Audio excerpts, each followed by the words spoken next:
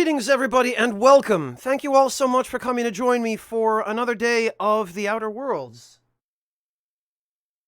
I have been told that this is a fairly short game, so we might end up finishing it today. I don't know. At my pace, I kind of doubt that, though. It'll probably be at least another day and some change.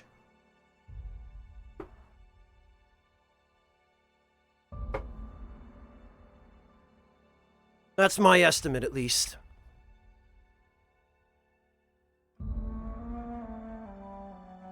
Nevertheless, welcome, everyone.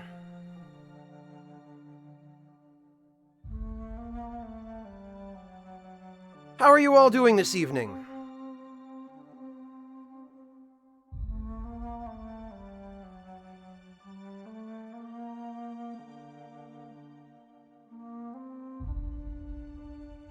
Ah, very nice, James Sloth. 2 days off in a row is nothing to sneeze at.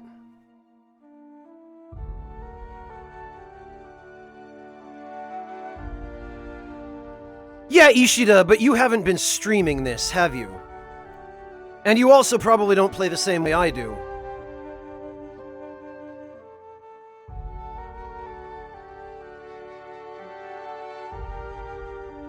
Glad to hear that, Linux Warrior.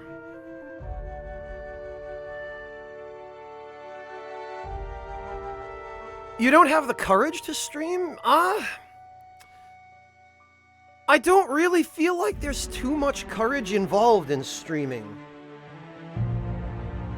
I feel like the biggest challenge of streaming, especially when you're starting out, is just getting a channel off the ground. Because if it's courage you're worried about, 10 to 1, you're going to start off streaming with 0 viewers. So there's not going to be anyone there initially for you to be self-conscious in front of. It's just you. People will gradually find their way to you, but maybe the one silver lining of starting a channel from scratch and having to actually build your audience from nothing is that at least you get time in the beginning to practice, you know, without anyone actually seeing.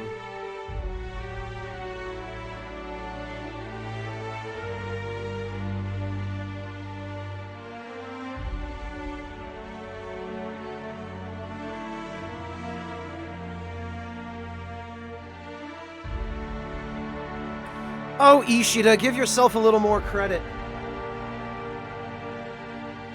If you used half the wisecracks and smartass remarks on stream that you make here in chat, Ishida, I think you'd build an audience of your own fairly well.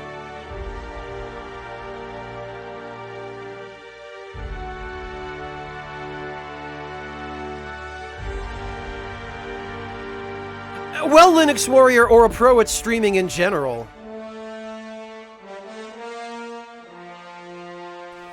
James Sloth, if you want to see a channel of wise asses, go check out my friend Nick on Bitterbits.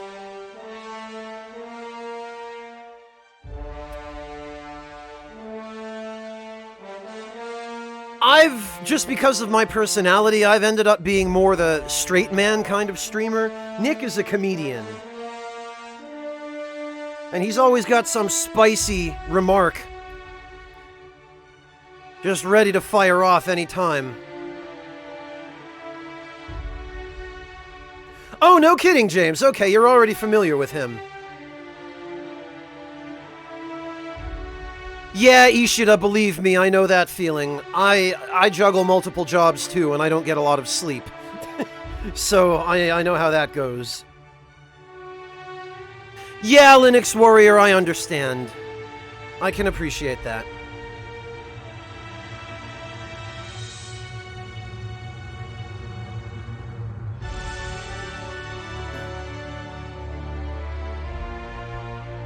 The thing is, Linux Warrior, if there's no one talking in chat, then you talk a little bit about the game, you relate the game to a maybe personal experience or story of yours.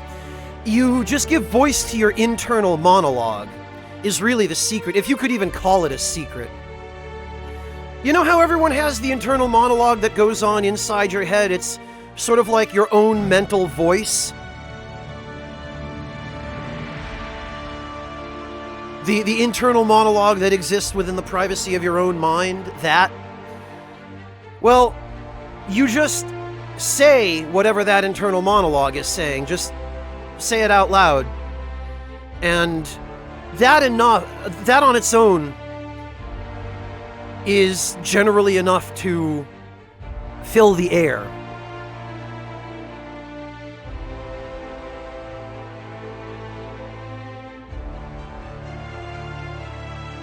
Yeah, Ishida, but we've talked about this before. Having cats on stream is cheating. Because cats are cats, right? They're more adorable than any human. And if you have a stream with like a cat cam or something, or a dog cam or a pet cam of any kind, really, there was a guy, I don't even remember who he was or what his channel name was. There was a guy who one of my friends raided once who had a ferret cam. He had a couple of pet ferrets. And I don't know if you know anything about ferrets, but they are notoriously mischievous. They get into everything. They love to climb. They're fairly smart. And more than anything, they like stealing stuff.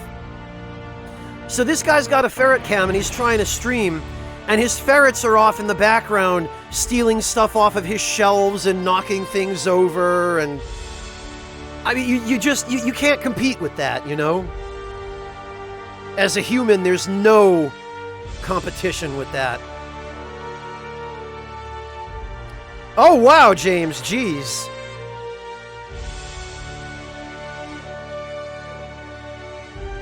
Hey Red, thank you so much for stopping in. I really appreciate the resub. Have a good day, man. Take it easy.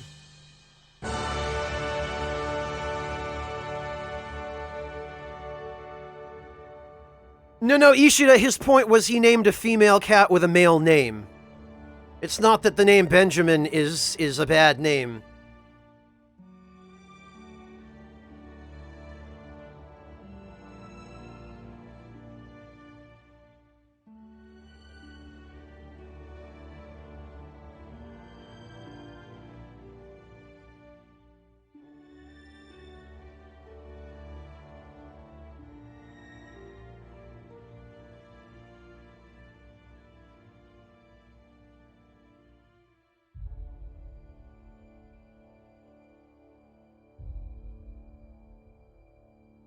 Yeah, James, it's funny, isn't it, how even when a cat hates your guts, they still hypnotize you into wanting to take care of them? And here we thought we had domesticated cats. No, it was cats who domesticated humans.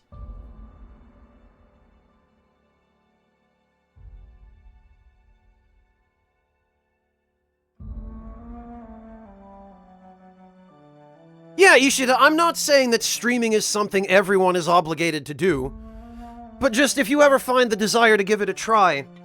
I was honestly really apprehensive about it at first as well, Ishida. And there are still a few things about it that I find less preferable than producing polished content like what I used to make on YouTube, but overall, I find it really fun, and it is really nice to be able to engage with my audience in real time, which is something you can't do on YouTube.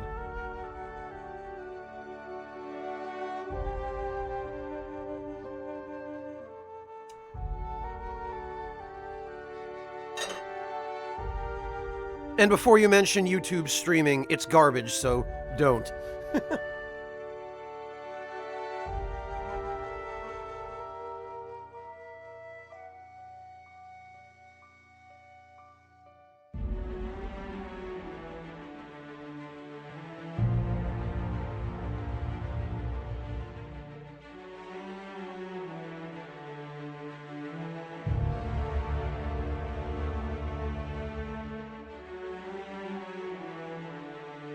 Well, Ishida, my concern in the beginning about streaming was more saying something on stream that I shouldn't say and then not being able to take it back, because obviously you can't cut it out in the editing afterward. Hey, Soaring Spirit! Linux, I can definitely appreciate that, and first of all, I hope things have gotten a bit better for you since then, but assuming they have, and even if they're still just on the mend, if it's something that you really wanted to do, or something that you even remotely enjoyed, it's well worth giving it another try once you feel you have the motivation for it again. Because just doing something that you were passionate about or that you really liked can, on its own, help to restore your motivation to some extent.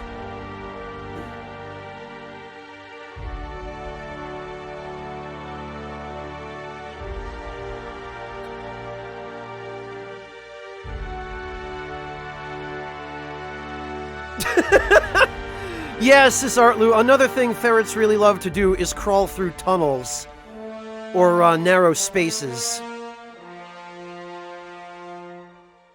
They will definitely do that. Cesartlu, I actually had a pet ferret when I was a kid. Because my parents didn't... My parents thought it would be less work to have a ferret than to have a dog or a cat. Because ferrets are smaller. So I begged my parents for a cat or a dog. This was when I was fairly young. I was like 10, 11. Maybe even younger than that, honestly. I might have been 8 or 9. The years just all blend together after a while, but... my parents were convinced that a cat or a dog would be too much work, and they somehow had it in their minds that a ferret would be less work. So they wouldn't let me have a cat or a dog, but they said, you can have a ferret. And so I said, well, screw it, all right, fine, I'll take a ferret.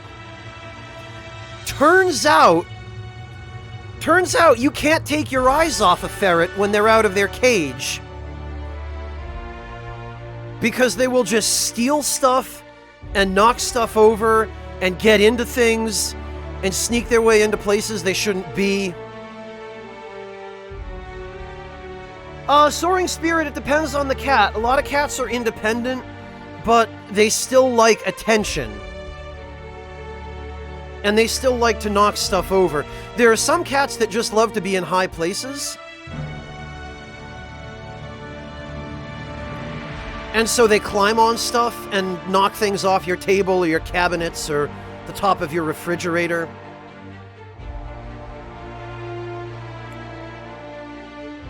So this ferret we had, we used to let her run around in our living room, supervised, obviously. And she was pretty cute. She was a funny ferret. She was friendly enough. She'd let you pick her up and snuggle her, although she didn't like to sit still for very long. But you really had to supervise her, because if you took your eyes off her for more than about 30 seconds, something would go missing. And then you'd find it later, like, stashed in a hole in the wall somewhere. Probably the best story I have of this ferret was that my father one day bought a bag, like a 2-pound bag of dried bananas from a local grocery store, like one of those health food stores, where they have all this trendy, hippie kind of, you know, dried apple and dried pineapple and grains of all different kinds and health foods and that kind of thing. And he left this bag of dried bananas in a flash of brilliance. He left it sitting on the floor next to his desk. And one day, without my knowledge, my parents decided that they were going to let the ferret run around the living room, and they didn't really keep their eyes on her. And a few days later, my father went to pick up his bag of dried bananas, and he noticed there was a hole torn in it. And about half of the dried bananas were gone. And we never did figure out what happened to them for quite some time, and then about a month later, we moved the couch to vacuum the living room carpet. And underneath the couch, neatly lined up along the edges of the couch, were about 1.5 pounds of dried bananas.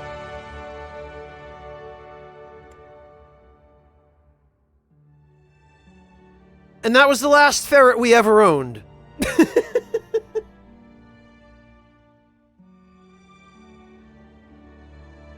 And after that, they finally decided, you know what, maybe a dog or a cat would be easier.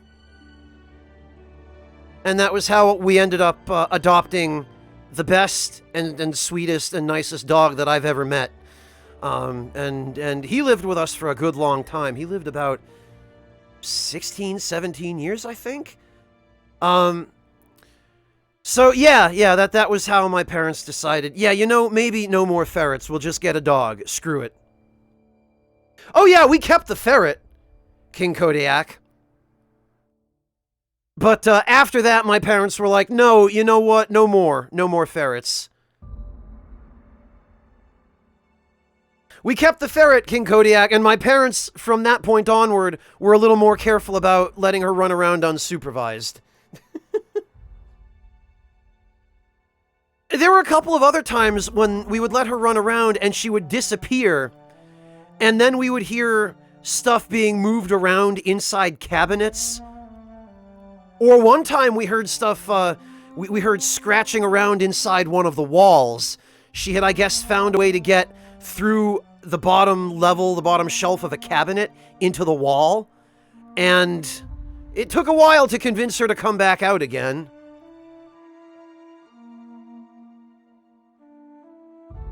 Hopefully not cats and fish at the same time, Linux Warrior. I don't know how many videos I've seen of cats either staring at fish tanks and then jumping at the fish trying to catch them and slamming face first into the tank, or cats sitting on top of the fish tank looking in, and then the lid of the fish tank collapses under them and they fall into the tank. Well, yeah, Ishida, that's how we lured her out. We lured her out with snacks. But then she would get into cabinets. One time, we had her sneak into the cabinet where we kept the onions, which that cabinet is about an inch or two off the ground. It's built into the edge of the kitchen, and it's fairly easy to open. She figured out she could open it, and she got herself into the cabinet, and a few minutes later, we hear something rolling around. It turns out she rolled an onion out of the cabinet and was just playing with it, rolling it around on the kitchen floor.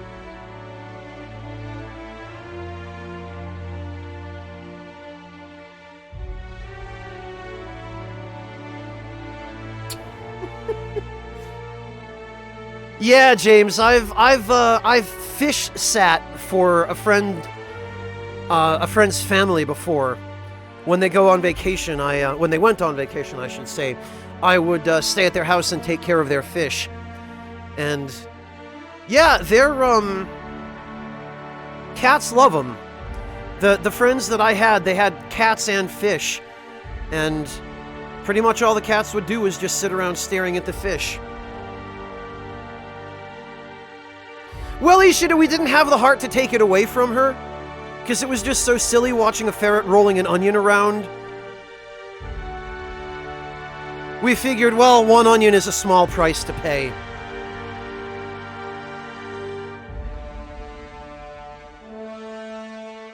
Anyway, I'm sure you all didn't come here just to listen to my stories about ferrets stealing food.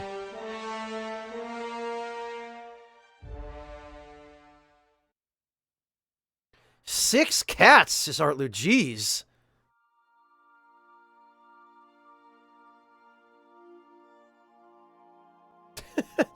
Yeah, goldfish, and really any fish, they'll just keep eating as long as you keep feeding them.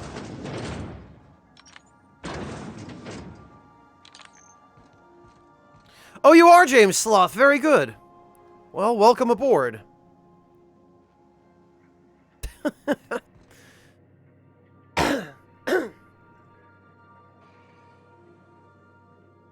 Well, Sugar Crow, I don't know that I really have too many other good stories.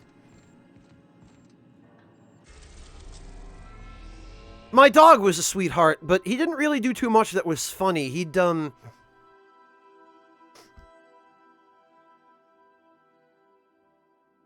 had a couple of goofy habits.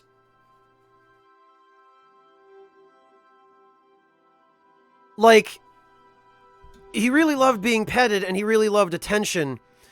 And if you scratched the side of his face, like if you put your hand on the side of his face and kind of scratched his cheeks, he would make this really goofy expression where he would pull back his lips and show the teeth on one side of his mouth. It looked really ferocious. It looked like a snarl, but it wasn't a threatening gesture. It was, "Oh, you're scratching my cheeks. That's kind of nice. I'm going to pull my cheeks back because that feels good." It was like more of a grin. And every time we would have relatives over, which wasn't often, but every time we would have relatives over, we would do that. We would scratch his cheeks and he would grin. And he would grin on whatever side of his face you scratched his cheeks on. So if you scratched one side, he'd grin on that side. And if you scratched both sides, he'd pull back his entire upper lip and just show his top row of teeth and look really, really ferocious while he was just sitting there snuggling with you. And it would freak out guests.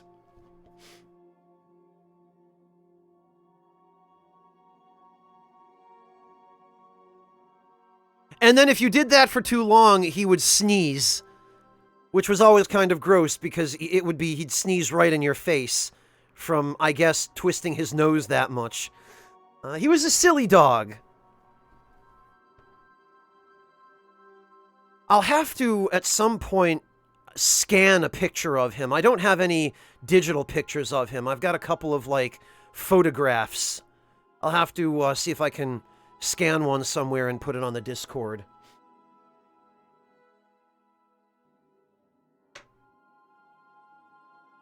Yeah, Ishida, you should.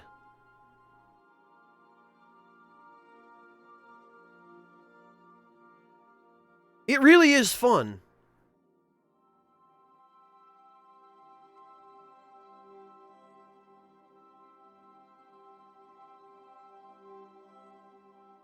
Wow, Soaring Spirit. Yeah, it seems like some of the dogs that have that habit are just really stupid about it, and they'll chew anything. Ah, yes, James Sloth. There. Oh, Ishida got it. Thank you, Ishida.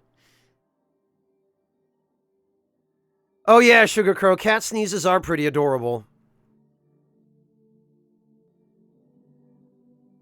All right, what were we even? Oh yeah.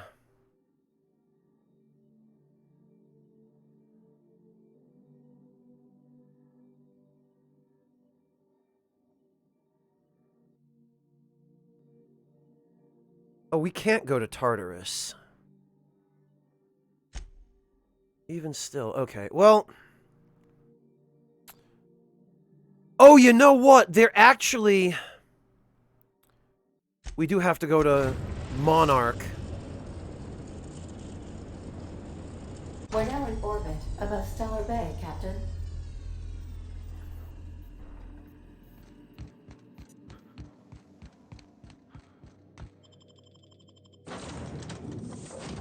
Nyoka and Parvati. Okay, yes, this is what we want.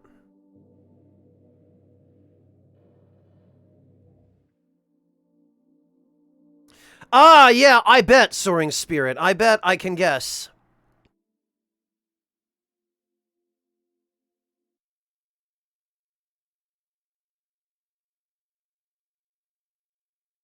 What do you mean 2 Discords under my name, Ishida? What's the other one called?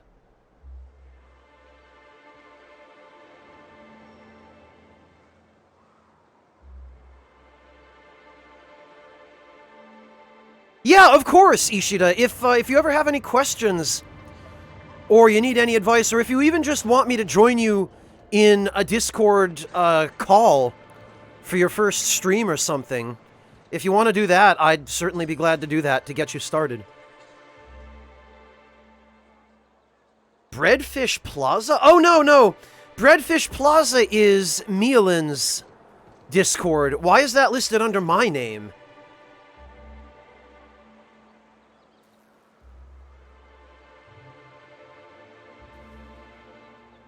Or I think it should be Breadfish Pizza, I think.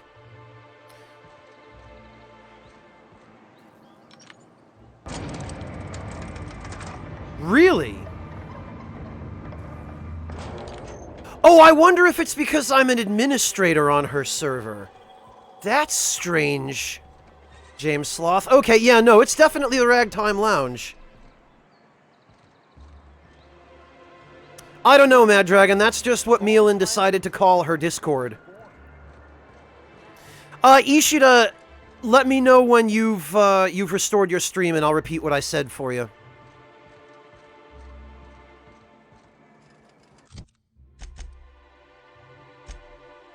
You have, okay, Ishida, what I said was, yes, I'll absolutely be willing to do whatever I can to lend you a hand.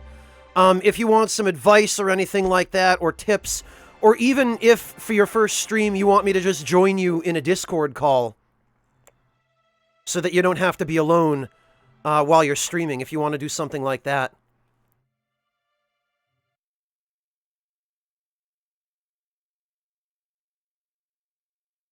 Then, yeah, I'd be glad to lend you a hand.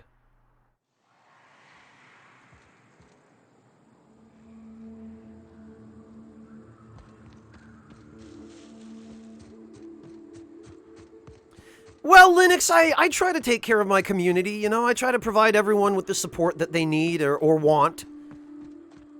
And certainly if there's any useful knowledge or information I have that I can share that might be useful to someone else, I certainly don't mind sharing it. Okay, here we are.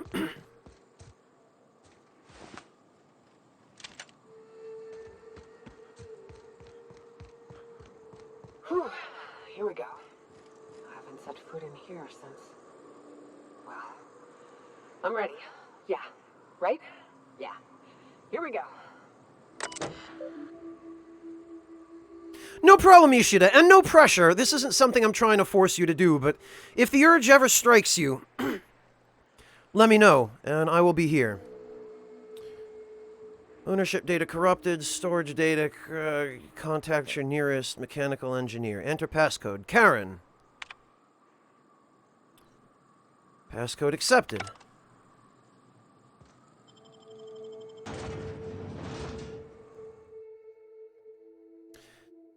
I would bet you 10 euro, Sugar Crow, this is a picture of one of your cats. Yep. Okay. Oh, there she is.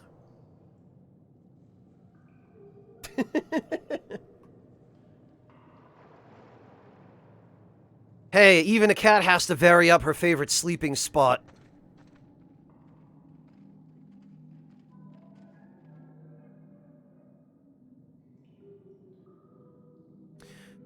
Well, Ishida?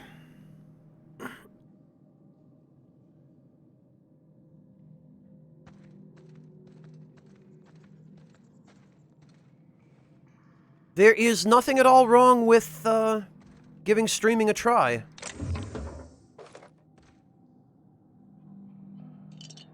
The worst that can happen is you find out it's not for you.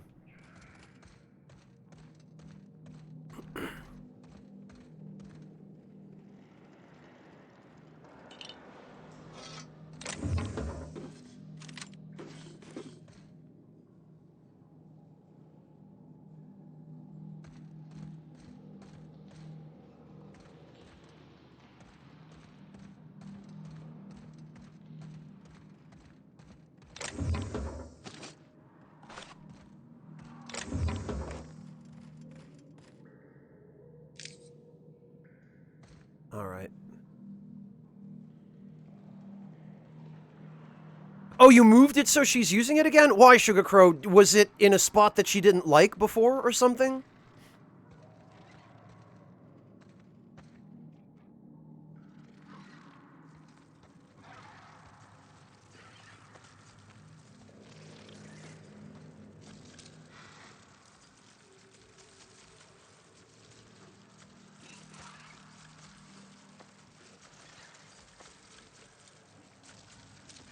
Alright.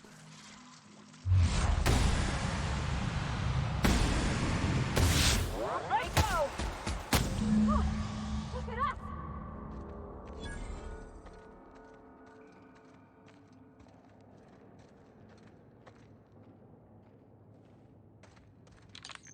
Okay.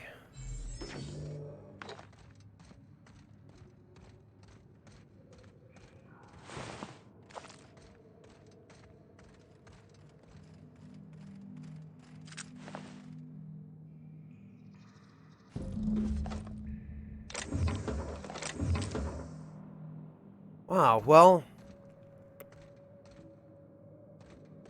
I guess Nyoka's friends all got killed down here.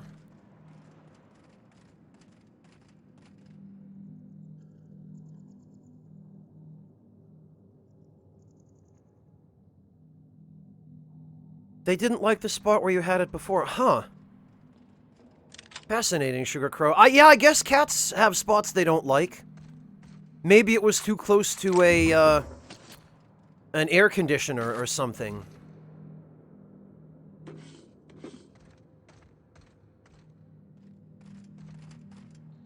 Or just not in a spot with enough cover.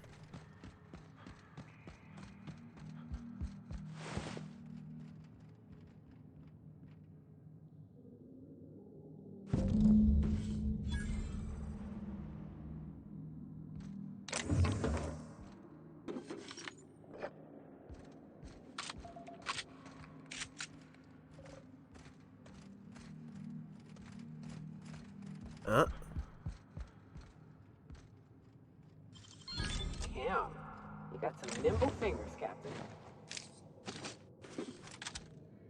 Most of the stuff in here is Tier 1, and so not particularly useful.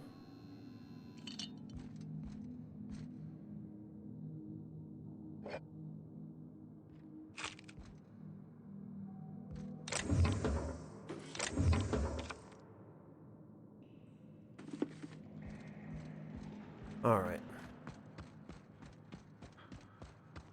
Now I guess we need to kick the Manta Queen out.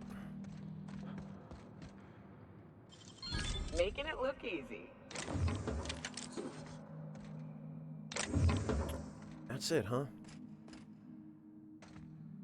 Oh, you moved it close to the radiator. Okay, Sugar Crow. So it isn't that they necessarily disliked the spot before. It's just that they like the spot where you put it a lot more now.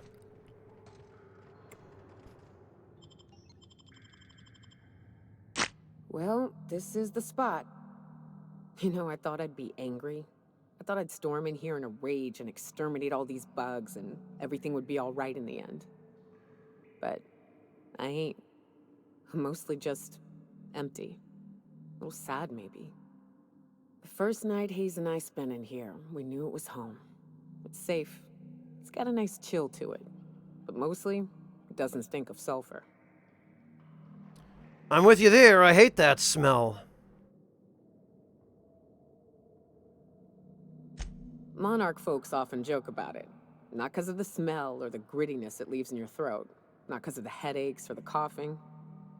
It's because there's no escaping it.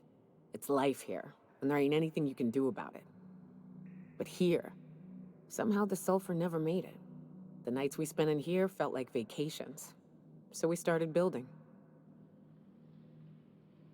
You built all of this, huh? We hauled in steel, hired sublight folk to help. That's how we met Anders and Opal. They stuck around after our contract was up. Opal liked camping. Anders liked chasing her tail. 4 of us for a while, scraping together what bits we could to build our home. Then came Rebecca, a sawbones out of the Cascadia survivors, who took a kindness to Hayes. And Clara, her little sister. I'll admit I wasn't keen on taking her on at first, but for a teenager, she was surprisingly capable. Oh, okay, Sugar Crow, gotcha. So you improved the value of that real estate for her.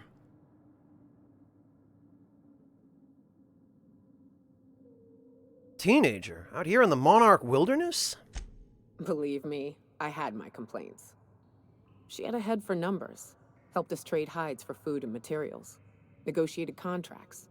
Turned out to be mighty useful. Clara, Hayes, Anders, Rebecca, Opal, and me. 6 folks, 1 name, 1 family. Charon. Despite Monarch trying to kill us day in and day out, we managed to belong.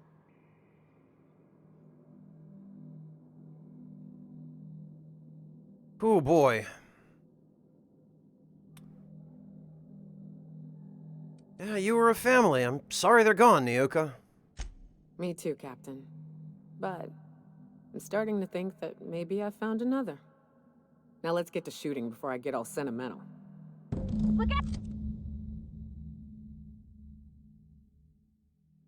Okay, that escalated quickly.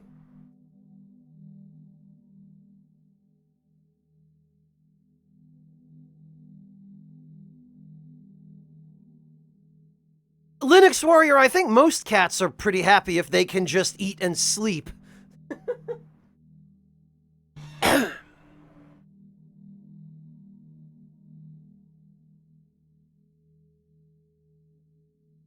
Although I guess some cats also like to hunt.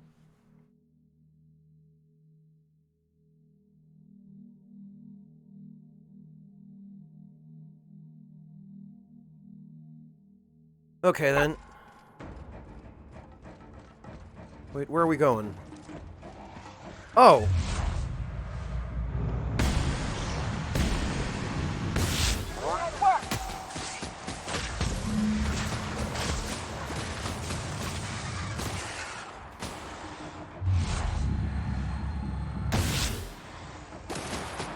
That's the last of them. Oh, okay.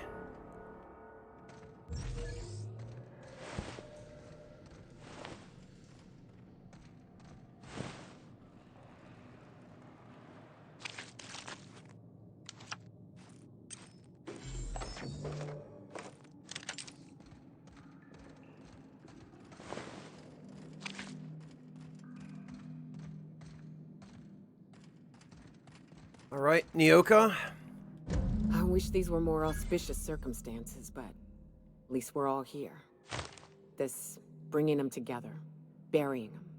This is the kind of thing Hayes would have done. That makes it stupid. By all accounts, we should have left well enough alone, but that also makes it right. Captain, thank you.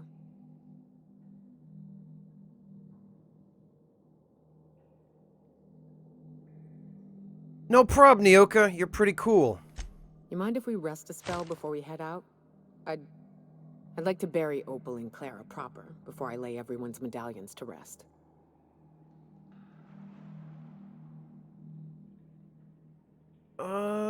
You're leaving the medallions here? Okay, yeah, I suppose that's wise. No problem.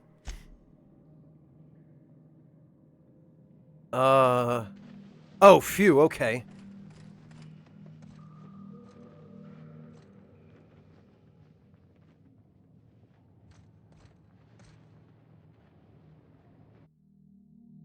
Makeshift lockbox. This small lockbox is locked, and it seems Nyoka has broken the mechanics so that it can't be opened.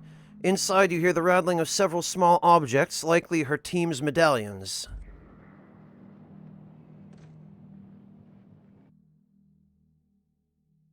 The closest thing to a sister that I ever lost, Clara Hodges. His most egregious crime was having the gall to die before me, Jackson Hayes. Between raptidons and women, he died doing what he loved, chasing tail. Oh god, Anders Wadsworth. At the very least, you came back to us in the end, Rebecca Hodges. One of the very few who deserved better. Opal Oubliette. Oubliette? I believe an oubliette is like a dungeon.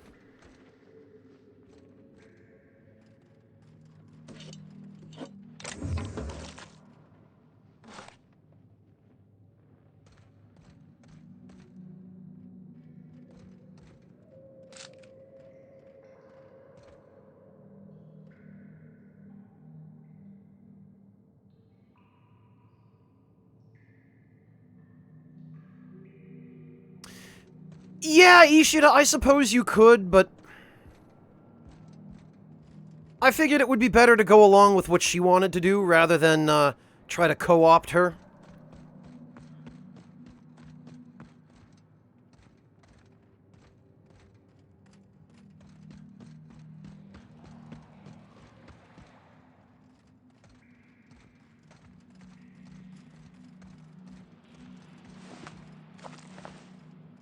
Oh, that's right. I never did loot the, okay.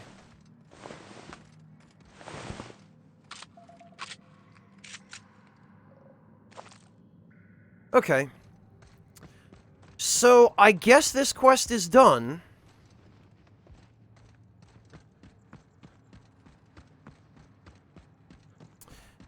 There is, however, one matter still bothering me, which is that I cannot seem to get into the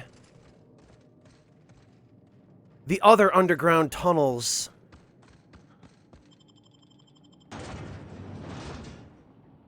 Lord Wind's blessing upon thee. Oh, Sugar Crow, thank you so much for gifting a sub to Linux Warrior.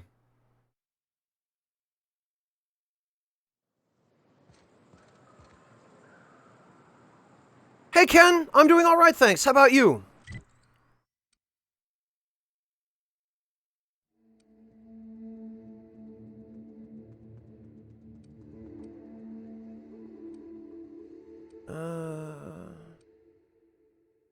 Blown bridge, huh?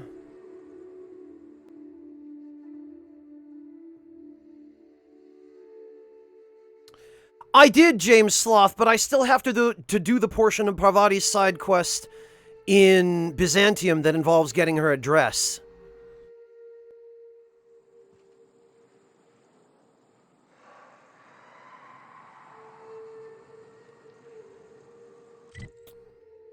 Alright, hang on.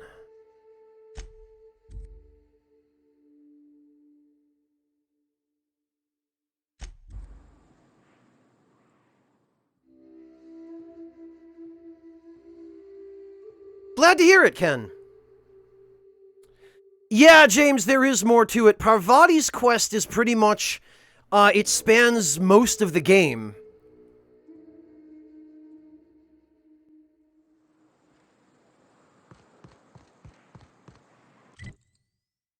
Alright.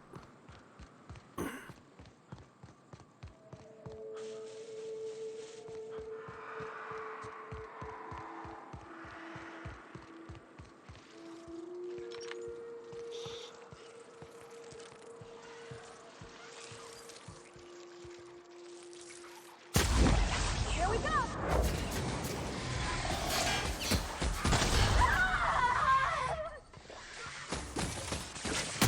Got 'em all!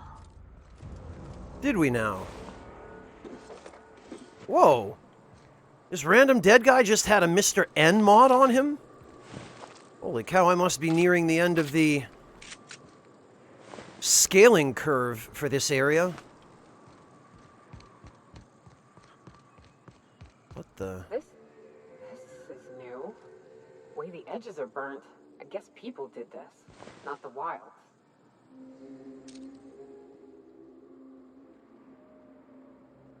Weston Sloan, huh?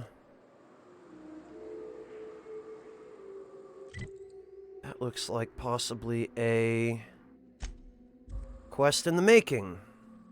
And what I had mentioned before that I hadn't done is I hadn't found a way into the sealed doors that go underground. One of them in the area where I was supposed to go to get the blackmail information for Sanjar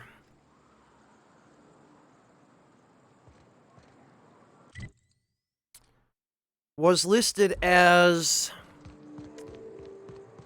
somebody's hideout. And I don't think I ever found the person whose hideout it was.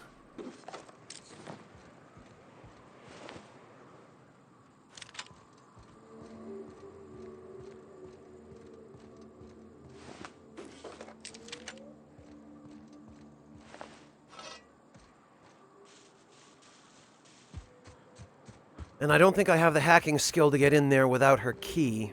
Hello there. A word, if I may be so bold? Yeah. Well now, here I thought those mantisaurs had peacefully exited the premises. But you're a simpler explanation.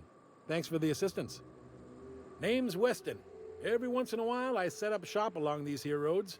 You find yourself in need of resupply, you come on by. Oh. Care to purchase a thing or two? Oh, he's just a shop. Okay, I thought maybe there was potential for a quest.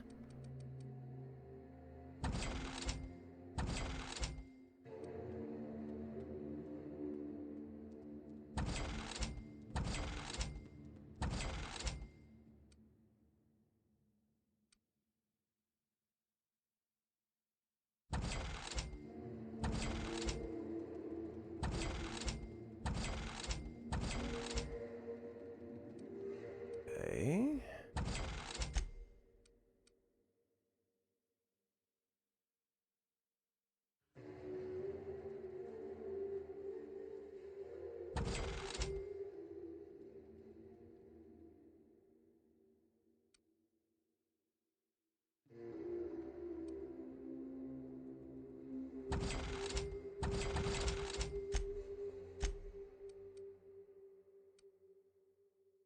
Mag to melt. Okay, I need to install that. Mag to ray. Speedy mate barrel. And Mr. N. Those we can get rid of. Hey, Toreador! All this crap we can get rid of. Okay, it looks like we're in business again.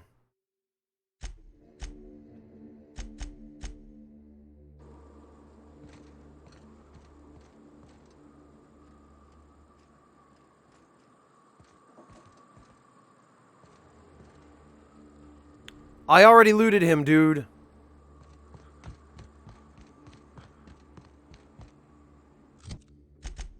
Alright, now...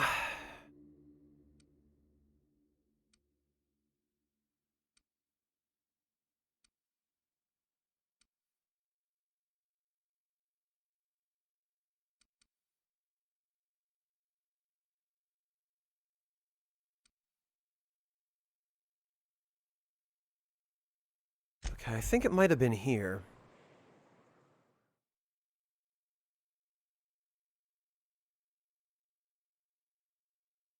Well, Magnus, unless somebody happens to be able to tell me where the person who has the key for this particular gate is, or how I could get into the other areas.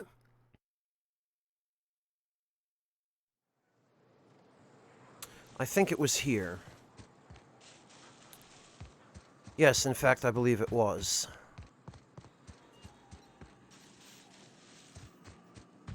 So...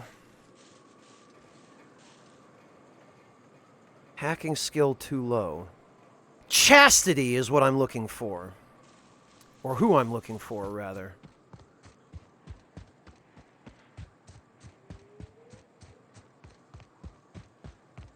And this... unsealed door. Oh.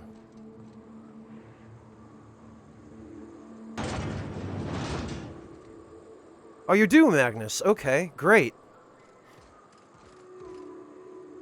Requires Chastity's hideaway key to unlock.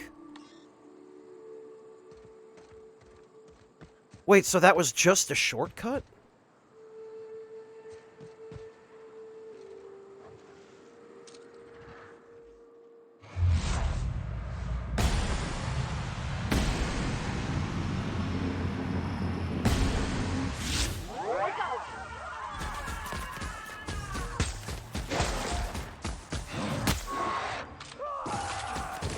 Libations on me, folks.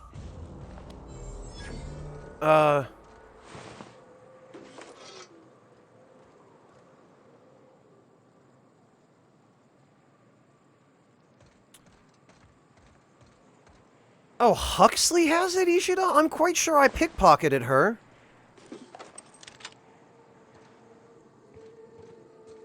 And didn't receive it.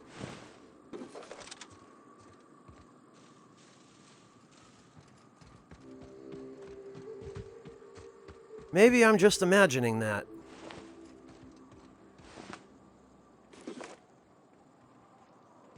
Hey, Asherite! Oh, she only gets it once she gets home. Okay, thank you, Magnus. Well, that figures.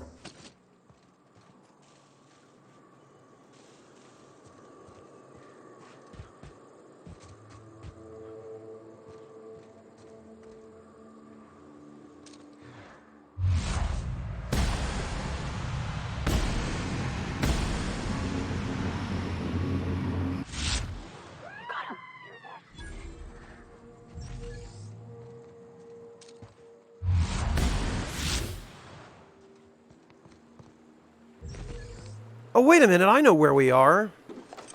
Okay, so Chastity's Highway Key is really only a shortcut for us to get to the UDL lab. Huh.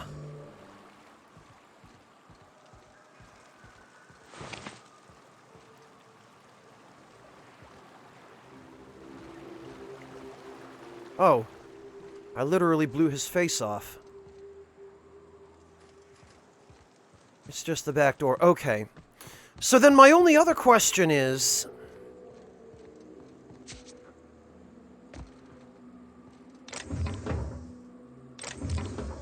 how do you get into the other sealed doors that look like the one I just went through?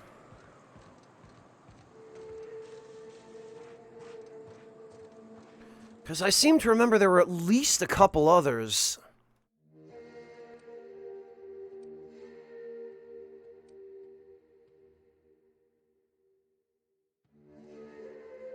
Although, now I don't remember where.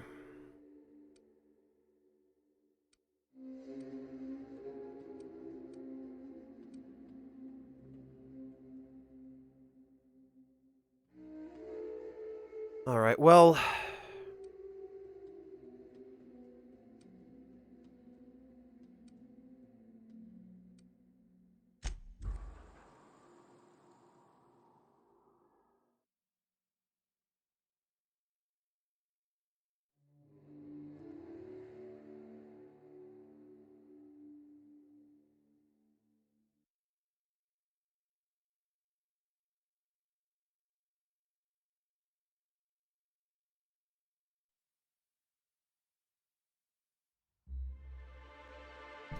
oh, west of Stellar Bay. Okay, thank you, Ishida. Yeah, I'll have to go back and investigate it, I guess.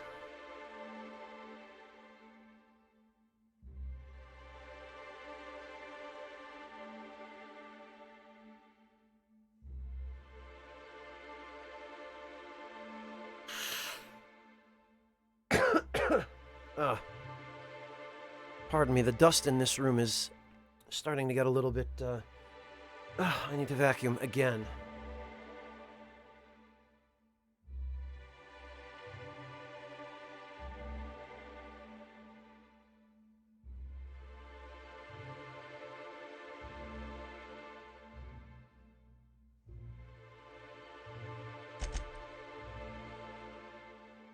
Alright, so...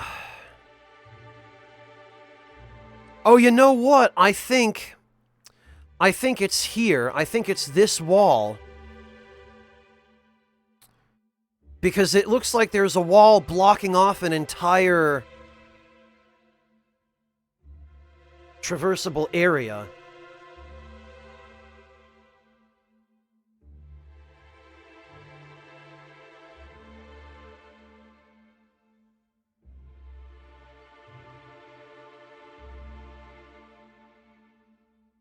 Oh, carpet Asherite, but it's just because I spend so much time in my office, and because there are so many nooks and crannies in here that collect dust, I have to constantly clean it.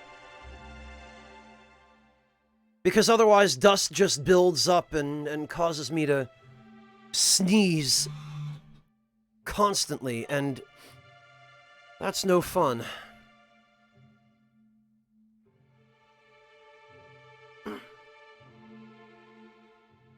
Okay, yeah, I'll go check it out, Ishida, and if I can't figure out a way in...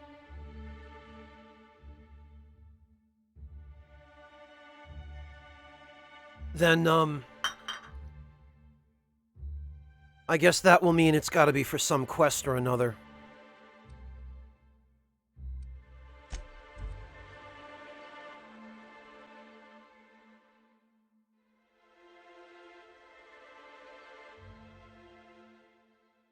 Only problem is, Asherite, I don't have a spare place to plug anything like that in. Literally every wall outlet in my room, this office, is already...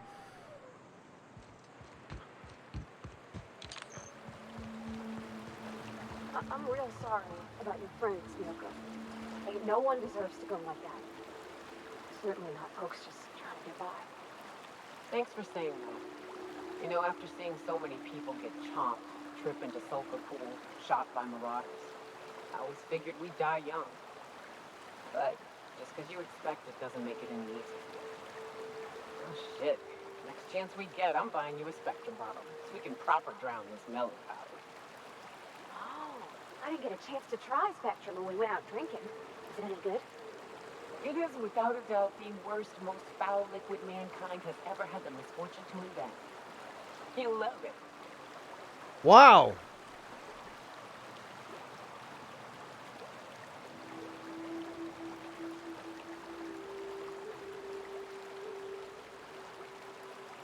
Okay, well, let's go check out that gate.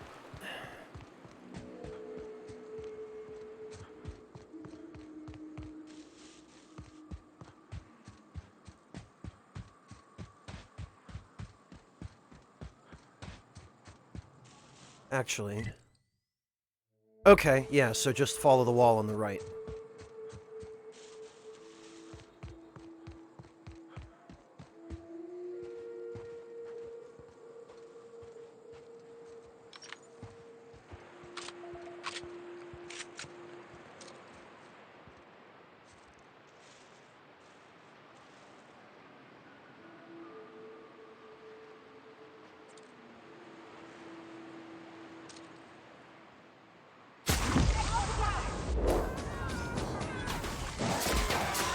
Oh, alright.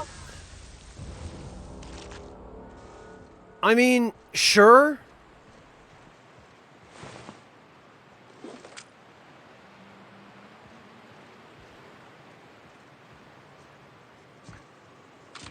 Oh, okay.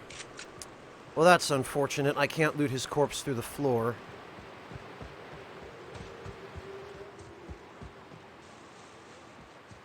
Can I climb up there somehow?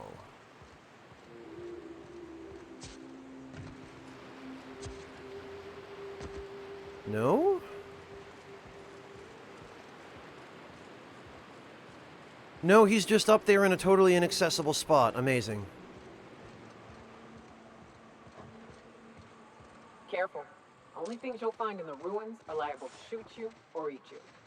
Or both. Not if I shoot them or eat them first. Don't mess with us.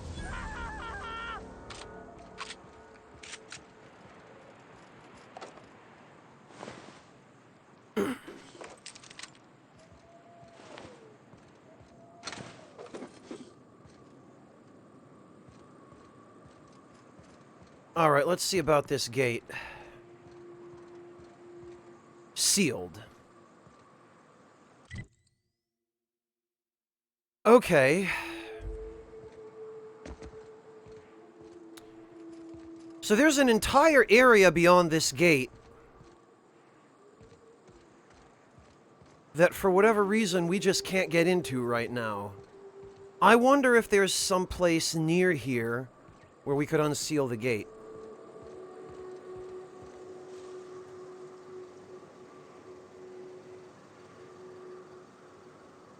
It is Cyber Vampire, but I have found it to be considerably longer than other people are saying. That might be because I'm streaming it, though, and because streaming it, for me, means lots of downtime. But I'm also a completionist, and I'm trying to finish as many quests as possible. And so, running around looking for all of the quests, and trying to finish them all... uh-oh. Oh. Don't mess with us. Has taken considerably longer Here we go. than people are saying seems to be the average completion time for this game. That's the last of them. Oh, I just wish... Where the heck? Where are those dudes we just killed? Oh, no, okay. No?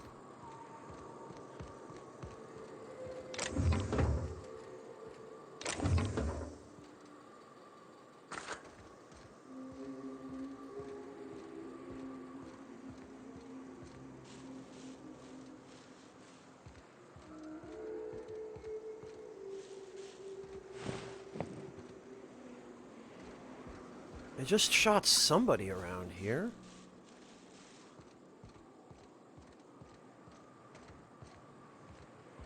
I wonder if it was someone in here. Ooh, how'd I miss that? Okay, yeah, I know where I am now, but...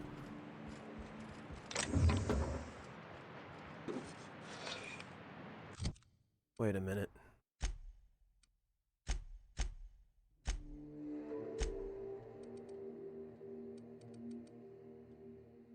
Framed photograph.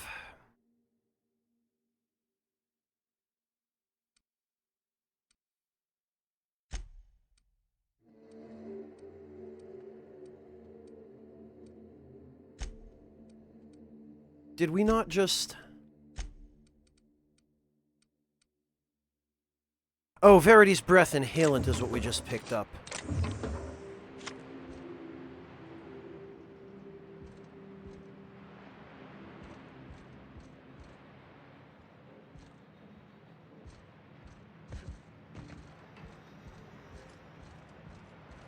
Actually, I guess I'm kind of glad I came back here, because it appears there's some stuff I missed.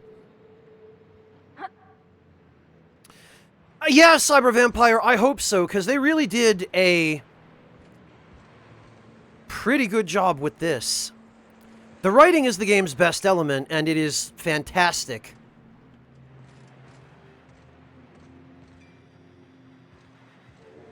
Okay, no, I guess that's it.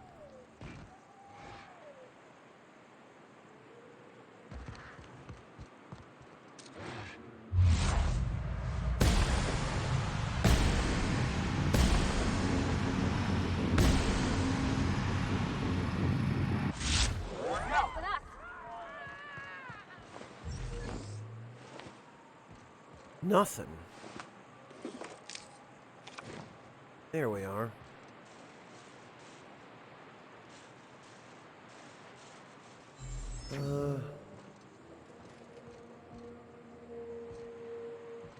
Oh, alright.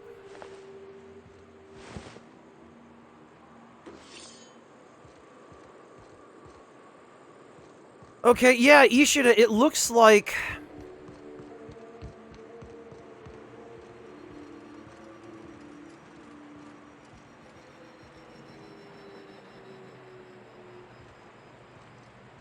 It looks like there's no getting through that gate now. Maybe it is a quest in Byzantium.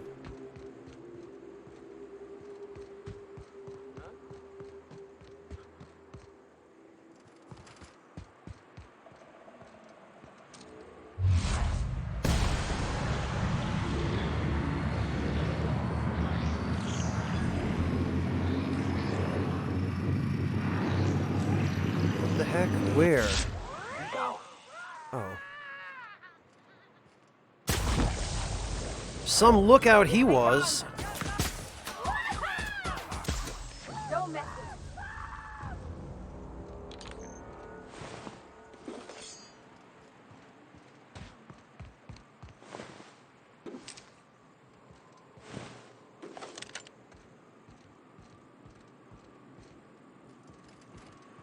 There was a fourth one around here. There he is.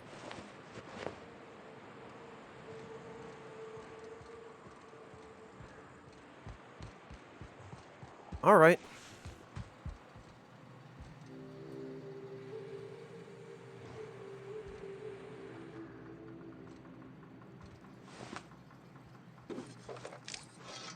Well, that was all very well hidden.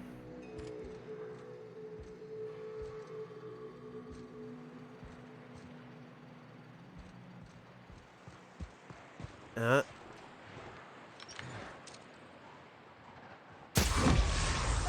here we go.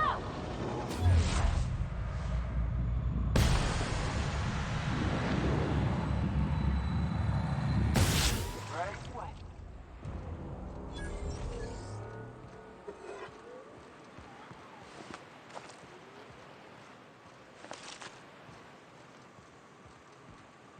That's all, huh? I guess it is.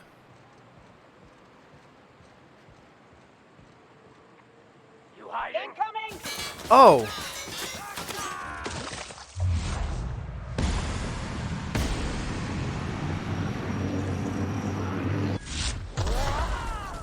Really? He had nothing? Hit him with something else.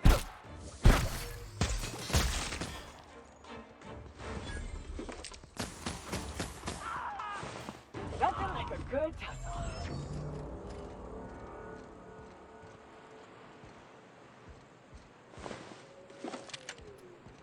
Actually, I'm really glad we came back through here again, because all of this loot is going to help me earn back a bunch of the money I spent buying the freaking corrosive mods.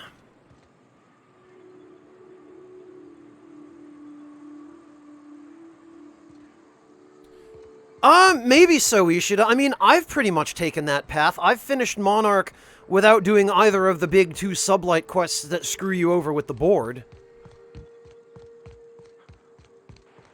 Yeah, Cyber Vampire, Obsidian's writing has always been really top-notch. I've always been consistently impressed.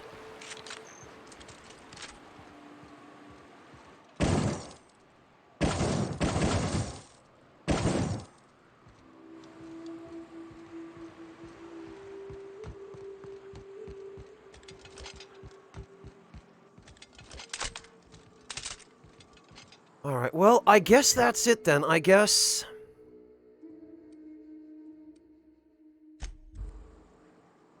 there's not a lot else we can do here for now. I guess we're just gonna have to go to Byzantium.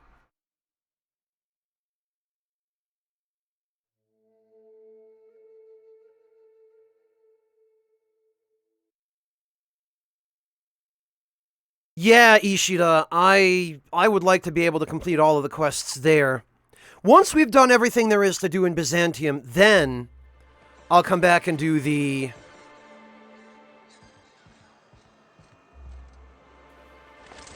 what do you call it? The sublight quests.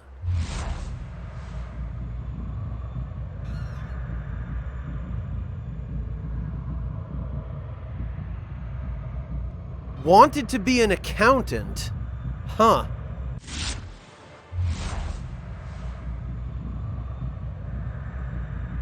Moderately armored ranged iconoclast. Huh. Interesting.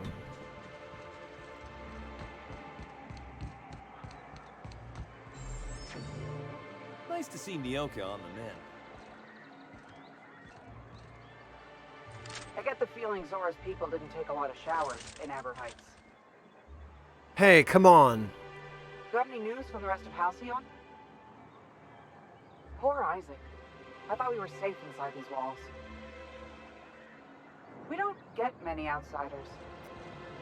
Actually, what does it say about Sanjar?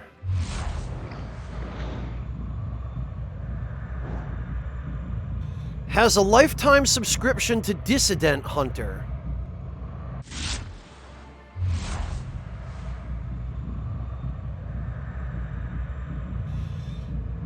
Watches all my colonists on the Aether Waves every week.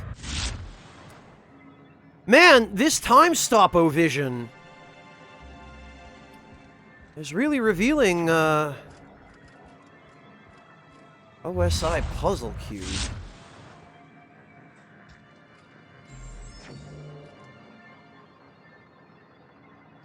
What do you think you're doing? Oh, nothing. Nothing. Just don't make more paperwork for me, alright? Some of these iconoclasts aren't so bad. Oh, well, it's a 1% reputation decrease, whatever. Oh, the data on that cartridge was even more damning than I could have hoped.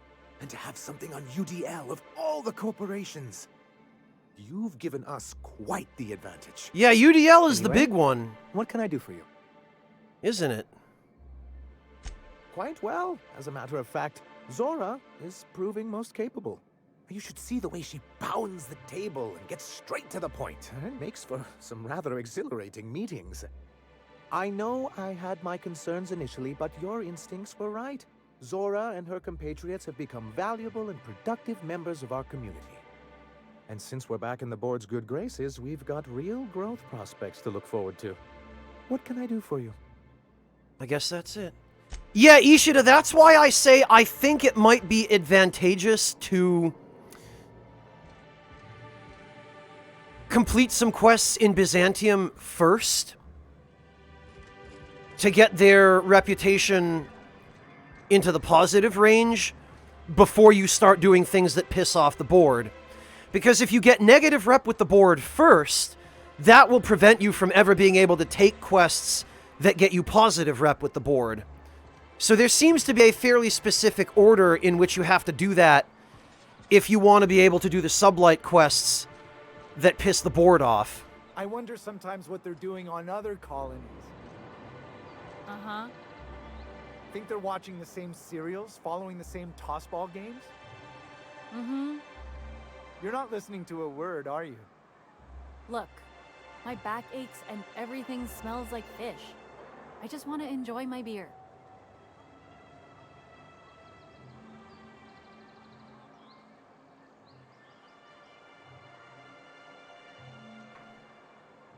Yeah, Ishida, except in the case where you put Zora in charge of the iconoclasts, because in that particular instance, it doesn't seem to turn you hostile. Since it's a quest prereq.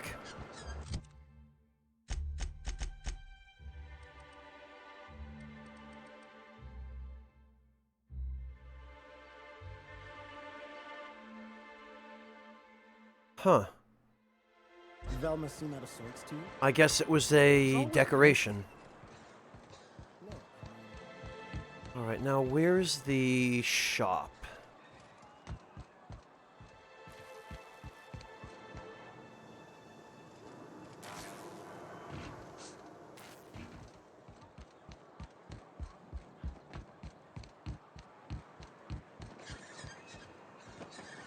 She's around here somewhere.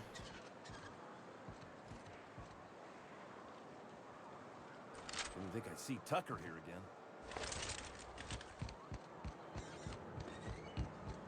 I think she's over here. Yes, here we are. Hey. Huxley? Huh? Okay. Huxley's here. Oh, but I'm not going to be stealing anything from Huxley with these guys hanging around. Hmm? Hey. Alright, well... Do your part to support the local economy? Laws know we need it. What can I get you? Okay, Ishida, yeah, that makes sense. All sales are final, unless you threaten me. I'm kidding. Don't threaten me.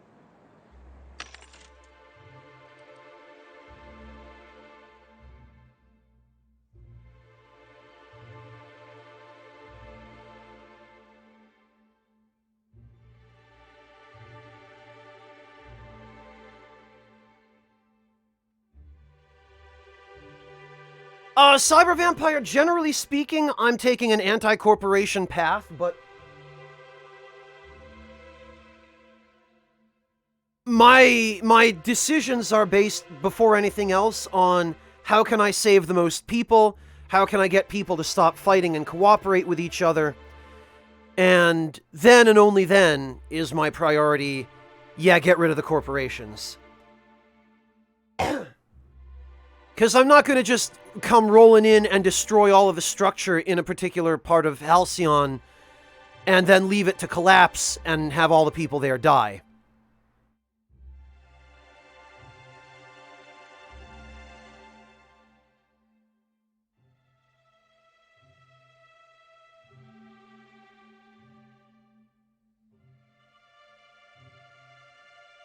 Like, in Edgewater, I convinced Reed to step down and replaced him with Adelaide, and I ended up sending the power to Edgewater.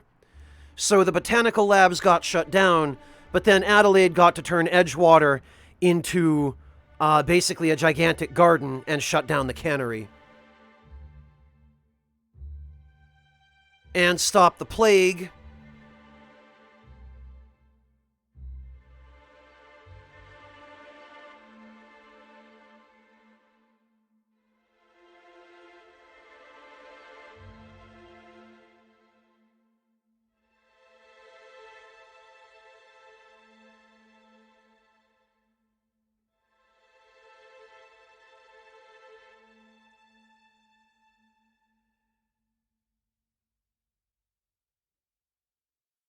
Yeah, Soaring Spirit.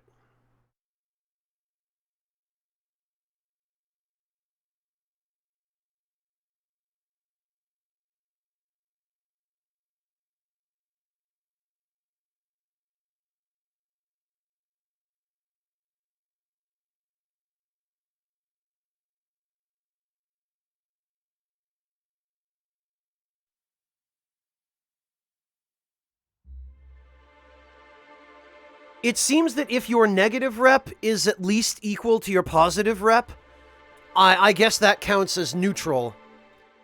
But if your negative rep is any higher, that seems to mean hostility.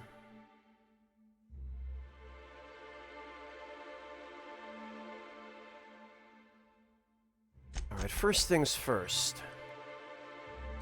Speedy mate barrel, toughened, extendo sight. Okay, that's all trash. Sell.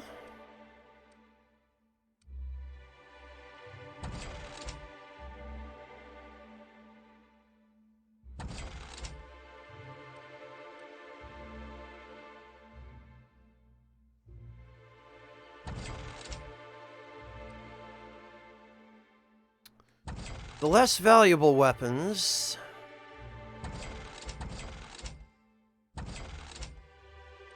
I will break down.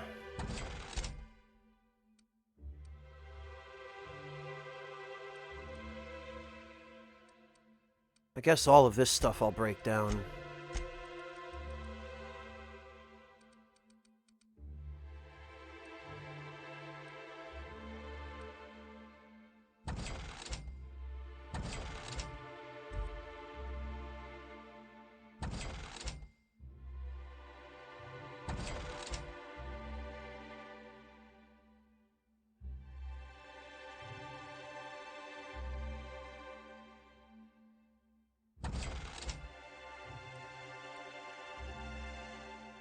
Iceberg aged whiskey, huh?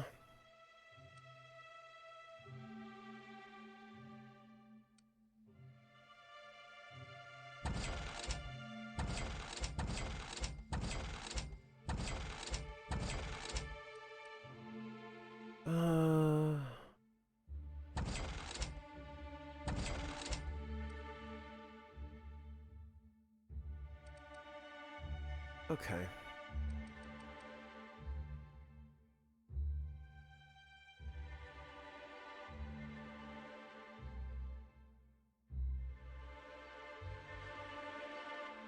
Yeah, Ishida, but if you have more than 15% negative rep, it seems like you need at least that much positive rep in order to not get shot at. Maybe more.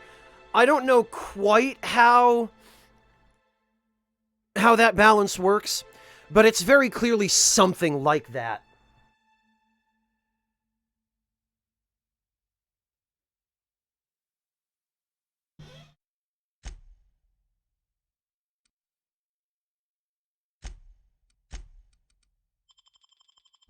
The exact numbers may not be quite that, but just knowing that that's how it works is enough.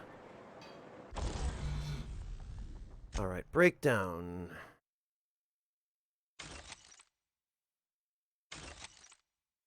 Mag to power. Fun times barrel. Sure grip.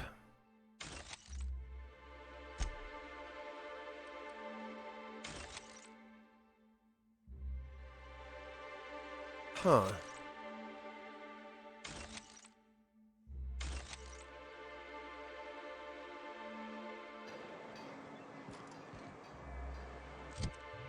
Purely out of curiosity.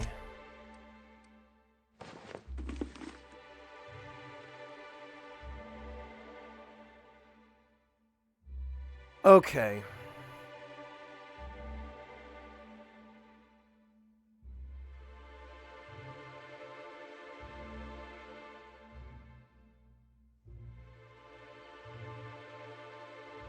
All right.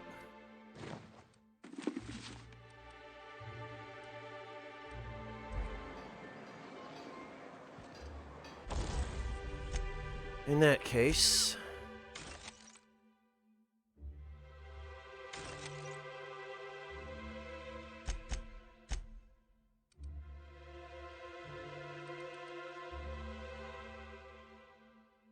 Oh, actually, it looks like we've modified all of this.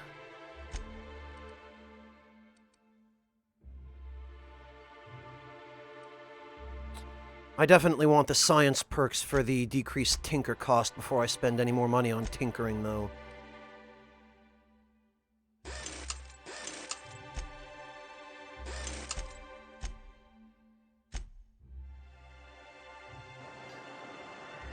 Nyoka, you're looking mighty clear-eyed for a change.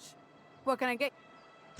If you don't see it, I don't... Now let's sell the mods I got from breaking down...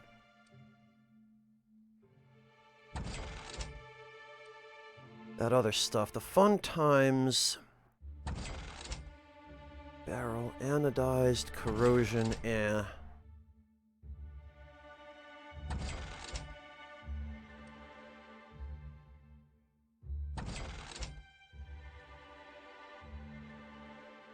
Yeah, interestingly, there's a toughen that gives you armor plus 3, and one that gives you armor plus 5.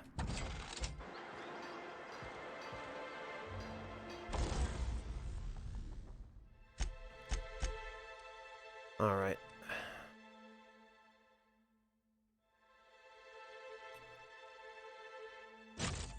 We'll give her that. Hunter kit.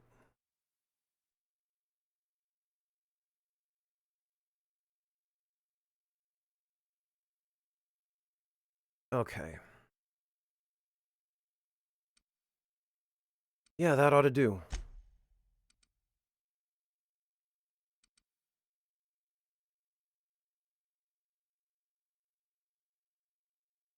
All right. I think we are all set.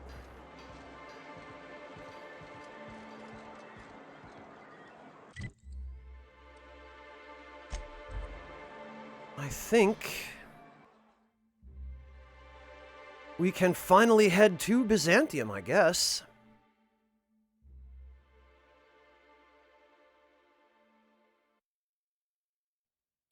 Oh, before we do that, I think we're going to want to... Captain, if you're looking for crew members Ellie or Felix, they're sharing a drink upstairs. Okay, I'll go check on them in a moment, but... Ah, yes, okay.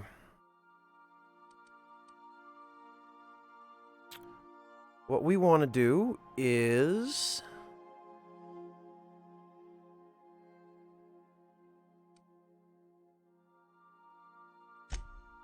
we want to give this a mag to melt.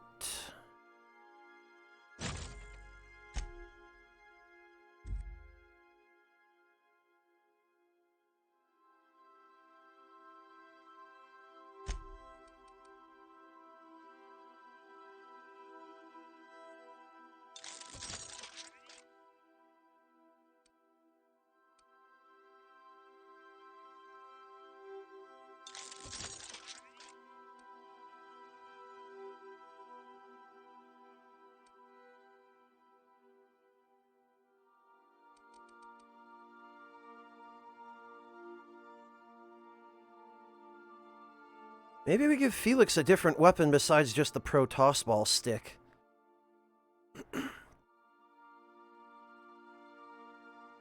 Ishida, I've been having that problem too lately.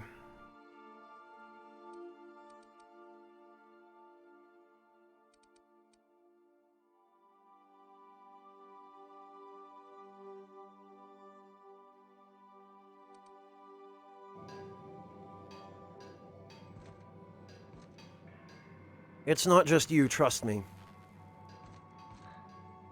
You think I could hire myself out to ships in need someday? Be my own mechanic, like how Ellie's her own doctor? I wonder sometimes. Okay, that's it, huh? So then I says, fine, I'll pay you back for all of it, with interest. Nice one. You must have had them quaking on their heels. Oh, this. I mean, I wasn't really gonna do it. I just wanted to make him feel bad. Alright, Ada. Welcome back, Captain. How can I be of assistance? Certainly, Captain. What would you like to hear? Oh yeah, I don't think I've ever had her do either of these. Okay, tell me a joke. It's been scientifically proven that those with more birthdays live longer. Okay, play my favorite song. Now playing a Spacer's Choice advertisement jingle. What? It's not the best choice. It's Spacer's Choice. That's not my... Oh. Yeah, that's not my favorite song. Everyone in Halcyon is contractually obligated to label this or another board-certified jingle their favorite song. Oh! Now playing a Spacer's Choice. It's not. Oh.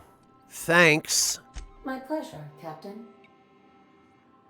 Okay. As you wish, Captain. What part of the colony? Oh, she doesn't have any new options for Byzantium or any of the other stuff. Okay. May luck be with you. Of course, as I am sure you are aware, luck does not exist. But it seems to comfort humans to believe they possess good quantities of it.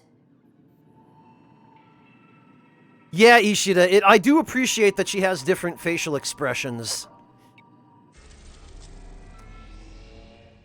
Alright, well then, off to Byzantium.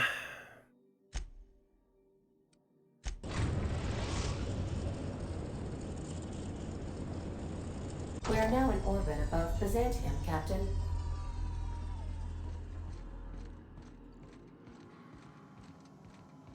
And I think I'm going to need the Marauder armor for this.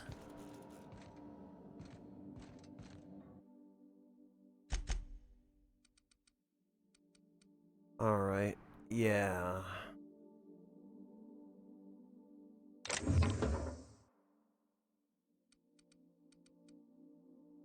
Well, you know what I mean, Ishida.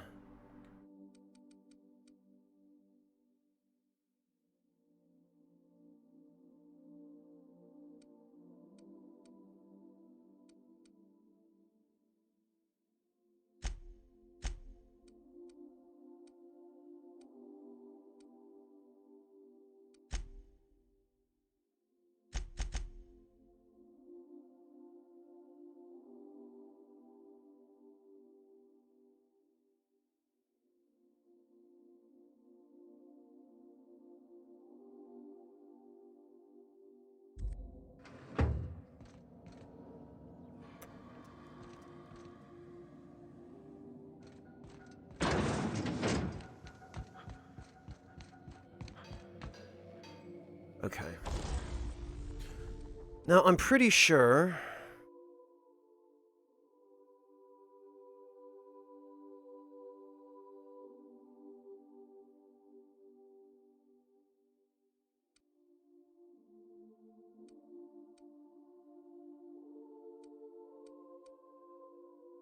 Huh.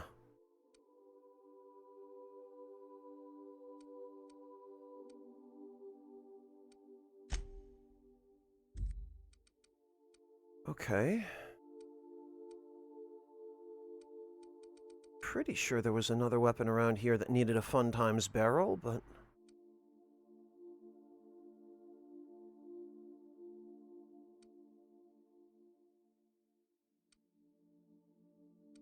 I guess not. I guess everything else already has one.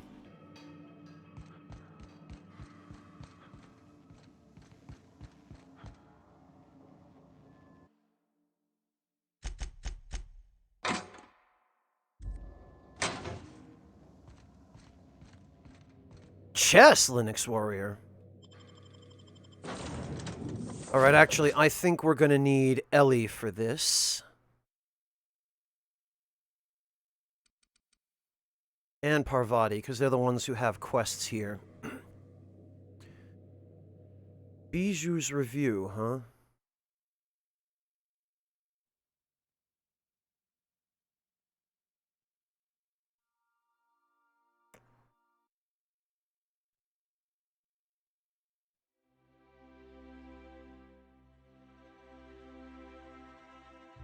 Very good, Linux Warrior. I used to play chess as a kid.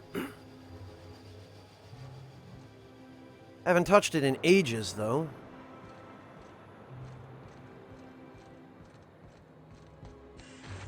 Oh, hello. Do you mind? I'm meeting someone. Yeah. Phineas sent me. Shh. No names, okay? The Phoenix is a wanted man, and the board has eyes everywhere in Byzantium. The Phoenix. Alright, let's get this over with. You have information. Yeah. You're looking to make contact with Minister... Magpie, right? I should warn you, it won't be easy. He spends most of his time in his estate, which is heavily guarded.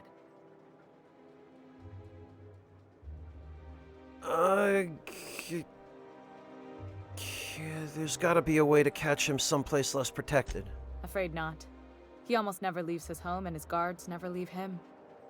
Can't say I blame him. It's scary out of doors. I mean, can you even count how many times we've been shot at? What work specialists, huh? Our mutual friend is really branching out. Can you get me into the minister's estate? Whoa, I'm not one of your B&E specialists. I just provide intelligence. Okay, so what can you tell me? Some of the guards hang around Billingsley's House of Inebriation between shifts. That place is still open? I used to study there during medical school. Maybe you could do some reconnaissance there. You know, swipe a key while nobody's looking. Yeah, okay.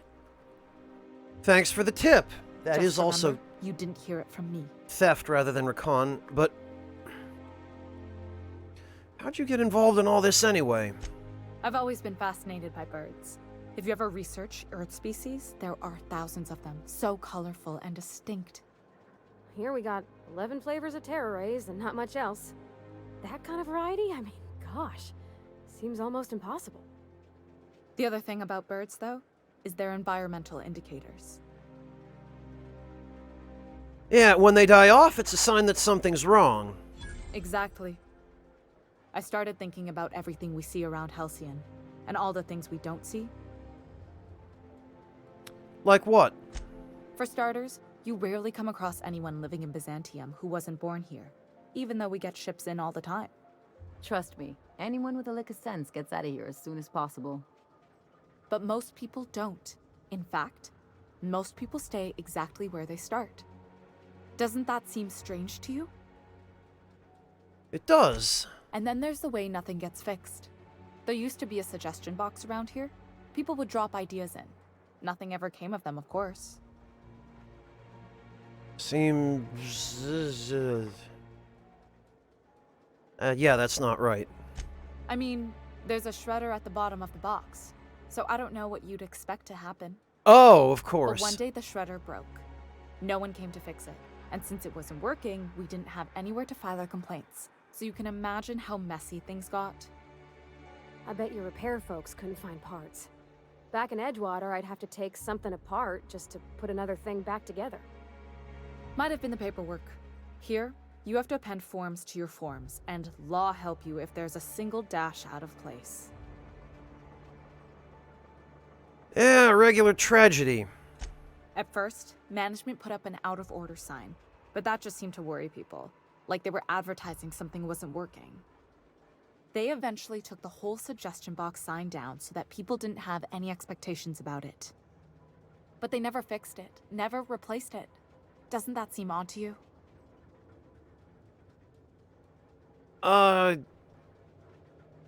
Yes. The whole episode made me wonder. If they can't fix something as simple as a suggestion box, what else aren't they fixing? After a while, I got connected with our mutual friend and started using my position here to feed him information when I could. That's it, really. Okay, I guess I got work to do. Okay.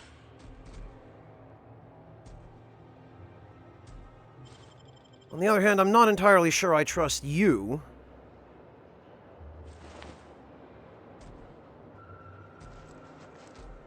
Carmen's reminders. Yeah, see, this is usually how you find out whether or not you can trust someone in an Obsidian game.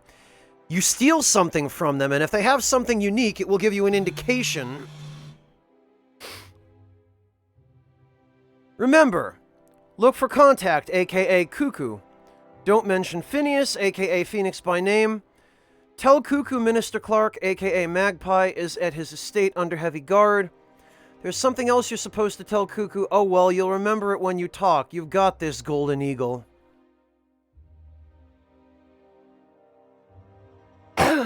Okay, huh.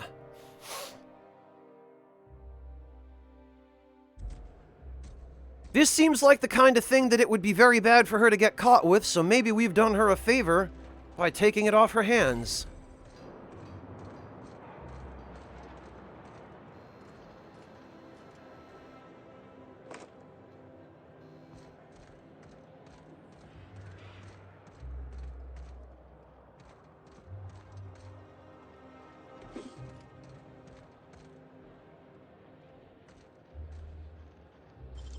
If they didn't want to tempt us, why'd they lock it up?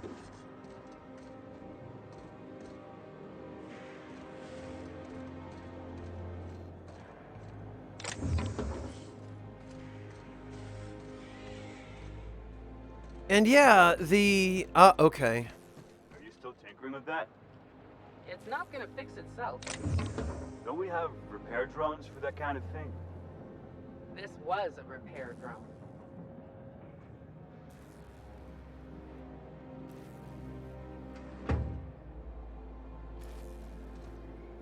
Huh.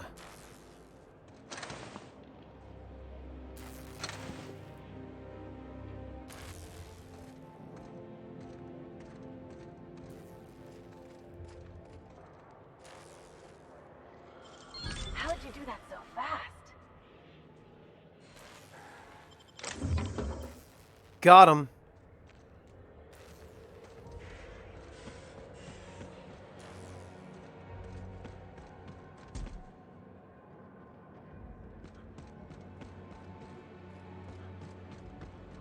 Alright, now, aha. See, with all of these little nooks and crannies around here, You gotta teach me that. it is almost certain that there's going to be at least some loot hidden around. Maybe even a secret passage.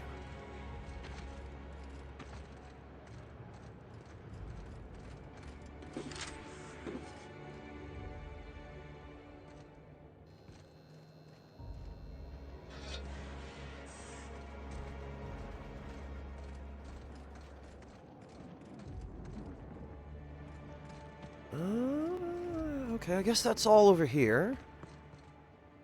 Whoa. Oh, I see. It's a, it's a crane.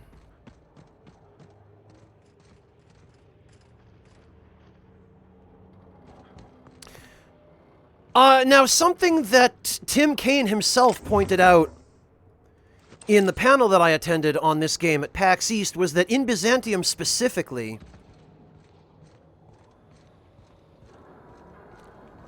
this is supposed to be the crown jewel of the Halcyon colony. Oh, and I do appreciate that they gave us a little stack of boxes to climb to get out of here. Plasma launcher, eh?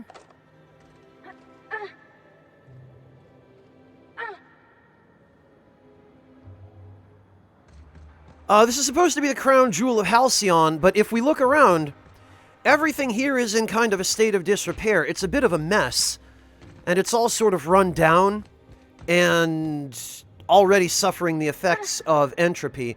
Are you all right over there? What the hell? Oh, okay.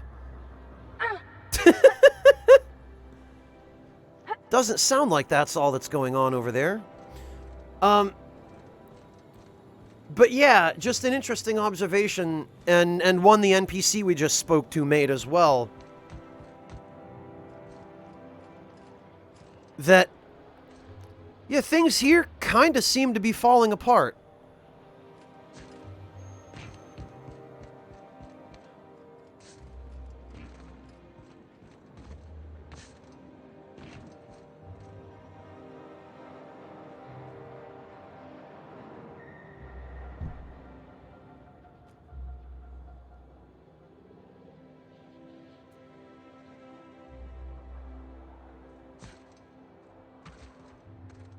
All right.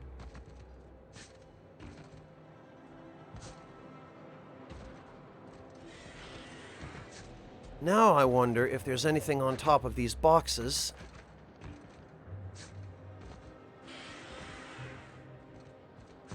Because this looks very deliberately...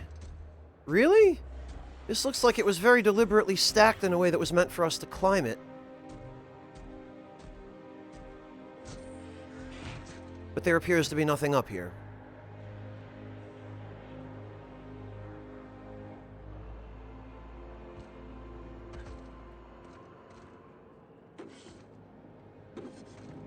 And interestingly enough, some of this stuff is labeled as being stealable, while other stuff is not. Nothing exciting ever happens around here.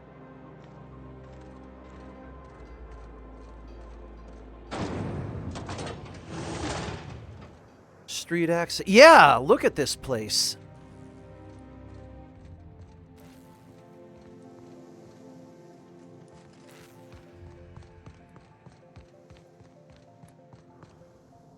Retirees.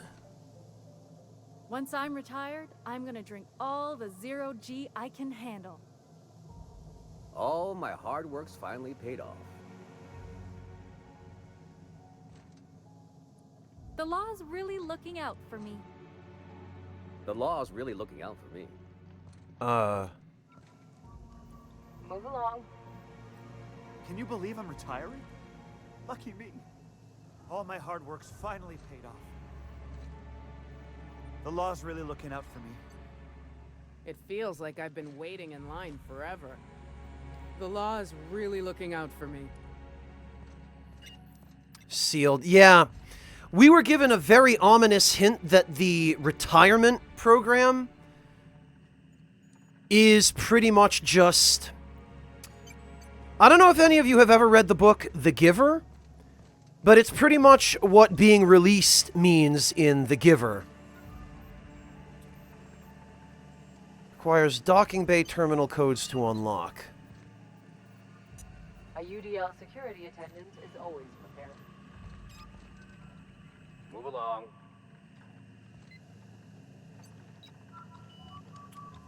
Alright, I wonder if we could get those docking bay codes by stealing them from one of these poor sods. Well, Rakish Sage, I would imagine it's more given a lethal injection.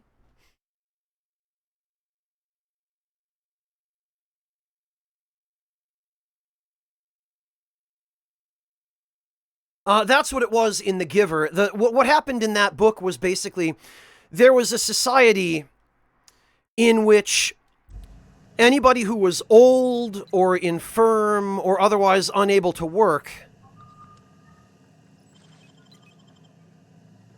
was essentially euthanized. They were given a lethal injection and just snuffed.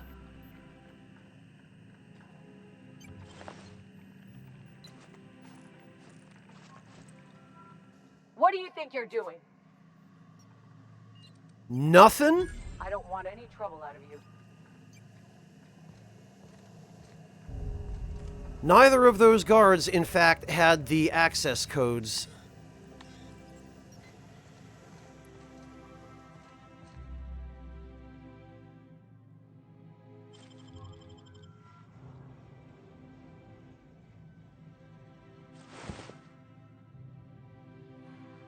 Huh.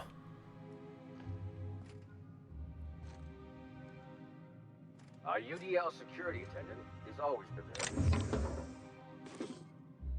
Not for having somebody steal crap over your shoulder, idiot. That's impressive. Man, I stole that stuff so fast I didn't even have a chance to see what I was taking.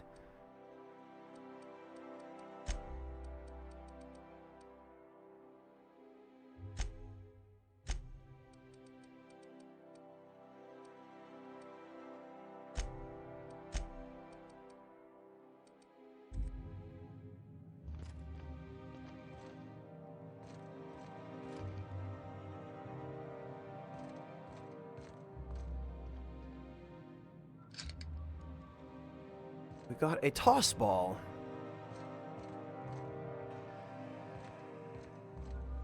Alright.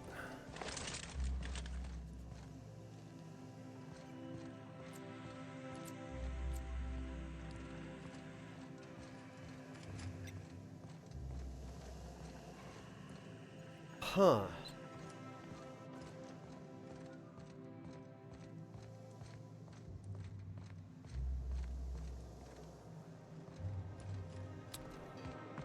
Alright, well there's another exit here.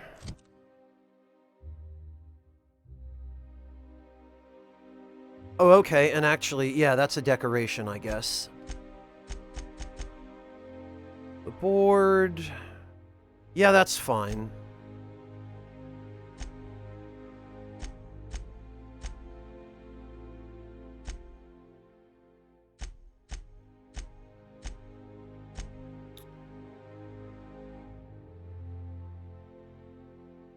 Auntie Cleo, huh?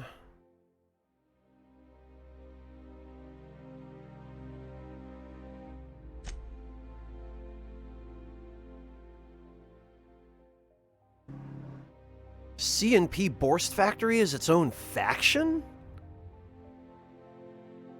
Cystapig processing facility on Monarch was once owned and operated by C&P. Now it's run by Clive Lumberg, the self-proclaimed Borst King. Keeps the factory producing canned Borst for sale in the region.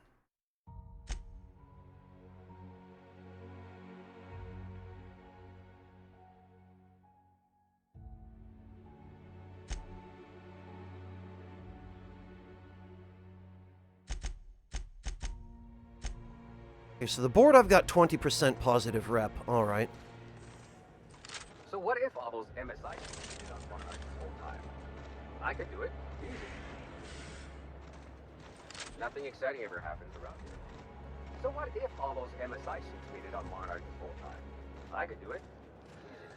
Sure. Oh, is this not a real door? This is not a real door, which means I have to take the elevator over here.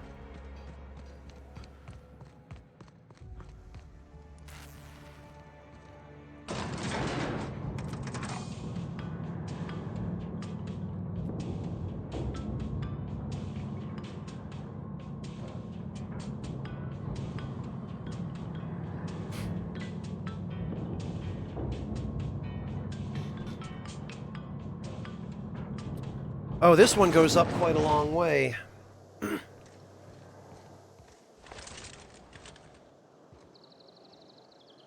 Huh.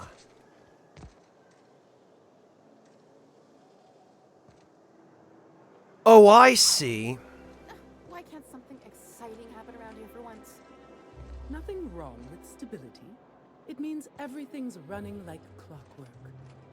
Don't you ever want a little fun? Maybe see a marauder ship get blown to bits overhead? What a thing to say. Everyone knows marauders can't fly. Sugar Crow, you know you don't even have to ask. Go for it.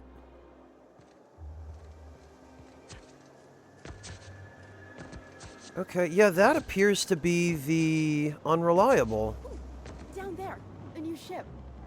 Doesn't look like any of the corporate freighters.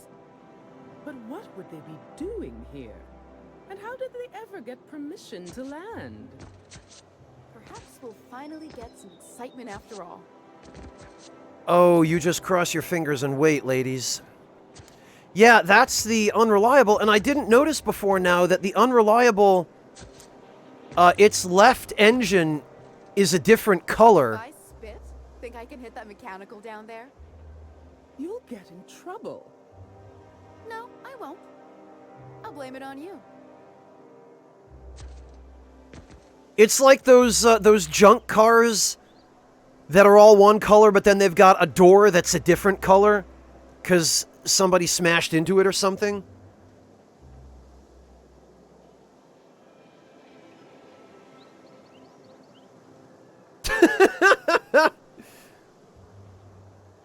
No, Sugar Crow, this is fine. You're never annoying anyone by posting these pictures. That's quite alright. You have permanent permission to post pictures of your cats in chat. This goofy little furball here. Look at him.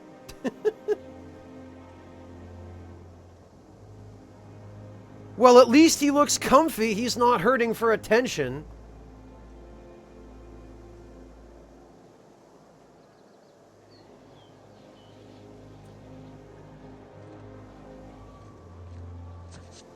Ishida. Would it be something to see an Earth assault cruiser land here? Don't be ridiculous. There's no way one would fit. How would you know? You've never seen one. Neither have you. I don't know anyone who's seen one. Why can't something exciting happen around here for once? Nothing wrong with stability. It means everything's running like clockwork.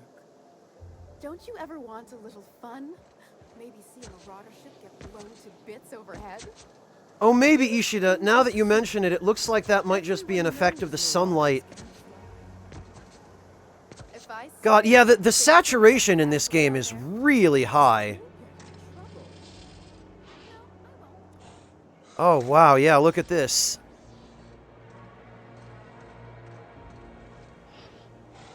These poor cleaning units are trying to keep everything clean, but... Hey, you. Yeah, you. Want to be famous? Maverick Johnston, huh? Quarantined. Sprat sighted. Interesting. So places like this are being quarantined just because there are sprats hanging out. Nice and easy. 116 bits. Jeez.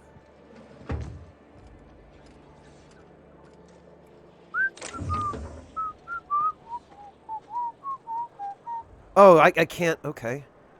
I would have thought for all the world. Out to brunch.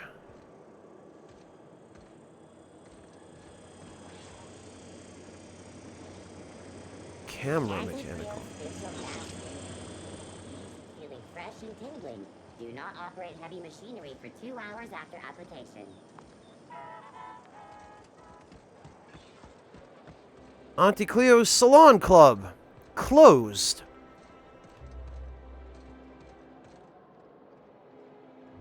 Greater Halcyon Insurance Group.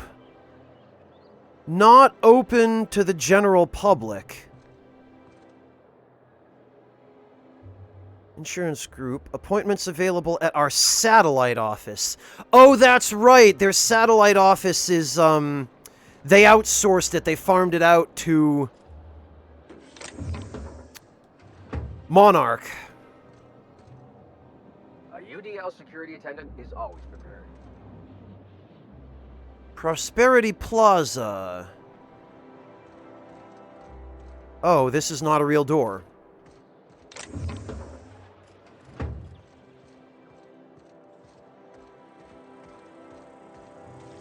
Yeah, it seems like the economy here is kind of not doing so well. Prosperity Plaza.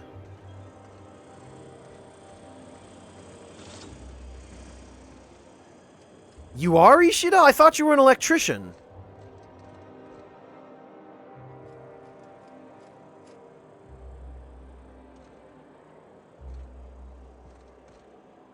Closed for R&R, repairs and renovations.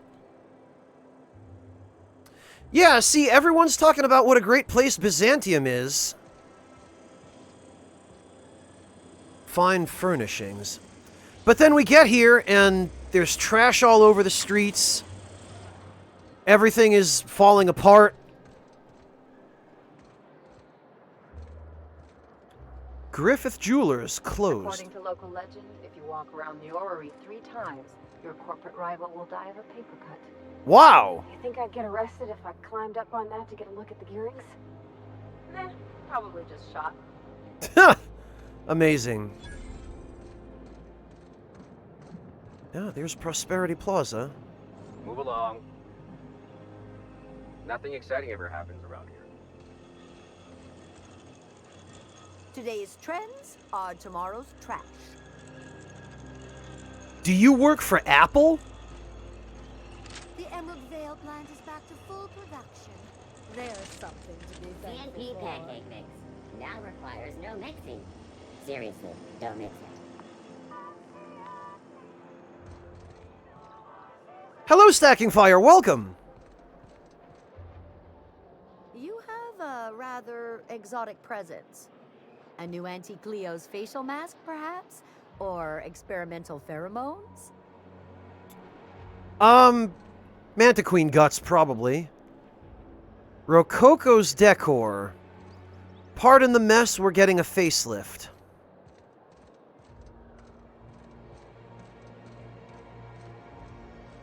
Oh. Okay.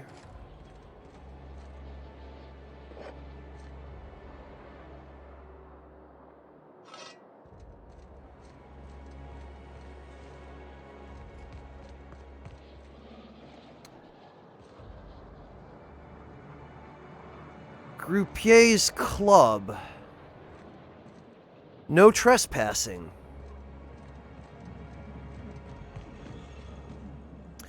I would like to take a moment to appreciate that pretty much every closed establishment in this area has a unique sign on its door. The dissidents actually took over the refinery. I can't believe it. And then the chairman shot their space shuttle down with a Hammersmith grenade launcher. Incredible. Are you two talking about the new Dissident Hunter adaptation? Don't spoil it. I'm behind. You need to watch more Aetherwave.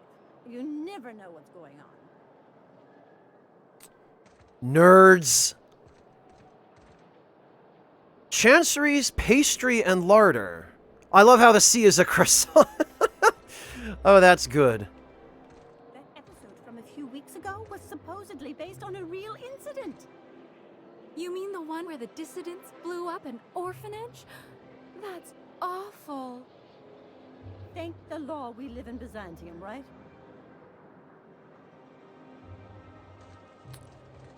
Soaring Spirit, I already kind of knew what to think about this, or knew what to expect from this area. Forsyth Luxury Munitions. Okay, this place is still open at least. Wonder why. Because, Soaring Spirit, I attended the panel on this game.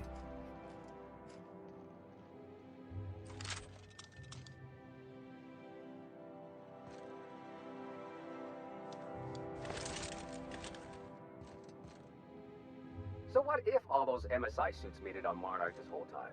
I could do it. Easy.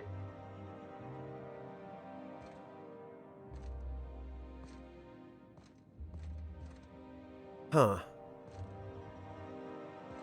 Winston Forsyth. A UDL security attendant is always prepared.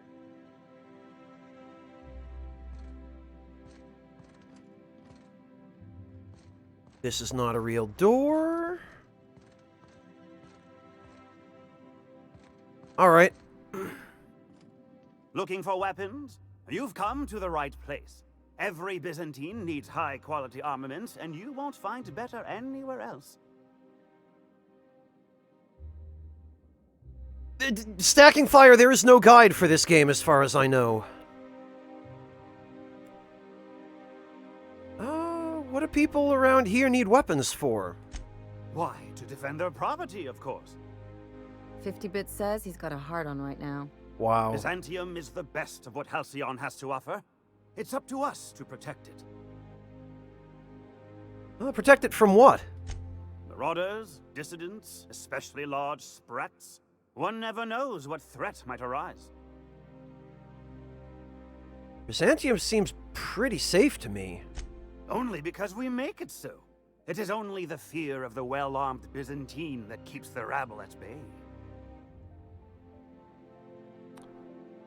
Okay, sure, yeah, smart man. One can never be too well-armed. Who knows when the hordes may hurl themselves at our gates? Okay, sure. What do we got? We got...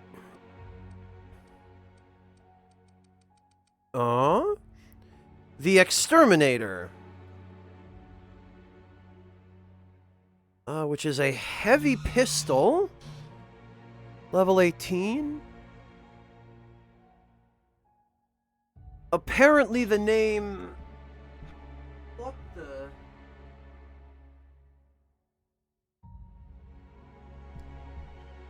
Oh, apparently the name Knockbackinator was taken. Huh. Pistol that does knockback. Alright. Pink Slip. Exacto Sight.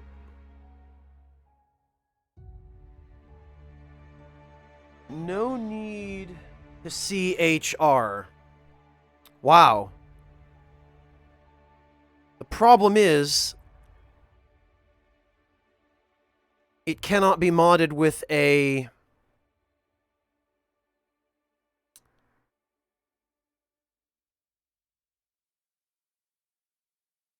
suppressor.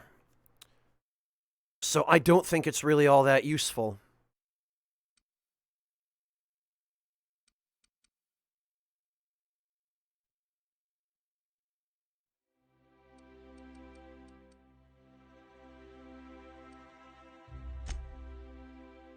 No armor.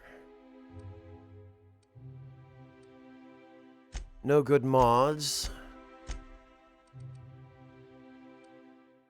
Huh.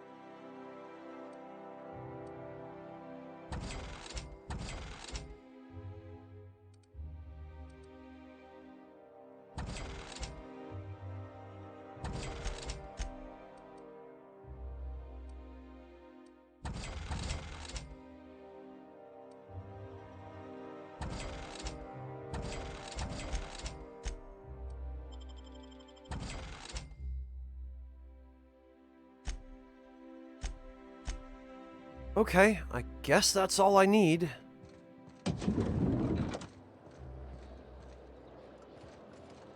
Ah?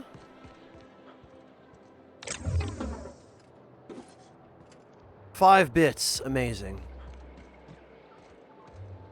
Bijou's Review. Quarantined. I only wish they weren't showing so many Spacer's Choice ads in the commercial breaks. Who do they think their audience is? Ha! You can't blame them for wanting to appeal to the masses, I suppose. I think it lends the whole program a rather quaint touch. These freaking elitists. Can't be worst. It's not the worst unless it's worst. Okay, it looks like there's really nothing else for us to do in this plaza other than check the weapon shop. 2-hour energy brew. Watch out for hour 3. Okay, that is Minister's Guard. Minister Clark. Actually, what I think I want to do first is...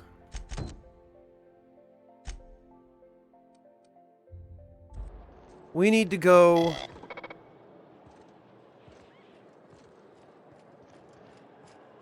Oh, hello. Today's trends are tomorrow's trash. What have we here? Billingsley's. Oh, whoops.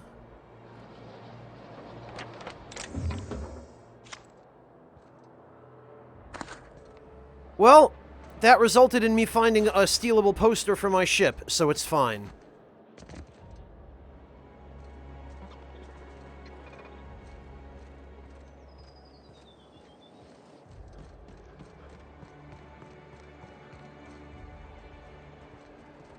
Yeah, Linux Warrior, that's why I said yesterday that games like this, the economies in these games would realistically be broken just by the player character's activity. Mr. Billingsley. Have you tried our new cocktail sponsored by Rizzo's? 1 part purple spectrum vodka, 1 part artificial tomato-like substitute juice. We call it a Blue Bloody Mary. Oh, God. Blue blood, huh? I want to ask you something. Oh, by all means. Ask away. What's it like working in Byzantium? I don't believe in work. Work is for automechanicals and lower classes. So, how does anything get done around here? By automechanicals, of course. Byzantium's fleet of mechanical servitors are programmed to simulate a labor force, but without all the unsightly workers milling about. We all have our roles in society. I like to think of myself as an entrepreneur. This drinking establishment is my investment. Ah, picked up any interesting rumors? Rizzo's Spectrum Vodka is about to release its newest color, ultraviolet, completely invisible to the naked eye. Okay. Do you know Celeste Joliker? I've heard she's working on some spectacular new design. Maverick Johnston's about to release his new picture. From what I hear, they've already started shooting. Do you know Celeste Joliker? Okay, this is just... Today's trends are tomorrow's trash. Move along. Oh, look at this friendly-looking guy. Hey, stand back. You. I'm part of Minister Clark's personal detail, and that means you gotta keep 5 feet back at all times.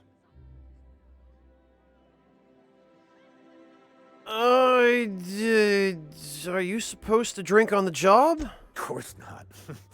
But I'm not on the job right now. The others took me out to celebrate on account of me just getting hired and all. What's so important about guarding Minister Clark?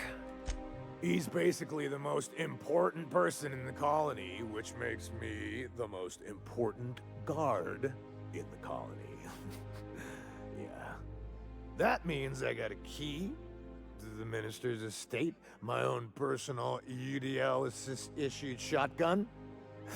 They don't give those out to just anyone. Key, you say? That's right. Not just anyone is allowed to have a key to Minister Clark's residence. It's all very high level.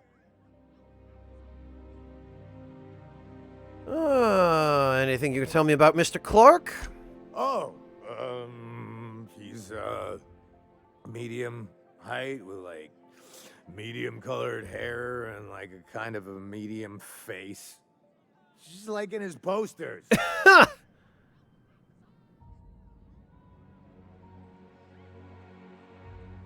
You haven't met him, have you? Everyone tells me he's very private, okay? Besides, I just started. Hey, Yami, how you doing? How's it going, man? Good to see you. All right, drunk guard, how about I buy you a drink to celebrate your promotion? That's a great idea. I'll have a Spectrum vodka. Captain, I can smell him from clear over here.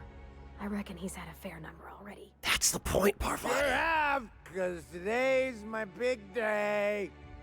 He's got powerful good ears, too. And a powerful thirst. You have a Spectrum vodka for a new pal? I do believe I have one. Here you go. Here's to me. Hey, you are really great. Have I told you that? We should be friends. Wow, listen to me. I'm soaked. I should probably slow down before I'm face down on the tile somewhere. Who am I kidding? I could have another. You got another? I might have another. Let's have another. It's not every day you get your dream job, right? This guy is so gonna get fired when I take his key. Wow, you got like this crazy energy. Has anyone ever told you that? You're like a manosaur. You got a manosaur energy. Oh, Laws, I gotta stop. I'm seeing at least 2 of you. Let's have another. I really shouldn't. I'll have the worst hangover tomorrow if I don't stop. Nonsense. You've got another in you. Doctor's orders. Oh, God. Guess I can't argue with that. Ugh. Was that one supposed to taste like Purple Berry Crunch?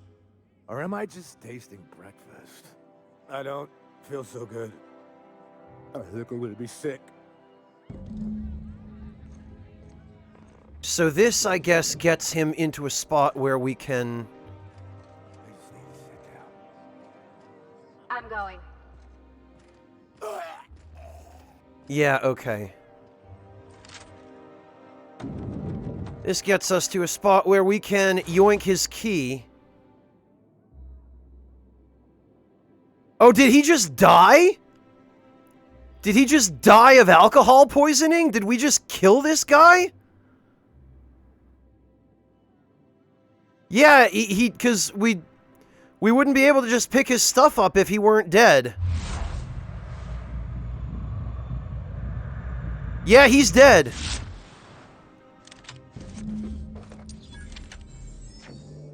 Well, rip him.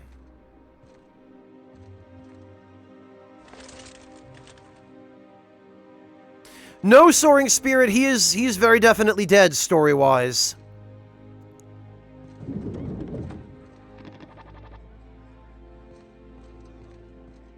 I do believe we caused his liver to implode.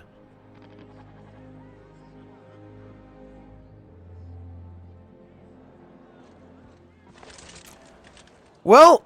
Citizens, today marks a monumentous occasion in the course of Halcyon history. After a deep and thorough examination of our budgets, revenue streams, and predictive models, we are publishing our yearly success report. Profits are soaring, promotions abound. Thanks to your continued hard work, Halcyon is healthier and more productive than ever. The hell it is. In the coming months, Byzantium will be sure to see the many rewards reaped from your diligent labor. Once we nail down the details, I can't wait to share what's in store. For now, my friends, keep up the hard work. Byzantium is literally falling apart, and he's like, no, things are great.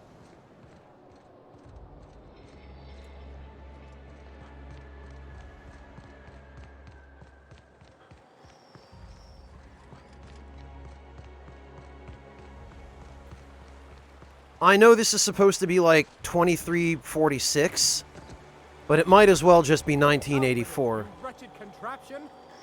Does nothing in this city work anymore? See?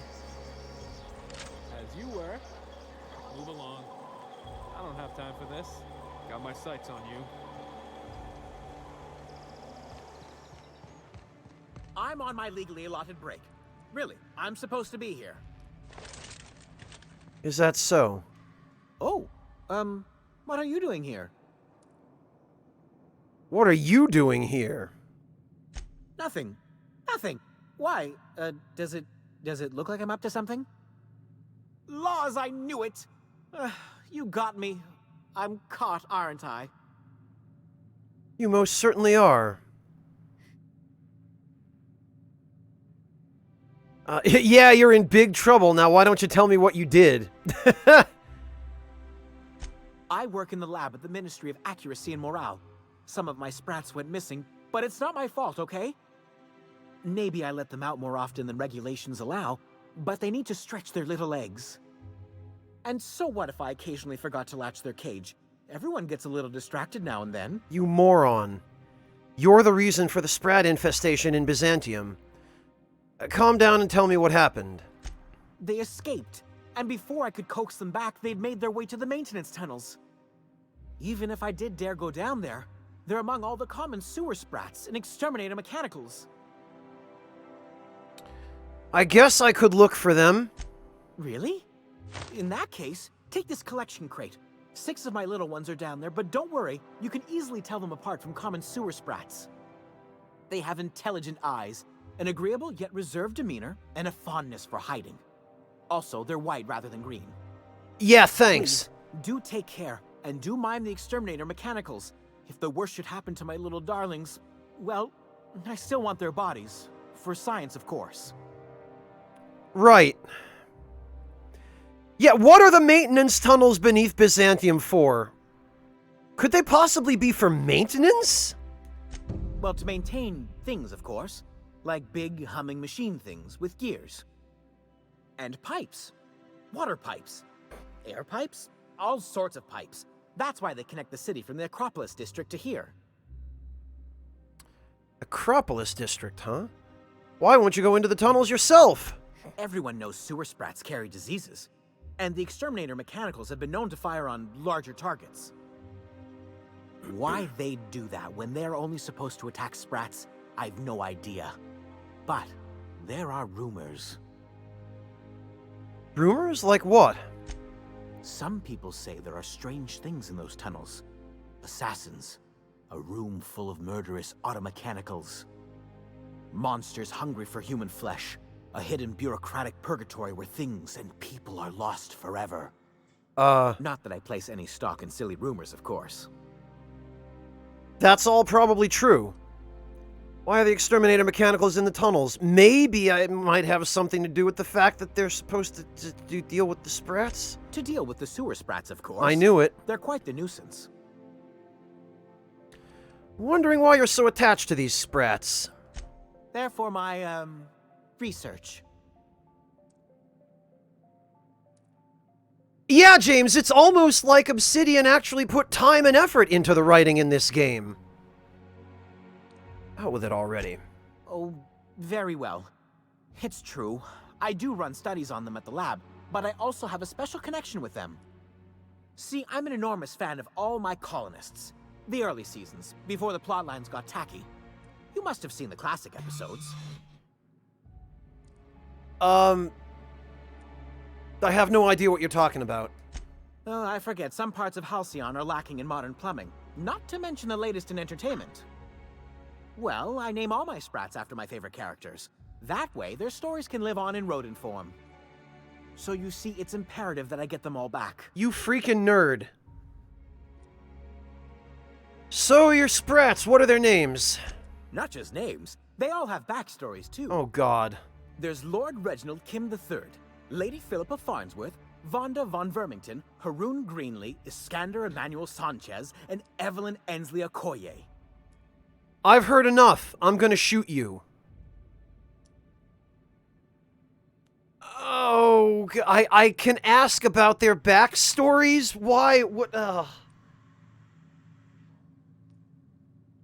No. No. I'll do one to see what kind of nonsense it is, but... Ah, she's the chief executive of Farnsworth Incorporated, and a fearless captain of industry. He's a mercurial shareholder. They're in a rather tumultuous marriage contract. Okay, these are at least short. She's an ambitious shareholder in Farnsworth Incorporated who wants more than stock. Or does she? It's difficult to tell what exactly she's after, but she is trying to seduce both Lord Reginald and Lady Philippa. Okay, I've heard enough. This is alright. I don't... Why is that cancer to me, Asherite Warrior? Because it is one-to-one the brain-melting drivel that you get on free TV channels. It is mindless, numbing, just absolute... It's the kind of shows my father watches on TV, I'll put it that way, Asherite. The best way I can describe it is... My father doesn't watch TV for the actual content. He watches it just to have noise in the background. He will watch absolutely any garbage that's being broadcast just for the sake of having noise. And what this guy here is describing is exactly that kind of TV. Something else? You seem surprised I'd help you. I still am. After all, I'm a person of very little influence and only middling prospects. No one does favors for free. But I must say, I'm far too distressed to think critically about your suspiciously kind offer. Okay, well... Hello, Godman, welcome.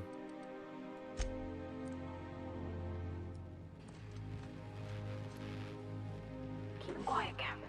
Oh, I can pick this stuff up and it's not stealing. Oh, but he wasn't gonna like it very much if he caught me trying to take that stuff, huh? Halcyon Parcel Service.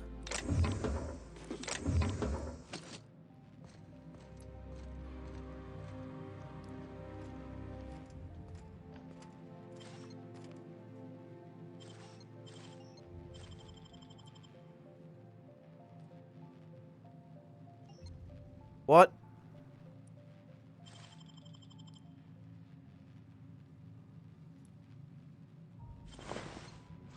That's it. Alright. Okay, so that elevator must go to the maintenance tunnels. Before we deal with that, though, we are going to just finish up Parvati's quest. I'm afraid I can't come down anymore, my good man. I'd have to request a counter waiver, and you know how dreadful the paperwork is. Don't I ever, my dear fellow. Why, I spent 3 hours filing a discussion authorization just to commence our little tete-a-tete. How we suffer in the name of commerce. Wow.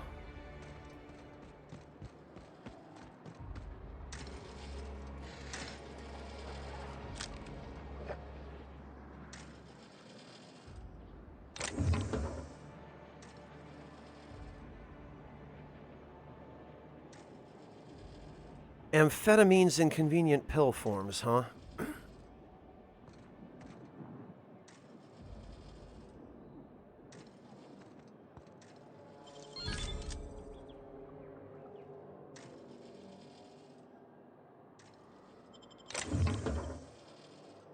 No one saw. Oh, not even this guy saw. Wow.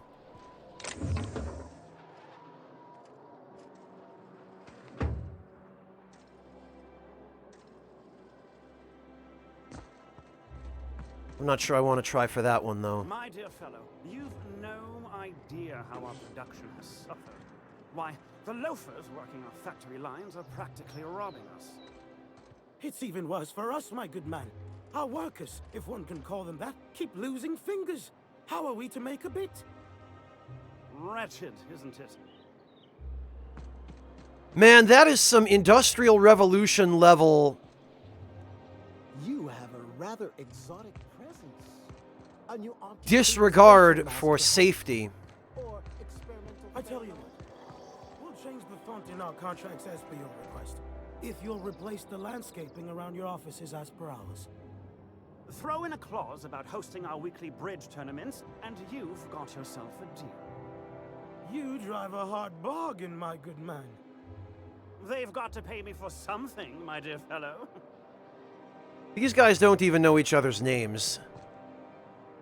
Bureau of Exploration. Huh.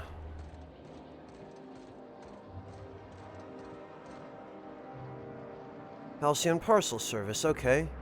That's a lot of units in transit, and it's not closed.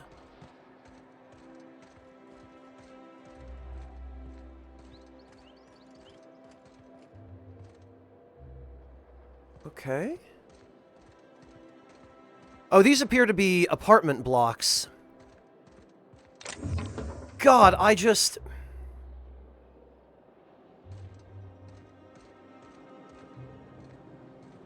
No trespassing. Rizzo's mock apple cider. A hard cider for I just got hit with the craziest wave of nostalgia seeing these awnings over the doors. Sonata Gallery.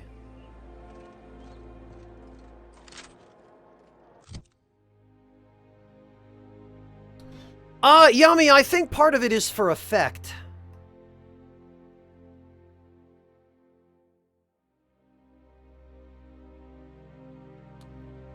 Let me just see.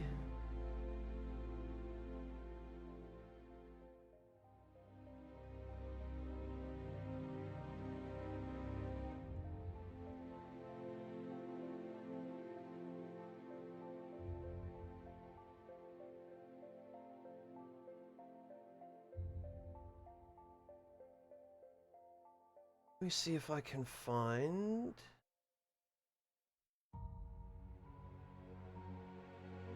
an example of...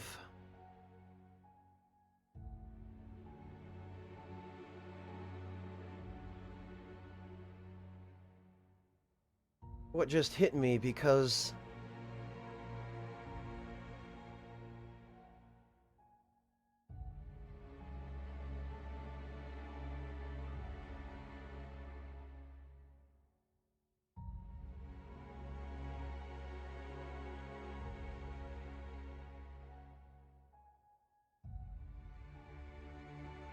Alright, I think this is about right.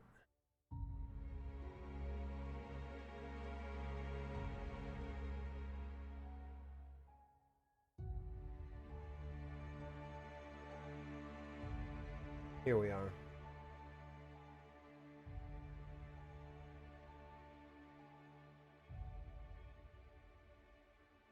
This is not the highest res image, but oh god. I'm gonna have to tiny URL this, otherwise it will eat up the entirety of people's chat.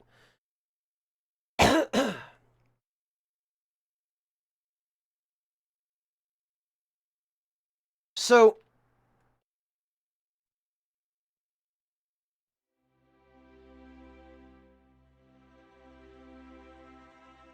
no, Yami,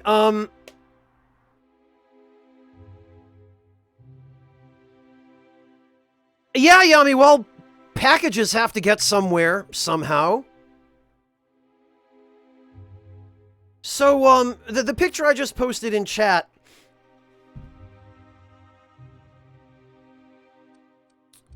what is this? Oh, Sprat Collection Crate, okay. And Minister's Estate Key. Well, Linux, it's not a meme. The reason I bring it up is because... when I see these street-level apartment doors with the awnings and the apartment number above them... although, oddly enough, it's the same apartment number here. Or the same address number, even though they appear to be different addresses. It just made me think back to a place where I spent a lot of time as a kid that had almost exactly this same configuration. All right, how does this sound? Oh, I'm sorry. I didn't mean to walk into you like that. Oh my goodness! Ruth Bellamy? I simply adore your work. We've been over this already. You can't rehearse running into Ruth Bellamy. It's not going to work. Fine, fine. What about this? Oh, my stars! It's Halcyon Helen? May I have your autograph? Now you just sound like a crazed fan, which I suppose is not far from the truth. Huh? Hey, got my sights on you. Carry on. Move along. Hey. As you were. Oh, alright, fine. Nothing. Odeon Pictures. So, how many times have you seen Terror on Monarch? Terror on Monarch loses its appeal after the 5th viewing. Now, Titus Androidicus, there's a work of timeless culture. Titus Androidicus? Your idea of timeless culture is watching two mechanicals knocking about? Excuse me? Those mechanicals had more heart than any two-bit actor in one of your serial adventures. You can, Linux Warrior, yes. Dr. Fenhill, I notice your pistol's been making a funny noise. What are you talking about? I oil it every night. Well, look here. Your slide's not recoiling fully. You might be due for a new spring. I could take a look, maybe fix it for you. Sure. I'm short on bits at the moment, but I'll pay you back. Oh, no. I mean, it don't cost nothing. I got a spare spring in my pocket here, even. Everything's got a price. Wow.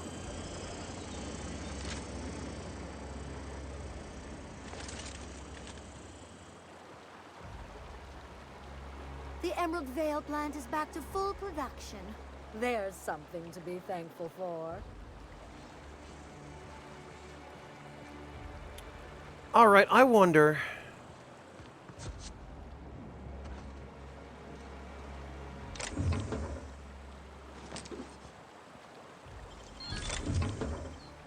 Man, I didn't even see what was in there.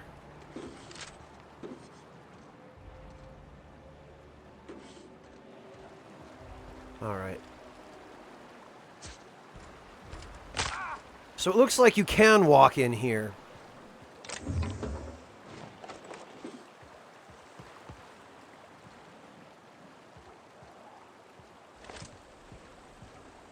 Hey, Fontez, how you doing?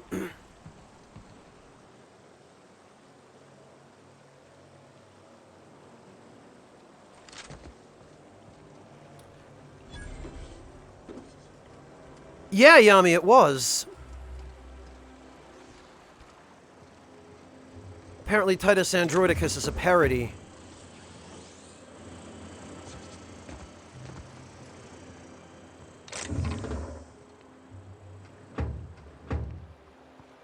I don't think I want to take that stuff with a guard watching. This stuff, on the other hand...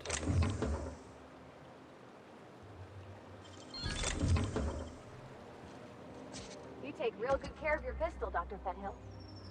I oughta. It's kept me alive this long. I mean, you treat it nice.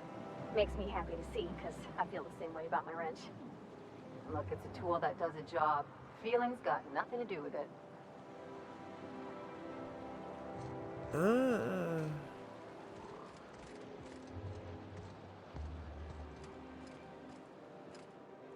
No one watching from over there. Gosh, that's clever. Yoink.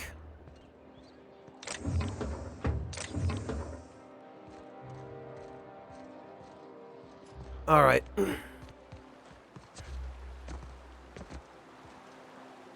I don't think I want to just jump down there.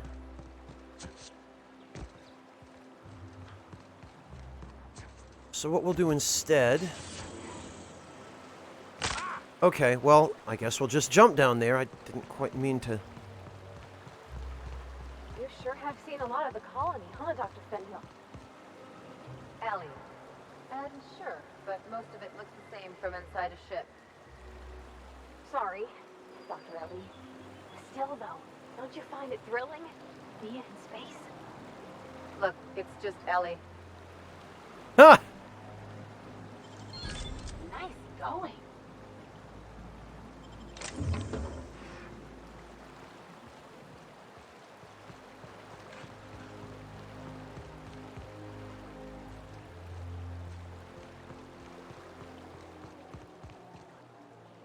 Ah. Lovely. Salvage from the waterway.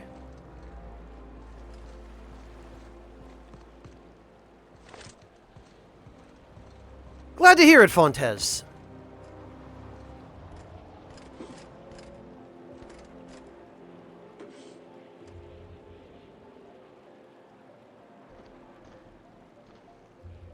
Yeah, Kraken indeed, Soaring Spirit. Very nice. Well done. Alright, I think the store we need to take Parvati to is right over there. Let me just...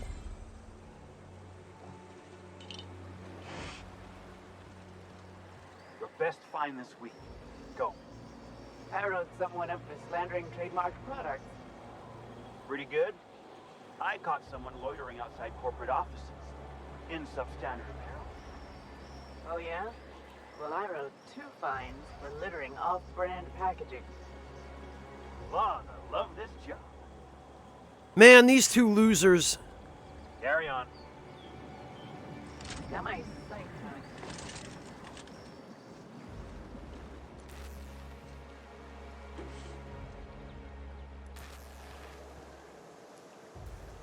on. Okay, so that's it for this area. Hortensia. What's gone into Bachmeyer lately? Now that he's posted at the HHC, he's too good for the rest of us grunts. Maybe we lose some of his gear in the sewers. That'll take him down a peg. Man, these petty bastards. Alright.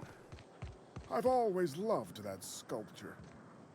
It's an orrery, and you say that every time. It's strange, though. I thought Byzantium was the center of Halcyon. That's a figure of speech. I know that. Wow. Ignorant wealthy people. Who would have thought?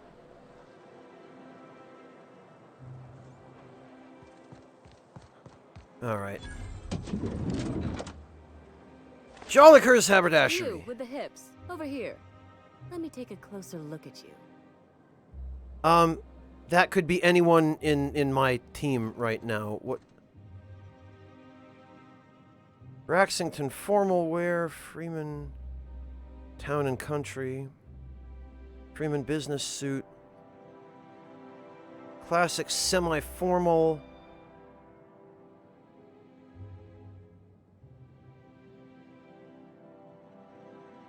Fall plaid collect. Holy cow! Classic wear Umbra, classic wear Express, fedora red banded.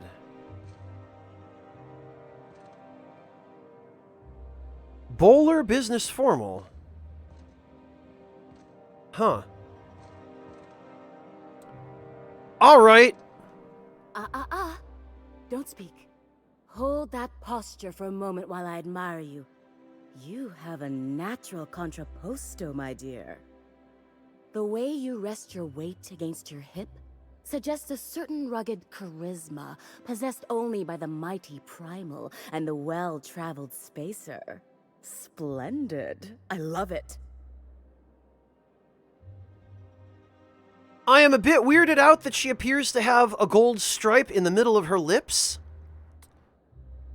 You can tell all that by the way I'm standing. Yeah, that's me, rugged and well-traveled. Celeste, you've done it again. I knew from the moment I laid eyes on you that I'd found my muse. I'm Celeste Jolliker, and you, my dear, are exactly what Byzantium needs.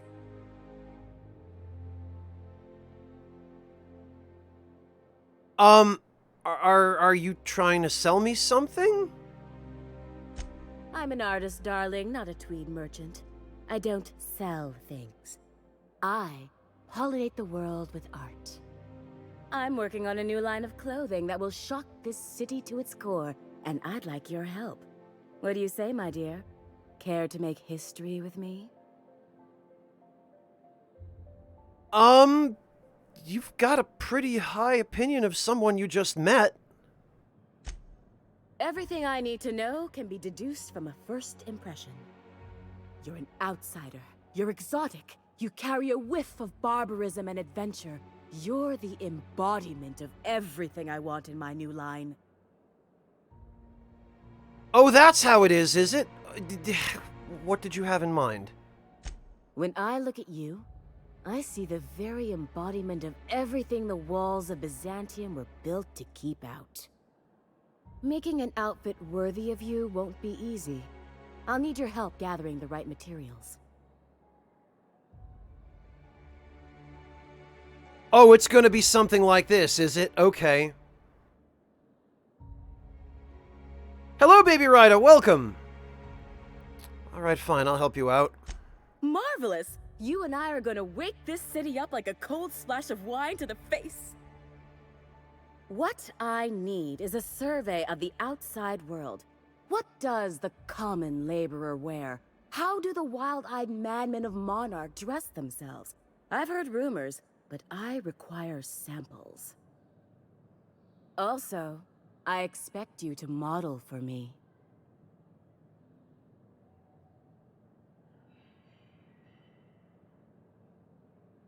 Any excuse to admire my looks, huh? Can't blame you. Oh, you cad. You'll be the talk of Byzantium once I'm done with you.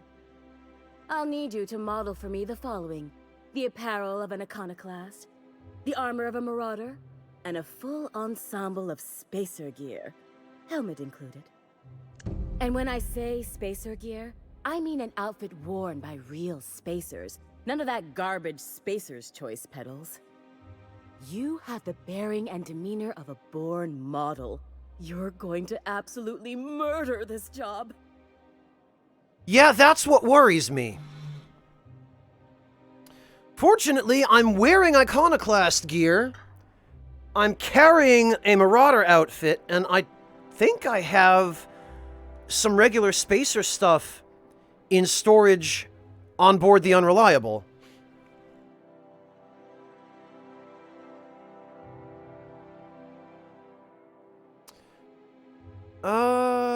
I'll need to know a little... Oh, you're in luck. I'm already wearing an iconoclast outfit. Goodness. Look at those atrocious contours. The sheer brutality of its design offends the senses and shocks the mind into a state of palpable excitement. I adore it. 2 outfits remain. I can't wait to see what you'll bring me. Something shocking, I hope. My engineer's going on a date and she needs a fine outfit. You don't gotta be so forward about my reasons, Captain. Let me get a good look at you. Turn around, please, darling. My word. Such muscular shoulders. You're a vision, dear. I am no such thing, ma'am. Nonsense. You're absolutely lovely. Chin up now. I have just the thing for you. Okay. Let me do a back-of-the-envelope calculation. Materials, labor, licensing and copyright. Oh, God. There. She's an engineer. You think she can afford that? She needs to impress her true love. Love? That's the ultimate luxury, darling. Love. Oh, gracious me. I don't get why that's funny, ma'am. Oh, my cherub. Who woos for love anymore? That's so... precious. All right, Captain. Here is the absolute best I can do for you. Yeah, 3,000 bits is fine. And also, did you actually measure her for this outfit? I didn't see any measuring tape. Darling, do I look like an amateur? I read her measurements by eye. And don't you ask, because they're no one's business but her own. Okay, alright. You read her measurements by eye while she's wearing heavy armor. You must be a real pro at this. I guess we can swing 3,000 bits. There are some things I simply cannot skimp on, darling.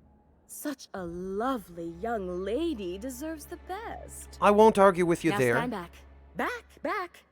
I'll enter the settings and get these machines spinning.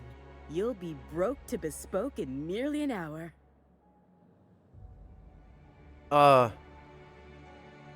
And there we are, my darling girl. I wish you a splendiferous evening. And if you don't mind my asking, have you any interest in modeling? What? Oh, no, ma'am.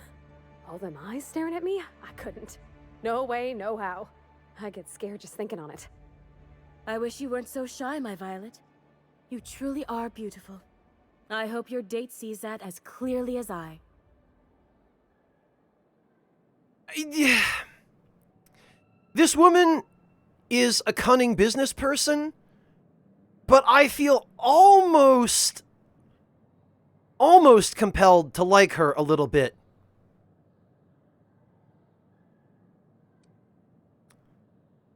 Where can I find spacer gear?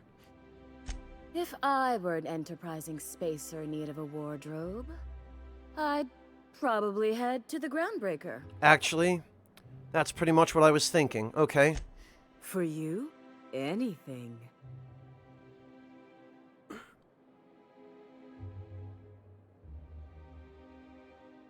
Have you ever been outside Byzantium? Outside Byzantium? Of course not. There's nothing for me outside Byzantium. Oh, yet you're sending me all over Halcyon. Yes, and I'm terribly grateful you've agreed. Look, darling, I don't belong outside Byzantium any more than a fish belongs on the land. Anyway, I'm quite certain Byzantium wouldn't last 3 days without me. I'd return to a smoking ruin of hideous fabrics and mismatched colors.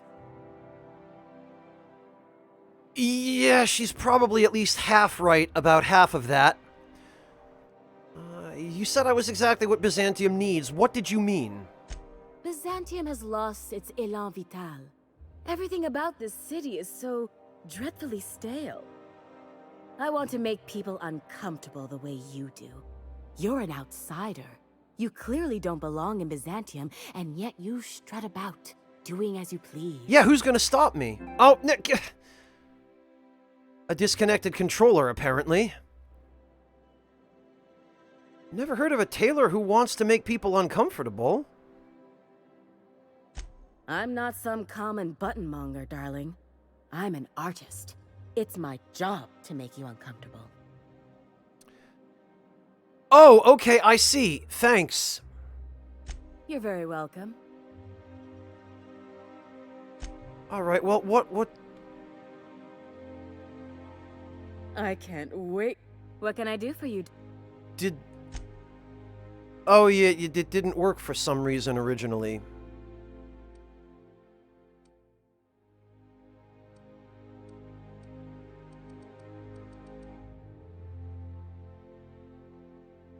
Huh. The Aviator. Wrapped. Intimidate. The Musician. Science. The Oxonian.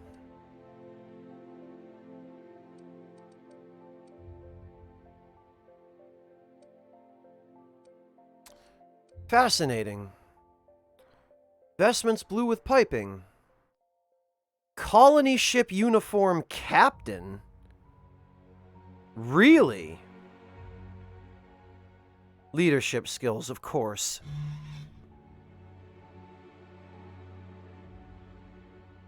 These clothes may be dated, but they're still the height of military Oh, come on!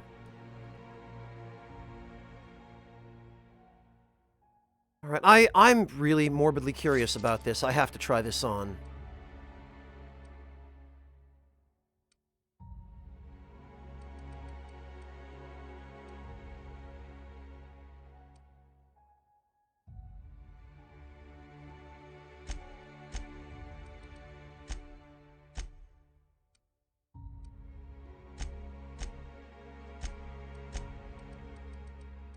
Alright,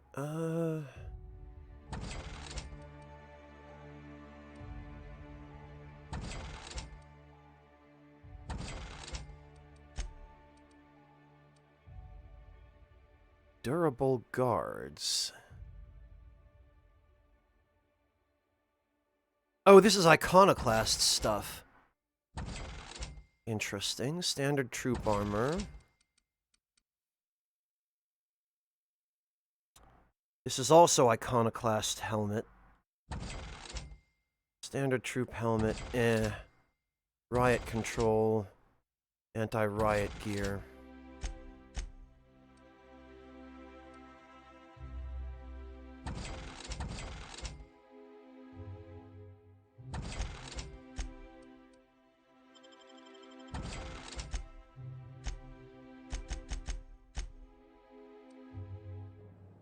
Alright, well, let's see.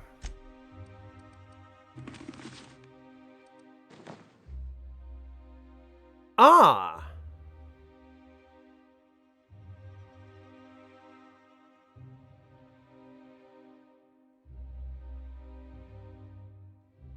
You know...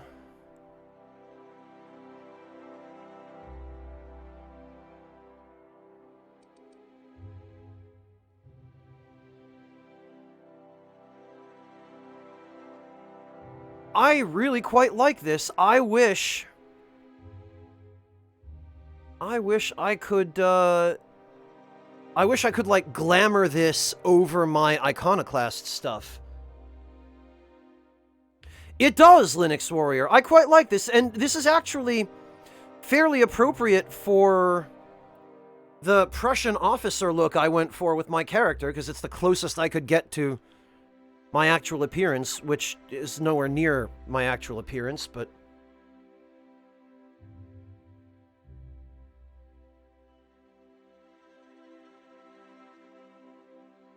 Interesting that there appear to be no rank insignia on this uniform.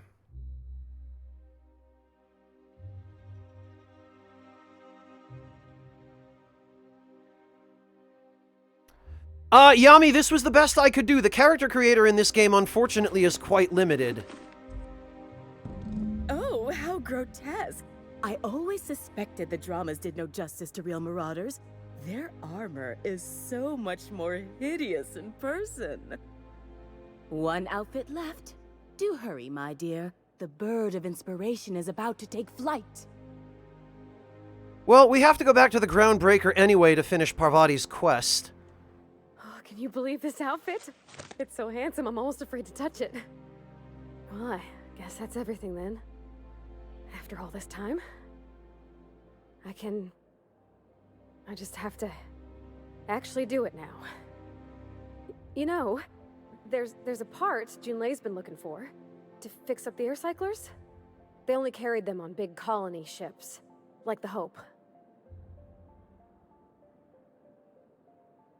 Parvati, making every little thing perfect won't change Junlei's feelings. I know. For a while, it felt like everything I did was a little bit of help. And it meant I didn't have to ask her to be mine. Not yet. Not for real. Next time we dock with Groundbreaker, I'm doing it. I'll send June a message and ask her over. Oh, this is real scary, Captain. I'm grateful for all you done. Yeah, no worries.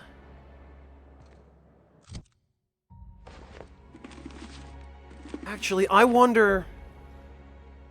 Ellie, what are you doing back there? I can't wait to see those outfits. What can I do? Okay, so the captain's outfit does not count. I probably need some outlaw stuff. I love Byzantium. Where else are you going to find art, culture, working toilets? Wow.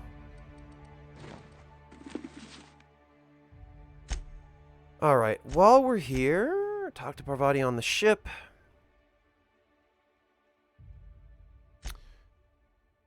Visit Ellie's parents in Byzantium. Oh, okay, that's across... I'm sure other colonies have cities like this. But those are so far away. I'm talking about Halcyon. In that case, thank the law we've got the chairman and the minister to keep the rabble at bay. Okay, yeah, I think we need to cross the bridge into what appears to be the residential district? Is Mayfield still drinking? Idiot's probably face down on the bar by now. Take it easy. Not like you can get into any trouble passed out. Passed out, no. I can take a hint. Ooh! A UDL identity cartridge. Good, that will help. I'll sue every technician and employee who's ever touched this damned device. Don't they know who I am? This is all so very beneath me. Oh! Oh, look! It's a teacup canid.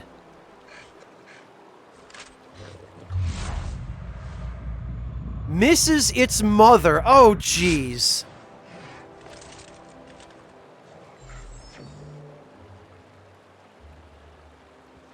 Oh, see, Yami, we don't have that option. Look at this little woofy thing that's of course. You have a rather exotic presence. A new Auntie Cleo's facial mask, perhaps? Or experimental pheromones?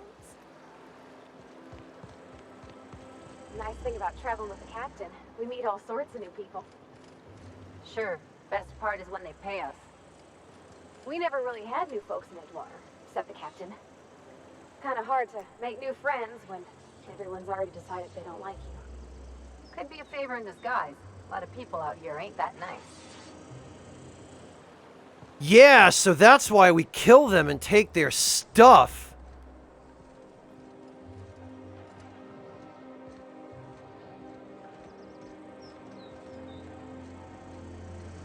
Terra 2. Sure, they look fancy, but inside, it's just marble and existential emptiness. Huh. Rockwell.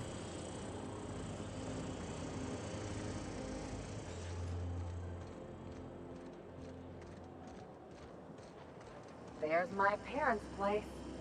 Smell that? Industrial-grade cleaning solvent in desperation. Wow. Well.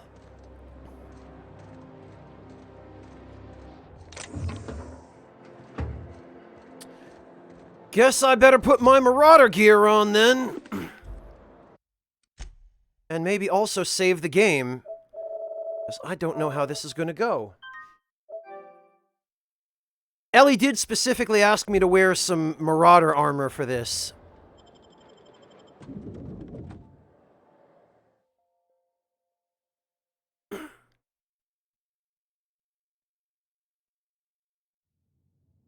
Wow.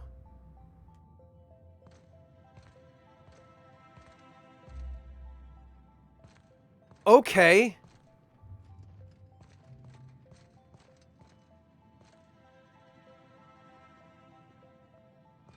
Ellie, you grew up here?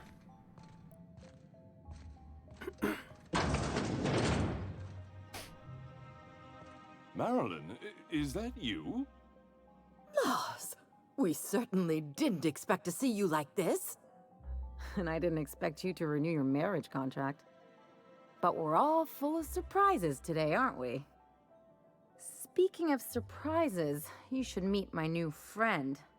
We've been running around the system for a while now, stirring up all sorts of trouble.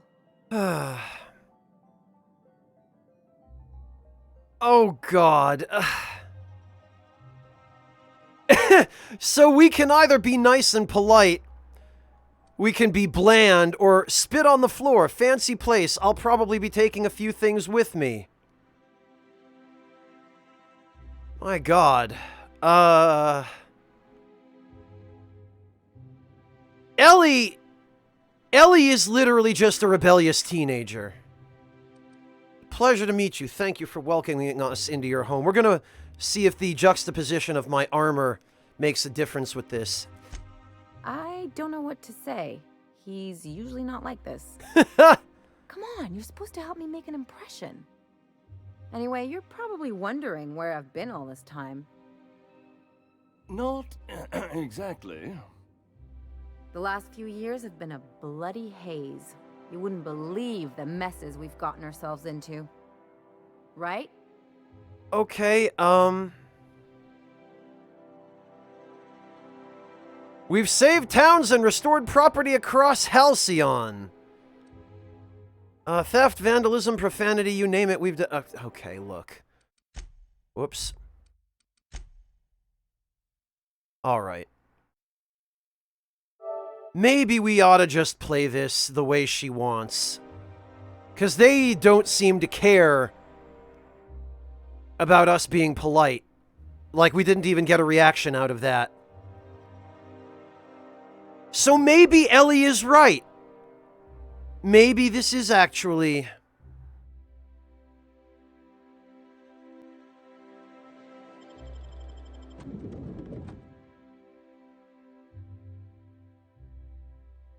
Hey, amateur! Good to see you! Alright, well... Marilyn. And I didn't expect... Marilyn, huh? Okay, spit on the floor, fancy place. I'll probably be taking a few things with me. There you go again, Captain. Always managing to like society. Anyway, you're probably wondering where I've been all this No time. reaction from them either, huh? Not exactly. Lionel Witherspoon. The last few years have been a bloody haze. You wouldn't believe the messes we've gotten ourselves into. Right? Theft, vandalism, profanity, you name it, we've done it at least twice. Yep, we're a pair of disgraceful lowlifes. Oh, God. Marilyn, this really isn't the best time. Perhaps you should go. Don't. We'll leave when we're good and ready, I guess. You tell him. We'll stay as long as we like. And while we're at it, we'll drink your expensive hooch, wear our outside shoes all over your nice floors. This is really cringy, Linux. Hold up, these floors aren't just nice, they're top quality marble. He's right. Since when can you afford authentic Terran marble? That's what we've been trying to tell you, dear, but you must understand, we hadn't heard from you in ages. We thought you were dead.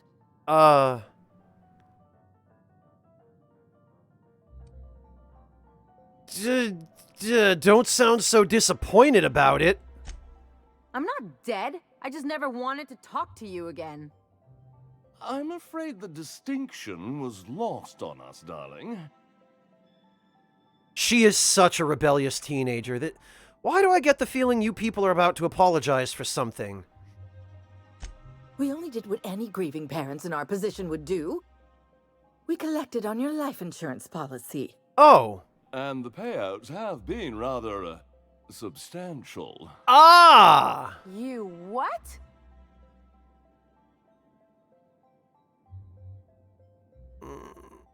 Talk about making lemon slap out of lemon, dear God. Yeah, but I'm sure you're much happier now knowing Ellie's alive and well, right? Of course. And we shall always harbor that joyful secret deep within our hearts. Ah. And you'll report it to the insurance company, right? It's not that simple. For one thing, we'd have to cut back on so many necessities. The neighbors would be sure to notice.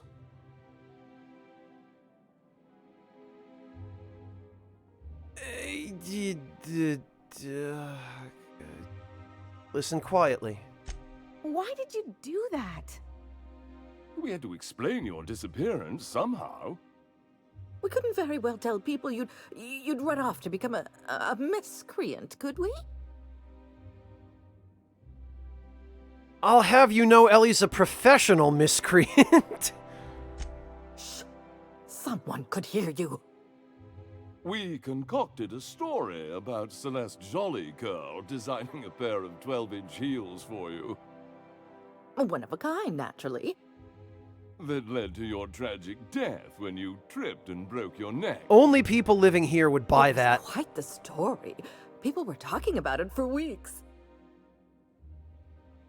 Couldn't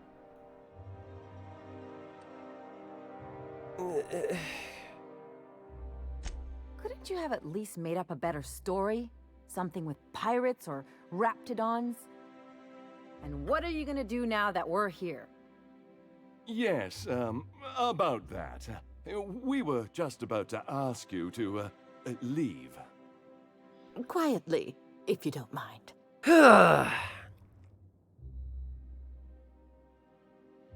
You really knew your daughter, you'd know quiet is not in her vocabulary. She hasn't changed a bit, I see. That's it? You just want us to disappear now? Marilyn, please. Don't cause a scene.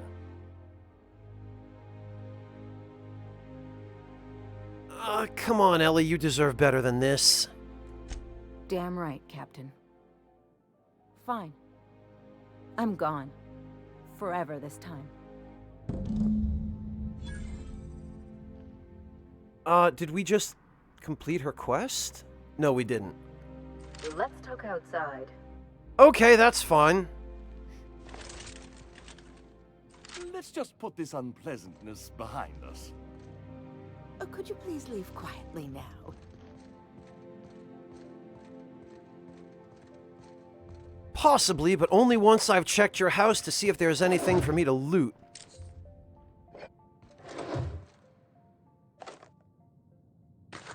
You know, for a bunch of rich people, they really don't have an awful lot. I guess the only purpose of this area was to impress us and enable us to interact with Ellie's parents.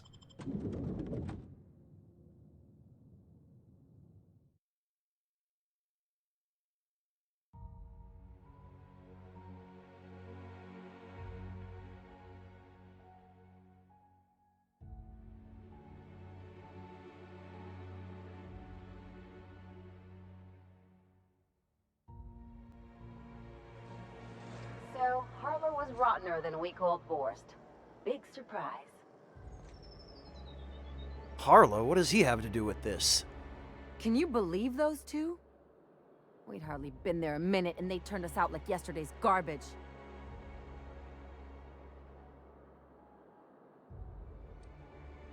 How did you think that would go? I thought they'd be scandalized. They'd both be sitting there watching one of their vapid aetherwave dramas, and then we'd walk in. Mother would drop her mock apple cider, and the glass would shatter all over their overpriced marble. Father would tear off his glasses and blink open-mouthed. I think you're the one who's been watching the vapid aetherwave dramas, Ellie, if you thought that was what was going to happen when we walked in there. Yeah, Soaring Spirit. It's great lighting. It's fantastic. That's a very specific fantasy. Shh. I'm getting to the good part. I'd have a great one-liner in the tube. I was thinking either, the leather's fake but the scars are real, or, oops, did I just track awesome onto your rug? No. Oh god, no. How about it's payback time and I'm collecting with interest, which is a line that she uses. Yeah, I'm gonna use that one day. Now, getting back to my Wow. story. So the story she told Felix was bullshit. Father would throw his hands up, because this would be just like me, to come back and make a big scene. Then, Mother would do the old, "You had us worried sick." Her eyes would be red, and she'd have her fist in front of her mouth to stifle a sob. Ellie, you are just a rebellious drama queen teenager is what you are. You just wanted to storm back into your family's house, cause a bunch of drama, and then leave. Come on, chin up. You're better than this. I just didn't want to get booted out of the house I grew up in like that. It's embarrassing, you know? And I've got a reputation to maintain. She is such a child. Went in there intending to create a commotion, but didn't want to get booted out. What did you think was going to happen? This is some teenage, like 13-year-old logic right here.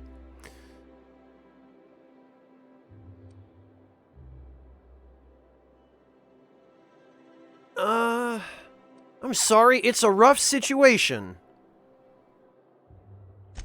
I'm used to rough situations. Like when someone loads your pistol with blanks and strands you in a Marauder moonbase, or traps you in an airlock with an angry mantis worm.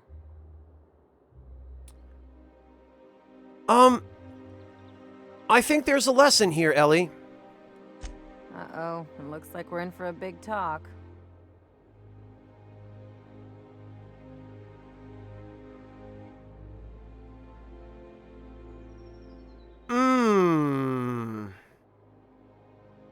This reminds me of Fallout New Vegas at the end of Boone's quest, where what you tell him determines his ending and has a significant impact on his outlook on life from that point onward.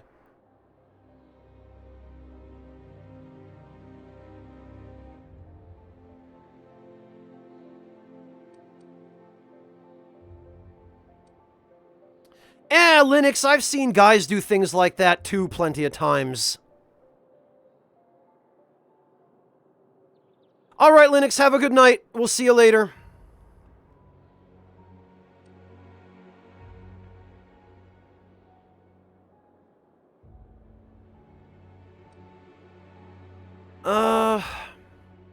So what lesson do I want her to walk away with?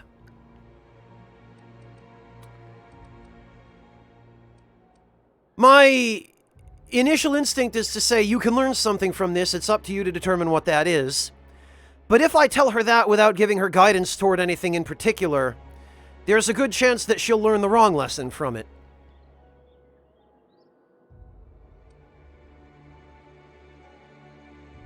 Everyone's only out for themselves. Well, in many cases that's true, but it's not true all the time.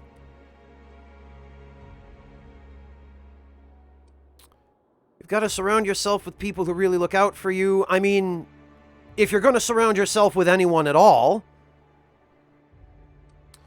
bad things happen, it doesn't mean anything. Well, when enough bad things happen close enough together, it can mean something.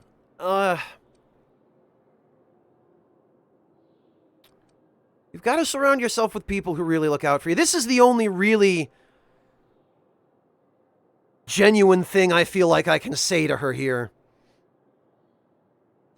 Unless you mean the kind who'll look out for you to blink so they could swipe your bits. The galaxy's not exactly crawling with those. Yeah, quality over quantity. Anyway, I don't want to sift through this lousy experience for meaningful life lessons. I'm mad, and I want to do something about it.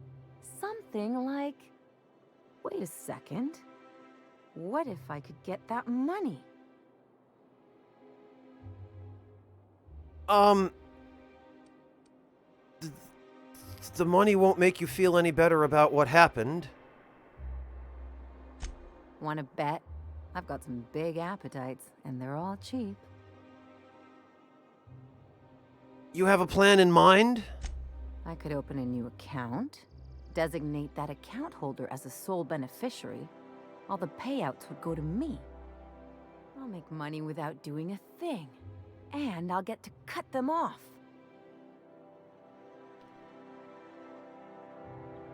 You really have it in for your parents for the pettiest and stupidest of reasons, don't you?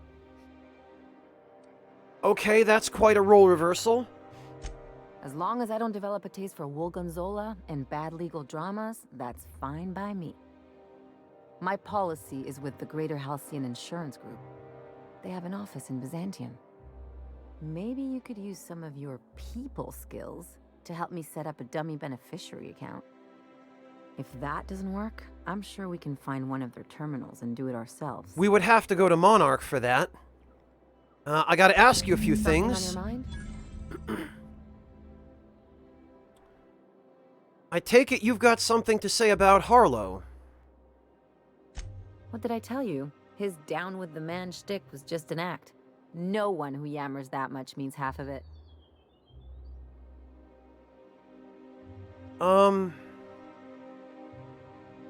It is hard to know who to trust. Take a page out of my rule book. Don't trust anyone. Then it's easy. Just because Harlow turned out to be crooked doesn't mean everyone's like that. Don't get all mushy on me now. Come on, what did we just learn? People look out for their own interests. It's a fundamental law of nature, same as gravity and conservation of motion.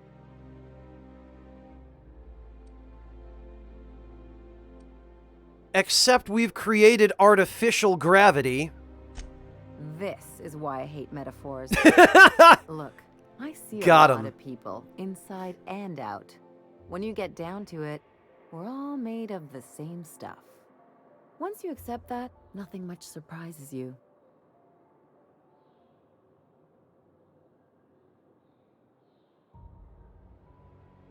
Ever consider that looking out for others can be in your best interest? Because I'm sure that's the only way I'm going to appeal to you. I'm warning you, that reverse psychology stuff doesn't work on me. Or not. Even you never really go it alone. You usually throw your lot in with a crew. Sure do. And unlike you, Captain, the rest of us don't get a big fancy room with wall-to-wall windows. But let's forget about that, please. Anyway, you really want to tell me you're helping the scientist because you think he'll save the colony?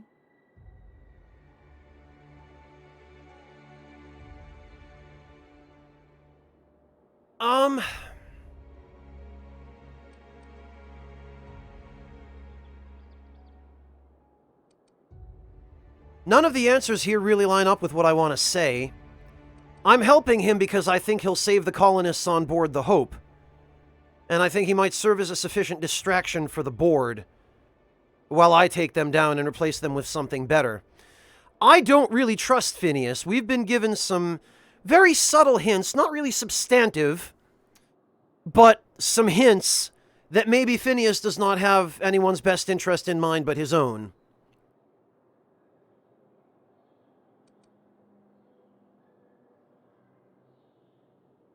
So no, but I guess that's not the point. You're right. The point is that self-interest is like self-pleasure. No one wants to admit it, but everyone has a hand in it. Oh, God! Enough about Harlow, though. That metaphor. Anything else?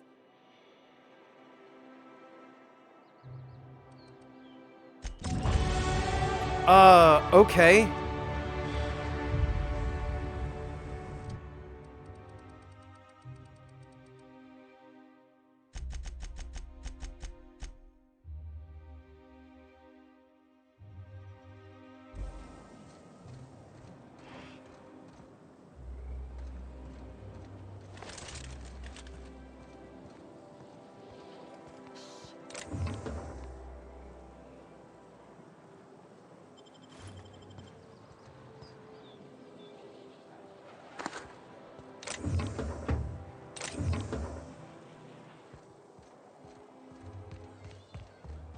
Guards didn't see.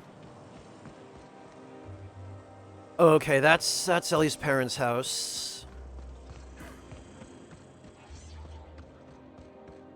You must be joking.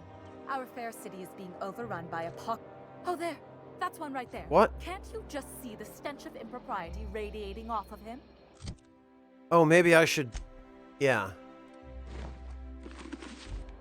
For the last time, access to Byzantium is impossible without a proper nav key.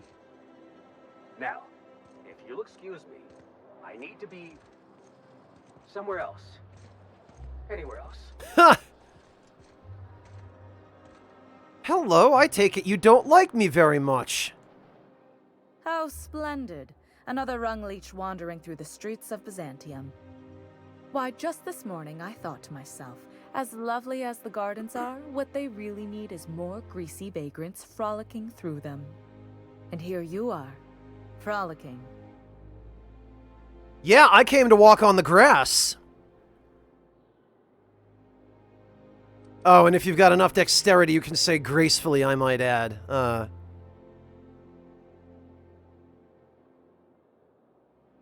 That's a rude way to greet... Yeah, maybe I can out-polite her. Forgive me if my manners don't live up to the standards of an interloper who accosts total strangers in their own neighborhood. Honestly, what is the board thinking letting so many of your ilk into the city proper? It's madness. The board isn't supposed to let people into the city. How'd you get here? I earned my place here, just like everyone else. My grandfather was the CIO at Tile, you see. Oh yeah, so you earned it. Wait, but what did you do to earn your place here? I just told you. My grandfather made millions of bits as CIO, and I earned them from him. Earned.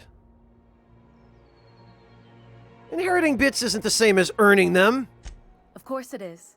Wealth is the most visible, objective measure of success. And success isn't given to you, it's earned.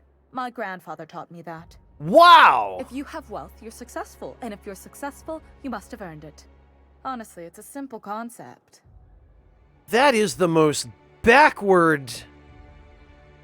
Wow. This is the utter height of privileged ignorance. Chief Idea Officer. He came up with all the best ideas for their products. You know the font they use for Stogie Slims? That was him. Well, he described the idea of it to their font development team. then picked it from a list of choices, but that's basically the same thing. Wow. It was a very long list. Yeah, earned that success. What other ideas did he come up with? Let's see. He picked the colors they included in rainbow chips. No one else wanted purple, but he insisted. Everyone loves the purple ones. And you know how the Cosmic Smokes logo has an eye in the middle of a heptagon? He said that one came to him in a dream. He was a true visionary, so far ahead of his time. No kidding, Yami. Alright, I see. Thanks. You're welcome. Now, do we have any further business, or are you just here for the repartee? What's wrong with more people coming to Byzantium? What's wrong? It erodes the very pillars of our society. Merit, decorum, personal hygiene. This city is meant for us, the system's finest. We earned its luxuries. But now we are overrun with the unworthy and the ungrateful, and this early retirement nonsense is making it even worse. Yeah, earned it on the backs of everyone who've basically been working as slaves to support your lifestyle. What is early retirement? The worst thing to happen to Halcyon. A contest that gives even the lowliest and most inefficient workers a chance to live in Byzantium. By simply winning a lottery, those early retirees get an exclusive district of Byzantium to themselves. No one else is even allowed to go there. Tell me, how is that fair? That seems more like segregation.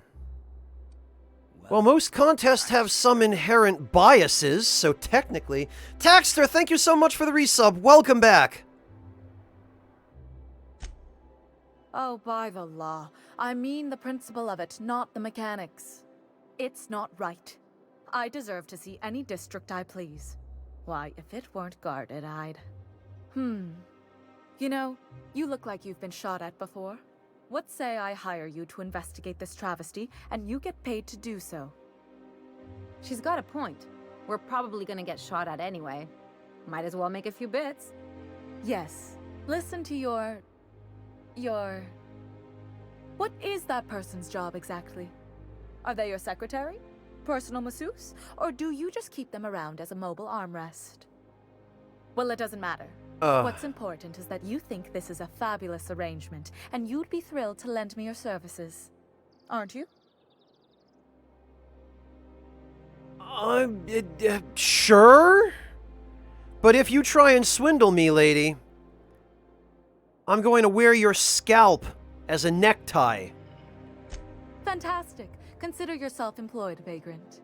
I hear the chosen retirees all enter the retirement district via the port landing pad, but it's completely locked down. You'd never get in that way. Unless, of course, you had a wealthy, beautiful benefactor of impeccable social pedigree, which you do. How fortunate for you. Oh, this is where I get the access These code. codes will get you past the lockdown. How the hell? And don't worry about subtlety. I don't care how you deal with security, just correct this injustice at all costs.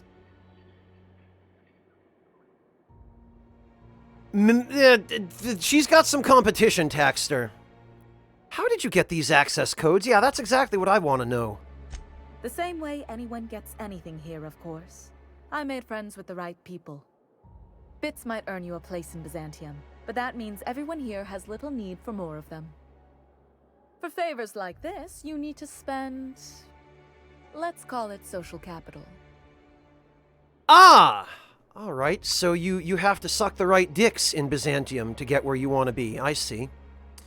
Not surprised. With an attitude like yours.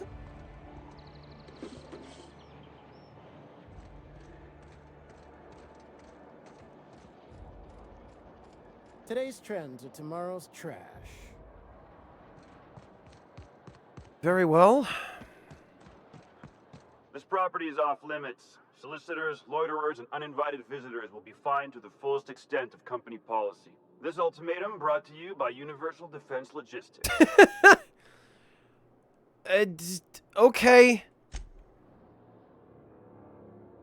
Oh, this is Minister Clark's house, huh?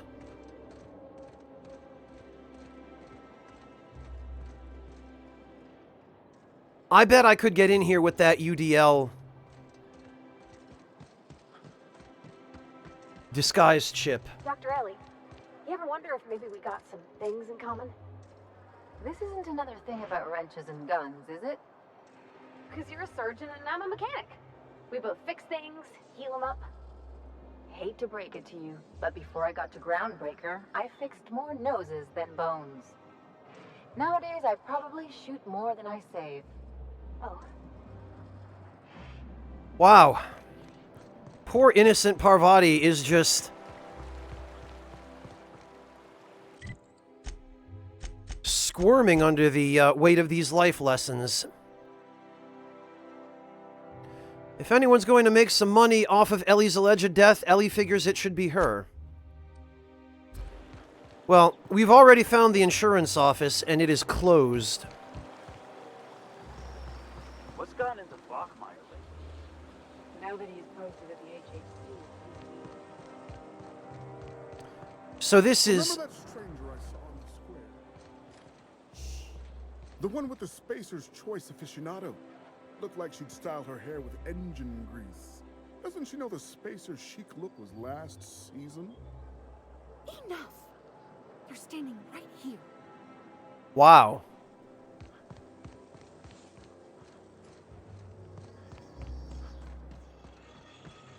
Tact what?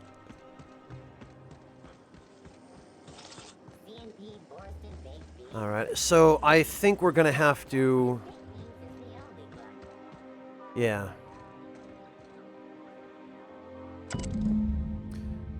GHIG... Secure mailbox system. The sole letter in this mailbox is addressed to the Greater Halcyon Insurance Group's satellite office in Fallbrook on the planet Monarch. I guess we're going to Fallbrook. I guess we are. Auntie Cleo's ketchup. Organic, vegan, handmade, gluten-free, dairy-free, nut-free.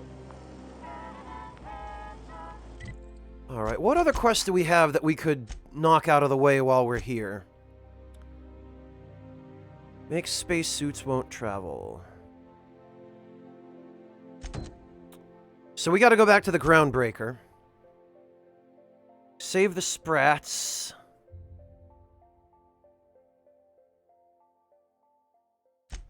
That we could do here, but it's gonna take a while, probably.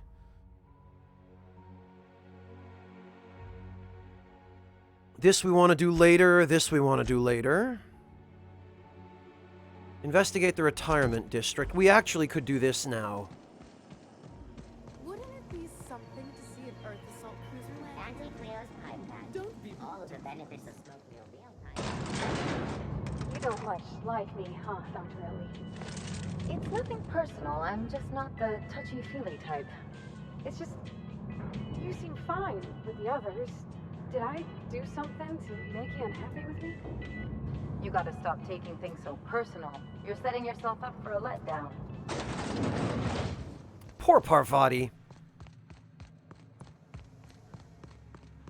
Alright, well... That's the last of them.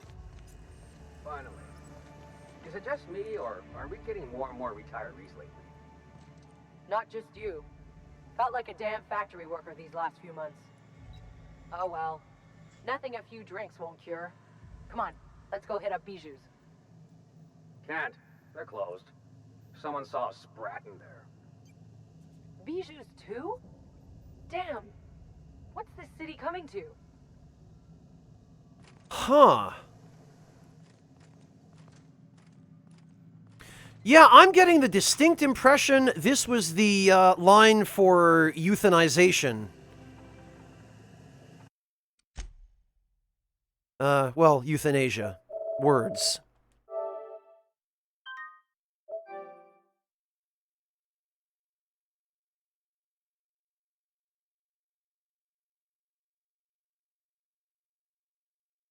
Oh, that'll do it, amateur, yeah. Eating up your bandwidth.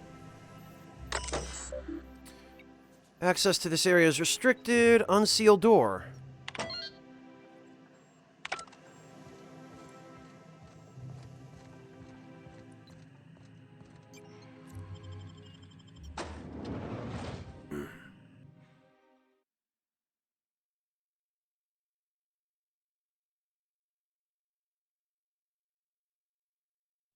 Welcome to the Halcyon Holdings Corporation Early Retirement Center. You, the lucky few, have been selected to spend the rest of your days living the high life in your own private district in Byzantium.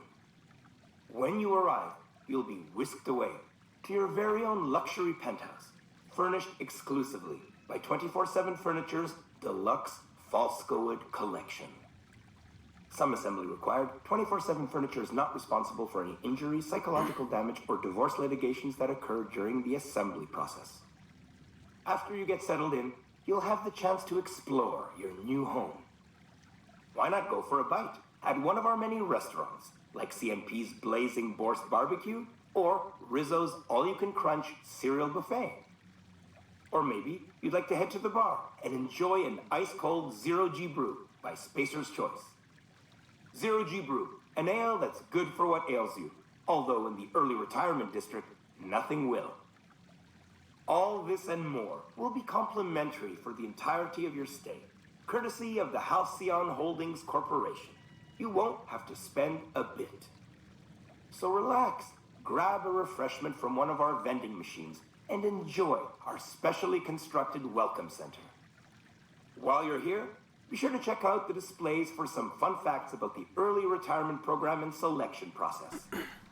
Then, once you're ready, enter the elevator at the end of the hall and leave your troubles behind. Today is the first day of the rest of your life. Today is the first day of your early retirement. Congratulations. Welcome to the Halcyon Holdings Corporation Early Retirement Center. You, the lucky few. Oh, it just loops. Okay, so, yeah, we were given hints earlier that this is just a euthanasia program.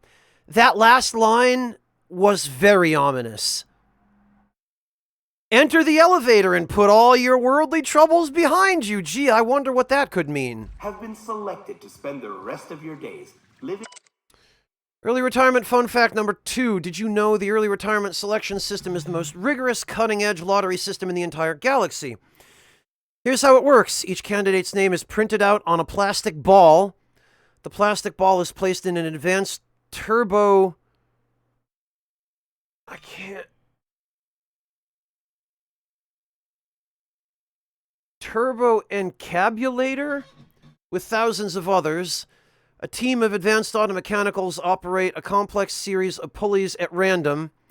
The balls are funneled through the turbo encabulator into an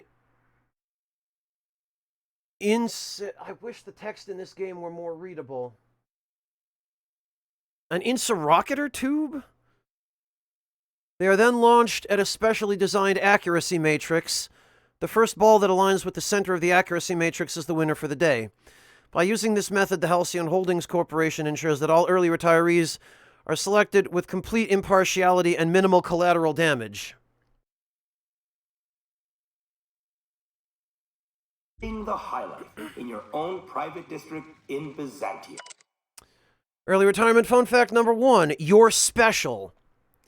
Each month, hundreds of thousands of workers apply to the early retirement program from across the Halcyon system. That doesn't just include workers on Terra 2, but those who live on the Groundbreaker or Hephaestus as well. Even after weeding out undesirable or unqualified candidates, only 2.3% of these entrants are selected for early retirement. I sure hope you bragged to your neighbors before you left. Way to overcome the odds, champ. Oh, Christ. When you arrive, you'll be Early retirement fun fact number 3. We're sure that all of you had a wonderful time completing your early retirement application forms, but we know that even something like paperwork can get a little old after 87 pages. Fortunately, we're pleased to inform you that your hard work was all worth it. By knowing details like your shoe size, blood type, and dental history, we can properly customize your early retirement for you. Every detail will be tweaked and adjusted to fit your unique needs, just like how Hammersmith weapons are built for each customer's personal style of combat. What you want, Hammersmith. The mention of dental records is yet another hint that maybe these guys are not going to just ride off into the sunset Early retirement fun fact number 4. The Early Retirement Center is the safest place in the entire system. Not a single crime has ever been committed within its walls since its construction. Wow. This is all thanks to the hard work of the men and women in black and white. Universal Defense Logistics. Each and every day, UDL security protects the citizens of Byzantium, shielding them from harm. No dissidents run wild under their watch. Hello, Lucky Boy. Welcome. So rest easy, early retiree. You're under the watchful eye of UDL security. Whether you're out and about or relaxing at home, UDL is watching you. Exclusively by 24/7 Furniture. Fun fact number 5. Here in Byzantium, auto mechanicals will make your life cleaner, easier, and more efficient. Just as they do in the rest of the city, teams of auto mechanicals regularly sweep through the streets of the early retirement district to give it that classic Byzantium sheen, but that's not all. They'll attend your personal needs as well. Want to order a drink? They'll bring one right to your table. Make a mess in your new penthouse? They'll clean it up for you. Why, they'll even carry your luggage once it has been cleared by security and released from our customs warehouse, of course. So if you see 700 pounds of steel lumbering towards you, don't panic. You probably just dropped one of your Happy Dale Farms woolly curds. Whoops, don't worry. I'm sure it's still good. Lux Falskowood Collection. 5-second rule, am I right? Number 6, the early retirement program is the personal brainchild of Minister of Earth Aloysius Clark, endorsed by Chairman Charles Rockwell. Minister Clark and Chairman Rockwell share a vision that every worker in Halcyon has a fair chance to experience the beauty and luxury of Byzantium. So before you step onto that elevator and embrace your retirement, remember to say, "Thank you, Minister Clark. You wouldn't be here without him." Some assembly required. 24/7 Furniture is not responsible for any injuries, psychological damage, or divorce litigations that occur during the assembly process. Oh boy. After you get settled in, you'll have the chance to explore your new home. Why not go for a bite at one of our many restaurants, like CNP's Blazing Borscht Barbecue or Rizzo's All-You-Can-Crunch Cereal Buffet. Where are these panels from? Or maybe you'd like to head to the bar and enjoy an ice-cold Zero-G brew by Spacer's Choice. Yeah, this feels like a corridor through a slaughterhouse. Although in the early Welcome to HHC Early Retirement Center. Before beginning your new life in Byzantium, our safety regulations require you to consent to the following. You, hereafter referred to as the employee, consent to the rules and regulations of the Halcyon Holdings Corporation Early Retirement Center, hereafter referred to as the Center. The employee confirms that they have read and understand the rules of the Center as written in Article 3, Section 5, Clause 27 of the Early Retirement Welcome Packet. The employee also confirms that they have received these packets en route to the Center. In the unlikely event of injury, death, or the loss of personal items, the employee assumes all liability for the incident. Halcyon Holdings and its subsidiaries bear no responsibility for the incident and offer no compensation. Should the Center recover any lost or stolen goods, the employee must retrieve them within 48 hours or their goods would be forfeit. The employee is having second thoughts about living out the rest of their lives in unparalleled luxury, then they may exit this terminal and return to the Center's landing bay. There, the employee may turn in their winning early retirement ticket and await the next outbound transport. Don't worry, that ticket won't go to waste. It will be given to another deserving worker to keep the Center's inbound population at ideal levels. Otherwise, if the employee is ready to begin the final leg of their early retirement journey and enjoy all the Center has to offer, please select I consent. Congratulations, you just made the first step on the greatest journey of your life. Now please proceed to the elevator. All this and more will be complimentary for the entirety of your stay, courtesy of the Halcyon Holdings Corporation. You won't have to spend a bit. So relax, grab a refreshment. Oh look, it's the OSI and enjoy symbol. Our specially constructed welcome center. While you're here, what I want to know is, why are these panels here? Fun facts about the early retirement program and selection process. Then There's got to be some kind of end of the hall and leave your troubles behind. Access conduit or something. Today is the first day of the rest of your life. Today is the first day of your to get around the elevator. Okay, we can leave. We're not locked in. Welcome to the Halcyon Holdings Corporation Early Retirement Center. I have a feeling things are about to get, the lucky few, have been selected to spend the rest of your days living the high life in your own private district in Byzantium. Yeah, James Sloth. When you arrive, you'll be whisked away to your very own luxury penthouse. All right, here goes. Furnished exclusively by 24/7 Furniture's Oh, we're going down. Osgood collection.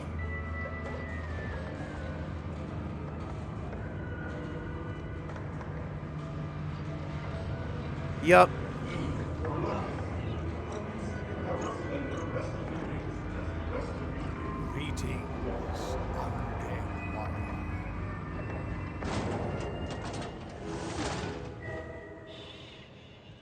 Yep, I knew it. Yeah, see how the recording stops playing and everything starts looking like trash as we go down the elevator? And we're not allowed to send it back up either. Hello, Hexmaniac, welcome!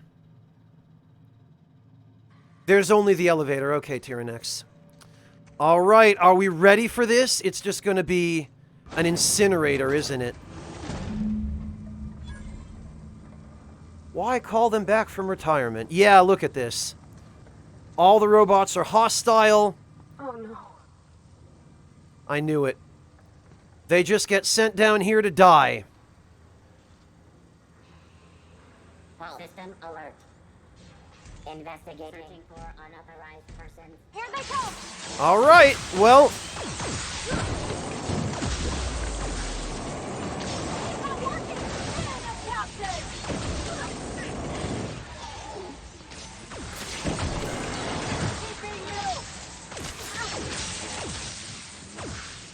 Oh no, you're not running away.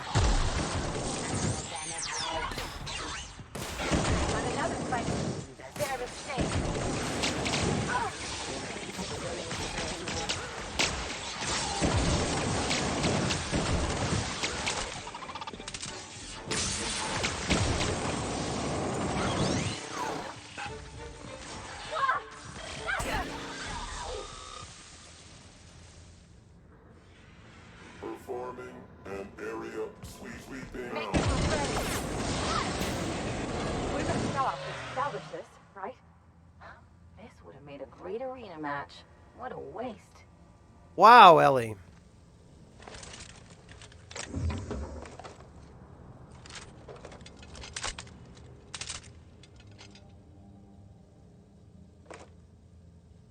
Tyrannex, was that the quest where they were running a... They were running a variant of Milgram's experiment on social obedience? Because I was just thinking the same thing, if that's the case, Tyrannex. It occurred to me that this was very similar, that, yeah, no, just euthanize everyone. Retirement facilitation drone. Wow. Yeah, human remains everywhere. Retiree. So all those people that were in the waiting room earlier are dead now. They just came down here and got shot.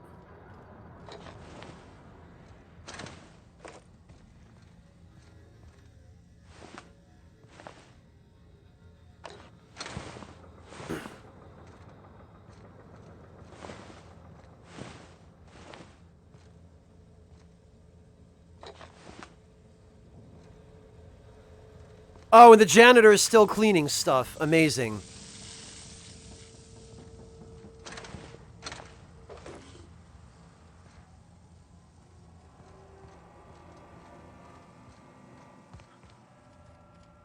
Never heard of Logan's Run, Drax.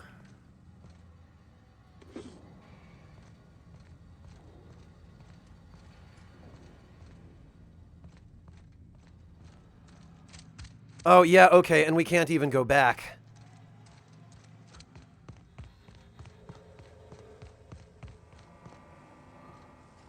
Well, we certainly put the kibosh on their early retirement, didn't we?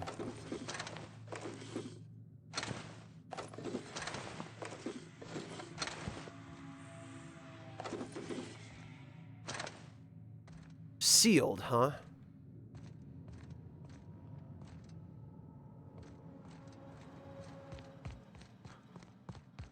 Ah.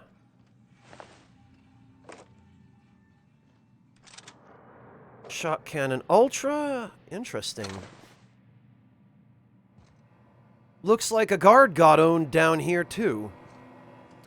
There was a data pad. Let's see, what do we got? Refund request, TNL shock cannon. To TNL customer service, I would like to formally request a refund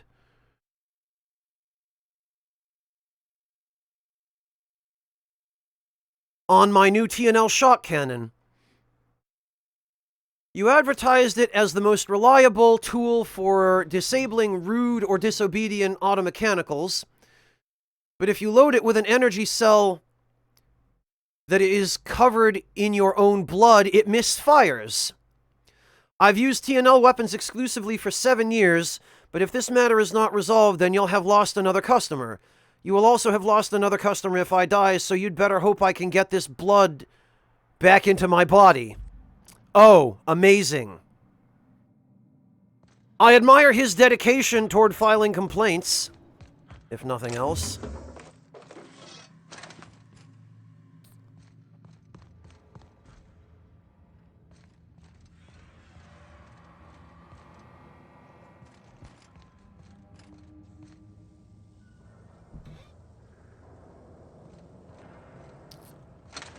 Yeah, what a Karen, Jin. Dedicated toward lodging complaints to the very end.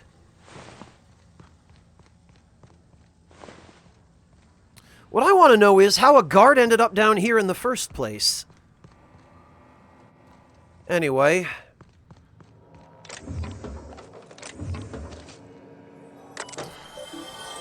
Oh, Bone, thank you so much for the 220 bits. Well, Ishida, colonists are taught not to think for themselves or to use any form of critical thinking at all. Automech status active. Oh, disable automechanicals. Well, we did disable them. Due to the nature of their assignment, automechanicals in the HHC Early Retirement Center were not constructed with a standard maintenance mode or IFF transmitter responder. You'll be pleased to know that this saved 200 bits per unit, but please note that any injuries sustained during routine repairs will come out of your own paycheck. Thank you for being part of the UDL team.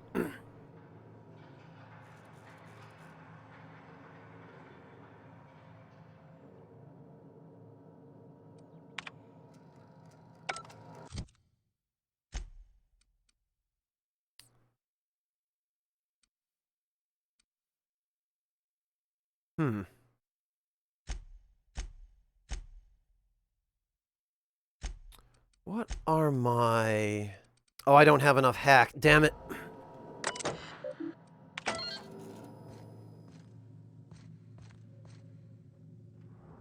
Maintenance tunnels, eh?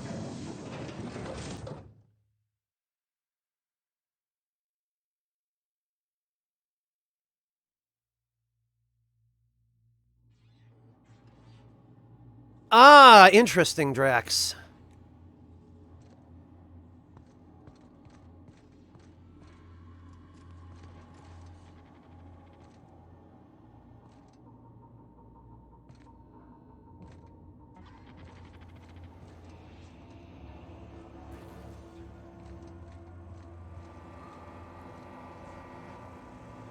Okay.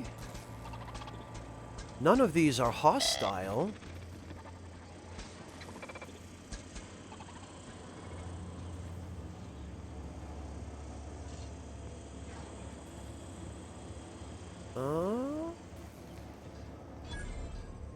Ah, we got a workbench.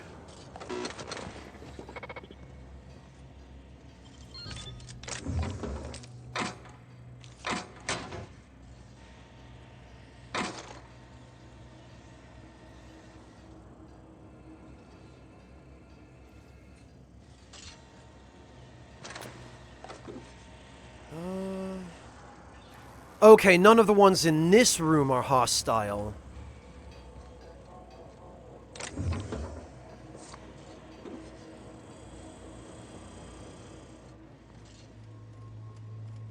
Okay, we could pick that. But it looks like... Ah! Barred, huh?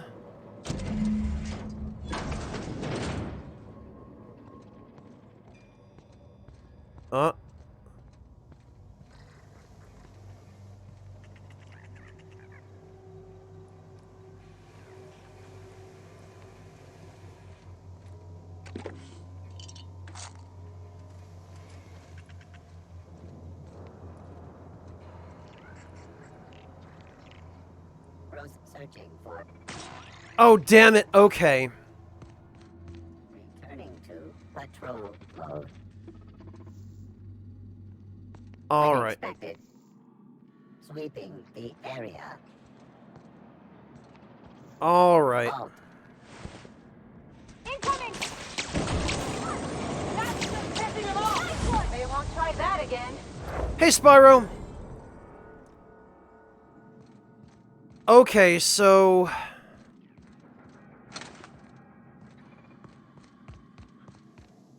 how are we even supposed to capture these sprats alive? They got the drop on us. Oh, great, I discovered the maintenance tunnels. Process isn't sweeping. Incoming! Get on!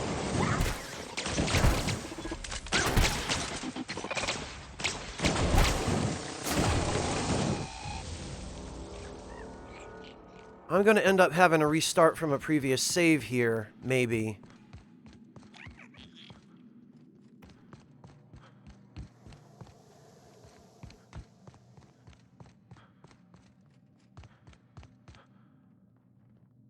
Prosperity Plaza.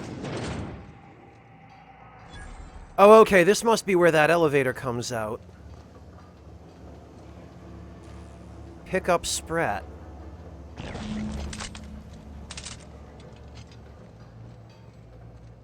Okay.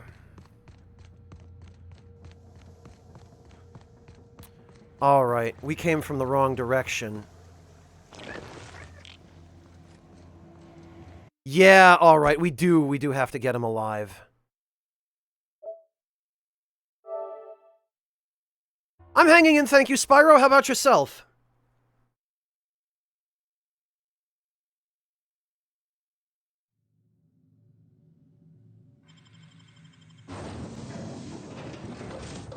Okay.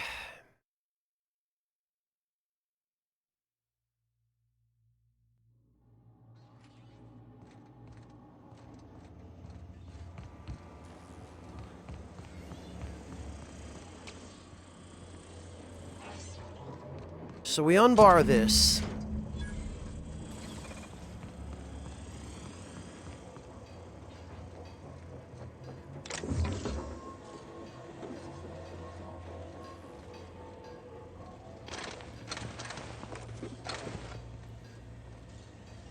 System alert.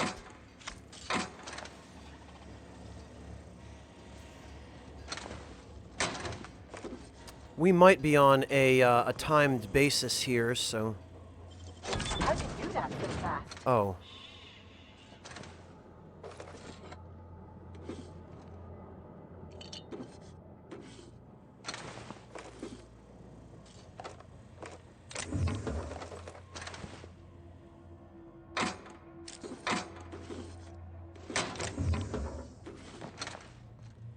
That's just the supply closet, I guess.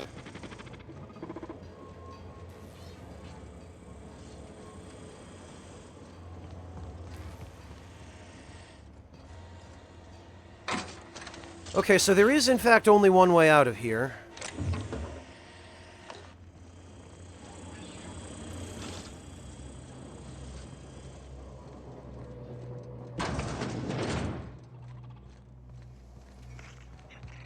Unexpected. Incoming! Think I got him.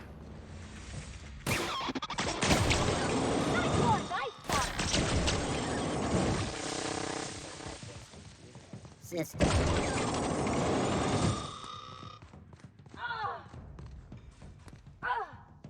That's the last of him.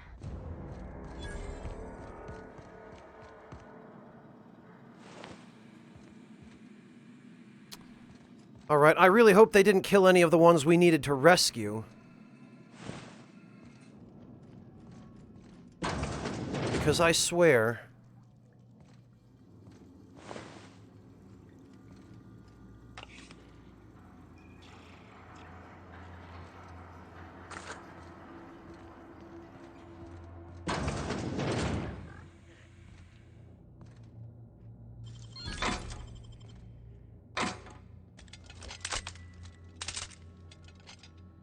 Oh, very good, Spyro. Thank you. I appreciate that. If they didn't want to tempt us, why'd they lock it up?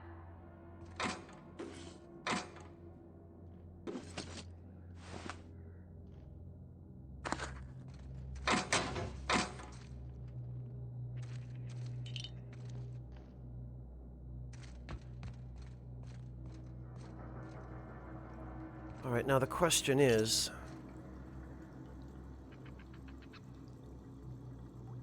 Come on.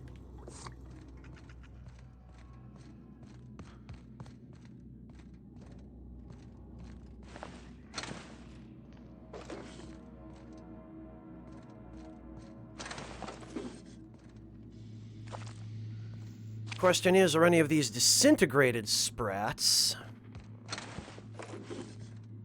the ones I was supposed to be rescuing?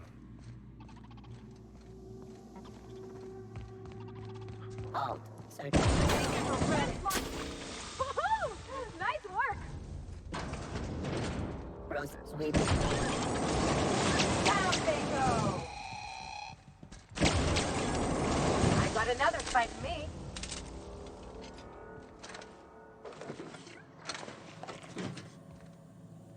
I hear sprats.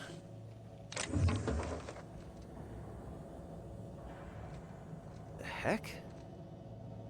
What's being produced down here?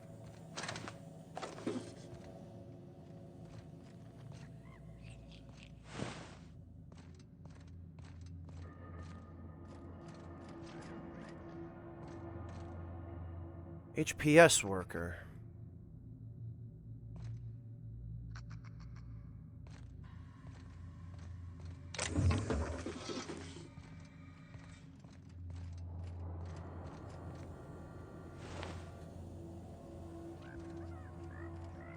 Oh, the sprat I hear must be on the other side of this wall.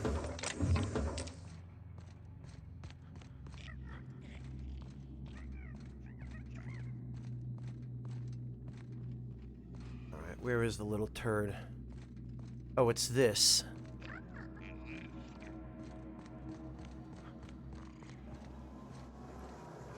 I really hope that the sprats whose bodies I was supposed to pick up did not turn into ash piles, because that would make this quest impossible to complete.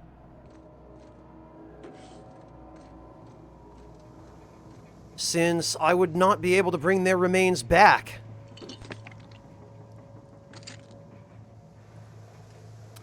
And actually, I guess while I'm doing that, I was just about to say, Big Daddy Adam, I should,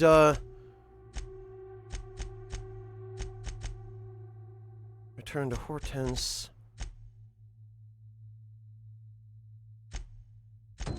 Sprats found one.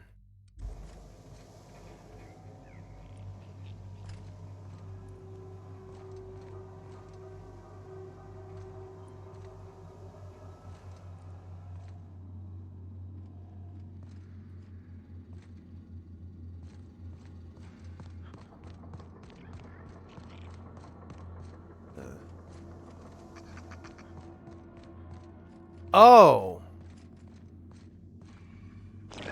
Got him.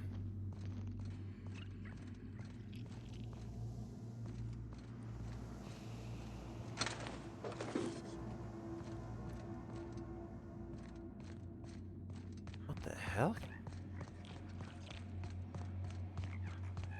Ah, right.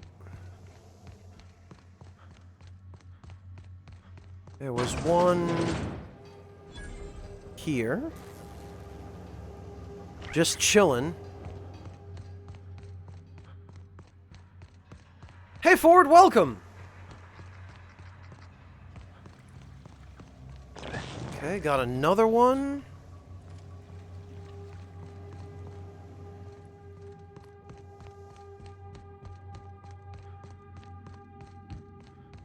Now the issue is going to be... What the... Ah! Hiding behind crates. I knew I heard one over here. So actually, they seem not to be located in places where they're terribly likely to get shot, other than this one.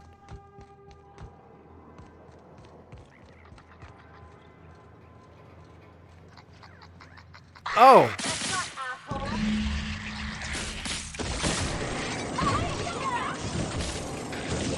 Nothing fun ever happened in this town. Kobolos, huh?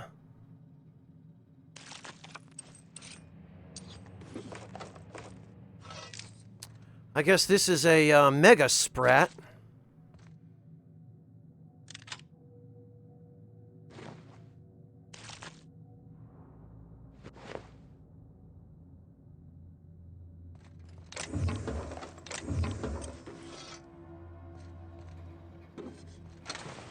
I certainly hope the one we found wasn't dead.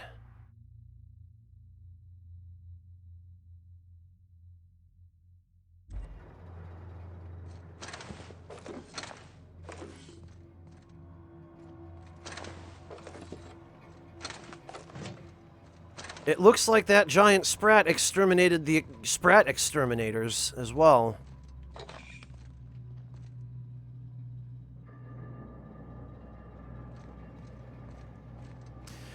Yeah, Amateur, if you're not sure you're gonna like matcha, if you just want to try it, get the...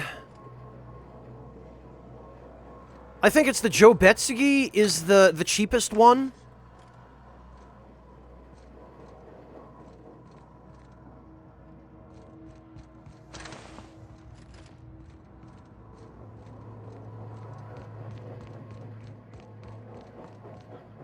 What have we here?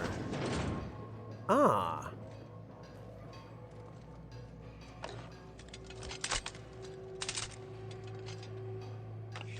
Oh, you've tried a matcha. Okay. Nimble fingers, Captain.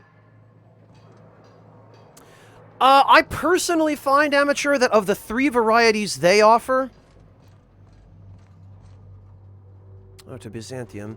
Of the 3 varieties they offer, the middle grade one, I think it's the Senju no Mukashi, is the one I like most. The Unju no Tomo is the best, but it's too expensive, really, to be practical for drinking it on a regular basis. And the others are fairly expensive as well, but...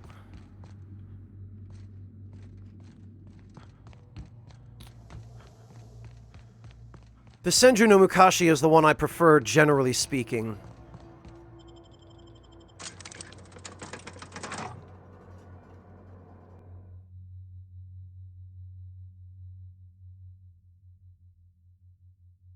Oh, you did enjoy it, Amateur. Then yeah, try the Senju no Mukashi. And actually, they now have a powdered Hojicha product that they sell.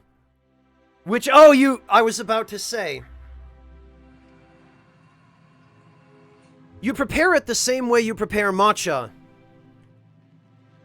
I haven't actually got around to trying that one yet, but I've been interested to do so. Any luck finding my sprats? I have them all. Truly? Why, this is marvelous! And all safe and sound. Oh, Reginald, Philippa, Vonda, Haroon, Iskander, Evelyn, I'm never letting you out of my sight again. Please, take this. It's not much, but it's the best I can offer for the safe return of my darlings. Now, I've got to get back to the lab before my supervisor logs my absence. I'd love to chat, but I can't afford the absence. Alright, good luck then, dude. There is another elevator down there which I wanted to check out.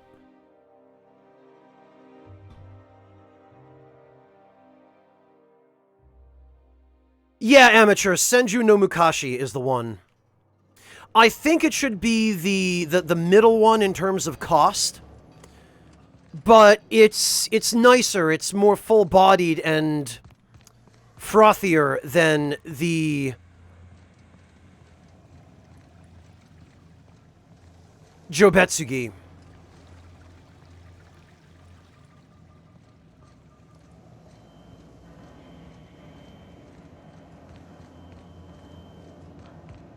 Alright.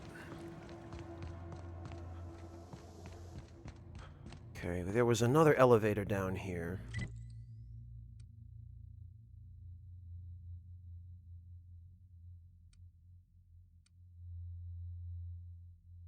Okay. We turn right here. I think it's a straight shot.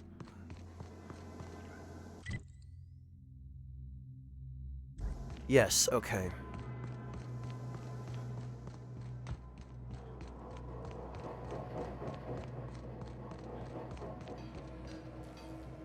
And actually...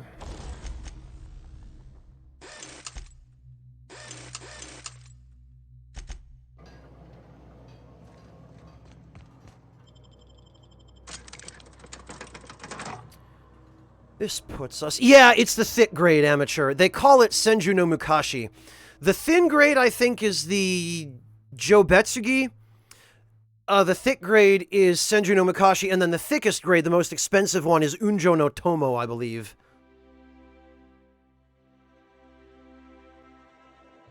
Yeah, try the ground Hojicha.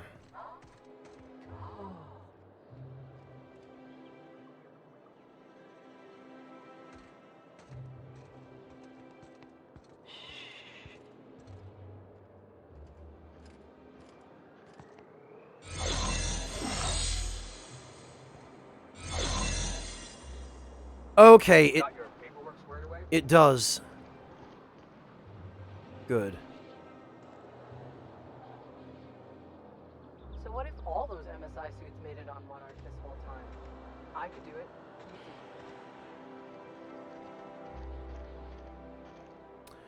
Alright, we do have what we need to get in here.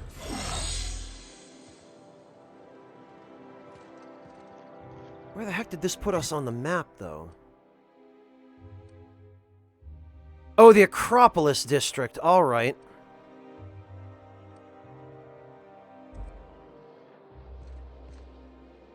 HHC building. We'll have to check that place out a little later.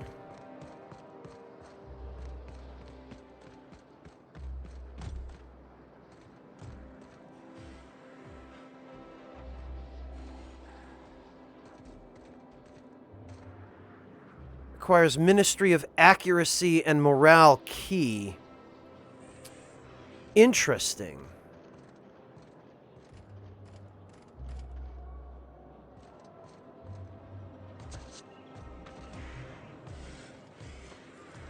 Oh, these bushes aren't camouflage?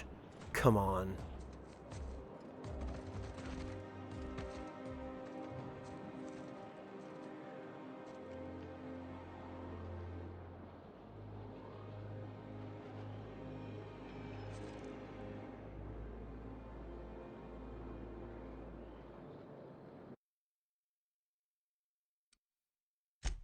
Yeah, I figured as much, Ishida, but it seems like we were able to sneak in here through the maintenance tunnels, which is good to know, because I think we might now be able to fast travel here as well.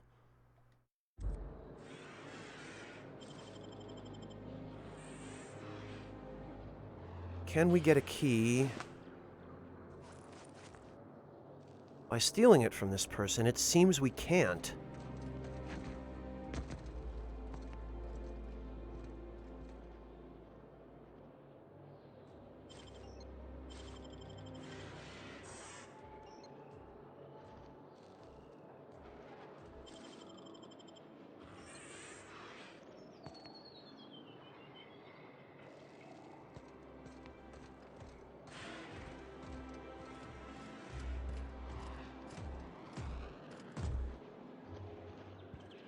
We got them to face away from us.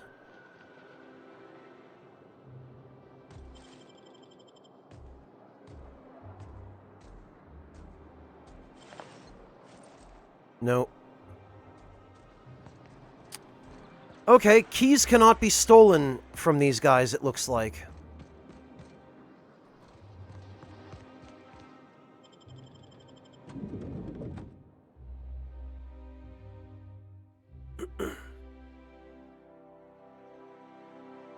Alright, let's see.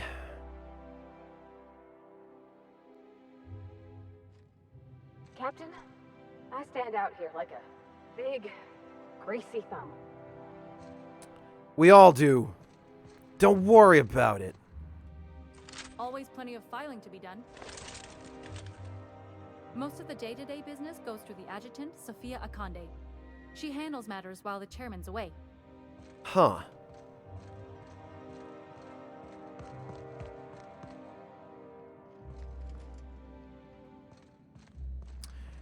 Interesting that there are MSI, not MSI, OSI symbols here, but that they're a different color.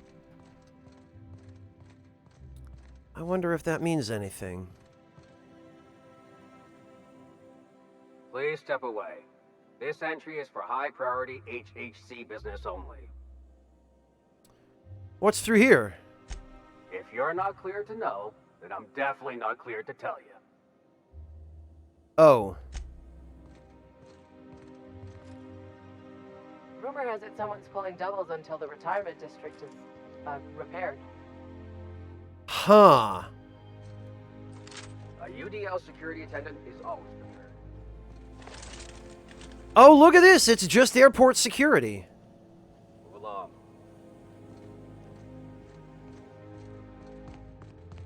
That's not a real door.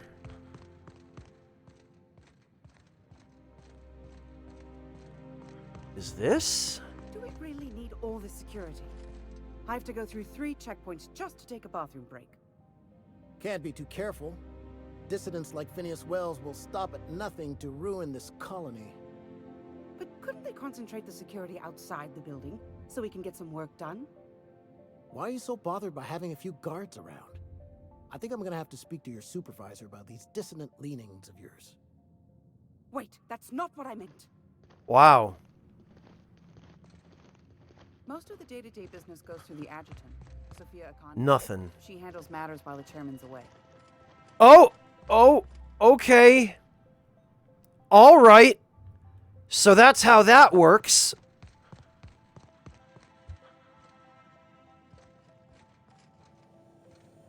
State your business. Sure. Oh, sealed. Okay. What about you? Welcome to the official headquarters of the Halcyon Holdings Corporation Board. Today's greeting is brought to you by Auntie Cleo, a subsidiary of Colway Pharmaceuticals. Aha!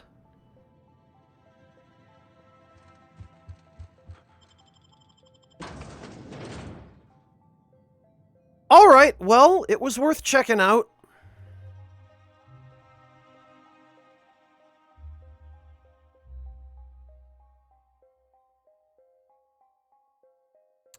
You know, I should have just gone straight to my map and not zoned through that door and had to deal with the loading screen.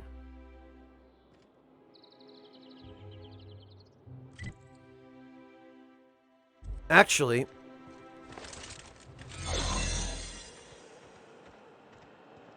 Keep your shoulders up. Move along. Okay, there we are. Alright, so I didn't need to fast travel after all. And I think this is Ellie's parents' house. Yep. Okay, so it's actually just a tiny checkpoint between here and the HHC building. Oh, there. That's one right there. Can't you just see the stench of impropriety radiating off of him? I must admit, I'm getting a certain thrill out of our little arrangement. If this goes well, perhaps I'll start hiring wandering delinquents to handle all of my affairs. Actually... It is going well, I hope.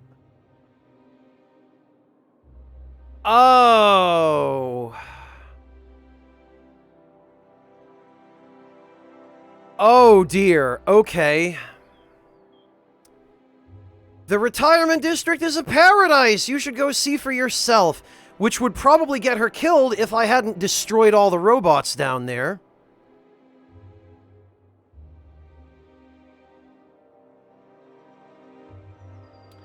I am very tempted to send her there. Ishida, except I don't know if it'll do any good because I already destroyed all the machines.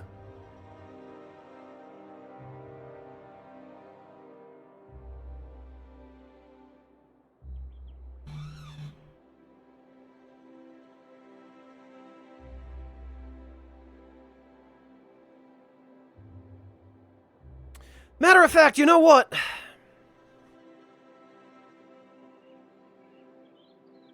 One less person like this would just be a benefit to Halcyon. You know what? Yeah, the retirement district is a paradise. You should see it for yourself. Go look. I promise it's great. I knew it. I just knew it. What a disaster. Did you get a good look around? What was it like?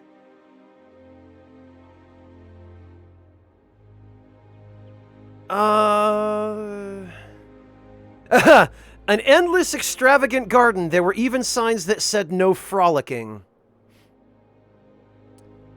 There's just one giant party. They had a vodka fountain and everything. Everything is gold. Golden streets, golden chairs, golden toothbrushes.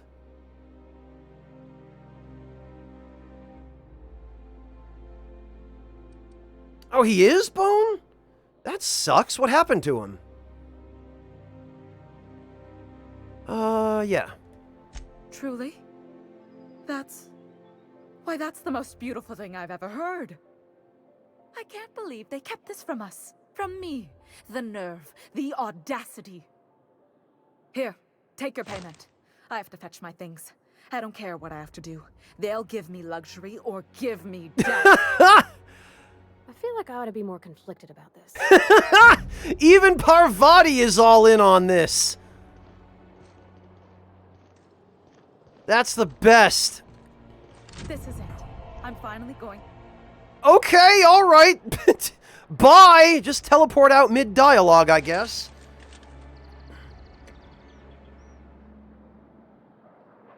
Well, enjoy your death. I mean, your luxury.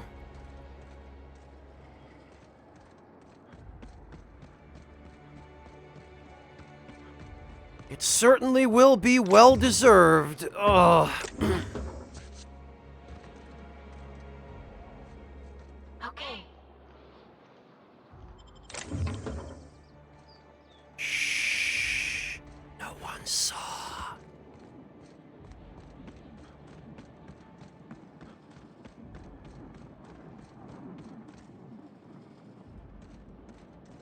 You and your pen pal seem to be getting along. Don't make it small. When you say it like that, it sounds stupid. Whoa, take it easy. Didn't realize you were so wrapped up. You're doing it again.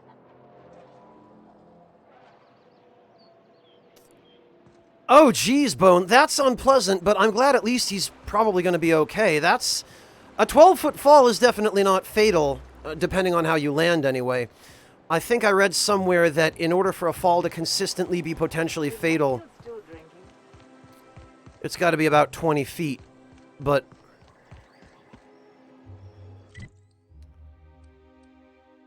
I guess the point is, I'm glad he's not seriously injured. Mr. Clark spends... Okay, yeah.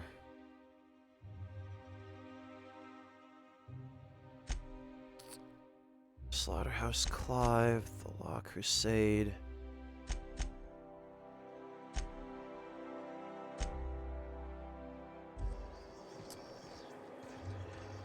You know, we're right here. We might as well do this next step in the quest.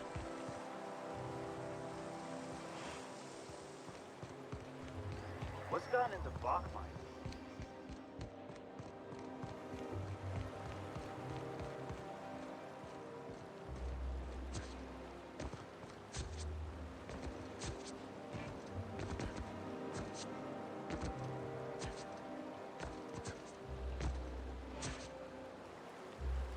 Oh. Yeah, you know what? Hey, Fear Engine!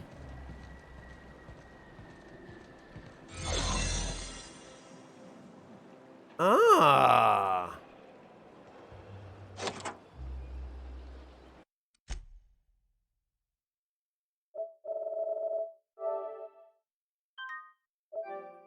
Very interesting indeed.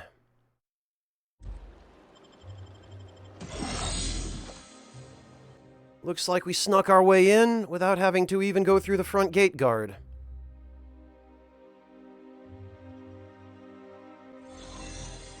Oh, but now we have... Okay.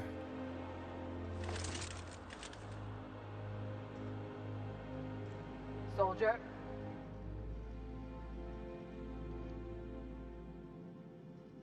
I think we can loot the place later.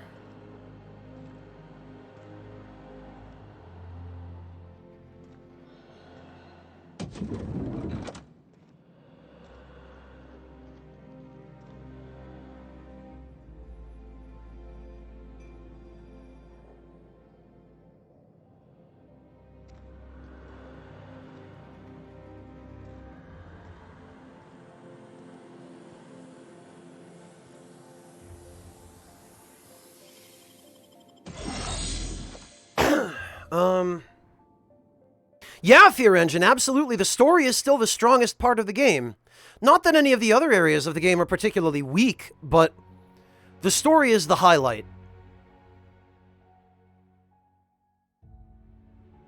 Tell you what, though, I'm not keen on having to go through this loading screen multiple times to restore my Hollow Shroud.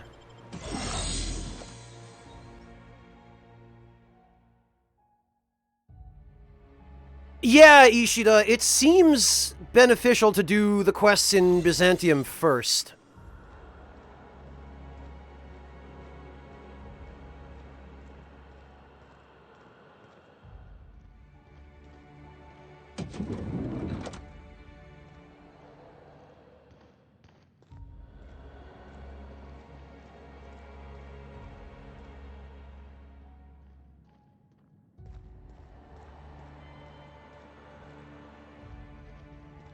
Okay. There he is. How did you get in here? Sure.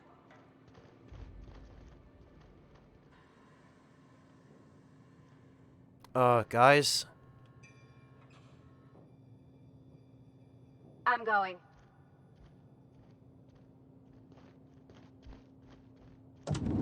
There!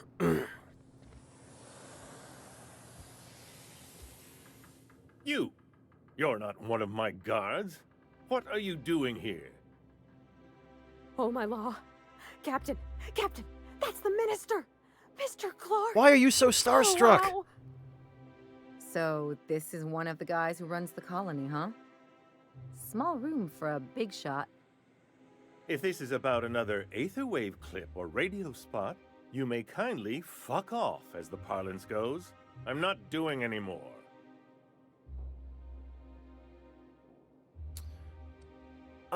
Seems like we're getting off on the wrong foot. Have I not made myself clear? Slowly and loudly, Aloysius, it's the only way these morons understand anything. I said, you may tell Charles to go fuck himself. Calm down. I am just here to ask you some questions. Then you're not part of Rockwell's PR team. That means you're a dissident? A real live dissident? But what are you doing here? And how did you get in? I'm sneaky. Wait, you think I'm a dissident? My friend, the slightest demonstration of independent thought or action renders one a dissident in the board's rather expansive definition of the term. Which is why I'm dying to know what brought you here. This guy does not seem like he holds the board in particularly high regard. Granted, he is Earth's liaison to the corporations here. I'm looking for dimethyl sulfoxide. Drugs, of course. What else? Why did I get my hopes up? Back to idiot speak. I don't have any drugs. You should try a vending machine or a purveyor of curative goods. I don't know if our chemicals are here, but this guy is definitely not. Will that be all, then? They're not drugs, they're chemicals, and if you haven't been ordering them, who has? Process of elimination. The only other person with access? Of course, of course. It's Rockwell again. Who else? And I thought he was only holding me here to keep me out of the way. Back up and tell me what you're talking about. Chairman Rockwell. He's kept me under house arrest for years. I've long suspected him of transacting business in my name. But this proves it. Huh. Yeah, sure. It's always someone else who ordered the hookers and energizing ointment. Please, this is important. Whatever it is that brought you here, Rockwell's the one behind it.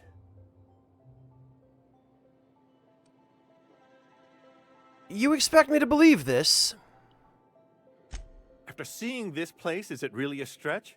I've been confined to this house for years, and even I can tell you, things aren't right in Halcyon. Whatever Rockwell's doing, he'll be doing it from the HHC headquarters. Your best lead is to look for details in his office. This all feels off, Captain. Like when there's a storm coming, but everything's quiet and still. Believe me, things have been off around here for a very, very long time. A reckoning is most certainly due. We really gonna do this? Getting involved is a messy business, and it rarely pays. This is about more than bits. This is about the survival of the colony. If you don't help, who will? Why, this is starting to sound like an issue of dissident hunting. Oh dear. You seem a little too excited by all of this. We're discussing industrial espionage, legal redress, the possible salvation of Halcyon. Is this not exhilarating? Also, this is the longest conversation I've had with someone else in quite some time. Huh, let's focus. How do we get to the HHC headquarters? Via the Acropolis district, of course. That's where the most important corporate and government facilities are. But only board employees are allowed into the district. There's a heavily guarded checkpoint just down the street. You mean the one I snuck through on the way here? Might be a route through the maintenance tunnels, but I'm afraid I don't know specifics. Most people avoid the area for obvious reasons.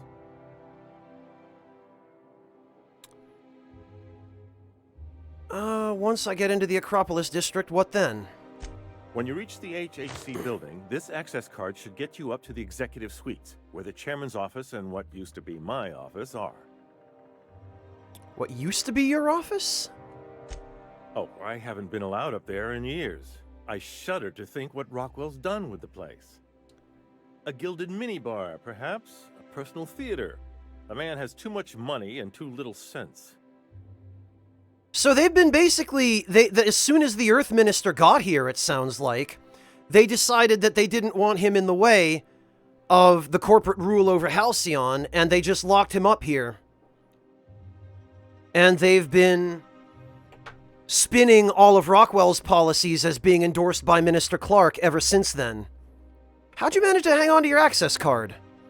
The board's lackeys are none too bright. I simply claimed I'd lost it and hid it somewhere no one would think to look. Ah!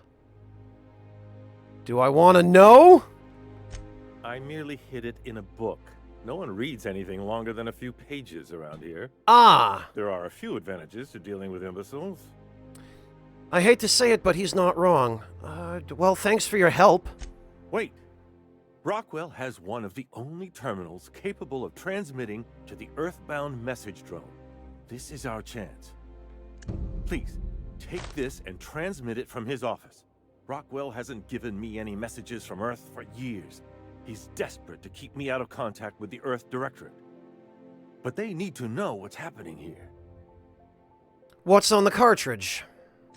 What isn't on it is the real question. I've gathered meeting minutes, internal messages, sustainability reports, and more, all exposing the corruption and mismanagement plaguing Halcyon. Once the rest of the Earth Directorate sees it, they'll have to send help. You're awful trusting for a guy who's been locked in his own house for years. The Earth Directorate is our best hope. Even Rockwell's resources are no match. And it is hardly in their interest to let Halcyon crash. How long will that take, though? They'll have to get people out here. And the Hope, even before it got dragged out of skip space, was scheduled to take 10 years. Depending on the nature of their response, months at least, perhaps years. Organizing and sending personnel all the way out here is no mean feat. Well, it's something, I guess. And now I entrust it to you. Good luck, and trust no one in the Acropolis district. What a pleasure. I haven't had this much company in quite some time. I dearly hope I'm not imagining this.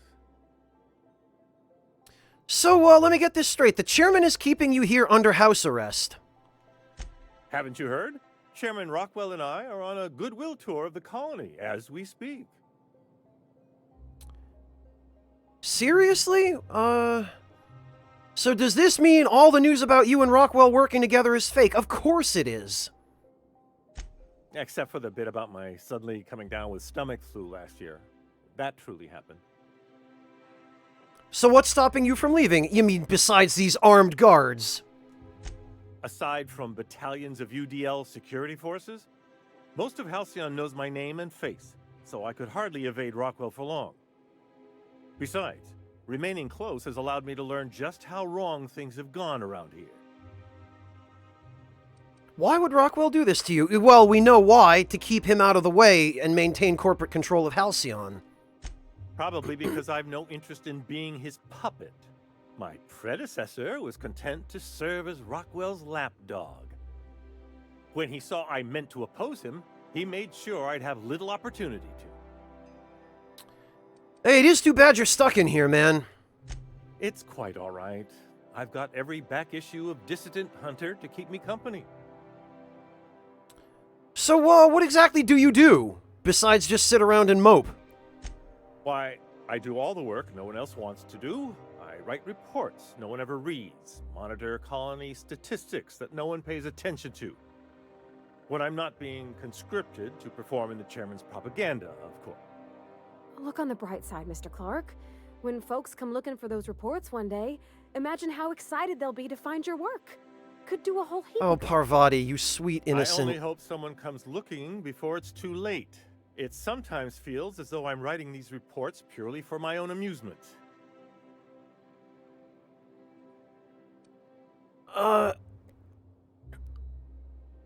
Take heart, you're doing what you can. That's what I tell myself, but it can be rather dispiriting. Halcyon is headed for a collapse, and no one seems inclined to do anything about it. I'm inclined, sir. Just point me towards the busted. I'll fix it. I can fix it. A fine thought, but I'm afraid you underestimate how deep these problems run, and how long they've persisted.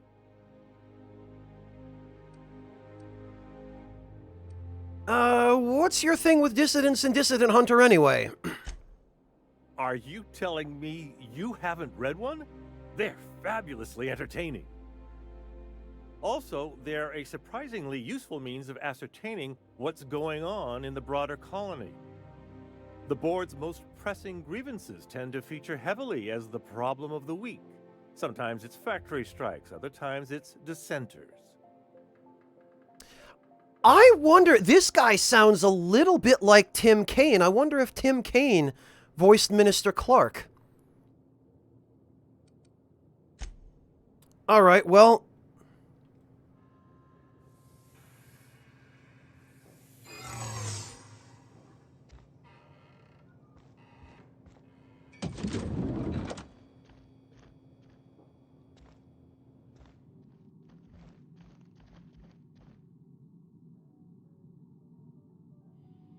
You got it.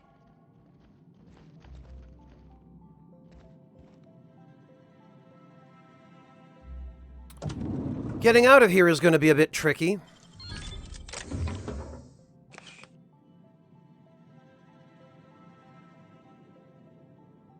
Ooh.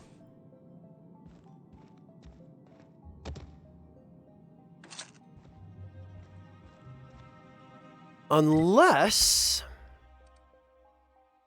Oh, I can't fast travel from here, because of course I can't.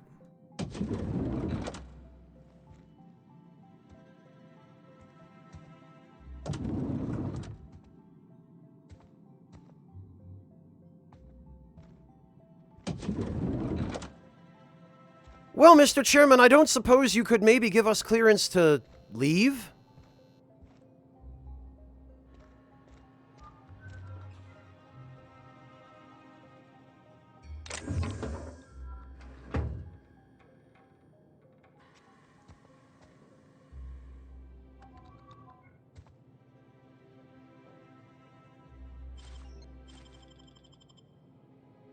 No. Okay.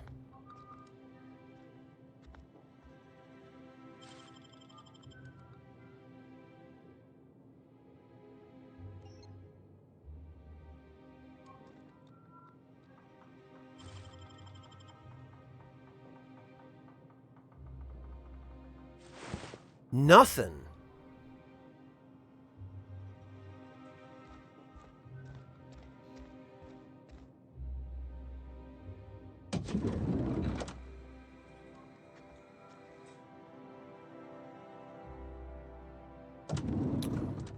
Okay.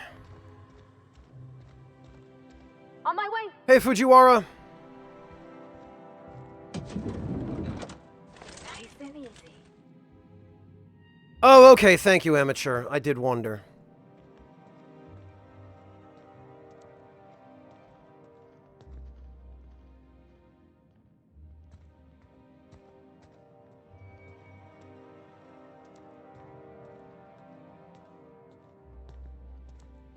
What? Something's not right. Hey, soldier! You can't just wander around the minister's residence. What do you think you're doing? My job. The real question is, what are you doing? Me? I'm watching for suspicious activity. What's so suspicious about a fellow UDL guard calling on the minister? Well, when you put it that way... Look, I don't have any visitors on file today, UDL related or otherwise. I won't report this, but you need to leave.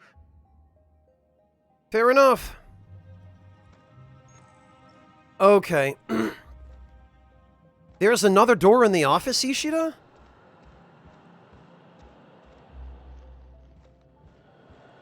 No, there's not. Oh, wait a minute. I guess there is. Greetings, undead warrior. Ah, thank you, Ishida. I really appreciate that. Welcome back.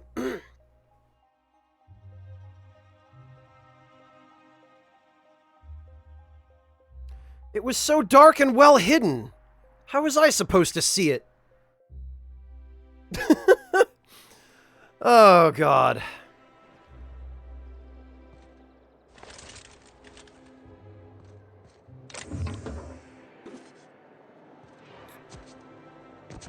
So, I guess we are meant to... Ah!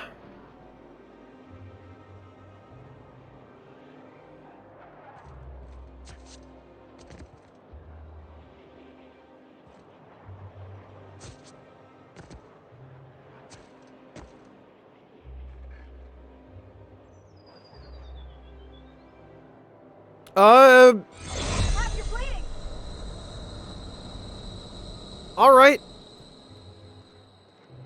Okay, that's not traversable then. Got it.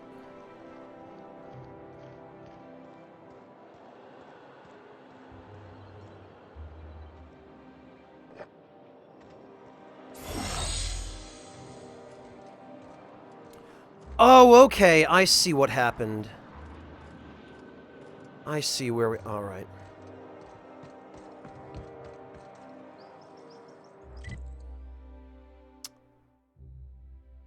Alright, well, first things first.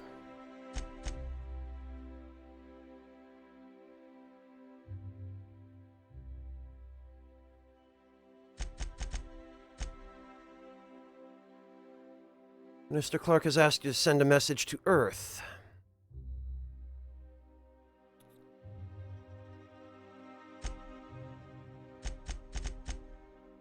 Okay, first of all...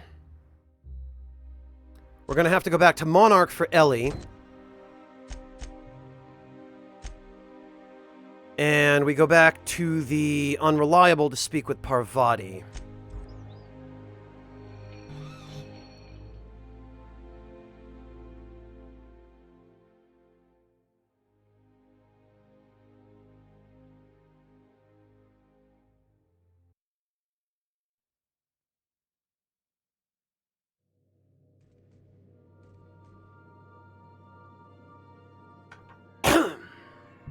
Oh, it looks like I've acquired some stuff. Some crew members are... You're adjusting before you pull. You're anticipating it. Of course I'm anticipating it. What if I shoot a friend on accident? That's on account of your stance. You want to lean into it. Embrace it. Work with it. You're in control here, Parvati, not the gun. Don't let a hunk of metal jerk you around. You've been around powerful machinery all your life. You're always in control, right? I guess that's kind of like when the filler's shooting 600 cans of near molten sal tuna down the conveyor while I'm trying to tune a belt. Here, stand like me. Just so. Hips square. Lean forward a little. It's just equipment. You're just an engineer using it. Ah! Okay. We'll try again later. You'll get it. I promise. Poor Parvati. Sorry. Mind your way? No? I swear, next time we put into Groundbreaker, I'm gonna do it. I'm gonna ask her over. Oh, I'm so nervous. Having trouble focusing on my work. All right. Well,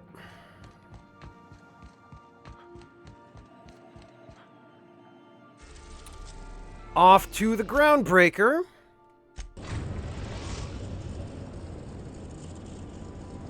We've arrived at the Groundbreaker.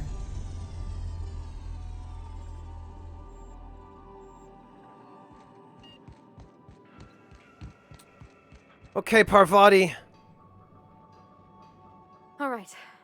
She's on her way. How do I look? You look terrific. Oh, my hands have finally stopped shaking. All right. Deep breath. Here I go. But you haven't changed Oh.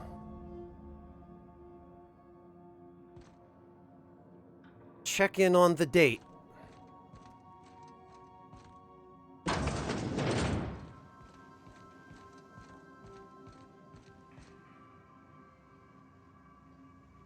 Oh, of course, it's in the galley.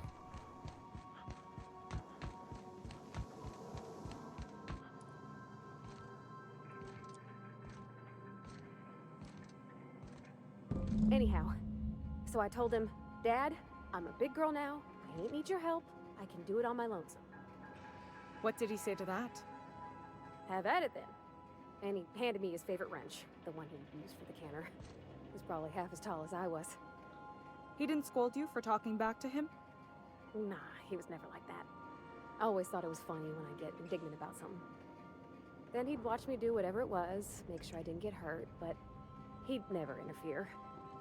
I learned a lot that way. I wish I could have met him. Anyone who helped shape you must have been a special person. Aww.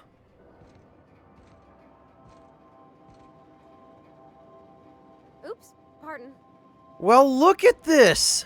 My father and I were often at loggerheads. He had notions of how the station should be run, and I had others. He was fond of saying, "You think Groundbreaker pays for itself? Someone's got to cover the bills," when I chafed against his deference to the board. Sounds like he was afraid of him. He was, and he was right to be. Didn't mean I had to like it.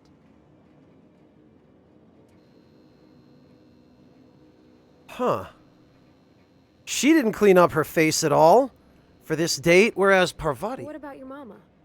I don't mean to pry, you just hardly mention her and Wow. I'm wondering. She passed when I was small. Taught me how to change a fuse on her deathbed. Even sick, she was patient with me. She kept exhaustive journals of my childhood, my father said. Like she was A/B testing child rearing. Huh. Must be you got that exacting nature from her. Exacting is a kind way to put it. Inflexible, my father would have said. Bull-headed. Cold.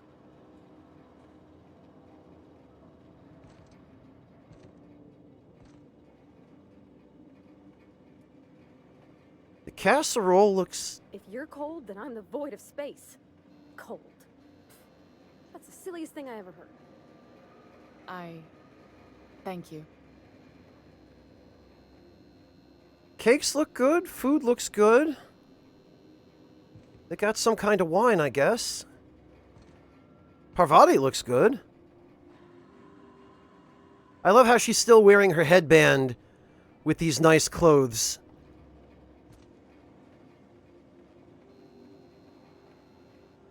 I guess Junlei's still wearing what appears to be a captain's uniform with engineer's coveralls. Hey, Junlei. I appreciate you making the time for this. No worries. Gotta help out Parvati. We'll get the kitchen back to you soonish, promise. No, that's fine. No hurry. Oh,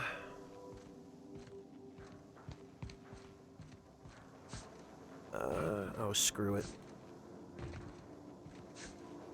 Oh, no, can't. Okay.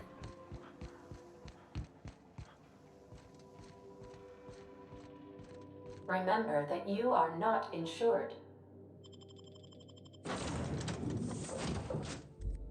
Wait, what?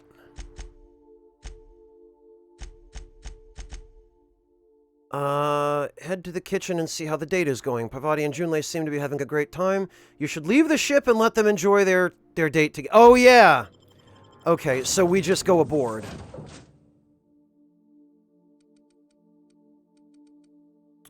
We'll take Max and Nyoka.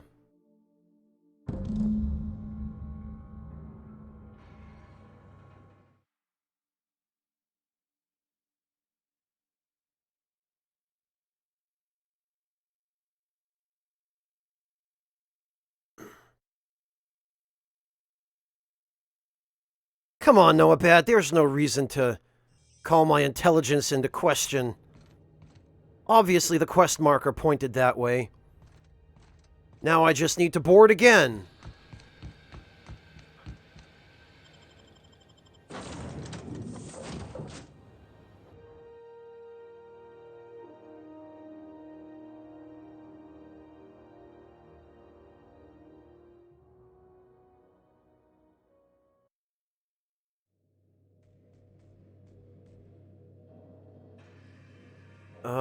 I believe I hear Felix and Parvati discussing the latest Aetherwave serial. Oh, that date ended quick then. I hope it went okay. Okay.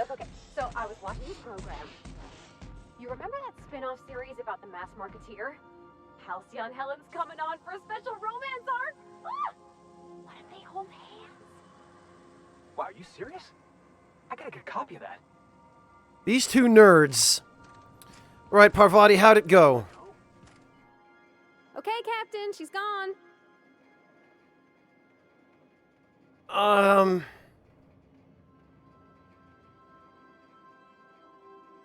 Did it go well? I'm near about vibrating. I'm so excited. So she got here, and after a few minutes, she said, "Hey, do you have some new parts?" And I was like, "Nah, I used a new soap." And then she just sort of touched my arm real gentle-like and called the cut of my outfit elegant. I couldn't hear the rest on account of my heart was beating so hard. Then I led her into the kitchen. I think she about cried when she saw the spread.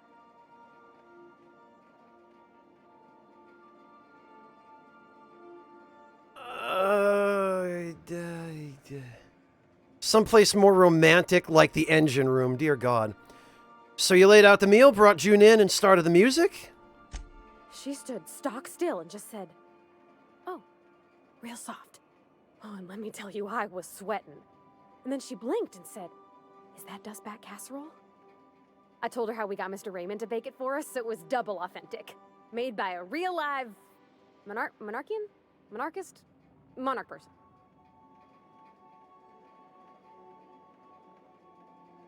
Parvati will use the ladder, Ishida? What, told her how we got Mr. Raymond to bake it for us. Oh, yeah.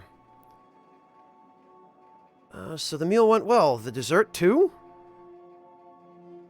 Well, we talked a bunch over dinner about the things we learned just through messages, stuff we repaired, how I taught her to salvage and she taught me to build. When I brung out the sweetheart cakes, June, she got a little teary, said she had a thing she needed to say. But I stopped her because I wanted to say it first. I never felt so bold, Captain.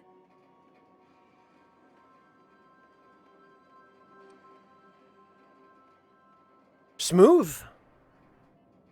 Well, and? I told her about how she made me feel. Bold like I acted. Strong. Smarter and kinder than I am on my lonesome. I listed all the things I liked about her. And then she pulled out a paper and read a speech. She talked about the things she admired about me, like my cleverness and my humor, and how it made her want to be more open.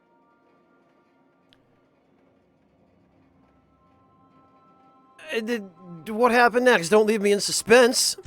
Anyhow, when she wrapped up, I asked her to be my girlfriend. And Captain, she said yes! Oh, good! Great! Fantastic! What about your disinterest in physical affection? We talked about it some. I told her I wasn't sure how it would work, how I've had a bad time of it in the past. She said we'll take it as it comes. Fix things together. Share meals, talk. Maybe she could rub my shoulders when they're sore. I said I might like that. That was very sweet. Congratulations. GG. It's all on your account, you know. Imagine if you'd never taken me out of Edgewater. I'd have never met Junlei at all. I don't know nothing about the Vicar's capital P plan, but you've sure changed my life. So, if you don't mind, I'm just gonna head to my cabin and happy scream into my pillow for like an hour. Okay. I could probably spend years fixing this boat, stem to stern.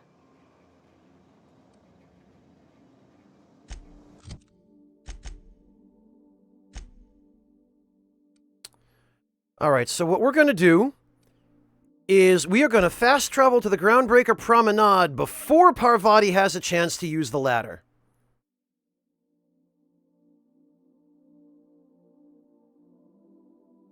So that should solve that problem, right, Ishida?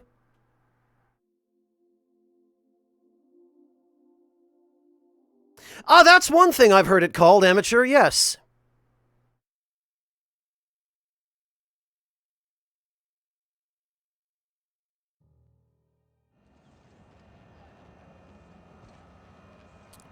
Well, GG, Parvati, we did it. We managed to avoid the quest-breaking bug that caused Parvati to die, and actually completed her entire quest.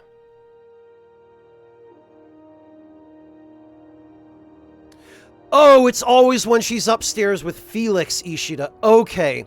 That would have been handy to know early on, but thank you for the heads up. Right, because when she's upstairs with Felix, she uses the ladder to get down and then clips through the terrain and I guess dies, even though she's not supposed to.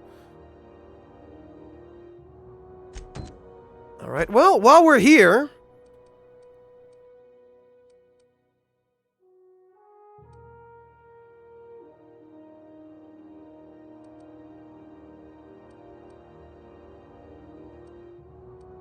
Wait, what?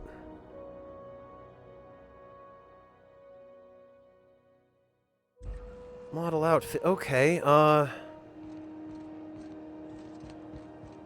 why is this quest directing me back to the unreliable? Oh, I guess I'm just supposed to get whatever outfit from here, huh?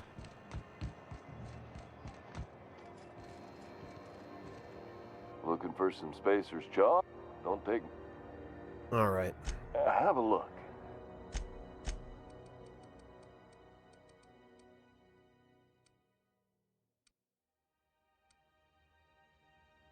Oh, a pristine shot cannon ultra. Huh.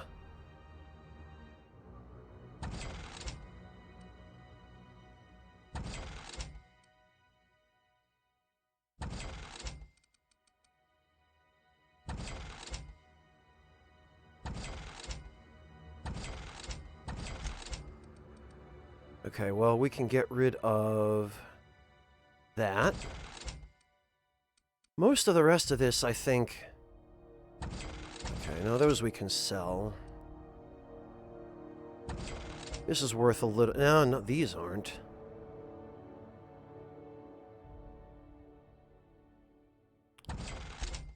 rest we can break down. Mag to power. Toughened. Speed grip. That one might be handy.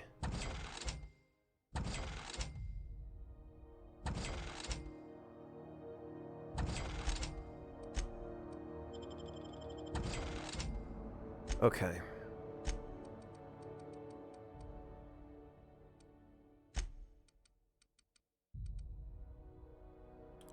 Oh, mechanics overalls. Makes sense that they'd be sold by Spacer's Choice.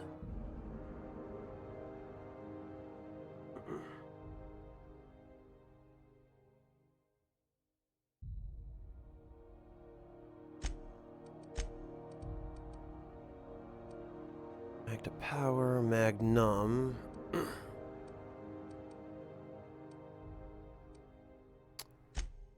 Nothing good there.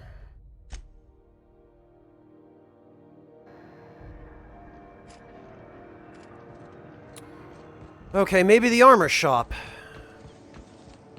would have something appropriate for this. You'd think they would.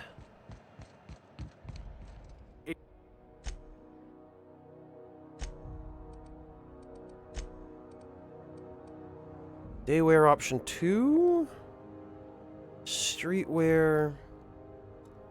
Crew outfit.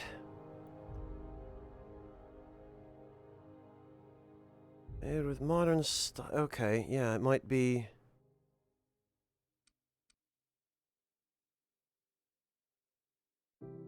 A vast improvement over Model G. Work gear farm friendly. Work vest. Okay, lightweight daily spacers wear.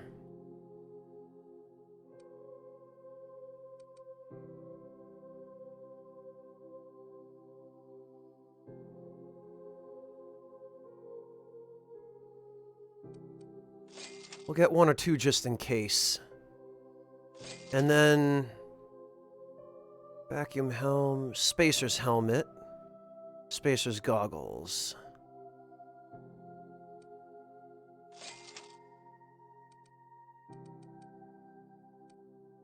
Hopefully this should be enough. Because I'm not sure exactly which of those we're going to need, but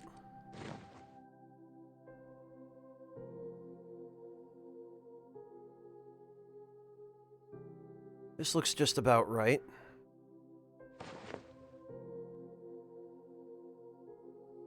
Oh, and, this is literally just Han Solo. Okay.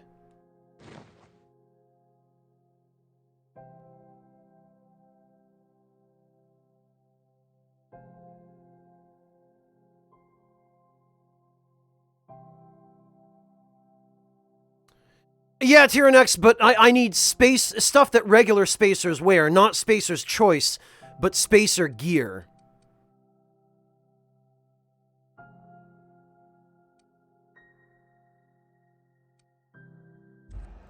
Alright, well.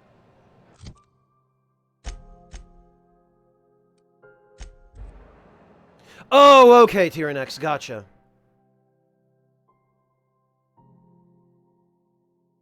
Hey, Kneelers! Lothario, I already showed her Marauder armor.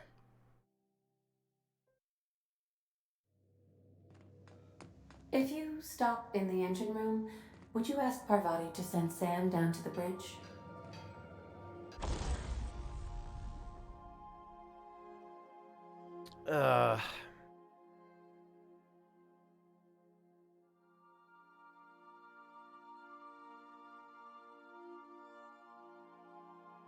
Alright.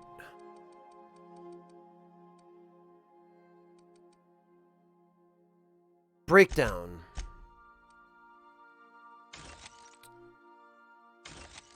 Mr. Ouch.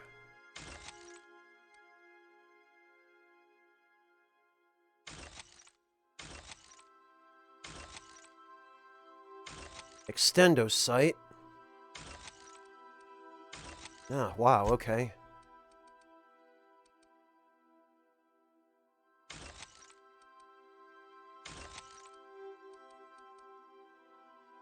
Where did I get this?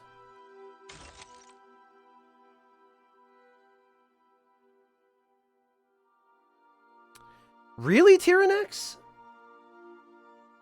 Even by going back to Edgewater? Or just killing marauders on Monarch or at Roseway?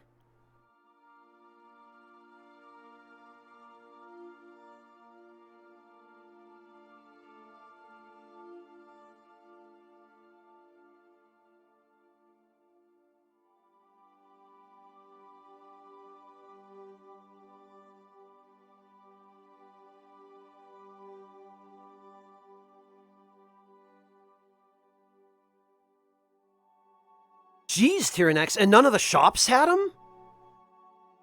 That is some incredibly rotten RNG. I'm sorry, man. That's awful.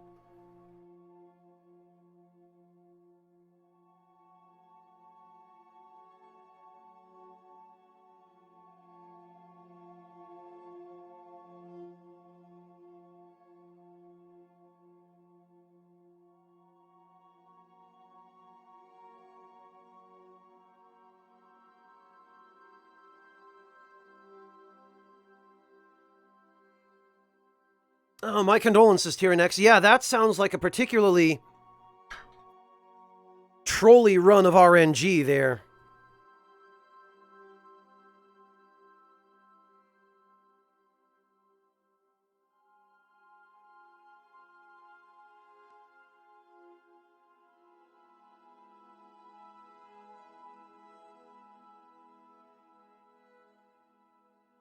Ugh.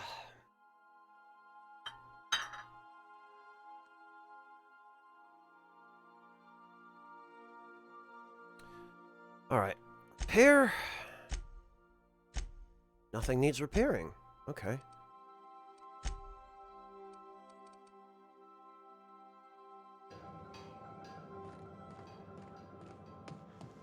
Alright then. Back to Byzantium.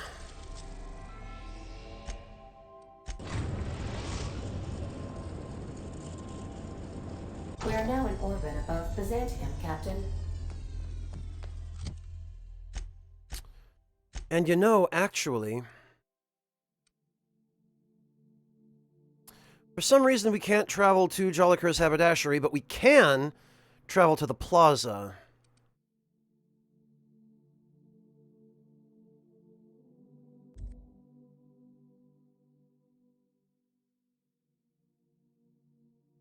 What does Neeler's trying to get like a Baldur side sword to drop? And then just never finding one? Or a Titanite slab? Because, yeah, I can relate to that.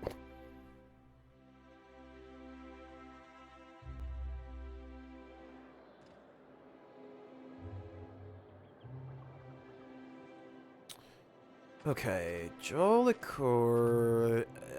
yeah, alright.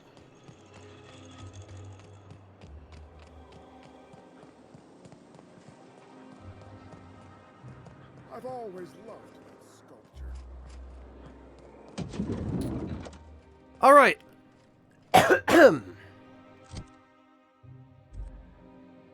I can't wait to see those outfits. Oh. What can I do? I guess the, I guess this stuff doesn't count. Like a star, darling. Square your shoulders. Hand on your hip. Eyebrow cocked. Yes. Perfect. My heart is all aflutter. Yes, that's it. I have it. I know exactly what we're doing. Brace yourself, my dear. We're going to call this style Barbarian Chic. The saucy confidence of a spacer. The raw contempt of an iconoclast. The brutish musk of a marauder. And the pièce de résistance. Monster leather. Monster leather? Is fashion catching up to sensibility at last? 1 part Mantiqueen chitin, 3 parts hide from a raptidon's flank, and let's say, 8 strips of primal leather. No, make that 10. Dear God. Okay, sure. I don't mind killing stuff. My dear, I had the highest confidence in you. You better. 10 primal leather, Mantiqueen chitin, Raptidon. Okay. Well, The sooner you find me that leather, what can I... I guess you can have this trash that I wore.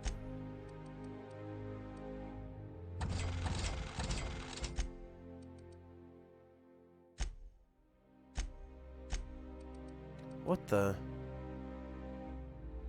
Classic wear Umbra.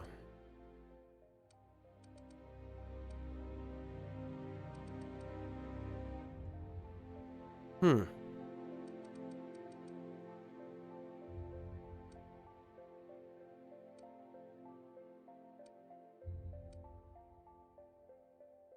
Advanced defensive helmet. Holy cow! That's an impressive helmet.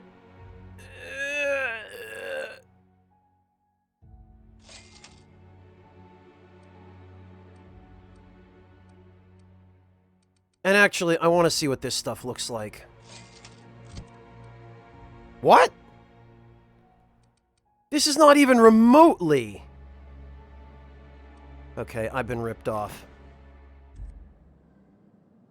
The sooner you find me that leather, what can I... Okay, I guess I'm gonna have to find more of those helmets.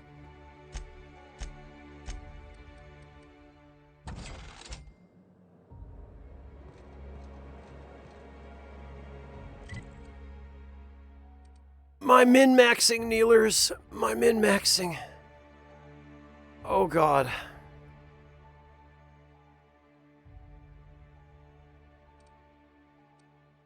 Okay.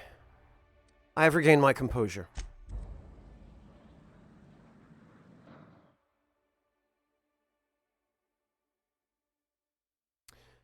Now then, let us give that helmet. Yes, I most certainly can, Ishida. I just need one more level before I can unlock the science tinkering perk.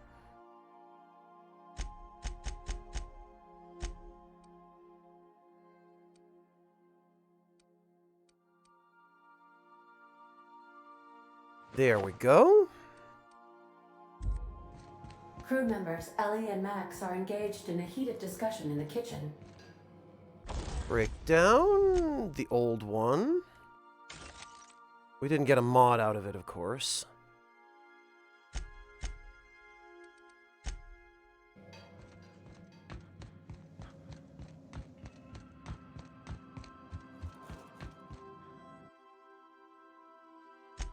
That can go in because I'm hanging on to it.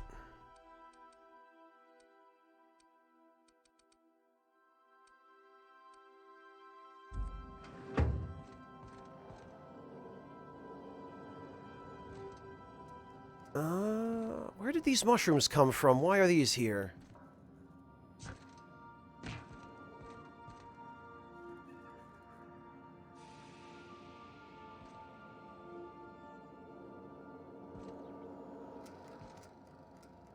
All right, anyway.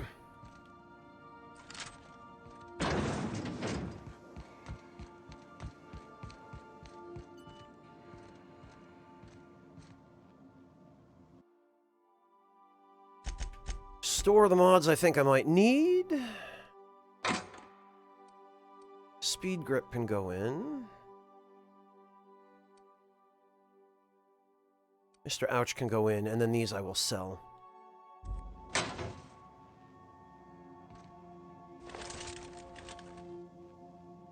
Holy hell, Monotone, I'm sorry to hear that. You have to just learn all of Python by tomorrow? That sounds a little unreasonable.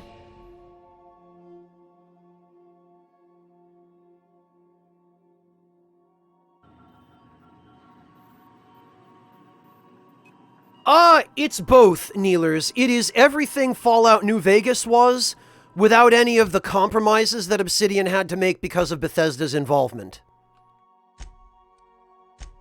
And with a number of additional nice things on top of that.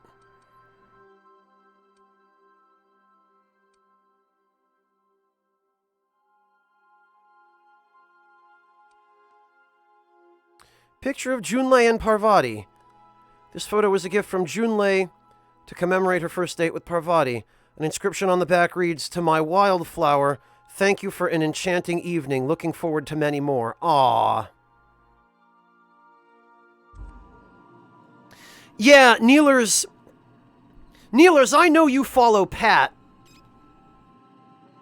And if you've heard what he has to say about this game, what I have to say is going to be pretty much identical. It is fantastic. It's basically a Fallout game without Bethesda's nonsense interference and their inane, arbitrary kneecapping of Obsidian's creativity.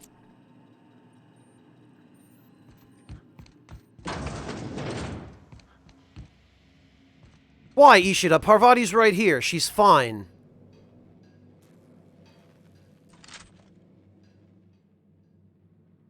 Something busted, Captain? No, I guess that's it.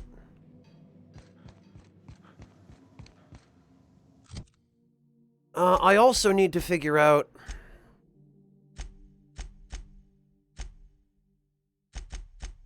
Oh yeah, we have to...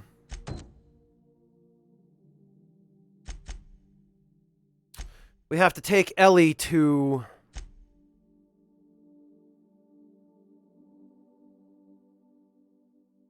Titan of a Manta Queen, hunt them around Monarch. Raptidon flank hide, Raptidons are native to Monarch.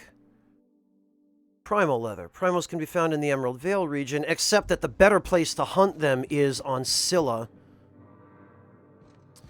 So we need to go to Monarch first.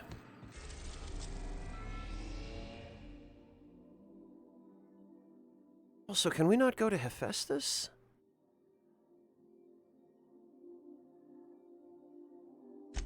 I guess we can't.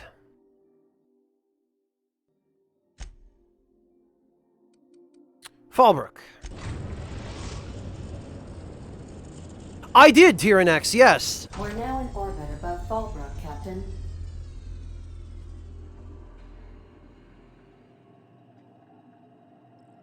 Pretty much, Monotone, pretty much. Yeah, Neelers, if you enjoyed New Vegas at all, then you will love this game. You will absolutely love it. Another thing, Neelers, if you're interested, I actually, I attended a panel on this game at PAX East this year, and I recorded the whole thing. Tim Kaine and Leonard Boyarsky and Megan Stark and a few other members of the dev team were there.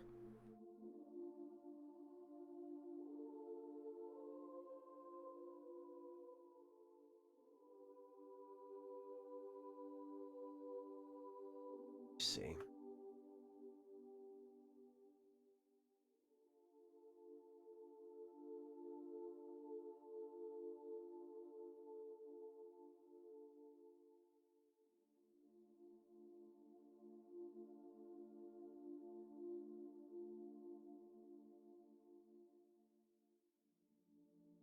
All right.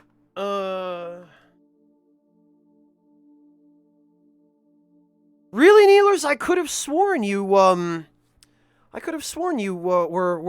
one of the people who came to me from the SBFP fan base. Maybe not. Yeah, Neelers, it is. This'll give you, because the insights from the developers were really interesting. They talked a lot about what influenced the game, and about some of the things that they did that they were especially proud of, or that they thought were really cool, that kind of thing. Oh, you came from YouTube, okay. Forgive me then, I might have mixed up someone else's username for yours. Which is not something I relish admitting, but... Oh, blast it, and I was supposed to bring Ellie.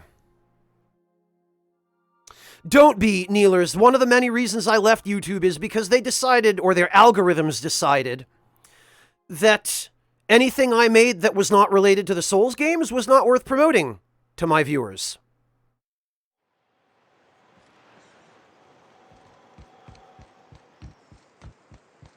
And so that's why you probably were not shown that video. No, I don't, Ishida. It's rare for me to mix up my viewers. Generally, I have a very good memory for who's who.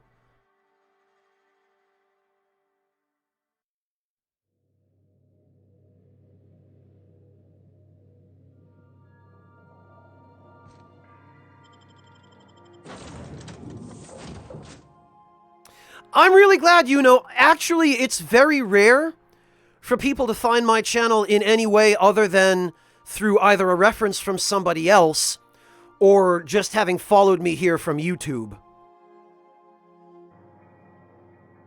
People actually finding their way here randomly, like through recommendations, or through the Twitch search feature, or through anything actually organic, rather than somebody saying, oh yeah, go check out Spy.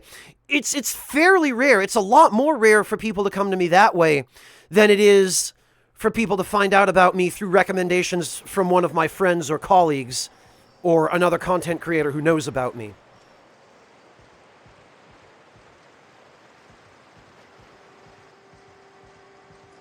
Really, Asamuno? Because I could swear I remember you being around long before I started playing this game.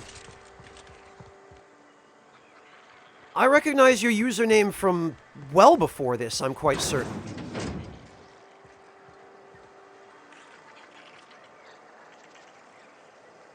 No kidding, Monotone.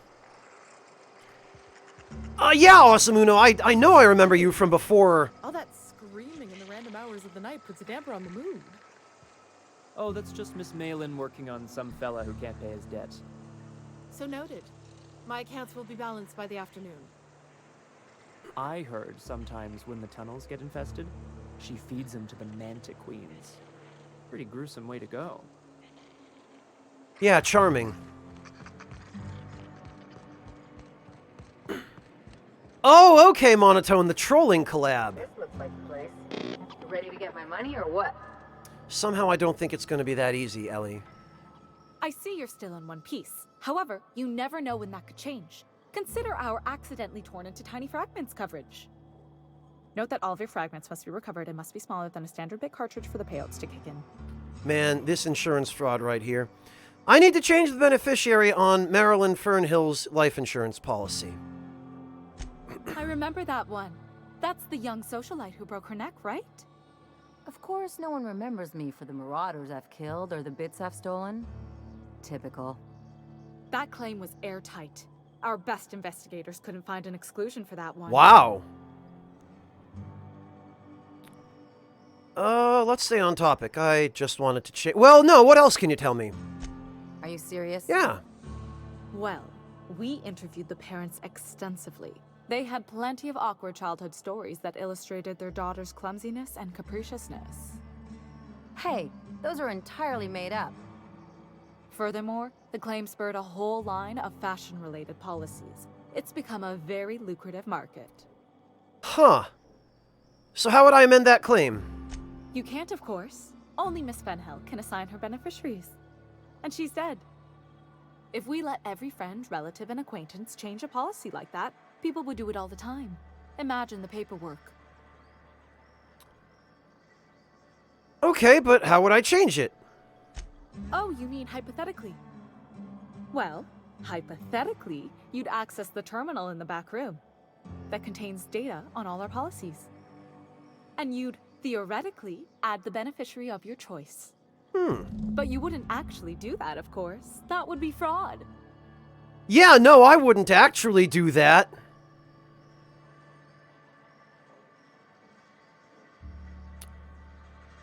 Okay. That's for the best. What can I do for you? It's not like you guys are committing fraud yourselves or anything.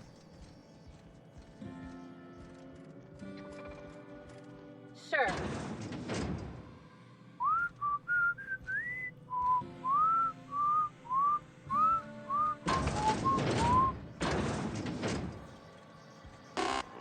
Terminal in the back room. Does she mean upstairs? Oh, yes, she does.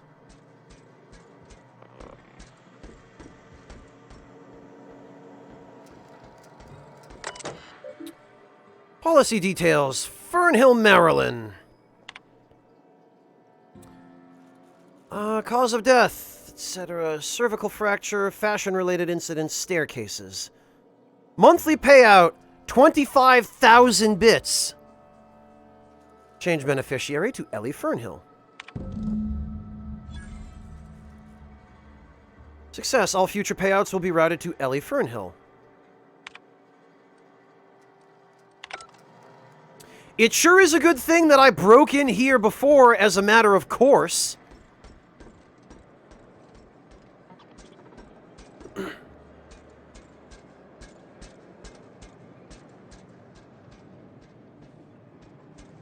I ain't afraid of no robot. Ellie, where... Oh. Yeah, what's up? You really did it. Give these payouts a few years and I'll be rolling in it. Oh, I did, Ishida? If that's all you wanted, you could have just stayed in freaking Byzantium. Being a surgeon out there isn't as great as it seems. At least half your day is paperwork and red tape. No amount of money is worth dealing with that. All right, you got me there. I'm just glad my folks aren't gonna live off that awful story they made up. Maybe now they'll have to go back to real jobs. Like streaming on Twitch. Well, I'm glad you got what you wanted. Yeah. The funny thing about getting what you want is then you gotta figure out what to do with it. I've never been much of a planner. Makes my eyeballs itch.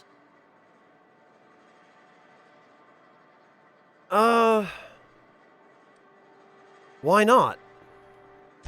Maybe you haven't noticed, but you can't even count on a bribe making it into the right pocket. What's the point of planning for anything around here? Ellie, you are such a short-sighted, immature...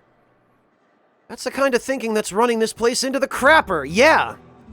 Hate to say it, but Halcyon's already there. Anyway, enough of that. You did a job for me, so here's your fee. I appreciate it, but I didn't do this for the money. Don't make it weird. Even you've got to be in it for the money now and then. Why else would you go through all this trouble?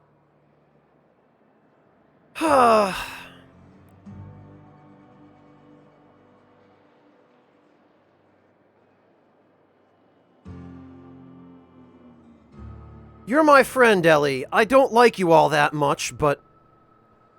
Someone's got to teach you that the universe isn't all everyone trying to stab you in the back. You sure? Because my kind of friends will pick your pocket clean while they're getting hammered with you.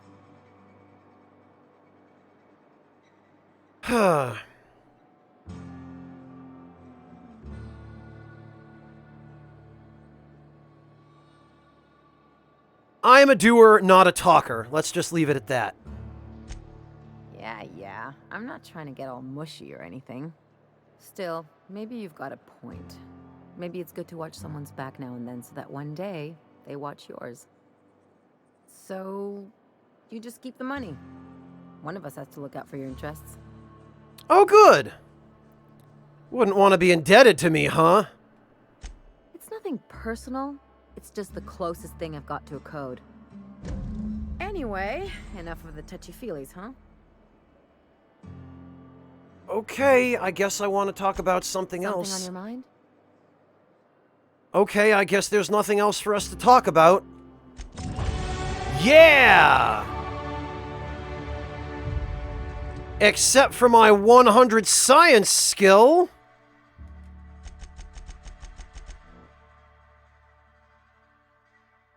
Actually...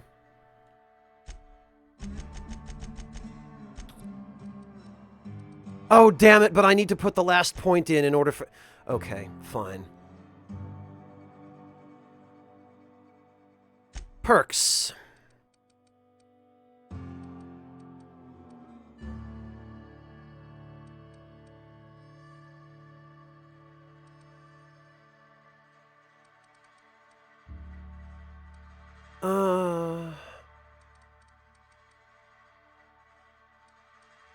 I don't think it actually matters, because now I'm going to be respeccing out of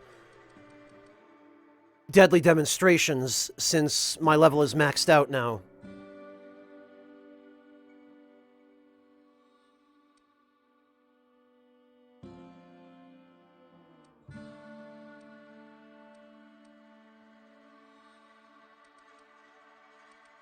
Alright, I guess we'll go with that for now. Monotone, this is the Iconoclast heavy armor. It is the heavy construction gear and the full cranial helmet.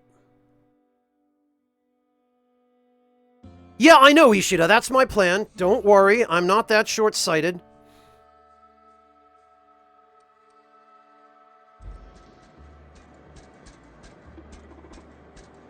Where are we headed?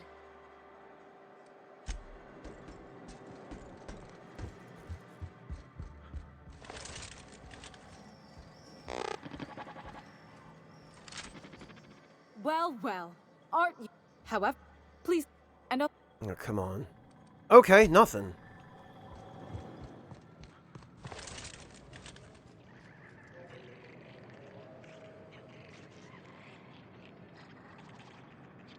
It appears that way, Monotone.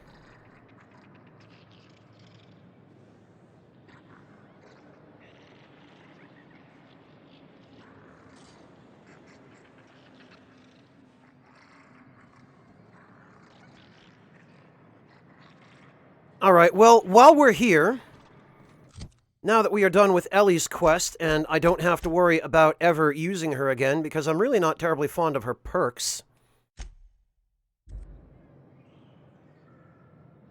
we can go get Nyoka back.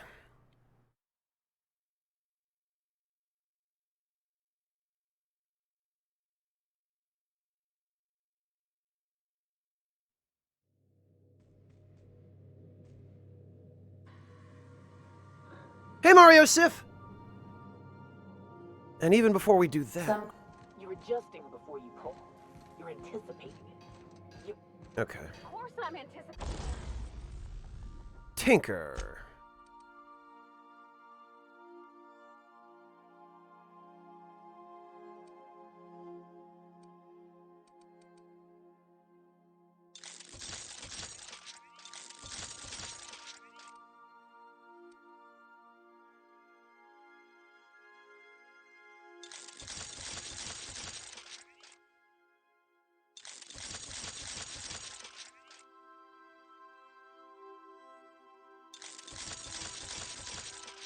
Okay. Yeah.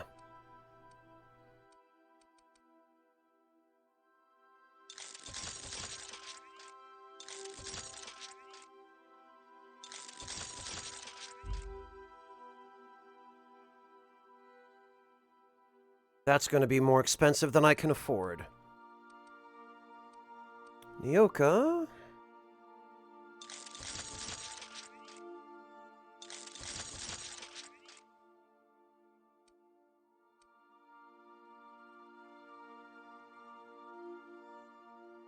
Oh, that's fine, Ishida. What else am I going to use them for at this point?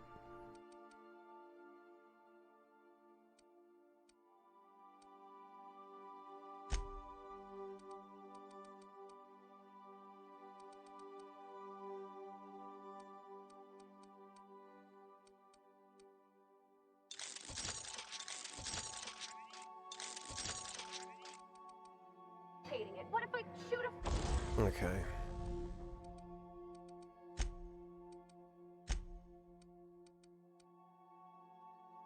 I guess all I really need, maybe, is a mag to melt for Felix's grenade launcher. Because I don't know how useful the N-Race stuff is. So far, I haven't really been all that impressed with it, to be honest.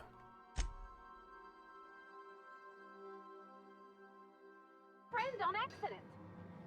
That's on account of your stance. You want to lean. Oh, do they, Tyrannix? Interesting. Well, I'm thinking I may respec off camera at some point because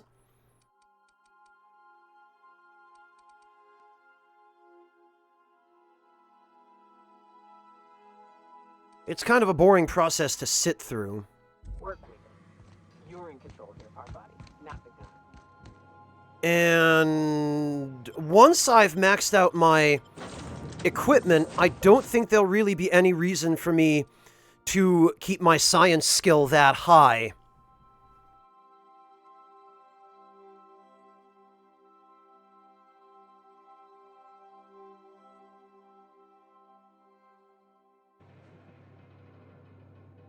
Yeah, you can, Mario Sif. There is a respec machine on the Unreliable.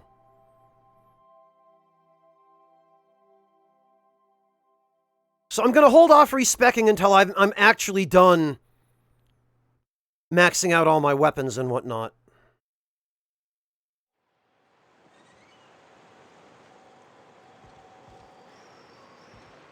Alright, so now what do we need? We need...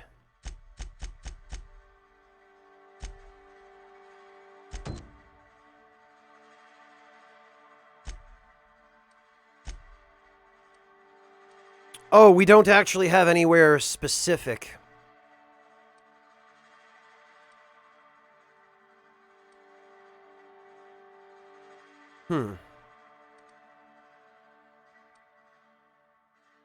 Okay, actually, I think the Devil's Peak Summit's probably the best place to find a Manta Queen.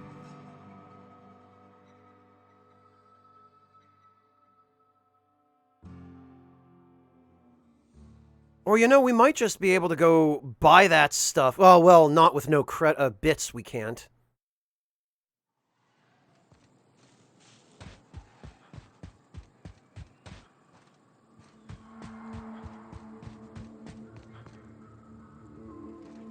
Alright, well...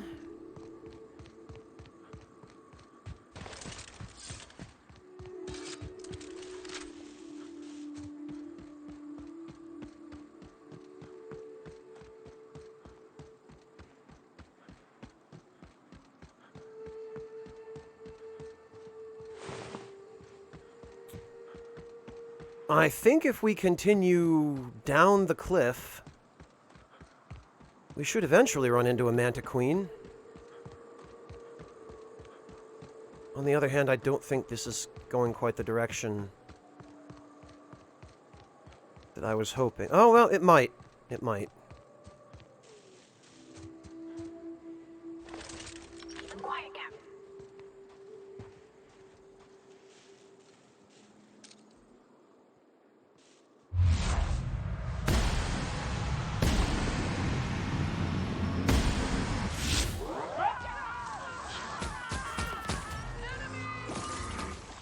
Oh. Don't mess with us.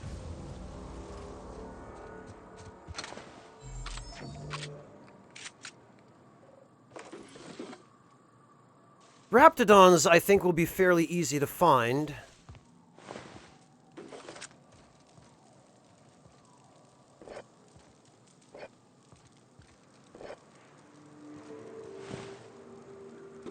Matter of fact, I think we might just be able to fast travel to the Cascadia landing pad to find them.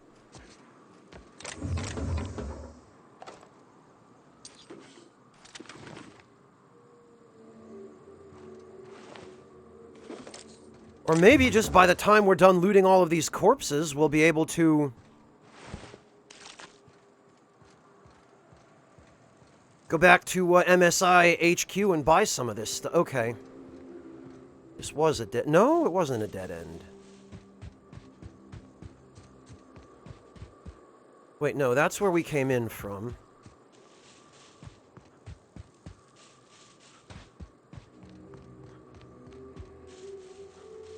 There we go.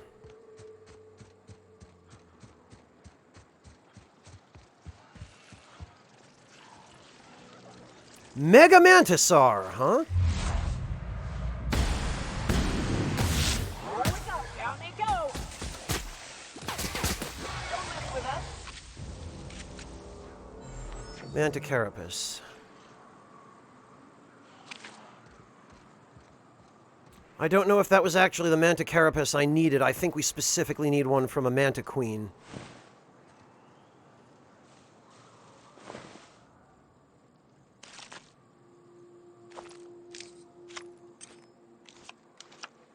Ooh, an Exacto site.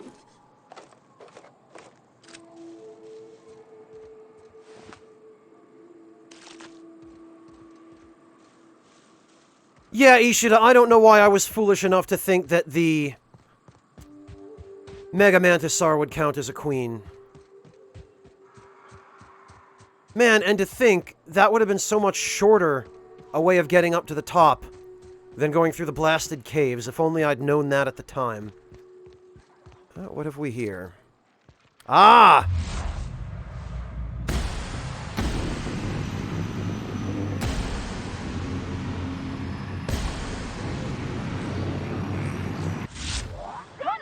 I do believe this is exactly the enemy I needed. Yes! Mantiqueen chitin. Now we need Raptidon flank hide. Which, if the Raptidons at Cascadia have respawned, we should be able to get fairly easily just by warping here.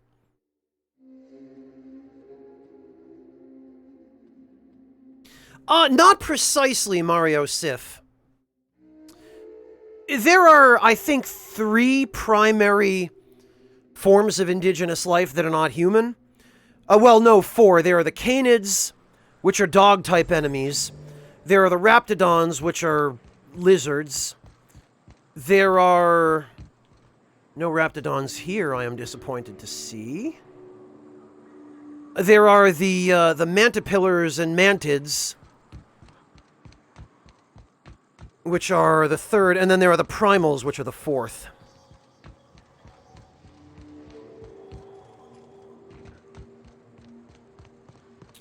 Okay, so none of this stuff respawned.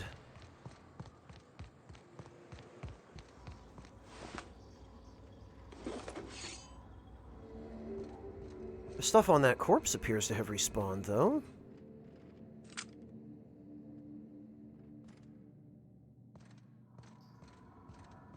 Did this stuff respawn too, or did I just miss it when I came through here the first time?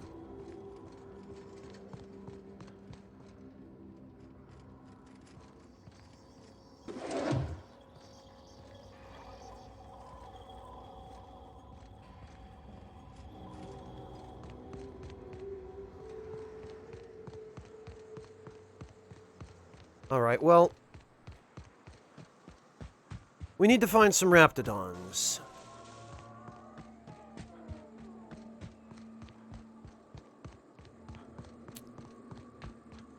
And... You sure we ought to go this way, Captain? Oh! Well, we found one on just a dead Raptidon lion there. That one, that's just free real estate.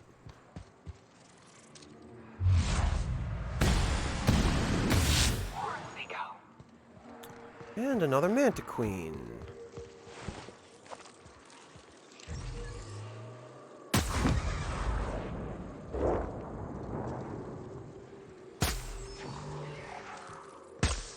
Here they come.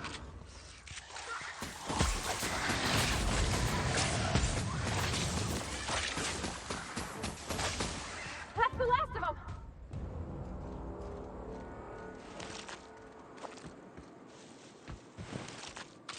Man, I just hope Jolicoeur is going to be able to make something impressive looking for us. Oh, there we are. Okay, here we go!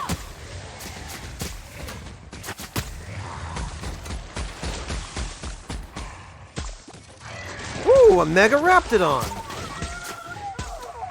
God, this guy moves fast.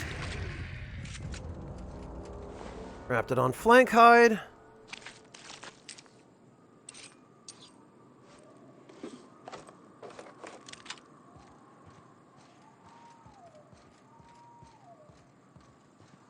And Raptidon flank hide, which I believe is number 2 on the list.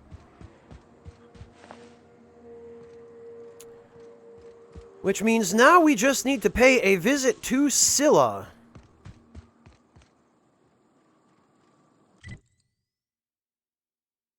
What do you mean didn't do enough with the space setting, Reapy Soul? What more would you have had them do? Literally everything in this game is about space.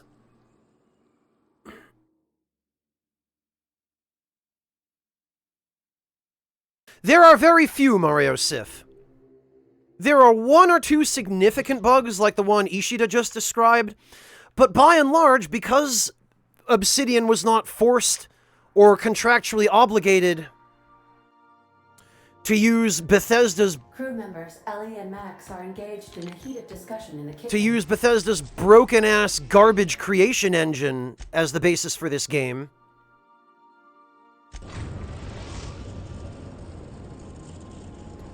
The bugs in the Outer Worlds are actually very few and far between.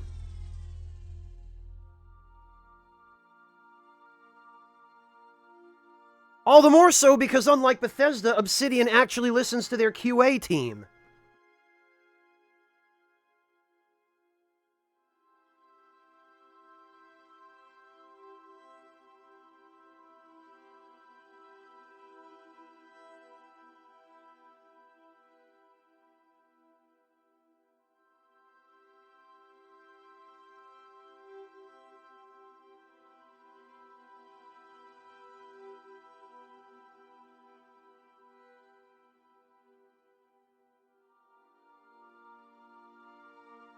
Did you, Mario Sif? Yeah.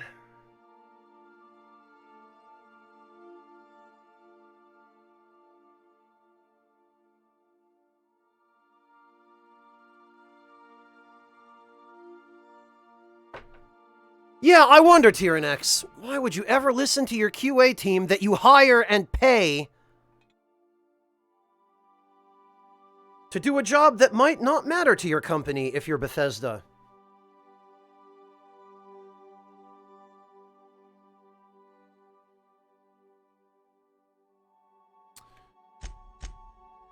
Okay, let's go get some primal hides.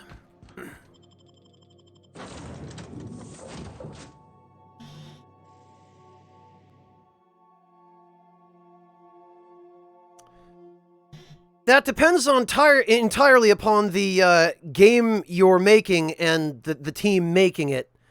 That one game tester, which I imagine I probably don't need to tell you of all people.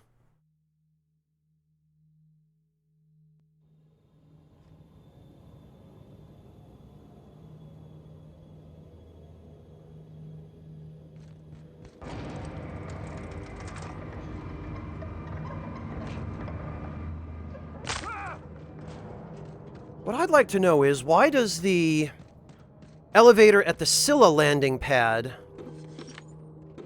automatically rise to meet you? None of the other elevators do. Initiating.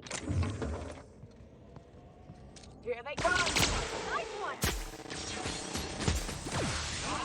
Perfection!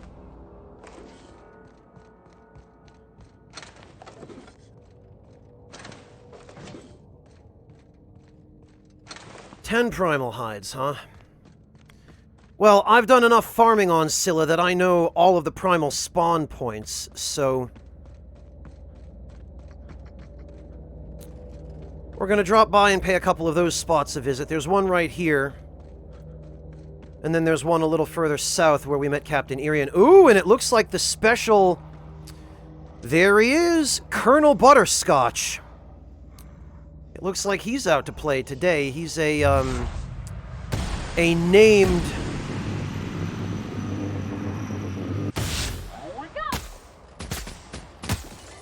A named primal.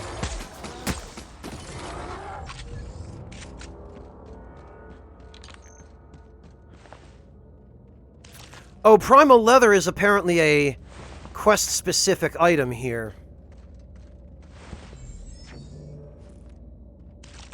Why did Colonel Butterscotch have 2 primal brains? Oh, that's amazing.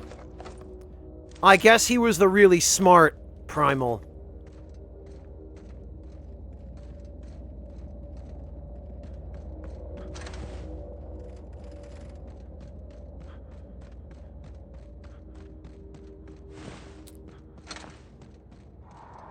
The Ash Primals are already dead by default, so they never have anything.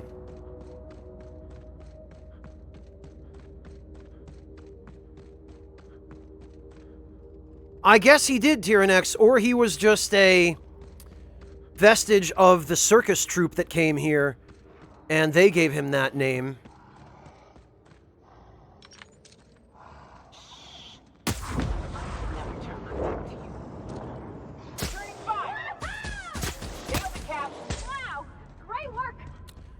Tell you what, with these super upgraded weapons, killing primals has gotten a hell of a lot easier.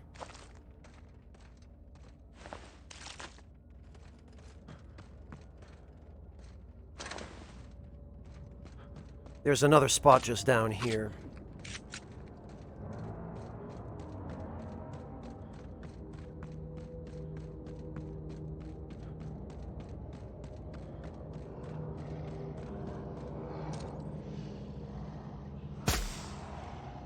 Here we go.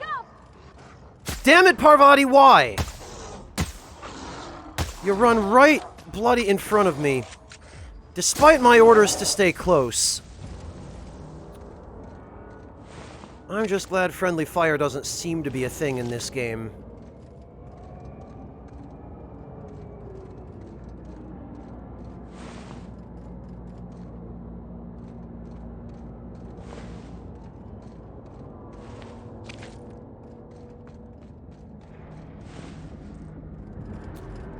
Still not enough, huh? Alright, there's another spot over here.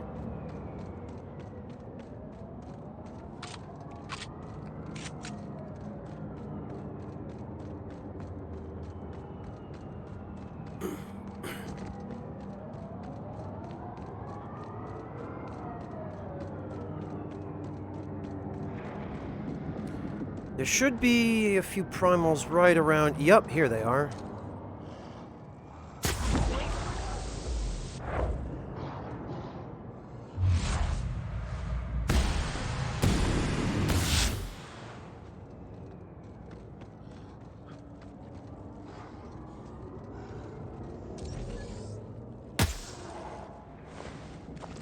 Oh, and that's it.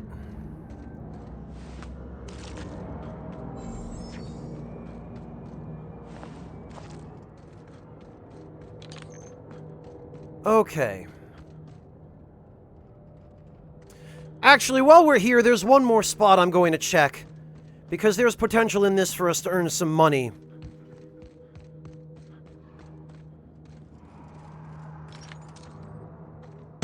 What was that? Here they come. Next one's mine. Woo! We made.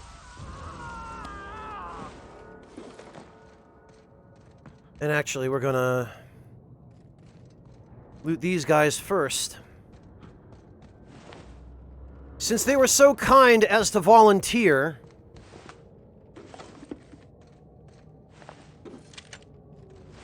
for the Make Franz's Bank Account Great Again program. Alright, around here there should be... Oh, boo, it's just a primal behemoth.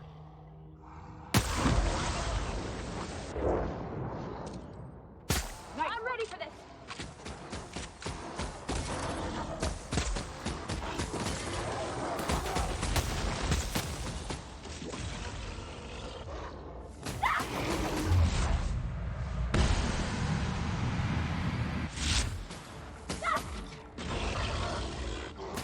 Damn, but we're good. Nothing? Okay, the hides are worth quite a lot. Boy, but this group was stingy. Damn.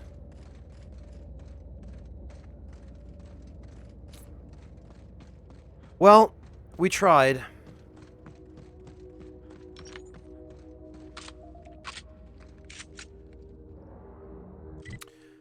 Well then, back to the ship.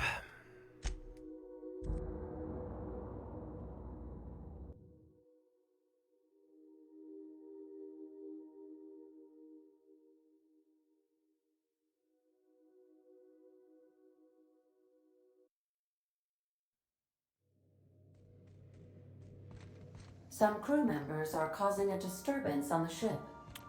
Oh, them again. Okay. Alright, off to Byzantium.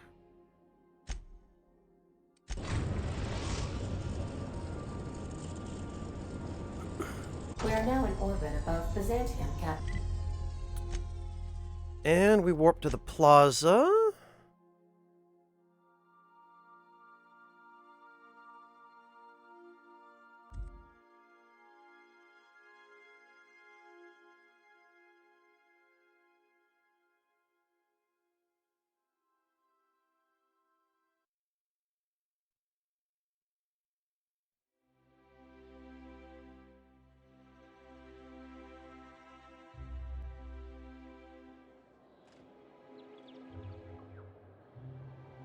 And we go track down Jolicoeur.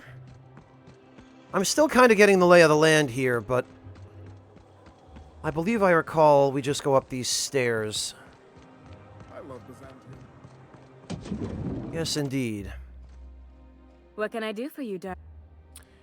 Mantiqueen chitin, Raptidon hide, primal leather, all done. I've been thinking of a name for this new outfit.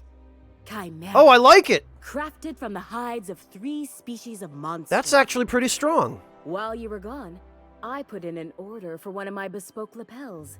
Solid gold, diamond encrusted.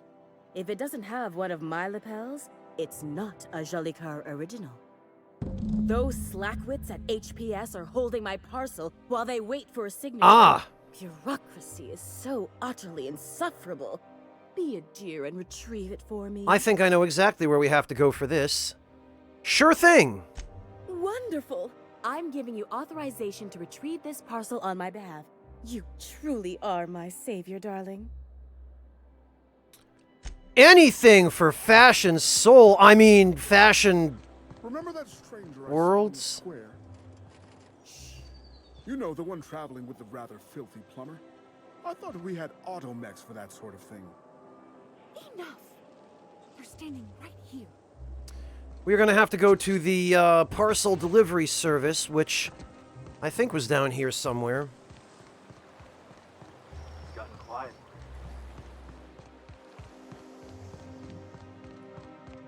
Yep, Halcyon Parcel Service.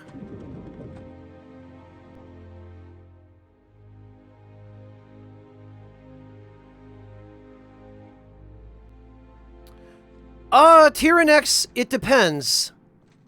I would like to do this part without missing any more content than I absolutely have to. Nothing exciting ever happens around here. But, Tyrannex, I will let you know if I require assistance for how to complete this. Oh, hi. I'm afraid I can't help you at the moment. Have a prosperous day. Great. Well, in that case, how about you two wait out Sure there? thing.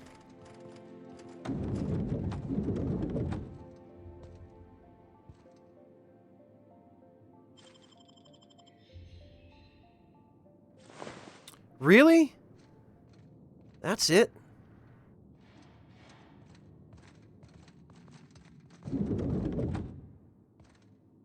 All right.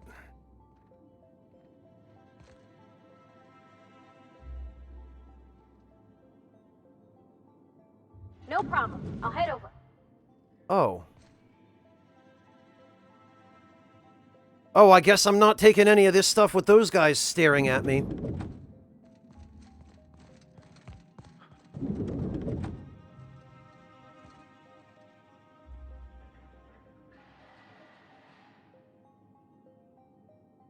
Okay. I'm going.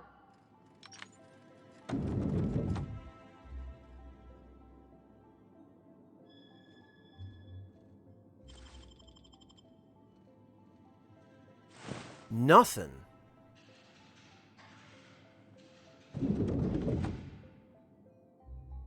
Burning the midnight oil, are we? The Halcyon Parcel Service's work is never done. Welcome to Halcyon Parcel Service. Deliveries guaranteed within standard margins of accuracy. Celeste Jolicoeur sent me. I'm here to sign for a parcel. If you would like to sign for a parcel, please go to window B. Ah, what exactly do you do here? Halcyon Parcel Service is the most dependable parcel delivery service in the colony. You might even say we're part and parcel of Halcyon's commercial enterprise. I'm gonna shoot you.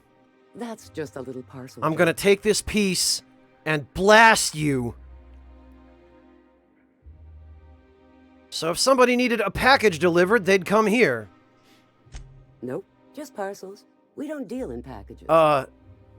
What's the difference? It's very technical.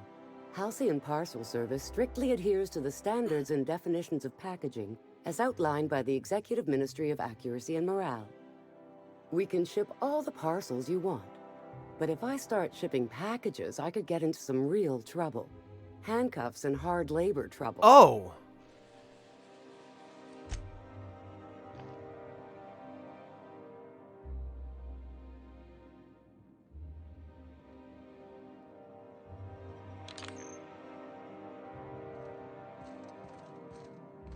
Well then.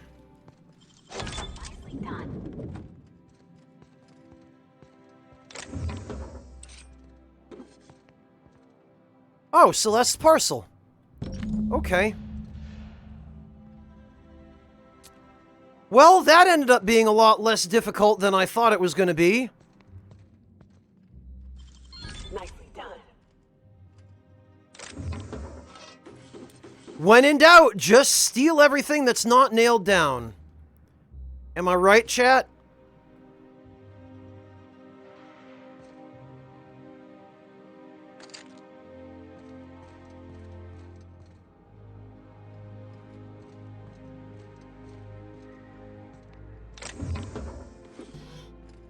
See, chat knows. Speaking of which, what else in here isn't nailed down?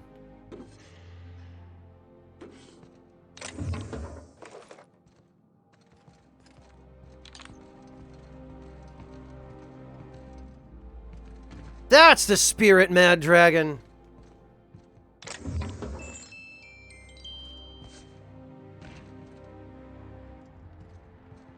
Mad Dragon knows how to get the most.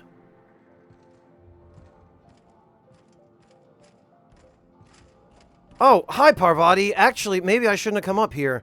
The last thing we need is you climbing any ladders.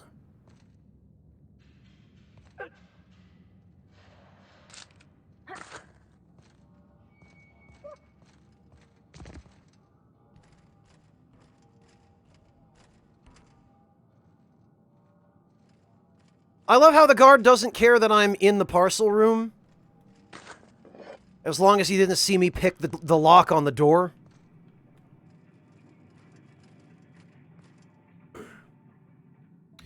Oh, okay, Ishida. Jigokuro, I put it in the refrigerator and chill it and turn it into iced tea. Or chilled tea, at any rate.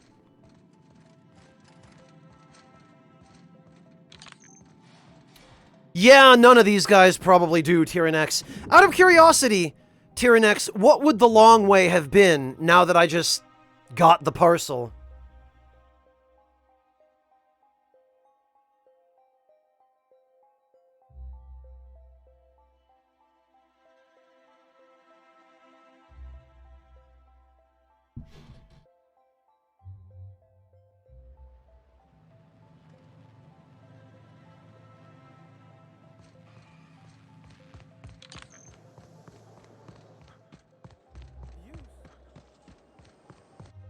Oh, come on. Again? There.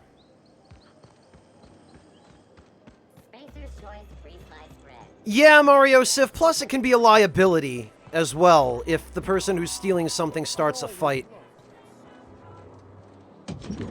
What the? Oh, come on! What? Hey, careful. Don't go running around in the middle of a crime. What the hell happened? What happened to Celeste? You mean Ms. Jolie Kerr? She was reported for practicing a subversive aesthetic. What? We found her in her office, working on something perverse. She didn't cooperate, so we had to put her down. Never took her for a dissident sympathizer. Holy hell! You killed her? That's insane! No argument there. Feels like the whole colony's going insane. What with dissidents infiltrating the walls of Byzantium, Byzantium cultural standards are enforced by Universal Defense Logistics. Universal Defense Logistics. Your first and last line of defense in the war against sedition. Christ.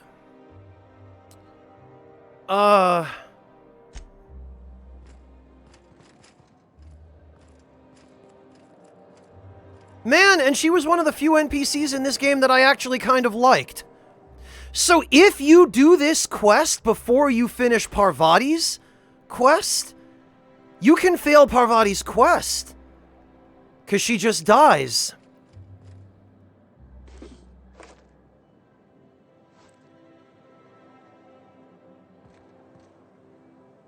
Well, hell.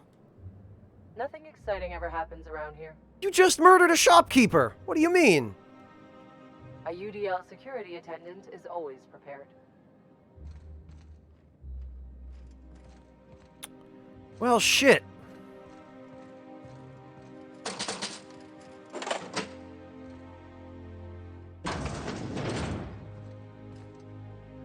I'm going. You two stand out there and watch those guards.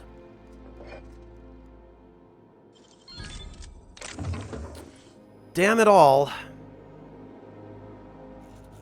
Chimera.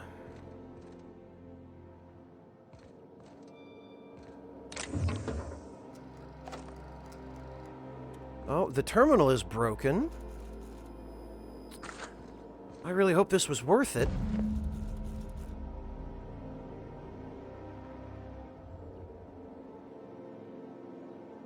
Quest completed. Well, damn!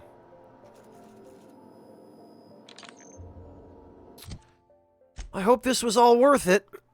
58? Holy hell, light armor with 58 defense? Dialogue skills plus 10. An exquisite outfit crafted by Celestial Liqueur. This suit provides as much protection as standard heavy armor.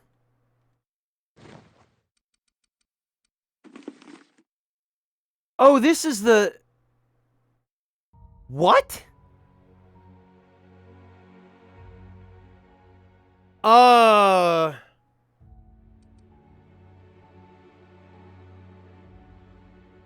Oh, okay, Ishida. All right.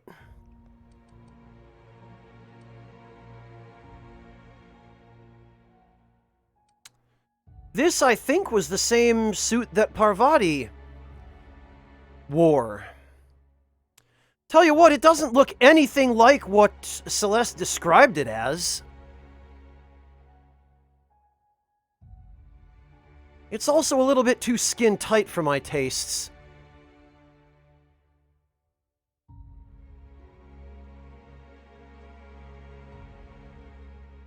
A unique top hat. That wouldn't happen to be the nice hat, would it, Tyrannex? Because I found that.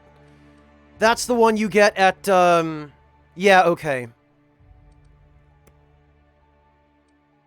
Well, hell. That's no good.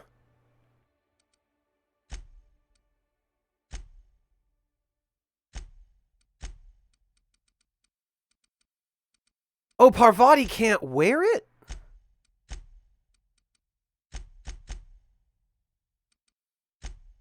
Oh, never mind. Parvati can't wear it because I'm wearing... Hang on.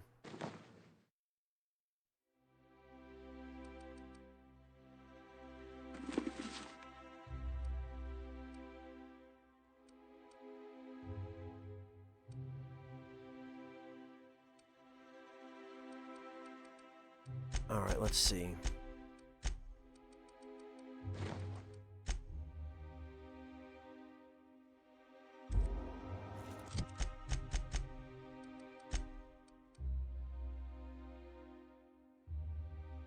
How does one unequip a companion's helmet?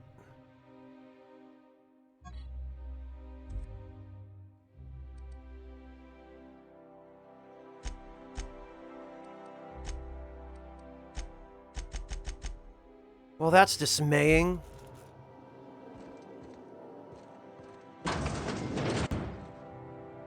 Something you need? Holy cow, what is... what's with this lighting on that hair? Okay.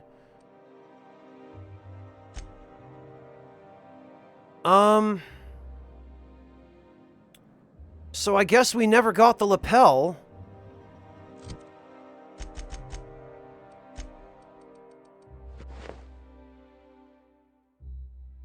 I know, Tyrannex, but to actually remove the helmet is what I'm wondering. There doesn't... I'm not talking about a setting to hide it. I'm talking about a way to actually take it off, because you can remove your own helmet, but for whatever reason, you can't remove a helmet from a companion.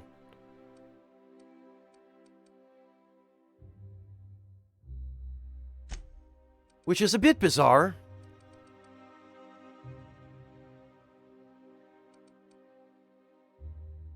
Oh well. Now the question is...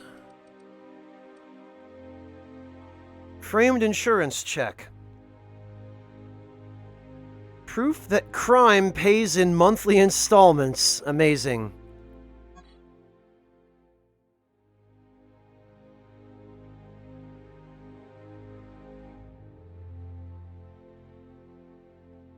Huh.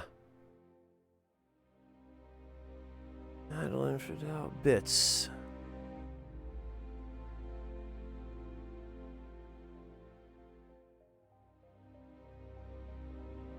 Interesting. There does appear to be a light source in the viewing screen.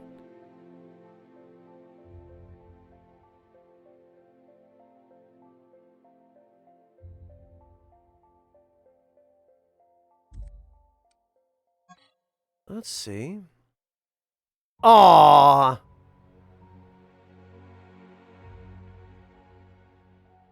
Look at that.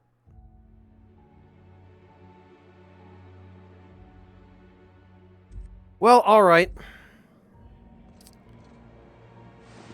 Well, sorry, Celeste Jolicoeur, we tried.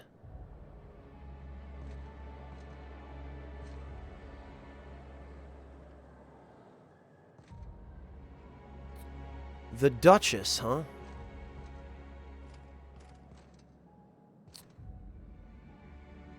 Now, see, if I thought I could get rid of these guys stealthily, I'd probably loot the shop, but...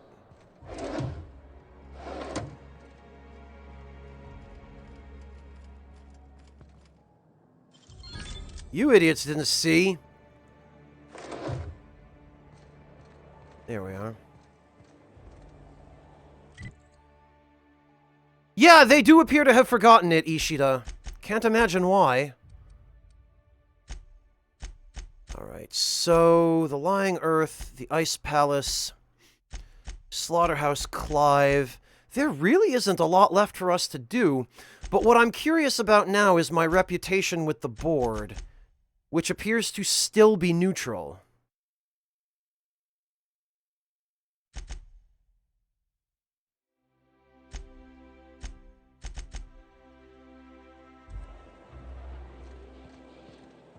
I love Byzantium.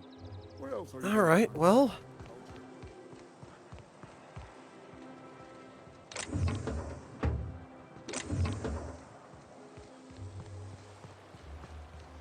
Your best find this week.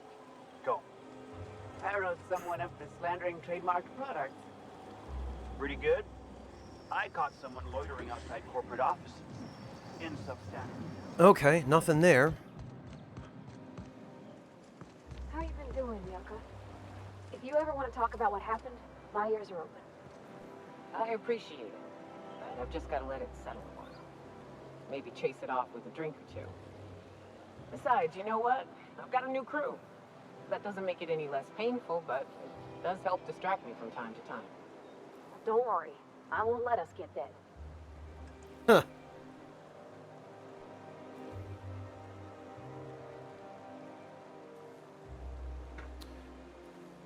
Well, I don't want to do any of the sublight quests until I've finished stuff up in Byzantium.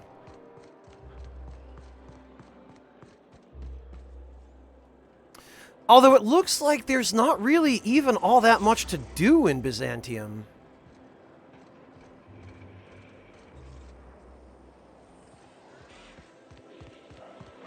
Byzantium Estate Key. I wonder where we would get the Byzantium Estate Key. Oh, I bet it's like Tenpenny Tower in Fallout 3.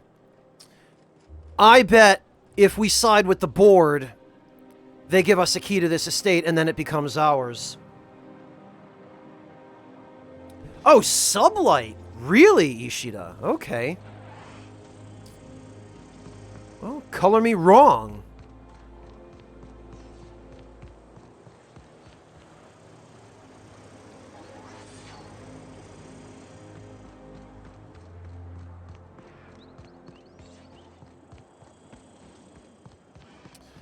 All right, then.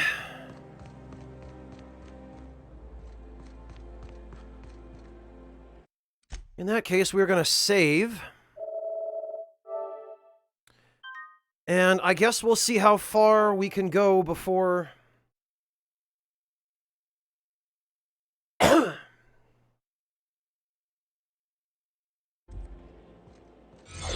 before somebody decides to try to stop us. You get tired of patrolling. Just go rough somebody. Also, I love how they just watch me transform into a guard to walk through the checkpoint, and then transform back when I leave, and nobody does anything.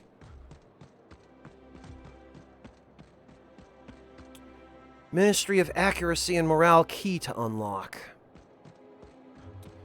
Alright, it seems like we are meant to go see the board first, so...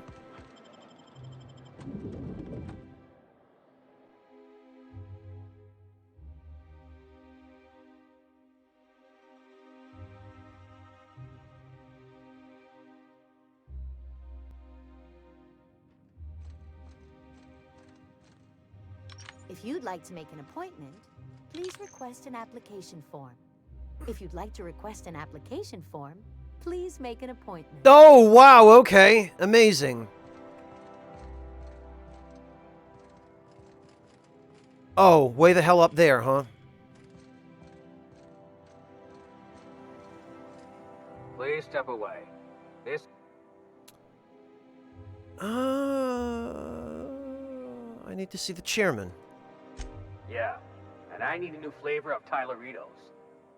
Chairman Rockwell's away on business, and even if he were here, you need to request an application for an appointment. How would I do that? How should I know? No one ever gets an appointment with the chairman. Oh. Well, how about this? Huh. I didn't realize we were still using those iridescent stickers. But this looks right.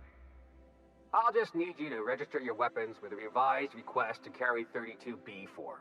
Each weapon will need a separate form. Oh, amazing. That's ridiculous. It's procedure. Now, let's see. Damn it. When did I run out of forms? How about you save us both the trouble and let me through? I was going to suggest that myself. Look, you don't have time to wait on new forms, and I can't afford the citations for impeding HAC business. So I'm going to save us both some trouble and waive your forms. Cool.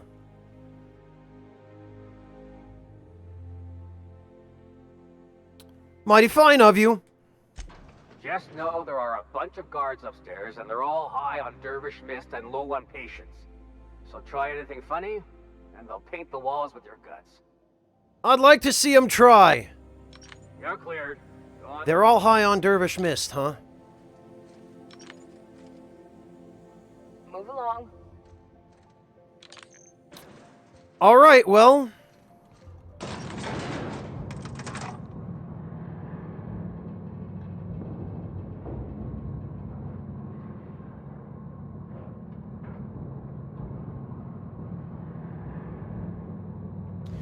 Mario Sif, if you kill him, you get a random assortment of what might have been in his inventory. Oh, here we are. Apologies for the wait. I was arranging my stationery. What exactly do you do? Personal assistant to Adjutant Akande and Chairman Rockwell. I'm also responsible for organizing the adjutant's stationery, which is more of a hobby. Any chance I could meet Chairman Rockwell? Ah. Oh, you were being serious. I'm obliged to inform you that Chairman Rockwell is unavailable for an indeterminate duration. Will there be anything else? We're gonna get in here, and Chairman Rockwell is gonna turn out to be just Mr. House. He's gonna be a computer hooked up to a coffin.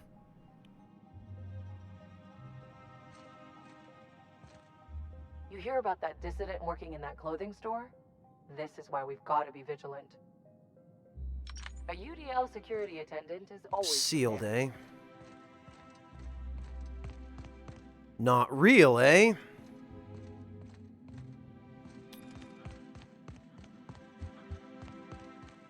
Unlock with oh, okay. Locked. Fair enough. In that case, there must be a way in through the minister's former office. Great work. Yeah, you idiots didn't see. Here I go.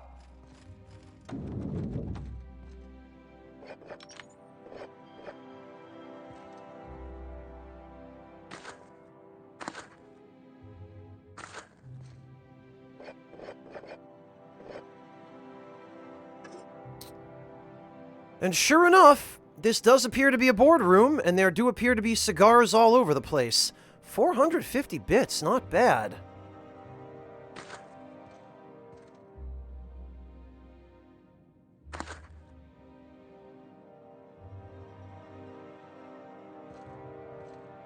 But it seems like there's nothing else in here.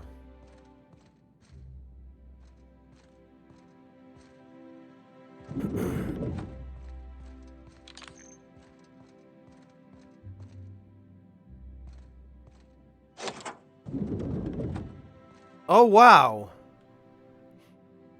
Excuse me, just a moment. Yes? I beg your pardon. Minister Clark's former office is currently closed to solicitors. You should get back to your desk. I saw somebody eyeing your stationery. What? Oh dear. Thank you for reminding me. I can't stand the thought of someone else's hands touching my custom letterheads. Later, fucker. On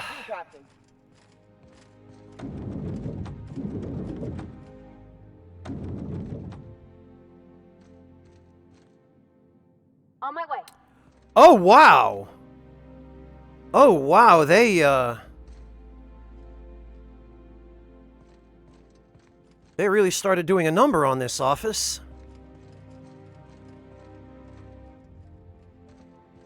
Knocked a hole in the wall? What the...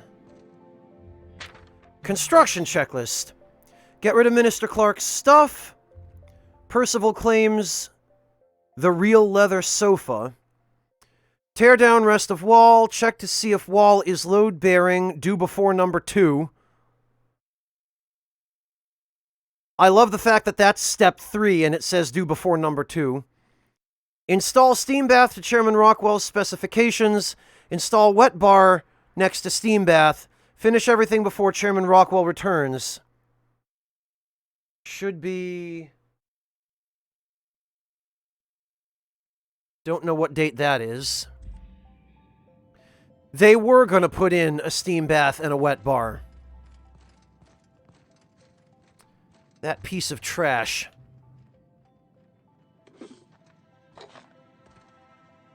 You could dismantle a single room of this place, sell the materials, and feed everyone on Monarch for a month.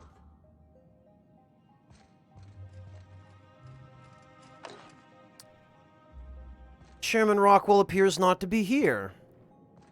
Oh, and there's quite a view of Byzantium. This place would appear to be a floating city.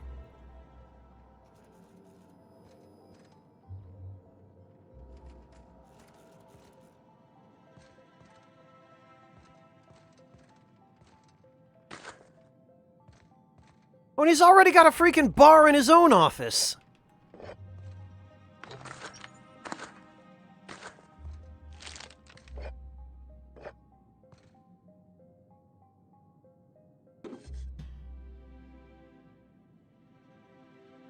Oh, okay, Ishida. It clearly wasn't meant to be legible, but...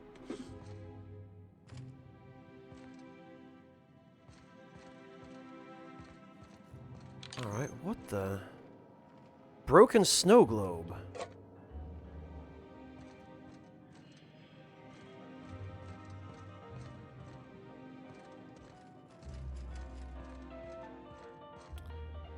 Alright.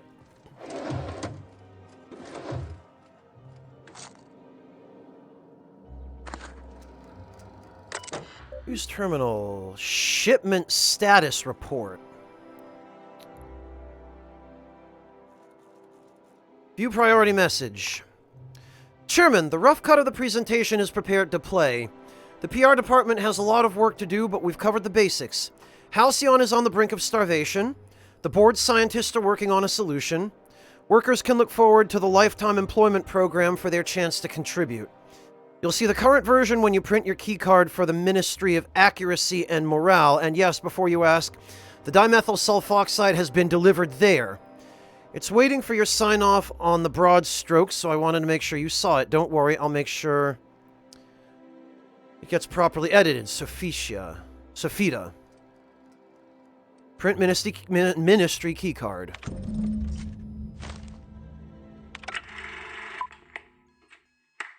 afternoon. I'm Chairman Rockwell, and I'm here to address a serious issue facing us. As you all know, our colony has been successful beyond our wildest dreams.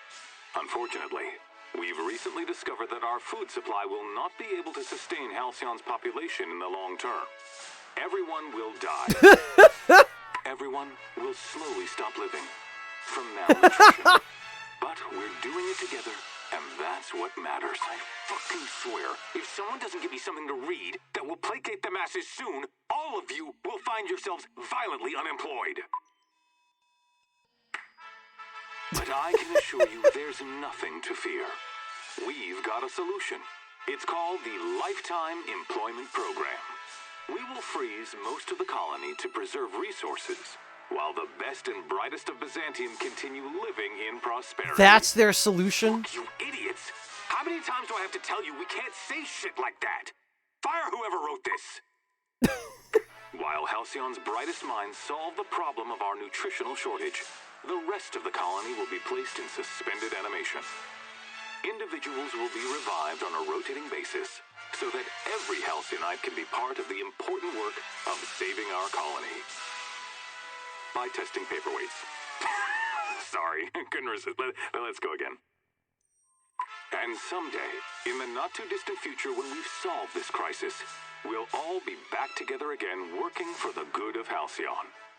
Until then, the board shall provide for the deserving just as it always has.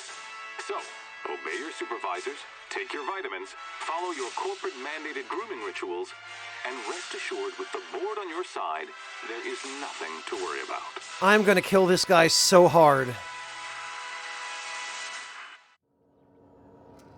That was all a story, wasn't it? It's not real. Guess the whole colony's up a creek. I thought it was just Monarch.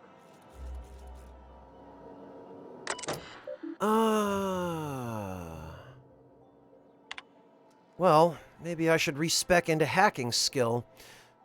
Personal files. What's taking so long? Percival, how long does it take to clear out an abandoned office? Toss Clark's belongings into the streets of Byzantium for all I care. He's not using them.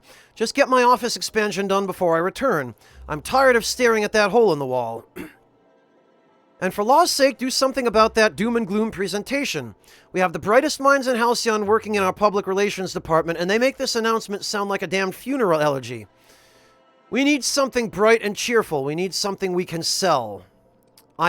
This guy is very clearly written to be hated, and they did a good job with that. Masseuse. Percival, reschedule my regular Wednesday massage. I have urgent matters to attend to off-site. Food reserves.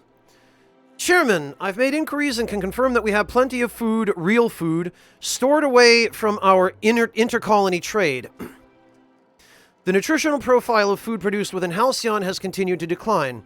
Soon people are going to start feeling hungry no matter how much they eat.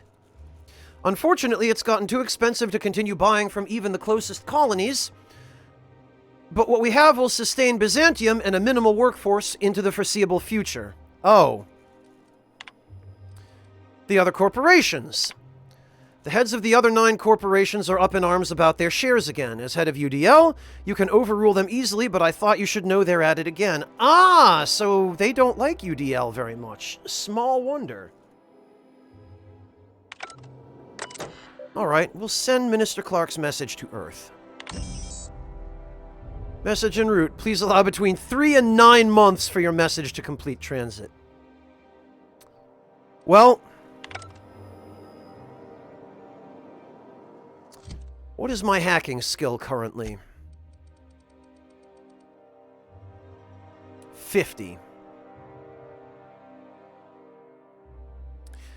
Max can help with that a little.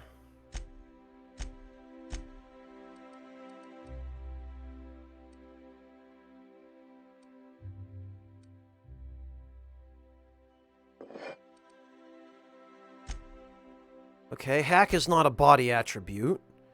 Is it a mind attribute?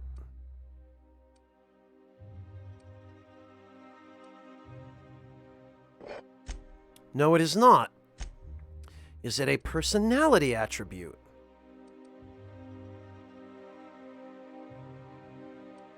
Oh, wait, no.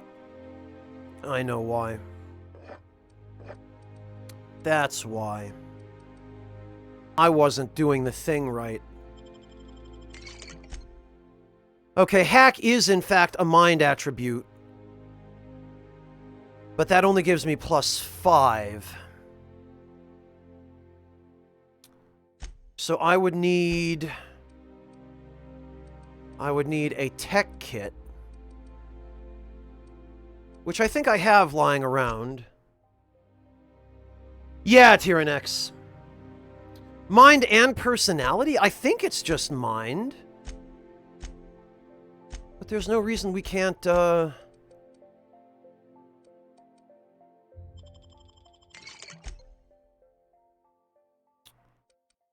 that's odd. It does seem to give a small, but yeah.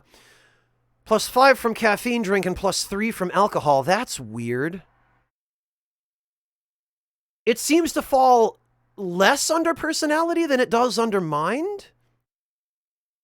Which is nonsense, because getting drunk shouldn't make you a better hacker. That's... okay. Well...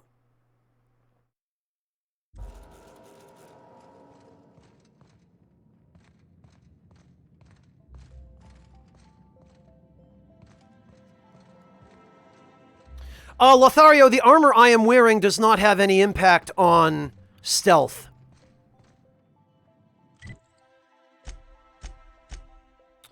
What I am going to do...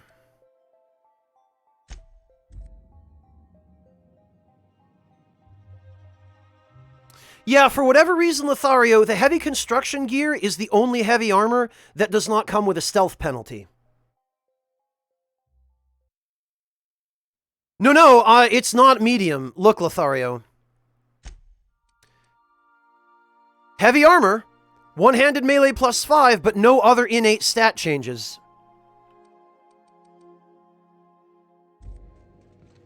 Captain, Felix and the Vicar are arguing again.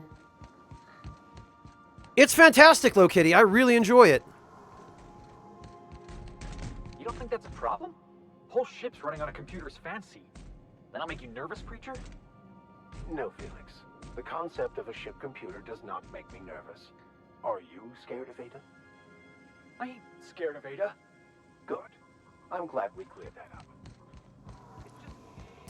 Yeah, Lokitty, I understand that for some people, certain types of games are more fun to watch someone play than they are to play yourself. I can definitely appreciate that. In some ways, I find certain genres to be the same. Okay, now I know I've got something that has +10 tech skills. Dialogue. One-handed melee. No, that's sneak. Temperament. Engineering.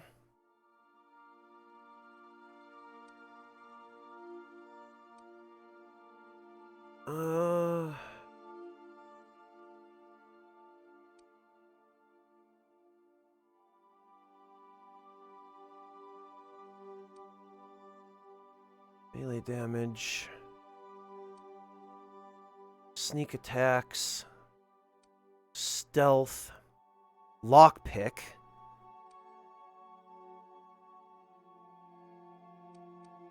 Leadership. Dialogue. Okay, Tyrannex, have a good night. Thank you for joining us. We'll catch you next time.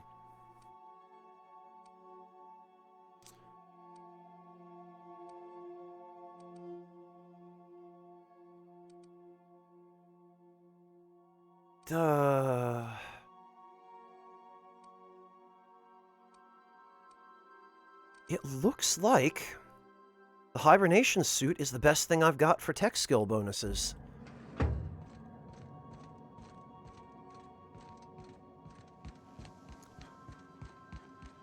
In that case... Actually...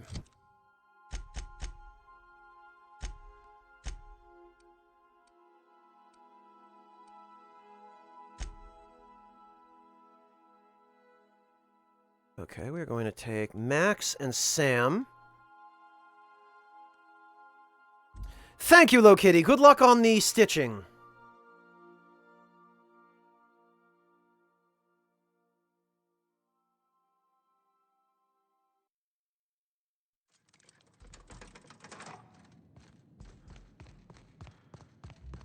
Ah, right.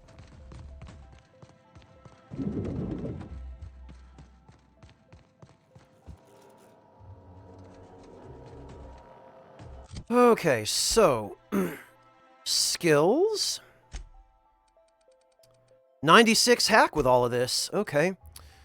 In that case, all we should need is a little pick-me-up.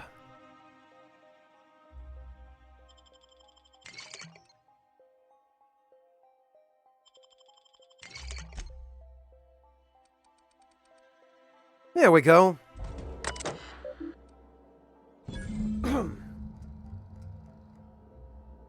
Dimethyl sulfoxide, 46 gallons, full quantity unavailable. Partial quantity received by Ministry of Accuracy and Morale. Benzene, 75 gallons, full quantity received. Sodium hypochlorite, 348 gallons, received at Docking Bay 2, awaiting shipment to Ministry of Accuracy and Morale. Full quantity unavailable?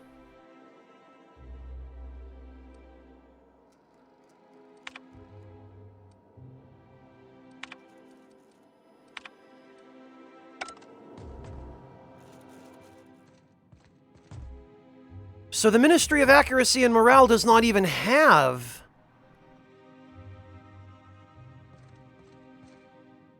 all of the crap that I need. Oh, holy cow, and I didn't even need the armor.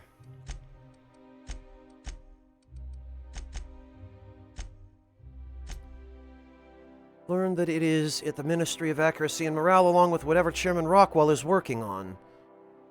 There are some shipments at the dock awaiting transport to the Ministry. Maybe Carmen could help you sneak aboard.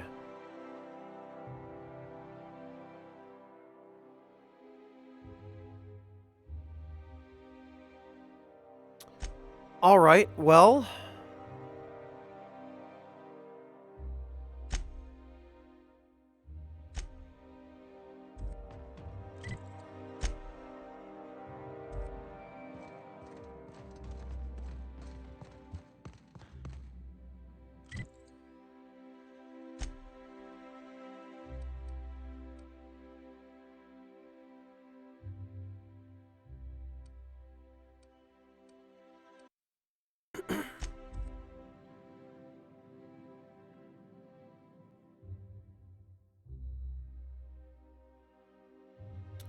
Or we could just walk in the front door with this handy little key card.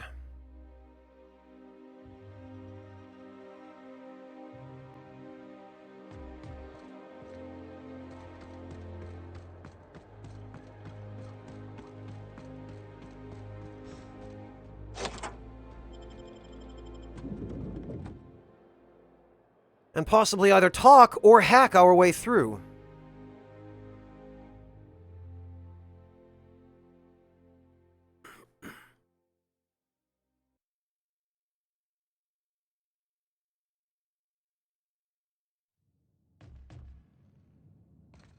Come to think of it.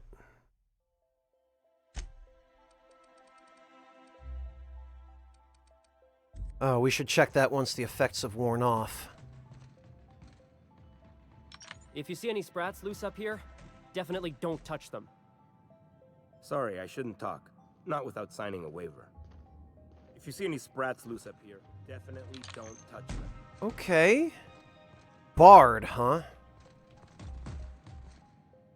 Oh, it's the chairman! Wow. Propaganda everywhere! This, I guess, is supposed to be Edgewater. Now, they make it look so pleasant in the picture. That automech better have all its certifications in order.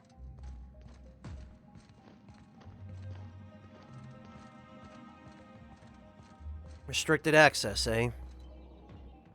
Not so fast. The Ministry of Accuracy and Morale is off limits to everyone without X-36 level clearance. Basically, if you don't work here, or for Chairman Rockwell himself, you're not getting in. How's this for clearance? I don't know how you got that, but I still don't know you, and I don't have any new clearances on the list.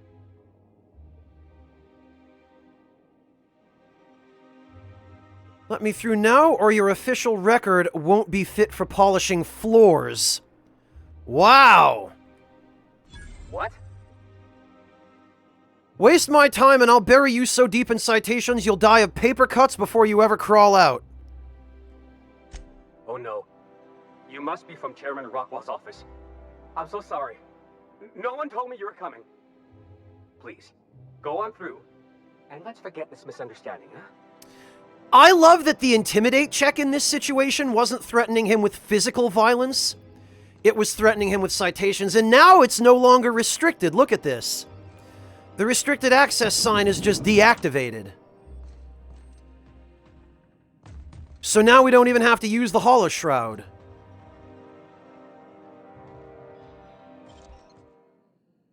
Oh. See some identification. You better show some identification real fast if you want to keep your kneecap... Oh, Dr. Endicott can vouch for me.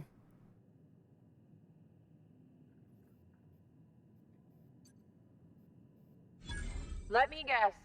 She's still holding the catch-up packet incident over Holt's head, right? We've talked to her before. She can't keep letting her special friends down here. I don't think I like your tone. Believe me, you're not the first. Just get out of here. I don't want to catch you hanging around. Fine.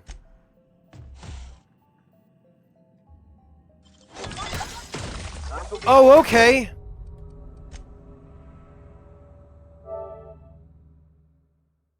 All right, that's okay.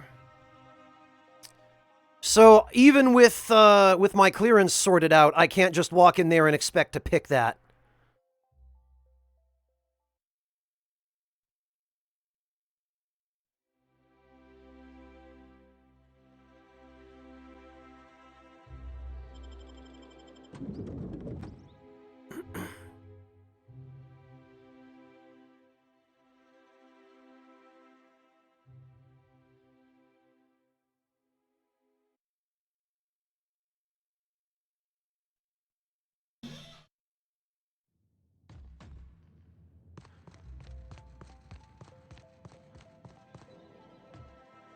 Basically, if you... All right.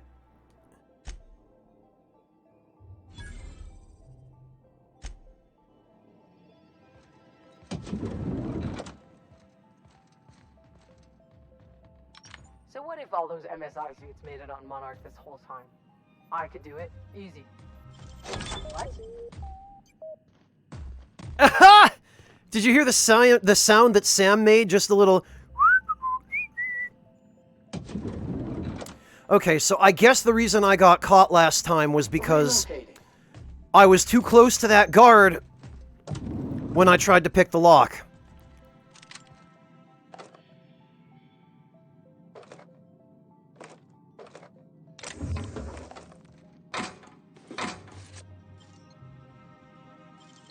You're an artist. And actually, I just picked up a key item, I believe. Oh, it's just a UDL identity cartridge.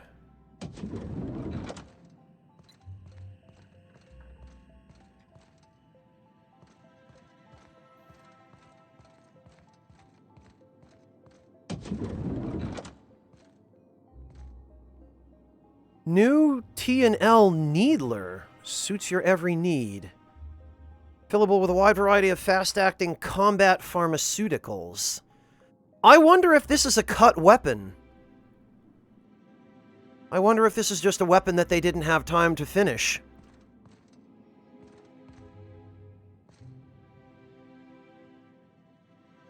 You see any sprats loose up here? Definitely don't touch them.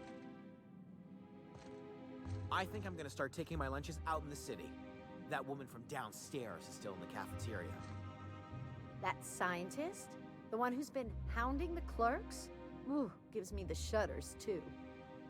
They're all pretty unpleasant. What do you think they actually do down there? Best not to ask. Remember that one clerk, Emily?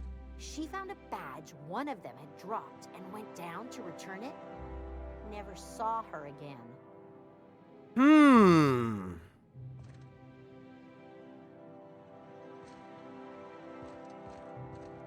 I don't know if I like the sound of that, you guys. Is there actually anything up here? Ah. Oh, but look at this! Even in Byzantium, toilets are still not private.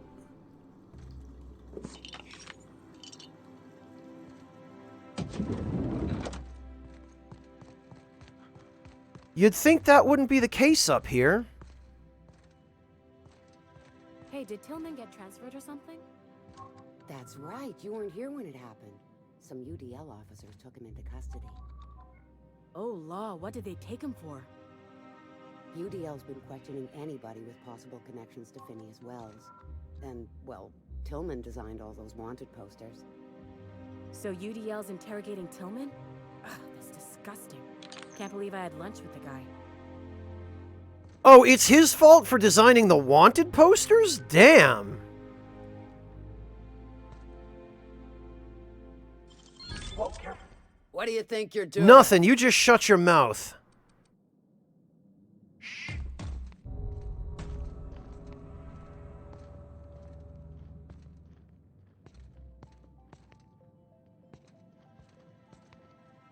Navigating to requested location. You two stay out there.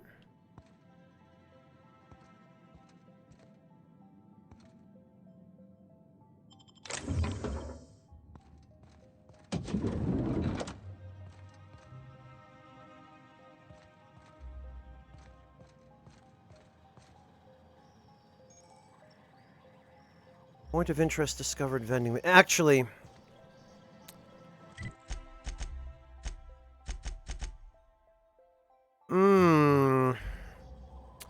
I'm not sure I can afford any of the negative board rep.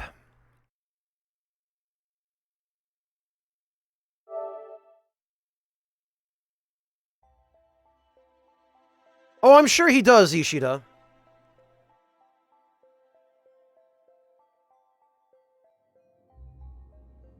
Okay.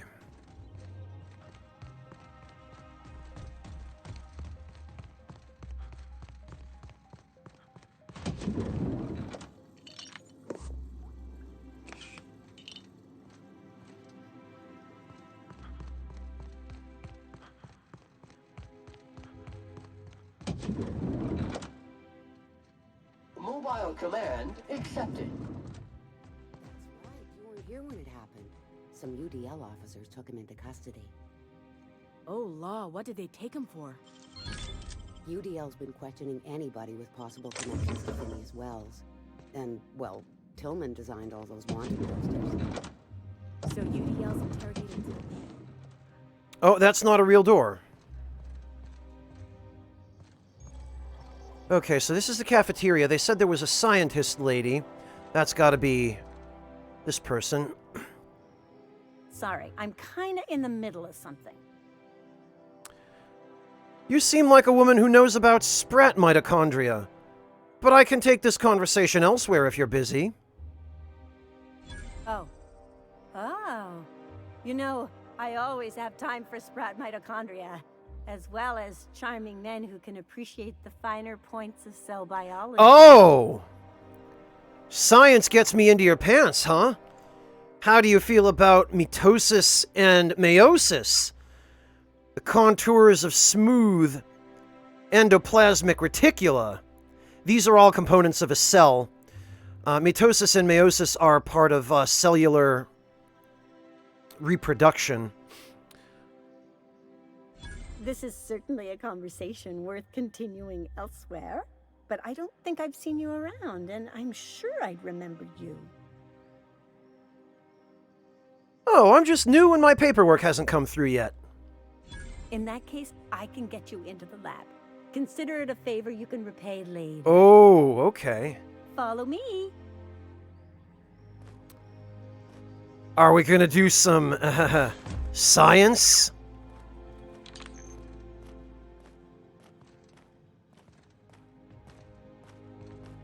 Don't worry, I haven't forgotten you. We'll continue this later.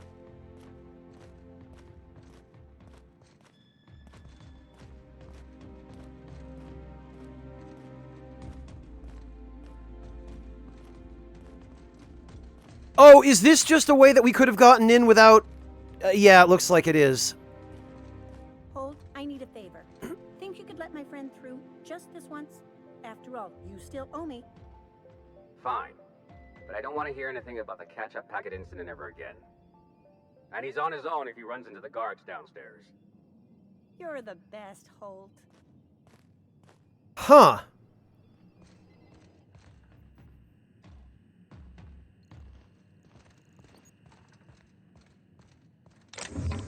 Fascinating.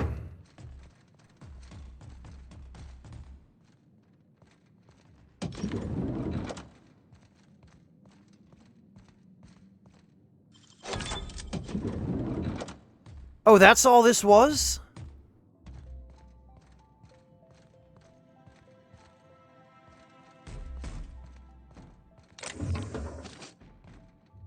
Wow, and not a blasted thing in here.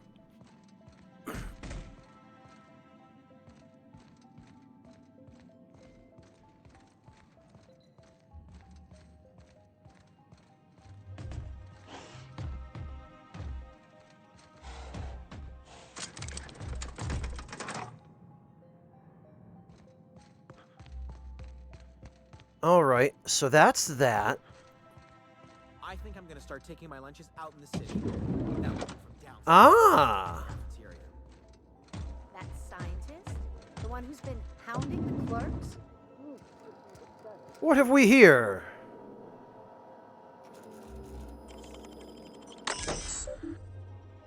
Ministry of Accuracy and Morale. Welcome to the Human Resources Portal for the Ministry. Humans are our fourth most important resource in the Ministry. If you have a complaint about anything work-related, write it here. You will feel much better after you do. Hey, Mothman! View employee complaints. From Caroline Endicott. Finally taking action. Theodore Isaacs keeps eating my purple-berry lunches. I know that sprat-toothed little snot is the one doing it. I've seen him with cracker crumbs on his lips and purple-berry stains on his lab coat. Working next to him and seeing him pick the remains of my lunch out of his disgusting teeth just makes me want to scream. There, I did it. I screamed a little. That felt good. I'm just going to sit in the kitchen and wait for him to do it again. I'll catch him in the act, and then I'll come back and write up another entry. I'm going to be so livid. Oh, that's it.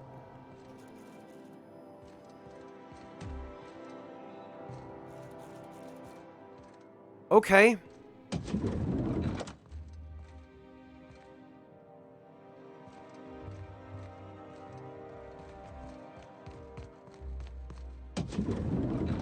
Ah, what have we here? Unit is in motion.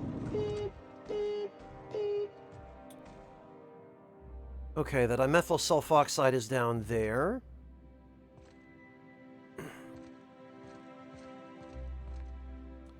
Looks like this is actually just offices. Sorry, I shouldn't talk. Not without signing a waiver. Nothing in here.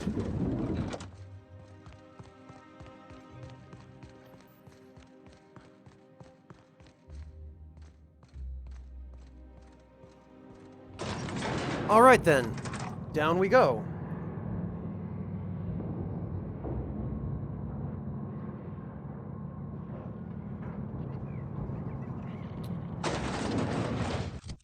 Let's see.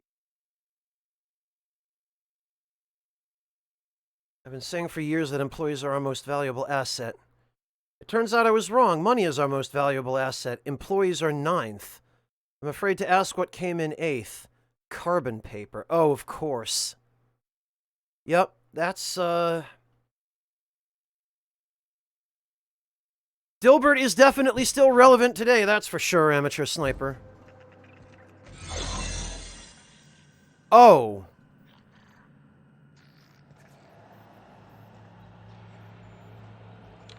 What's this I hear about you ordering more tests performed with sample 4157? That batch failed spectacularly. I saw a variance in the results that we never accounted for, so I had the techs run the trial again. And the results were 0.003% different this time. Do the words statistically insignificant mean anything to you? Of course, but we're obligated to explore every possibility. We're obligated to get a working formula before Akande has us all in tanks to help test the next batch of samples. Now get to work. Oh, they're testing the same technology Phineas is.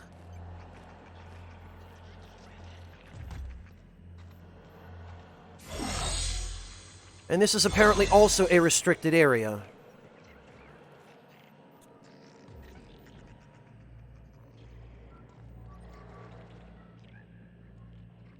Developing new Tyleritos flavors may be glamorous, but our work is vital to the colony. These guys are testing cryonic freezing to freeze the colonists, is what's going on here.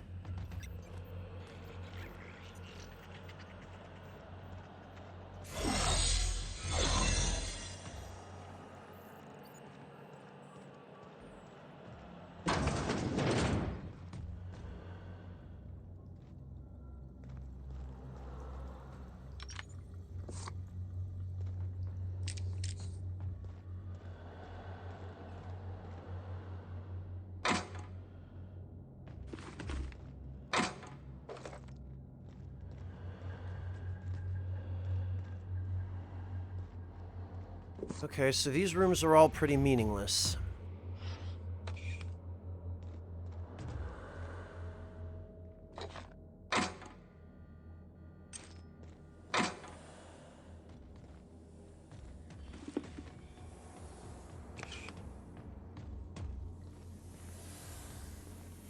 Alright, well...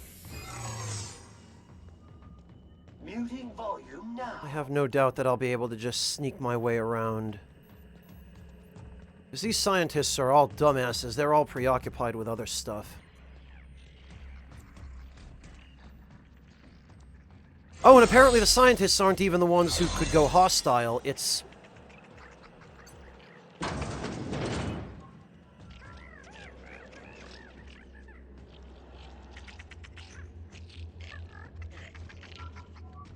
What a pleasant surprise. Thanks to you, Reginald, Philippa, and the rest are up to their old games of deception and seduction. But what are you doing here? I need to inspect the dimethyl sulfoxide. On the other side of the lab? Why, that requires a top-level clearance. After all, we're running low on the stuff. I really shouldn't be doing this. But you did help me out. Nice. Take this key card. It'll get you into the hibernation lab where the remaining dimethyl sulfoxide is. If you're seen by any of the guards, however, I'm afraid I can't help. Good luck. Thanks, man. It's a good thing we did that quest.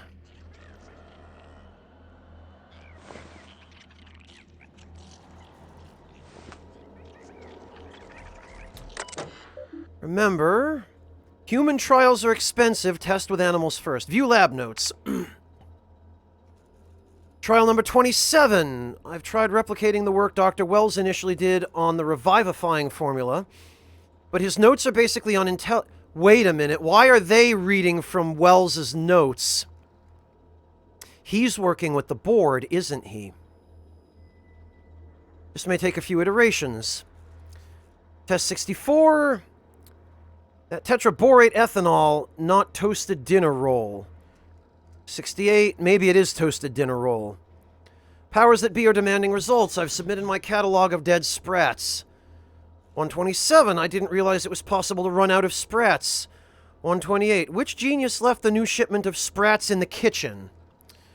237, still attempting to complete Wells' formula. Still going through a dozen sprats a week.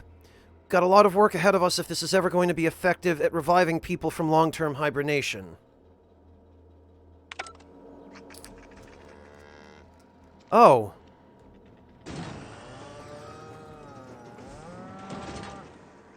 Hi. Oh, well, massive piles of woolly cow turds.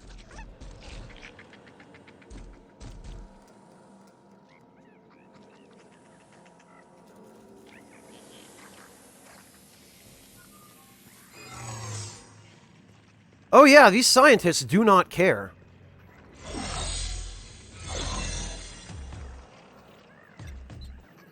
And this is still apparently a UDL disguise area.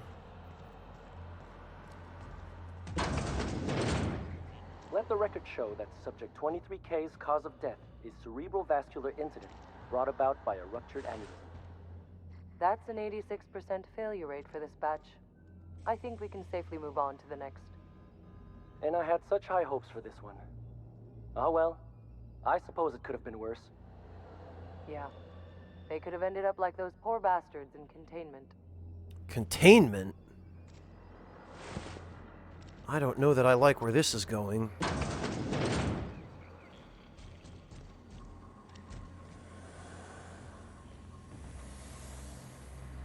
Phew.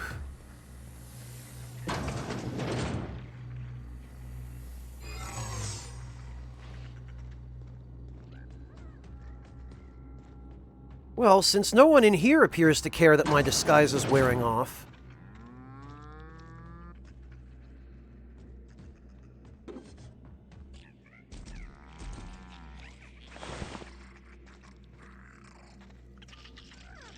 I haven't seen you before. You're not a test subject, are you? Yeah, no, the scientists just do not care.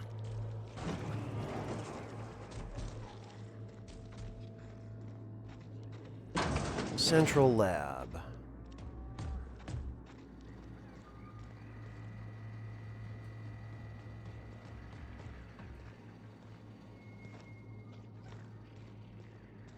What have we here? View lab notes. All subjects have perished after undergoing multiple hibernation cycles. 19F, massive cranial hemorrhage upon removal from hibernation chamber. 61B, intestinal rupture upon removal. 82C, lab technician accidentally shorted hibernation chamber, subject electrocuted. 15R, pulmonary edema.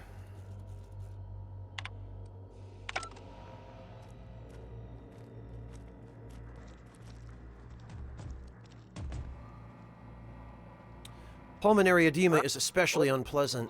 Oh, hello. I saw that. No visitors allowed, citizen. I'm gonna need to see some identification. No, you're not. Dr. Endicott can vouch for me. Let me guess. She's still holding the catch-up packet incident over Holt's head, right? We've talked to her before. She... Hey, I'm extra special. Just get out of here. I don't want to catch you hanging around. Sure.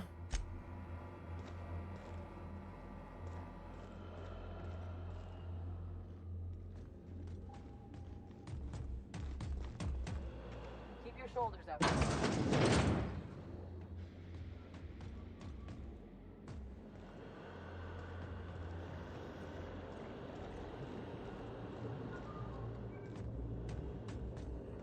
Woof.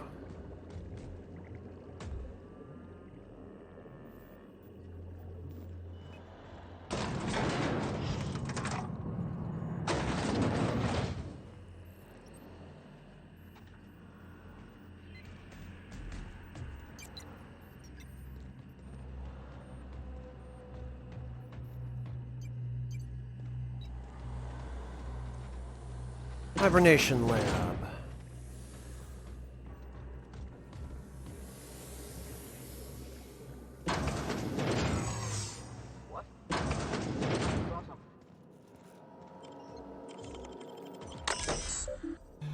Welcome to Subject Containment Facility. For the protection of Ministry property, including Ministry personnel, dangerous subjects must be properly contained. Containment log. UDL security scooped up the subjects from various locations around Halcyon. None displayed any behavioral abnormalities or homicidal tendencies. We tested revivifying Formula 132 on them, the one with high concentrations of adrenotime, and they began exhibiting hyperaggression. Whatever you do, do not open the cells.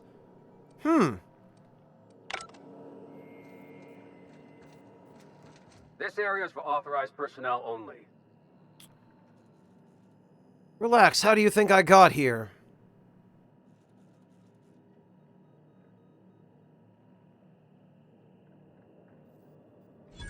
I guess that's what I was wondering. You really think I got past the other guards if I don't belong? When you put it that way, it does sound pretty unlikely. Still, you should go. I don't think the other guards will be as rational about this as I am. Okay.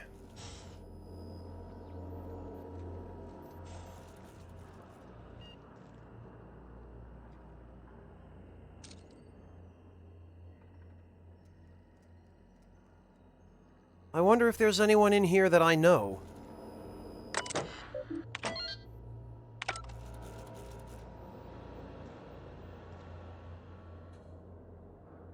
Huh? Take him down!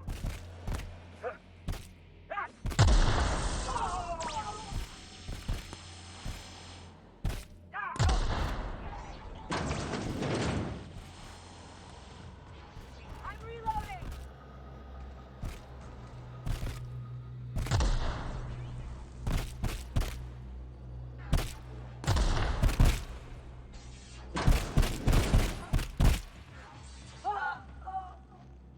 Take him down! I don't want to die! Need backup!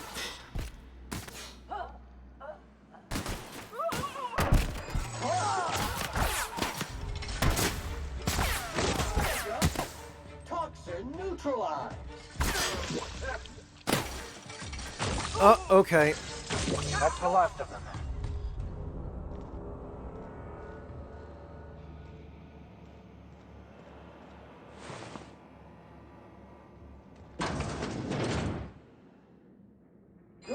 Alert! Alert! Okay, no, that's actually not how I wanted to handle that.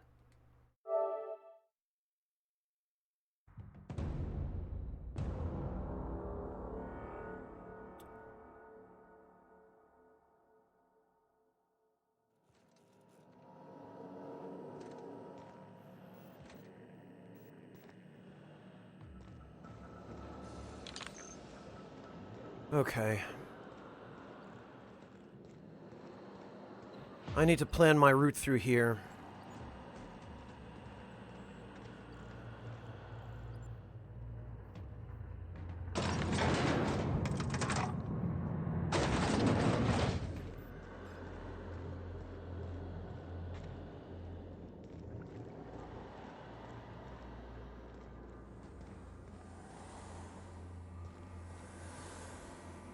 Necropsy lab. Ah!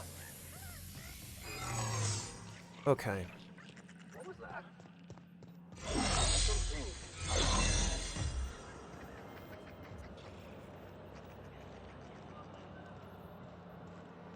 Okay, central lab.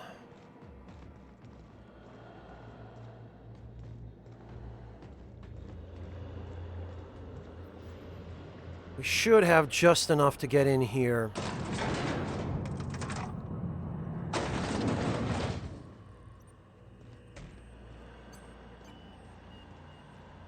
And get the hell out.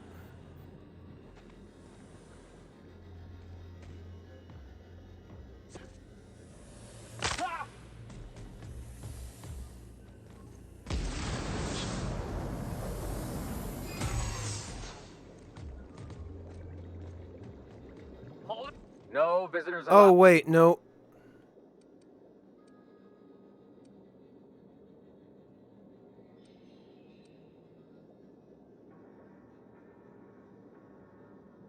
What? Except you sounded like a wimp. Show some teeth next time. Okay. Now you really have to go before... Damn it, and I went the wrong way again, too.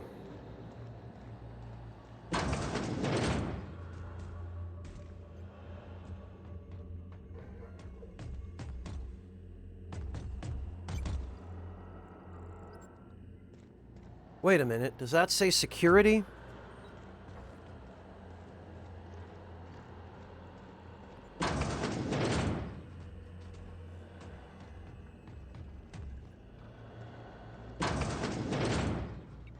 It does, but...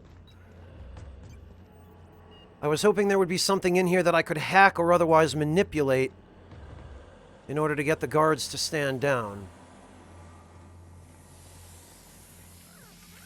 Oh, wait a minute, though, but...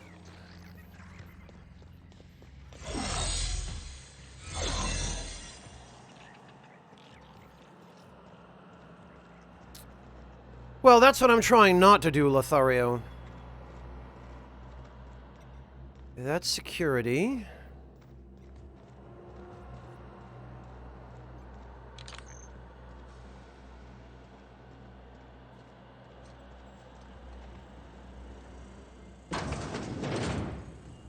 Keep your shoulders up. Okay.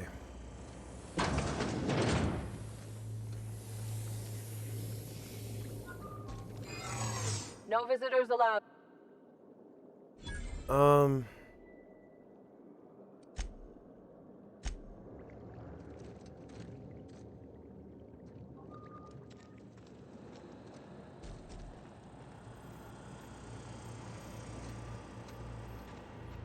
I guess I have to go up here.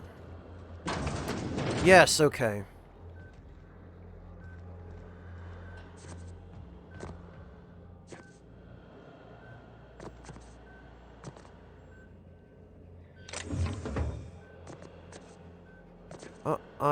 There we go.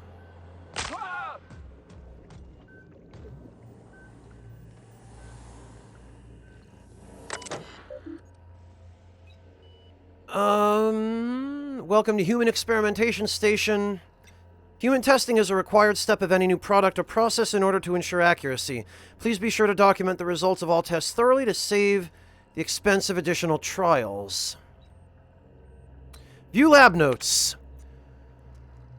The addition of dimethyl sulfoxide to the current round of tests has resulted in some improvements. Subjects are showing improved circulation and increased neural activity. However, our formula is still missing something. We're still unable to fully revive subjects from long-term hibernation, and removing their supply of dimethyl sulfoxide results in their rather excruciating death. The problem is compounded when we consider reviving and freezing subjects multiple times over their lives.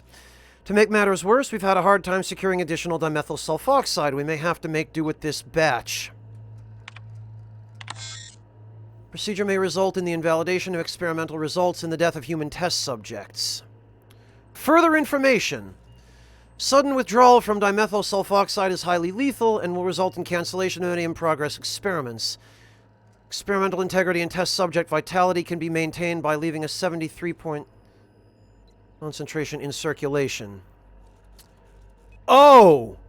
Either we take it all, or... and kill them, or we take some of it. Whew. Experiment details. Project Lifetime Employment Program. To repeatedly revive human subjects from extended hibernation without causing the death of the human subject and the loss of the associated productivity. Results inconclusive. Prognosis cautiously optimistic.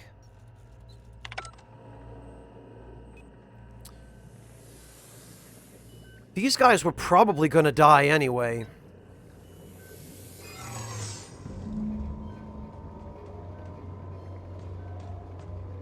City in the Stars. Methyl sulfoxide formulation vessel version. Discontinued due to severe adverse reactions. Do not stare directly at contents.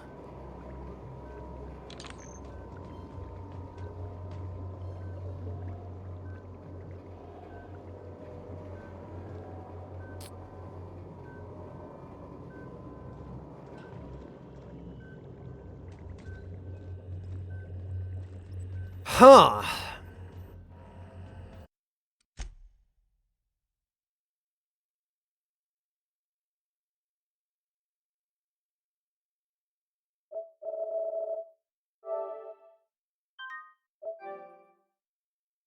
Oh boy.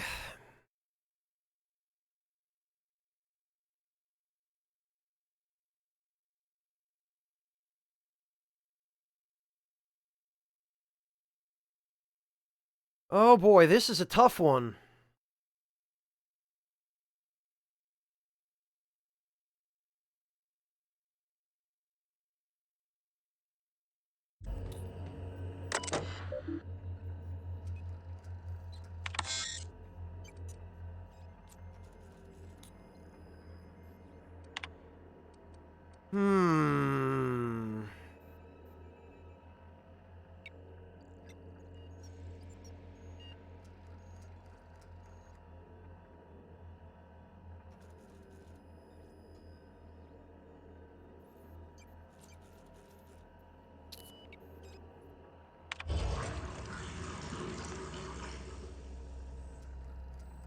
Transferring to container.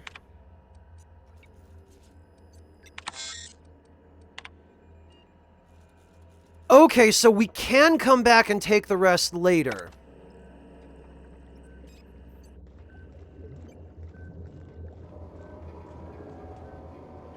Steel dimethyl sulfoxide container.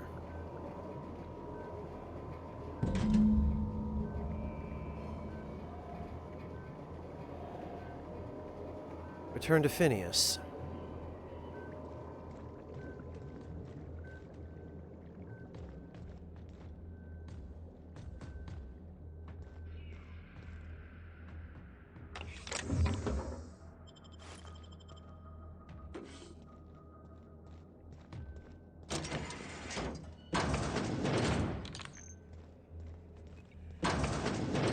Is this an exit?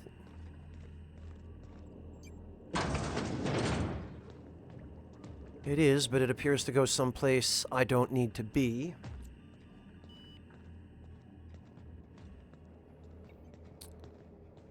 Is that so, Ishida? Well, hang on, because...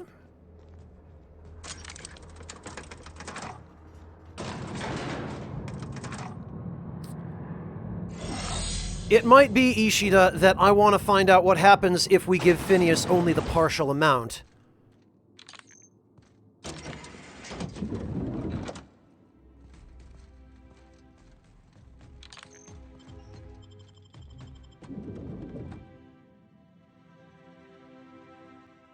I want to make sure that the partial amount is still going to be enough. Which is why I made a save file there, Ishida.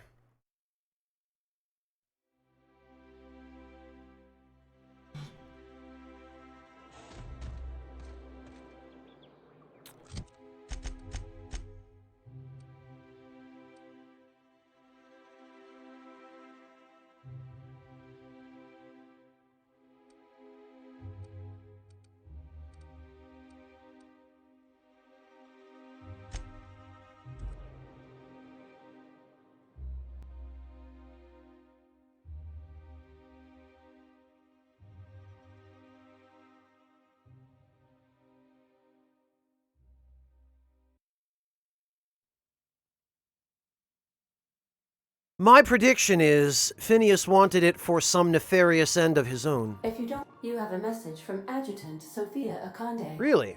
No one ever looks quite the same in person as they do in my reports. And my reports of you have been exceptionally thorough. You've had quite a career.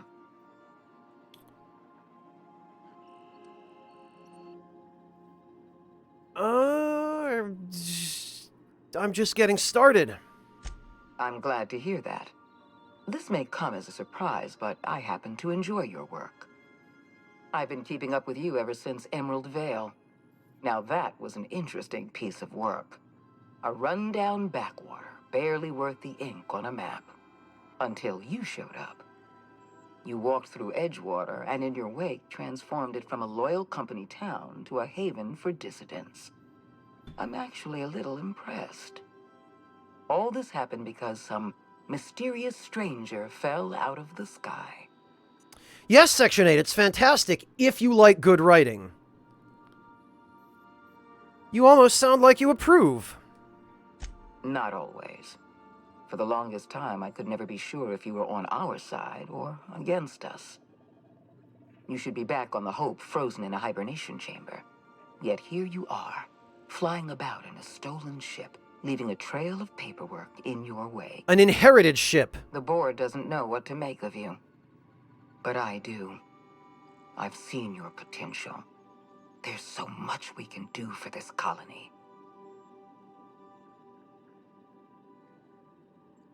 How do you know I'm from the Hope? We raised security on the Hope after Wells broke in. As for discovering the identity of the missing colonist, all we had to do was scan the passenger manifest. Fair enough. I'm sure you didn't bring me all this way just to flatter me, though. You have something I want. I'd like to negotiate. Oh, and that would be? Also, how did you find my ship? There's exactly one vessel in all of Byzantium that looks like it dropped out of an aetherwave drama. Phineas Wells is wanted by the board. I want to convince you to turn him in to us. Wanted for what exactly? He has a litany of charges against him. Vandalism, illegal experimentation, sedition. I could go on. Wells is a dangerous madman. His plan is going to endanger everyone in Halcyon. He's an obsessive psychopath. And he's using you. You're in contact with Wells. I want you to send us a tracing signal from his communication terminal.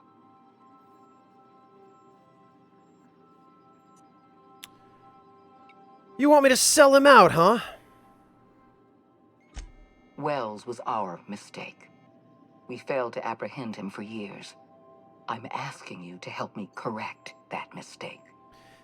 I'm sending you my access code. Contact me from Wells's terminal. When you're done, come speak to me in my office. Adjutant Akonde's call has been terminated. Will there be anything else, Captain? No, let's get out of here. Also, I super don't trust them. They would just as happily shoot me in the back when I'm done with Phineas.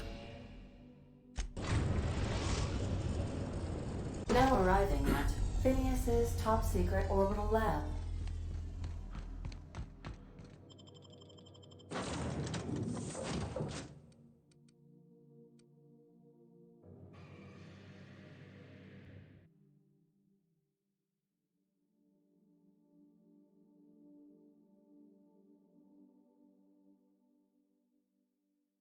No, Section 8. I'm talking about the fact that not everybody cares about the writing in the game. If you're the kind of person who can't stand listening to dialogue, if you find yourself mashing through dialogue rather than being interested in what NPCs have to say, then you will not get much out of this game. Because the dialogue is really the biggest draw.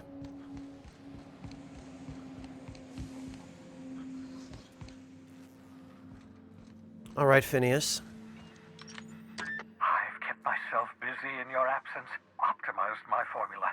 I'm now confident I can revive the remaining colonists. All I need now is the dimethyl sulfoxide. I'll take as much as you can give me. Gotcha, Section 8.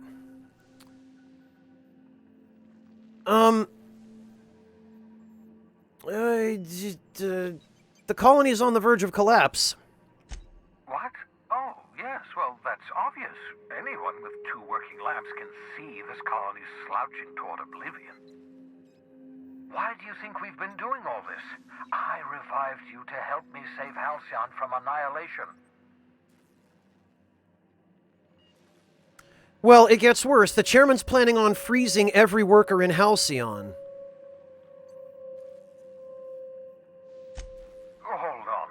Let me see if I understand this correctly. You're saying that Halcyon's on the brink of total collapse, and the chairman's plan to save all of us is to save himself? I always knew Halcyon was heading toward a systems collapse, but I never imagined we were already there. The board made this crisis, and now they want to solve it by freezing the rest of us? That's not a plan. That's a goddamn escape clause. It's true. That makes 2 things we don't have. Time and chemicals to revive the other settlers. None of this was supposed to happen. I was supposed to revive the Hope's colonists. We were supposed to have enough time to solve the problem before we all starved. I found your chemicals in the Ministry. The board was testing them on human subjects. Human test subjects? Oh, that's grotesque. That's unthinkable. That's exactly what I'd expect out of the board. These are all the chemicals I could get. Any more and I would have killed the subjects. Damn, that's not enough. Not nearly enough for the whole ship. I could revive a handful of settlers. Maybe, possibly, 10. We're out of time. We're out of chemicals. We may very well be out of options. If the board has their way, we're all going to be spending the rest of our lives frozen in stasis. Do you realize what this means for the Hope? For your fellow colonists? The board's going to kill them all, toss them out into space, just to make room in their hibernation chambers. We need to think about this. There has to be something we can do. Short of lining up every member of the board and shooting them in the back of the head. Do you know what's waiting for us on the Hope? Scientists, engineers, artists, the brightest minds Earth ever sent us, uncorrupted by the board. The board's going to dispose of them all and transform the Hope into a prison for the rest of us. They're likely on their way to the Hope as we speak. We need to get to those colonists before the board. I have enough chemicals to start reviving a few of them, but no easy way to get them off the Hope. There's a way. It's not exactly safe, but we could skip the Hope into the system. Merciful gibbering law, you're a genius! We bring the Hope to us. Skip the entire ship across the distance of colony space, right next to my lab. The Hope's probably damaged. We'll have to route power from the Unreliable. Yes, exactly. You're a step ahead of me, but I perceive the shape of your plan. If we link up the Hope to the Unreliable, then use your navigational computer to calculate a reasonably safe vector, we can skip the entire colony ship into the rings of Terra 2. I don't know much about skip drives, not the physics anyhow. I do know the Hope's real massive. How's our bitty little ship supposed to skip it? Excellent question, my sharp-witted mechanic. You will use your own ship to power up the Hope's skip drive. Your navigational computer can handle the rest. You'll need to switch on the Hope's auxiliary power using the Unreliable. Then head to the bridge. Your navigational computer, Ada, should be able to activate the Hope's skip drive. Once you've skipped the Hope next to my lab, I'll have easy access to the frozen colonists. I can start reviving them immediately. I've got some questions. Certainly. How can I help? Should I expect any resistance? It wouldn't surprise me. When I pulled you out of the Hope, the board nearly intercepted me. I expect they stepped up security since my little act of larceny. Just so we're clear, you know skip drives aren't supposed to be used like this. Skip drives were never designed to be used within a system, but I skipped my ship across Halcyon when I rescued you, and that turned out fine, mostly. That is, I ruined my ship and nearly killed myself in the process, but the maneuver was well within acceptable margins of risk. You'll be fine. You'll be fine. People aren't going to notice a gigantic colony ship slamming into the rings of Terra 2? Unlikely.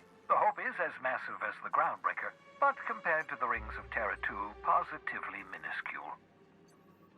The board might notice, possibly, depending on the position of their heads relative to the depth of their collective posteriors. All right. I know you're wondering why I'm doing all this. Why I believe the people on the Hope are the answer to the colony's problems. The Hope is carrying some of humanity's most brilliant thinkers, scientists, engineers, experts in their field. If we work together, we can still find a way to save Halcyon.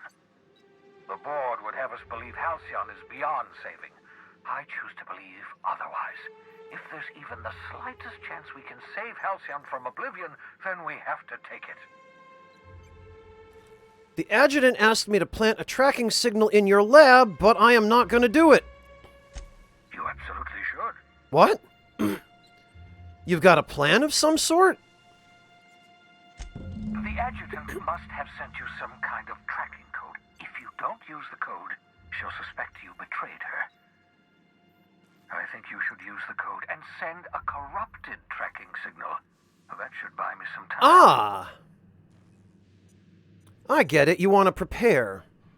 You sure you're okay with this? The enemy is bound to discover my hideout sooner or later. I'm prepared for that eventuality. This is just my way of buying myself a little time. Use my communications terminal to corrupt the tracking signal. While the board busies themselves trying to decipher it, I'll have plenty of time to prepare my defenses. Okay, let's talk about the Hope, then. Certainly. How can I help? Well, Lothario, we'll see if it's any different this way. I might actually reload after I'm done getting this ending and see if it's any different if I take all of the dimethyl sulfoxide. Send corrupted tracking signal. Running cacophony protocol. Replicating artificial interferences. Modifying signal to noise ratio. Establishing connection. Error. Signal status weak. Board surveillance protocol failed. Signal fidelity has been compromised. The terminal will attempt to establish a new connection once every cycle. That should do it. You've bought me more than enough time. All right.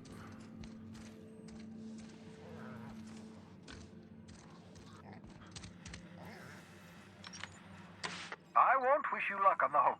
Can't rely on luck. Rigorous calculations and sound logic. That's the ticket. What's on your mind?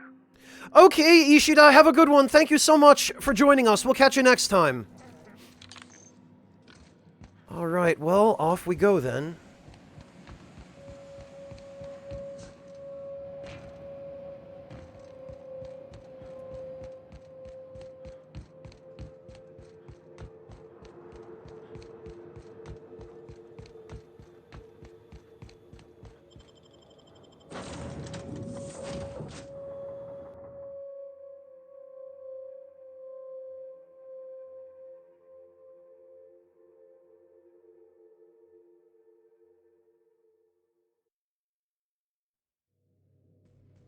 Some crew members are causing a disturbance on the ship.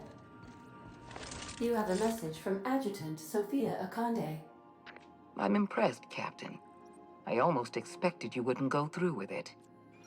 Unfortunately, Dr. Wells found a way to corrupt the signal before we could pinpoint his location. Still, it's only a matter of time before we find him. Come visit me in Byzantium. We need to have a talk about the future of this colony. Oh, and that gets us to her landing pad. How do I know this isn't a trap? Because I'm not in the business of arresting my own allies. You have my word. Meet me in my office. I've authorized your ship at my personal landing pad. Adjutant Akande has ended her call. Rather rudely, if I might say, considering she didn't sign off. Will there be anything else, Captain? No, but I have a feeling this might be another branch for a different ending, so what we're going to do... We're going to put that there. Just in case, because I don't trust her.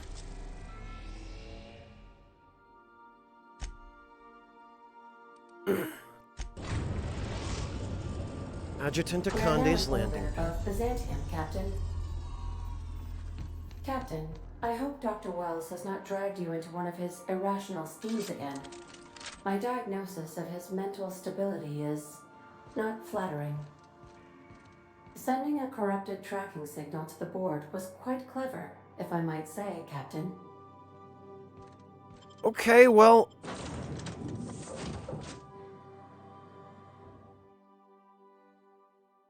I am expecting to have to fight my way out of here. My guess is they just want to lure me in here to prevent me from getting back to the Hope.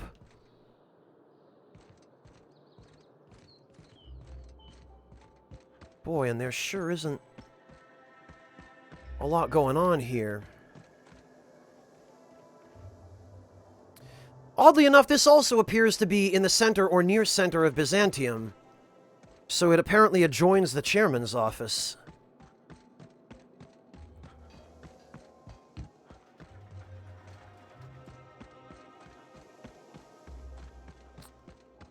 Also, is there anything over here?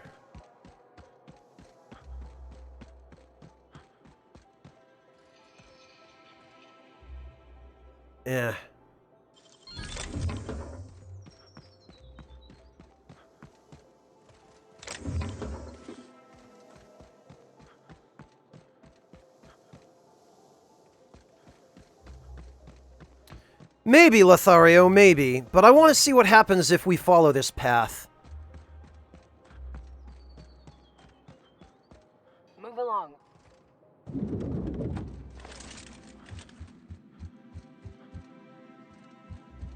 Not so fast.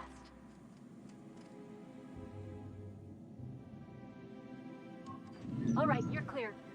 The adjutant's expecting you. Go on through. Is that so?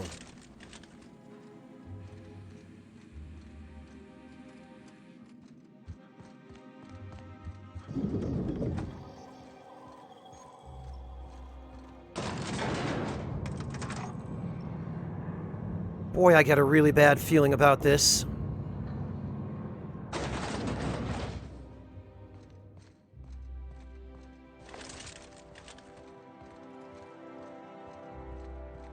Wait, what? Oh, it is the same building. Okay.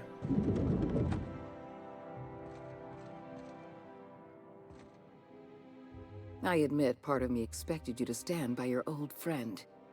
For better or worse, Wells was responsible for putting you back on your feet. That said, he's also a wanted criminal. For information regarding his whereabouts, you are entitled to collect a reward from Percival. So why did you want to see me? I understand you've infiltrated the Ministry. The things you discovered there must have been shocking, even disturbing. Halcyon is on the verge of a total systems collapse. The truth is ugly and difficult to accept, but we must accept the truth before we can move forward. Malnutrition is already a problem. Disease will come next, followed by starvation, followed by a breakdown of society, followed by extinction. I know this must come as a surprise to you. I imagine you have questions. Guess Monarch folk ain't the only ones fucked around here. That ain't exactly an uplifting thought. I know your face. Stellar Bay's most infamous hunter. How curious that you've thrown your lot in with the captain. Monarch may harbor delusions of independence, but make no mistake. You are a part of our colony. If we fall, Monarch falls with us. Is that why we were suffering plague in Edgewater? Malnutrition? All those folks sick and dying, and you knew why the whole time? Yes, Miss Holcomb, we knew why. We've known for some time that Edgewater was dying. The colony itself is dying. The suffering you experienced in Edgewater, the disease, the starvation, will soon spread across Halcyon unless we act. And what's your plan? I won't pretend the truth isn't damning. Yes, the colony is on the verge of collapse. But there is a way to save it. Okay, you're gonna have to sell me on a better idea than what the chairman seems to want to do. We need to talk about this lifetime employment program. I'll answer however I can. You don't honestly believe all of this lifetime employment nonsense, do you? The lifetime employment program is not some malevolent strategy of an evil mastermind. There's no dark secret buried in the fine print. The program is logical, it's reasonable, it's merciful, and most importantly, it will work. I've heard enough. I saw the presentation. Rockwell wants to sacrifice the colony to save Byzantium. Byzantium is the beating heart of our colony. And as long as Byzantium survives, Halcyon may one day recover from the collapse. We must protect this city at any cost. I don't think... Help me execute the lifetime employment program, and you will have earned a place of honor in Byzantium. You will live in comfort and want for nothing. You mean like everyone else here, in a rotting, crumbling city? Alright, what's your take on this? When I first discovered the truth, I was shocked, even disgusted. I wondered how we'd allowed a colony like Halcyon to fall into disarray. But the more I thought about it, the more I realized the colony had sown the seeds of its own destruction. We have become lazy and decadent. We smother ourselves in meaningless bureaucracies. We deliberate and argue and procrastinate. That's a pretty good argument for getting rid of the board entirely. I admit, I occasionally fantasize about making an executive decision without having some tedious committee questioning my every move. Do you have any idea how much paperwork is involved in ordering someone's execution through the usual channels? It's positively maddening. Well, what does any of this have to do with me? When you turned Phineas Wells over to me, I knew I could rely on you. You've demonstrated your ability to place duty above sentiment. And you deliver results. That quality alone is enough to separate you from the board's army of indecisive bureaucrats. Not a fan of bureaucracy, Sophia. Do you know how many meetings I have to sit through? How many papers I have to sign before I can make one decision? I'm only trying to rescue Halcyon from extinction. I can't save this colony alone. I need someone capable of working outside the system. Someone who can get things done. How long do we have exactly? We've already crossed the point of no return. The collapse has already begun. You must have noticed the signs in Emerald Vale. Malnutrition, disease, high mortality rates. This is a permanent famine, Captain. We've done all we can to curb their hunger. Very soon, people are going to realize they're starving. A famine is a problem of logistics as well as marketing. Your workers must remain productive on as little food as possible, and they must always believe that food is plentiful. That's what that research in Roseway was all about. I see. Before you interfered in Roseway, Dr. Anton Crane was on the verge of developing a powerful appetite suppressant. It would have made his career. The solution is a temporary one. Before long, our workers are going to feel the effects of starvation. The Lifetime Employment Program is our only viable option. If I can't change your mind about that, I am not working with you. We need to talk about Emerald. What about it? You handed Edgewater over to a band of dissidents. I can't have this. Adelaide McDevitt and her people have no place in the Halcyon that is to come. Edgewater needs to go. I want you to wipe the town out. No survivors. Ah! I will hunt beasts until I'm out of ammunition, and then I'll fight a good long while after. But I am not about to mow down a crowd of innocent people. Then I suggest you find your courage. Or pretend you're hunting beasts. You're a monster. Someone has to be. Now is not the time for half measures, Captain. I need a decision from you. I don't understand. What did Edgewater do to deserve this? You replaced a loyal, if hard-headed, town leader with a revolutionary. Adelaide's people have turned Edgewater into a hub of dissidents. These people are dangerous. They're going to become more dangerous after the collapse. We need to put them down. They are the only people who can survive. The board is responsible for this colony. This is all your fault.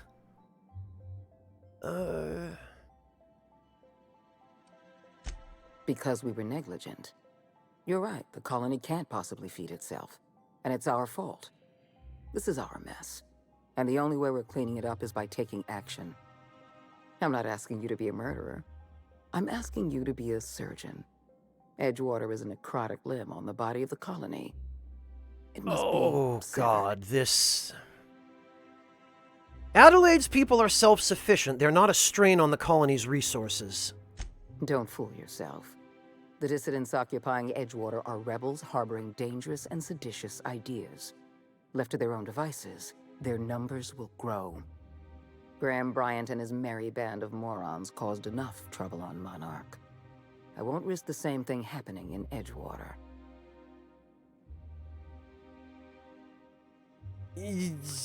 You are completely insane. No, the answer is no. Don't make this more difficult than it needs to be, Captain. I rather like you, and I'd hate to have you shot for disobeying a direct order. Pretty much, Lothario.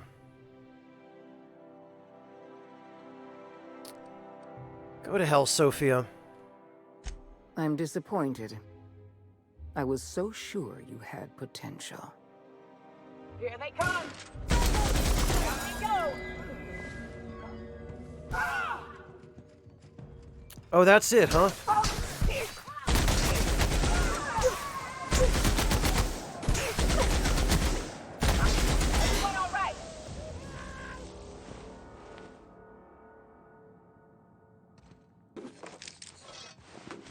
I don't even know why I'm bothering to pick this stuff up at this point, but...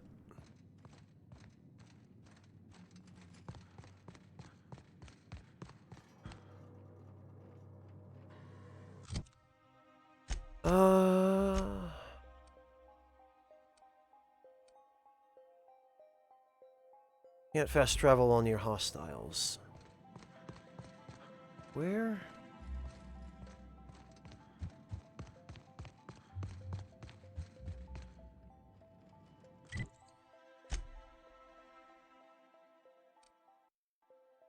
Oh, I'm still counted as being near hostiles.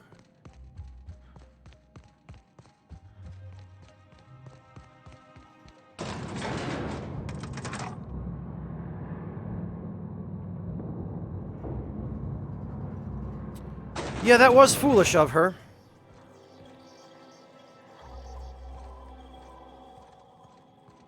Here they come!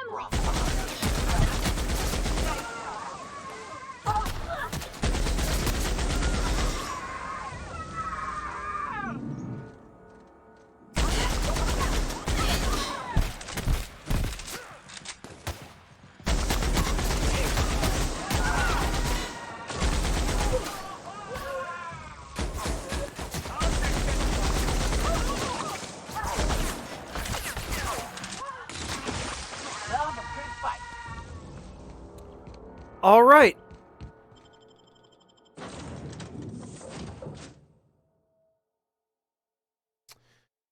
Well, I guess we're going to the Hope. You'd think that, Lothario. I'm kind of disappointed there wasn't an option to turn her... Captain, if you're looking for crew members Ellie or Felix, they're sharing a drink upstairs. I'm disappointed there wasn't an option to turn her over to our side. To convince her to, We have arrived at the Hope. I need you to reroute power from our ship to the Hope's auxiliary generator. You'll have to connect me to the Hope's comm system so I can convince her central computer to enable the skip drive. What's going to happen if I skip the Hope? If your calculations are even slightly off, you could crash the entire colony ship into Terra 2. Or the Sun. What was I doing again?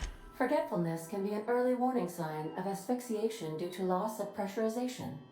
Are you breathing comfortably, Captain? I need you to reroute power from our ship to the Hope's auxiliary generator.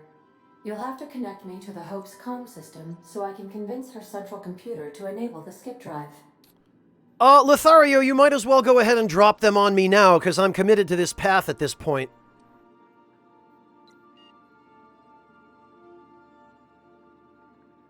The Hope is the Groundbreaker's prettier, sleeker sister.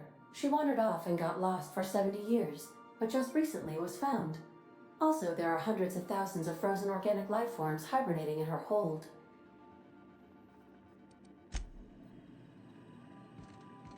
You killed the adjutant? We are outlaws in the truest sense of the word now.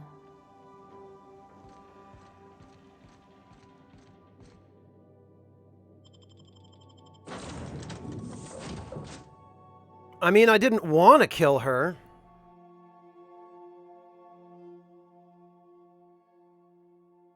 Wow, Ultima, that's amazing.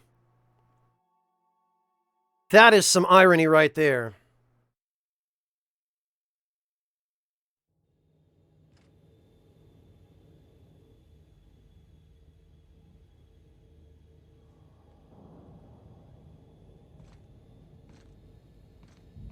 Oh, is that so, Lothario? Okay. Sounds a lot like Fallout New Vegas, then.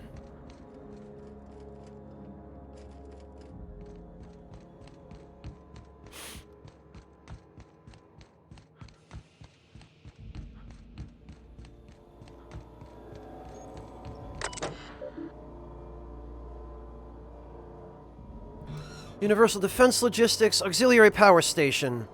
Patch, route an auxiliary power source to supplement UDL-002's reactor. Status, power status report. Logs.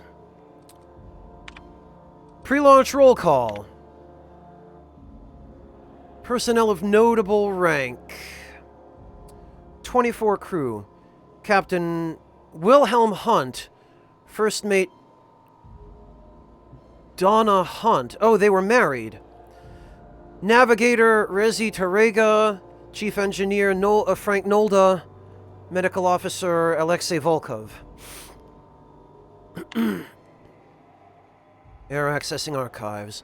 Manual log LO1 William Hunt. So this is the captain. 10 years. Longest trip Donna and I ever took was a week-long sojourn into the Silver Mountains. Even that set her on edge. She's a homebody, always was.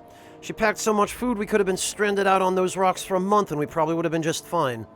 UDL sent a team-building seminar into the city once. They paid for everything. Donna still packed nutrient bars just in case the bus broke down. It's going to take this ship 10 years to reach Halcyon, an entire decade. It's a good thing UDL provided the rations, else she might have dumped our life savings into mixed nuts and freeze-dried meat. Automated audio transcript, RO1. This is it, folks. Say goodbye to the old blue, eh? Yeah, if anyone wants to, good riddance. Why so bitter, Razy? She's been a good home. Give me a spaceship any day of the week. Well, see how you feel a year in. So, moment of silence, or should we make a toast? Anything? I feel weird leaving Earth in the rearview mirror. From now on, we only look forward. Status. Power maintenance on hibernation. Hibernation storage status. All hibernation storage systems are functioning within intended parameters. 99, 92, and 76% capacity. Maintenance status. Systems due for regularly scheduled maintenance. Engines overdue. Power regulators overdue. Coolant systems overdue. Security automex overdue. Skip drive overdue. Janitorial overdue. Pending work orders. Microwave short-circuited after some idiot left his fork on his plate. Amazing. Macrowave clock has stopped. Macrowave is stuck on high power mode. Macrowave has stopped working entirely. Power status. Reactor is in power save mode. Only life support is powered. Patch. Power is being routed from the docking bay. Reactor is now in auxiliary power mode. Available functions. Route an auxiliary power source to supplement UDL's reactor. Power status report. Reactor is in auxiliary mode. The following modules are now operational. Life support, engines, nav, communications, and security.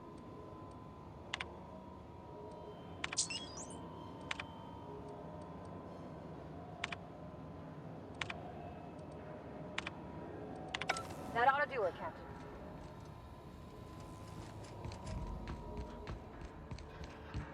But... What? Thought I saw something. Oh, the Corpos are here!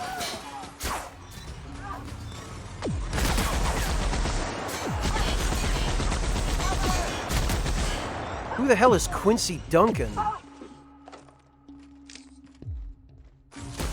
Oh, Quincy Duncan had the Hope Bridge keycard. God damn it, Parvati! Thanks for walking right in front of me. That's the last of them!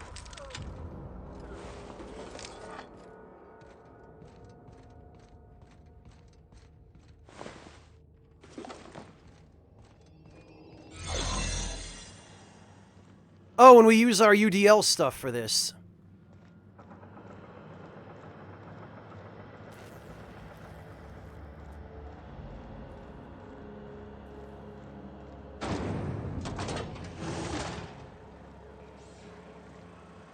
Greetings. Authorized personnel.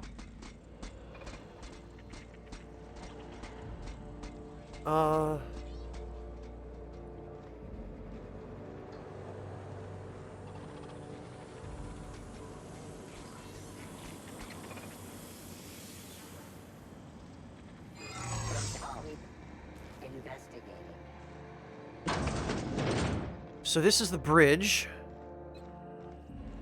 No, this is... Incoming, Captain! Alright.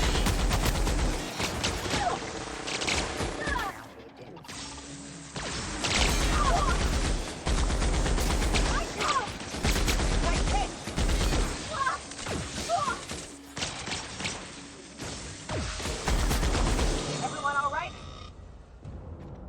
Okay. No, this isn't the bridge. This is,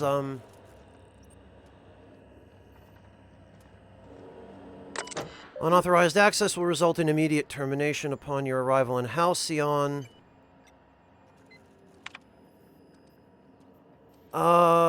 Storage pods. Power status report. Logs. Pod removed. Cold storage pod CB524. Occupant Franz. Removed by unknown crew member. Automated audio transcript. Unknown crew members. Hundreds of thousands of colonists left to drift out here forever just to... Oh, okay. That's what... You alright, Captain? I mean, seeing this place again? Yeah, it's fine. Status. Storage status normal. Current pod count 9,999. So there... You alright, Captain? I mean, seeing this place again? 10,000 people here, huh?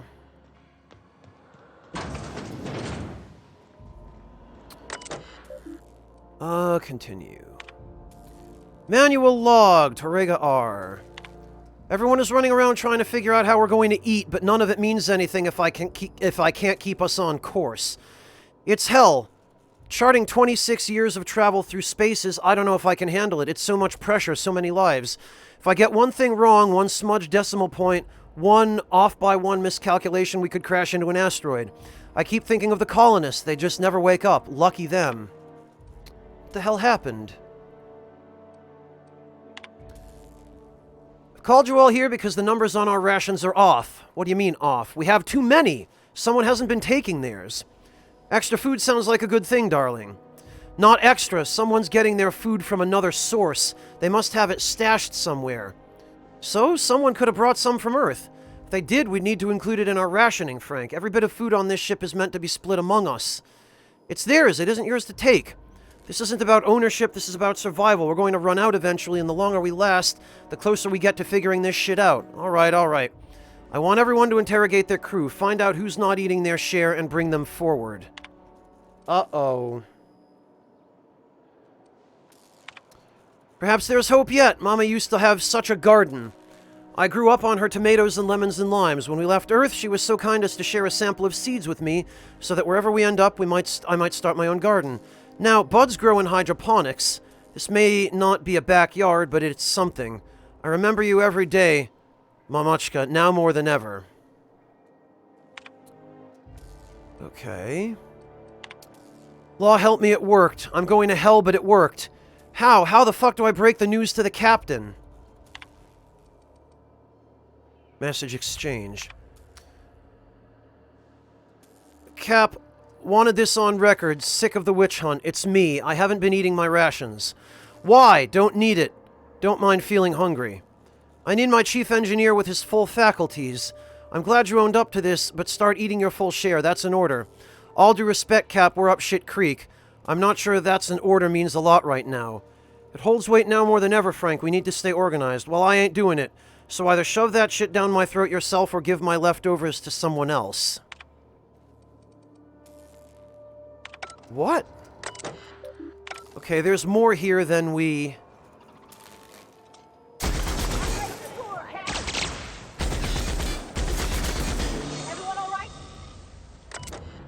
Power status auxiliary. Route communications through the unreliable. Logs.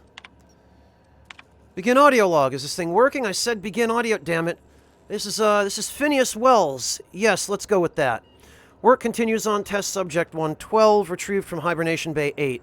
Time of extraction, let's say 2.5 hours ago. Time of death, 6 minutes prior. Explosive cell death, my arch nemesis. Haunting my every attempt at reviving our frozen colonists. Making a mockery of my procedures. I've tried every combination of every chemical available to me, Attempted every variation of every possible thawing procedure, a gradual melt, a flash thaw, extremities first, brain first. Don't know how much more of this I can take. 4 hours of sleep in the last 22. Can still hear their screaming in my nightmares. Test subject 112. Real name Harley Stanton, age 39. Enjoyed singing.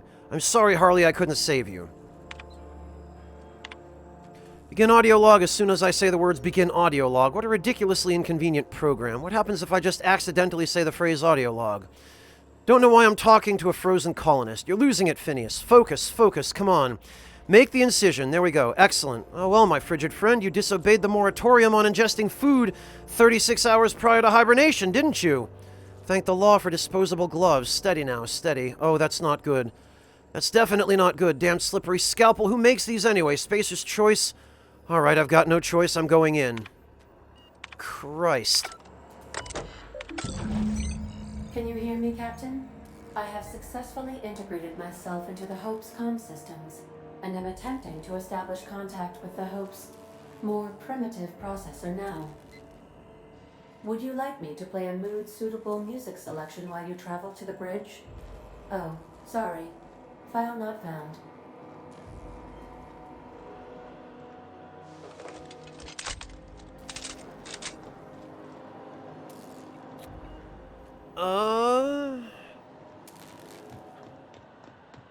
I see you've located the stasis chambers. Which pod were you slumbering in for so long, Captain? The missing one, I take it?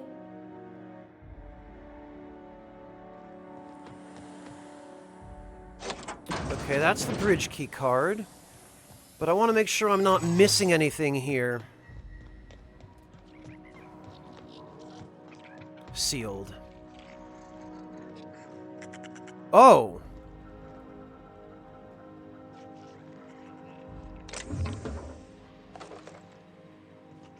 What the hell happened here?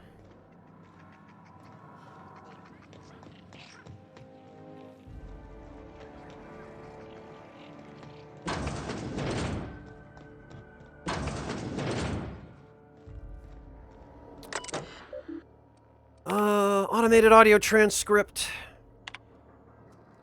Look, Captain, this is what I was talking about. We're slowing down. Resi, pretend for a second that when I look at your screen, all I see is unintelligible math. Okay, okay. See this line? That's us.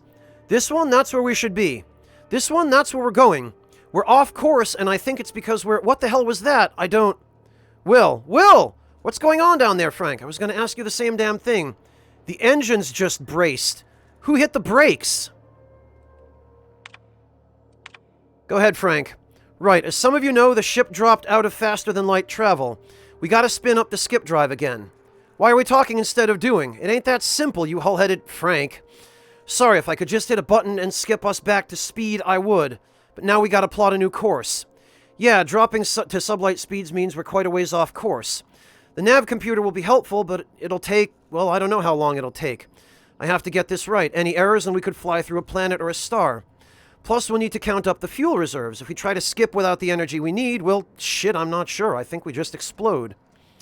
I'd rather not explode. What if we don't have enough fuel? Then we'll fly slow. And how long will this take? I don't know yet. I need to run the numbers, but, we'll deal with that problem when it comes. For now, Frank, see to the fuel. Resi, assume he can get us back in skip space and plot a course. Let's go. The UDL mantra has always been prevention. If you don't have problems, you don't need a plan for dealing with them. Before I was assigned to this ridiculous journey, I ran budgets for our galas. How much does it cost to staff an ocean liner? How much food do we need? I always put safety precautions, lifeboats, sick kits, flares, whatever I could think of, in a separate category from the rest of the budget. In my gut, I knew I should plan for them. I think I got that from Donna. But my boss always redacted them. Why spend money on emergency supplies when we can spend money on not having an emergency in the first place? Hire better crew, build the ship out of better materials, find a better accountant. From pleasure cruisers to colony ships, I guess nothing changes. They gave us 10 years of rations and we've used 9 of it. Resi is saying it's going to take us 26 years to get to Halcyon if we can't spin up the skip drive. Any way I carve this up, somebody's going to starve. Well, shit. I want this on records. We're fucked and it ain't because of the equipment. The skip drive is toast. I don't know what the hell happened, but it ain't even getting to prelim cycle boosters. Captain says we've got food for a year. Rez says it's going to take 26 to get there on STL. Back home, I saw folks lose their minds going hungry for a week. A week! We ain't going to last a bloody month if we don't figure something out.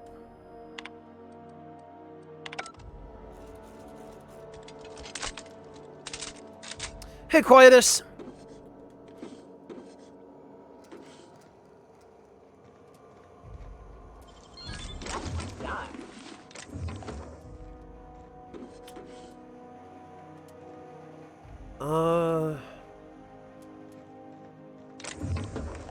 Oh, okay, these are, I guess, unoccupied hibernation chambers.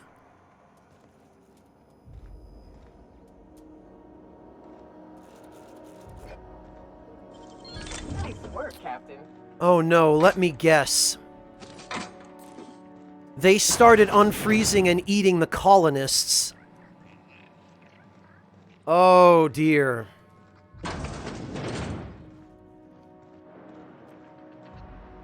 I bet that's what they did, because some of the bays were not occupied at full capacity. Hey, Quietus. Great work.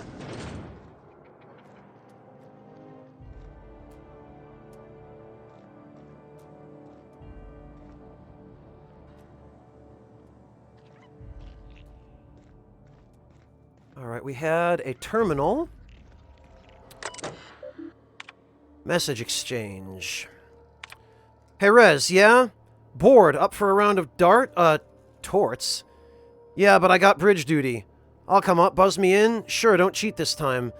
Listen, it's not cheating if you don't get caught. I'm inspecting the deck all the same. Okay, you know what? I will find Alexei and play with him instead. Wow. Oh my fuck. Shh. Sorry, it's hard to be quiet. Well, try. If we get picked up by the computer, we're on record forever. Is that so bad? I've got someone waiting on me in the pods, Alexei. This is a one-trip thing. Ah. What? One-trip thing, huh?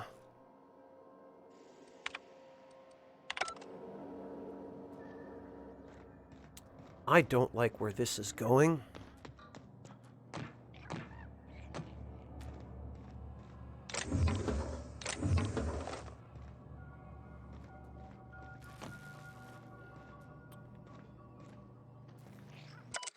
Engineer's Log C-32. Today I found a finger lodged in one of the security mechanicals. I caught the damn thing scratching up my floors because the finger was stuck in one of the leg joints and it couldn't move properly. This is getting to be ridiculous. Custodial engineer.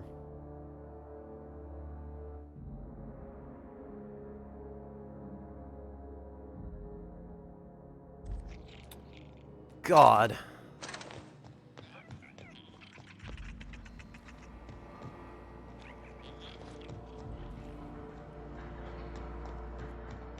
Yeah, this ship turned into quite a mess.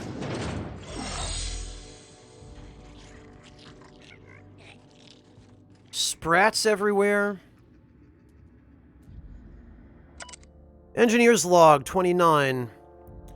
Finding a bit more blood around the ship lately. This must be the clumsiest crew on record. You know how hard it is to get blood stains out of steel hull? I'm going to run out of antiseptic wash. The amount of time I've spent on these floors, I better have a promotion waiting in Halcyon. Chief Custodial Engineer sounds fine to me.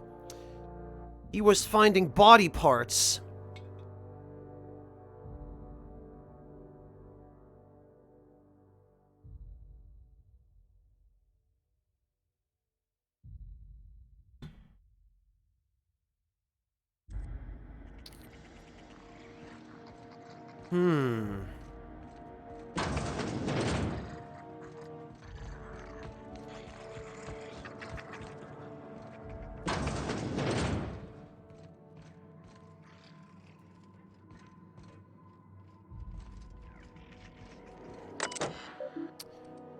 Hack 81, power down sentries. Set targeting systems to UDL employees. Oh. Well, that would have been nice to know about. I should have brought Max and Sam.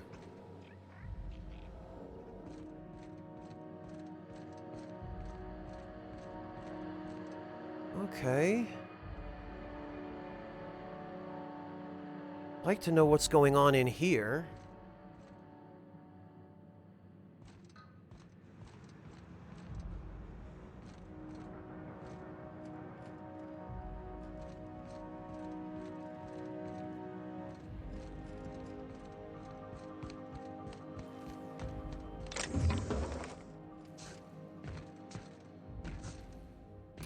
Oh, I could have... Okay, there was a little secret.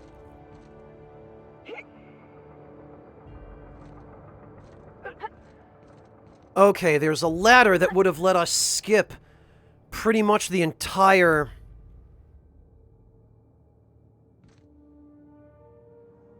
That hurt.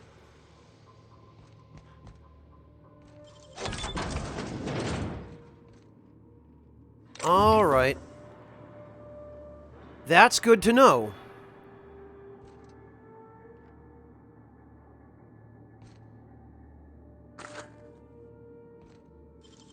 Nicely done.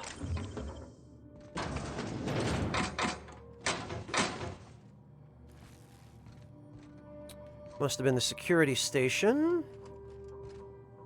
UDL identity cartridge. Engineer's log. This whole starving to death thing isn't all it's cracked up to be. On the upside, the bathrooms are the cleanest they've been since we left port. It's made my job a hell of a lot easier. Yeah, well... At least there's a silver lining.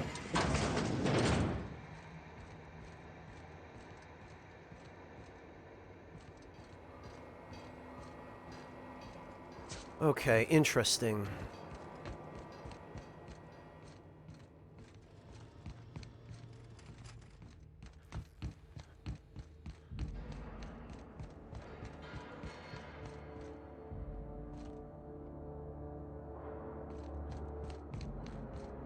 So, let me get this straight. We could have... Okay, we could have disembarked from the Unreliable.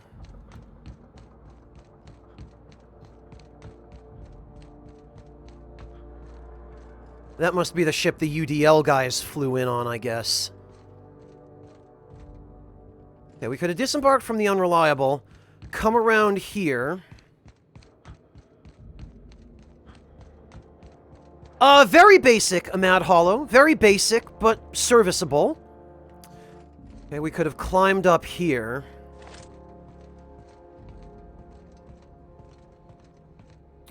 Okay. And then we could have reset the sentries.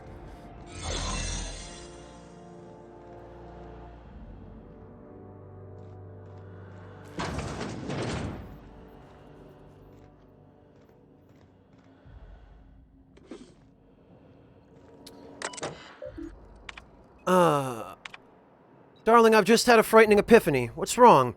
I just realized that we'll be nearing our 50s when we arrive in Halcyon. Yes.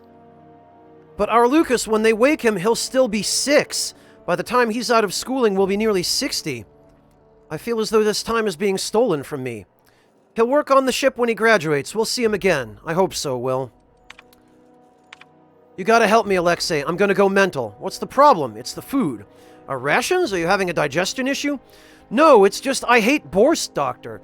I hate it. I can't spend the next 10 years eating it. I thought you had an actual medical problem, Frank. I do. It's disgusting. Get back to your post. You're wasting my time. Come on, there's got to be something you can prescribe. You'll get used to it or you'll starve. Up to you.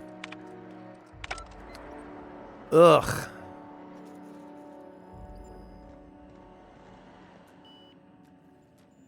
Yeah, that sucks.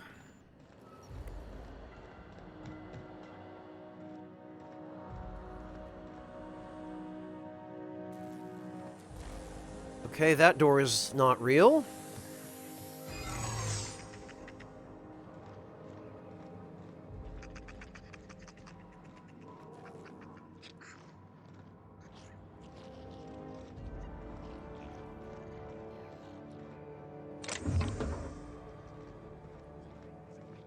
hell? Why am I being shown that there are NPCs? I wonder if they're above us.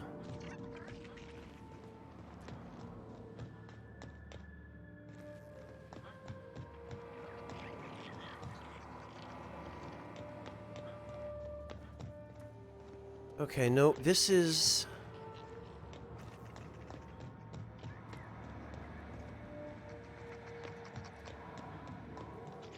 This is everything as far as I can tell.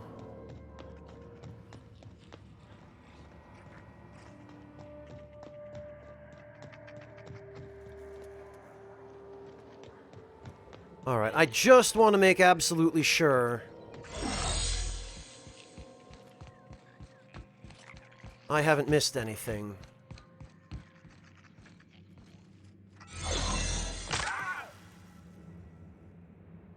And since it doesn't appear that I have...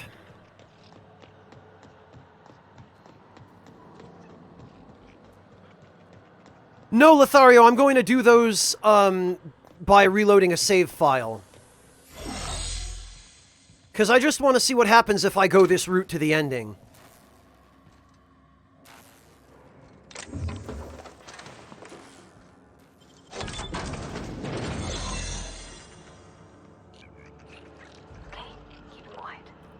Should we assign Sam for a cleanup?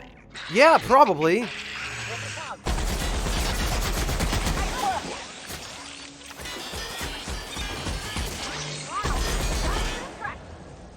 My God. Yup, I knew it. I knew it. They've been opening up hibernation chambers.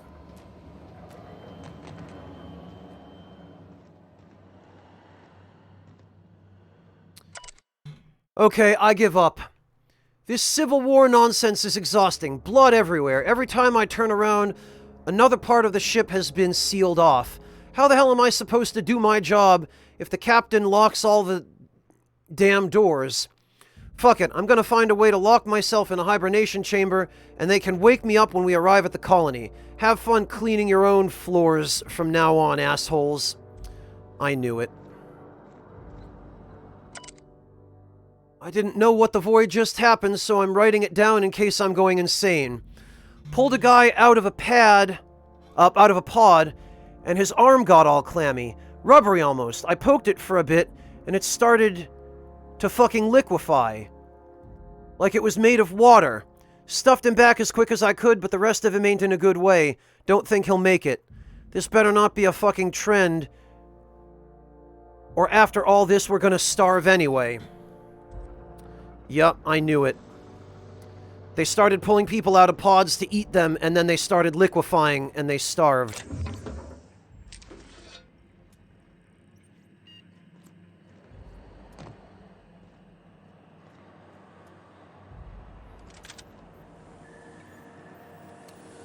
Okay.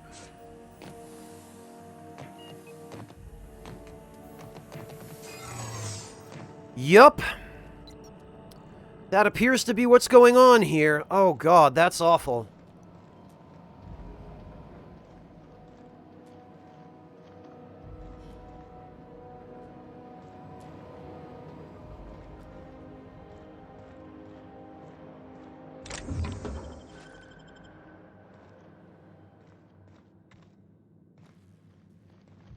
Okay, well...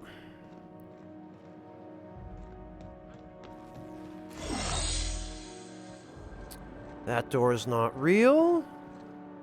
This must lead to the bridge.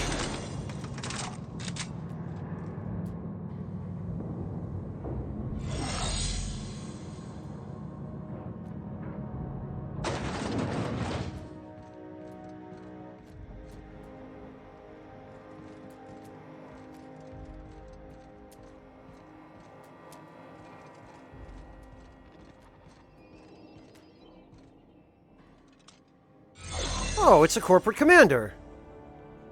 That would be fun. Not anymore.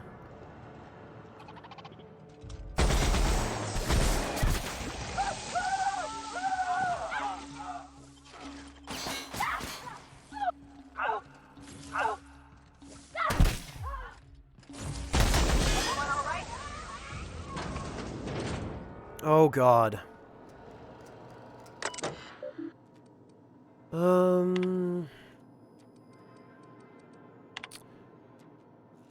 Alas, Mamachka, I've failed. The tomatoes die on their stalks. Something must be wrong with the soil. We have a month of rations. The crew talks of cannibalism. My Wilhelm fights to bolster off their wilting spirits and to bar the way from those too far gone. At night, when my stomach grumbles, I fear I too might stray toward the dark path. But I think of our Lucas asleep in his pod, and then I think of all those other sons and daughters and mothers and fathers. If I wake up in Halcyon and my family has been devoured by these ghoulish men, I will steel my resolve. I will resist. The physical effects of starvation are well documented, but we never learned about the toll they take on your mind. The toll they take, rather. The things you hold true become walls between hunger and satisfaction. The difference between right and wrong blurs. I told Frank we'd have to eat about a third of the colonists in order to survive our journey. When we still had rations, that seemed impossibly unjust. Tens of thousands of innocent people to save 24. Now I'm not so sure. Attention all crew, I don't know who let Frank Nolda out of his cell, but he is now an enemy of this ship.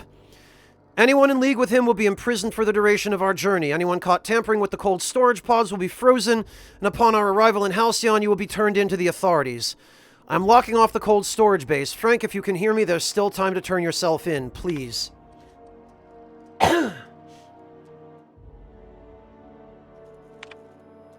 Rezi, can you get us to Halcyon? I've been working on it. Can you get us there? I have to, Captain. Good. Meet me in the bridge. We'll make our last stand there. Wait, what about Donna? She won't be joining us. What the hell? What happened? I'll fill you in when you get here. Hurry. Okay, fuck. I can't believe this is happening. Yummy! Thank you so much for the resub. 44 months. Welcome back. So I guess his wife resorted to cannibalism after all.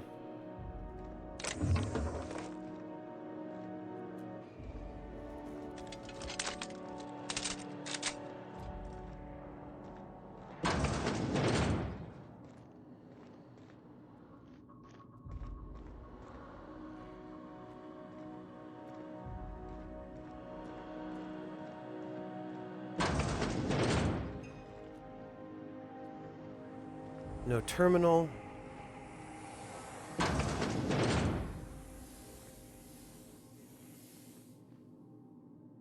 Retro rockets? What?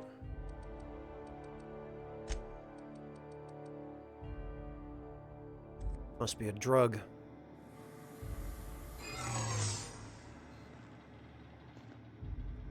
No terminal, nothing.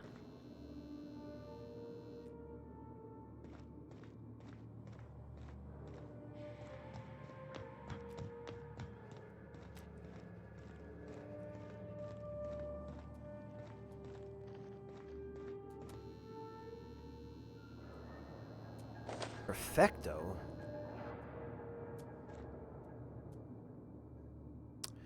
Yeah, Yami, I hope you deposed and replaced him.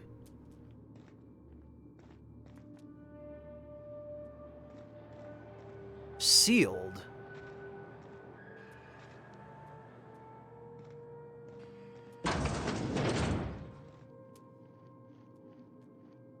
Another terminal.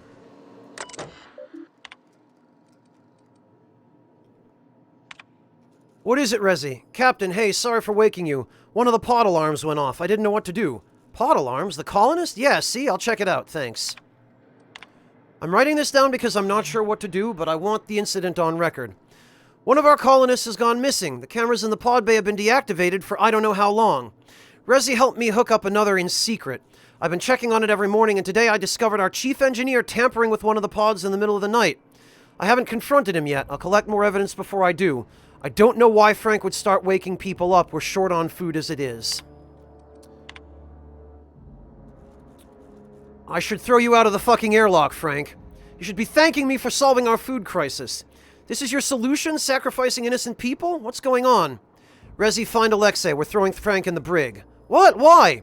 He's the one tampering with the pods. Oh, what? You're going to spare her the grisly details? I ate them, Rezi. You ate them? And I ain't apologizing for it. If we don't survive, they're as good as dead anyway. Oh no, I can't. I'm gonna be sick. Just find Alexei. Okay, okay.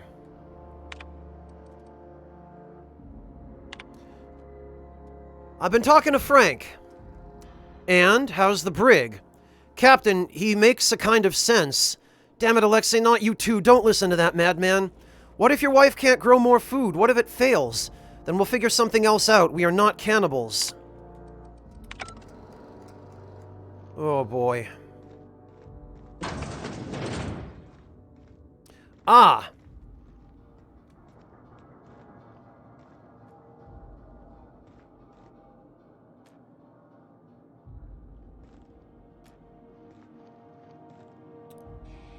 Sealed. Interesting. So... whoever's bunk this was didn't leave us any records. I would have thought there'd be something plot-related in here. But I guess not.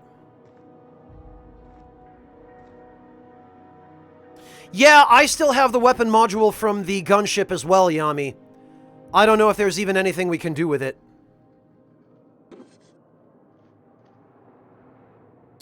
Zora supposedly goes to Stellar Bay, but I haven't found her there yet.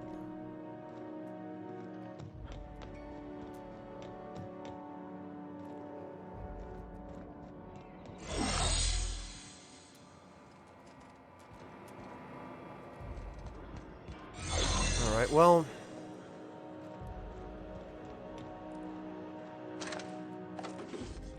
sealed.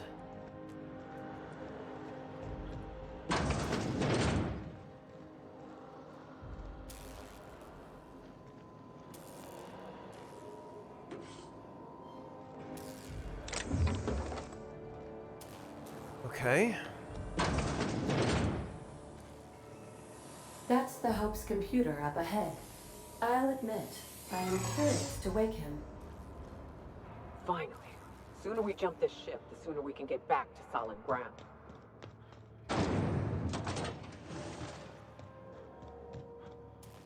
Alright, let's see.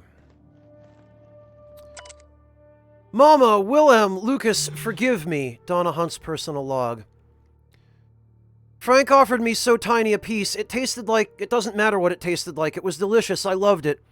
Let it be known that I broke the lock to my personal quarters, not Wilhelm.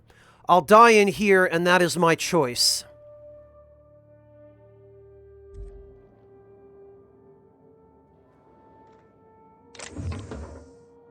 I knew it. Sealed as well. Okay.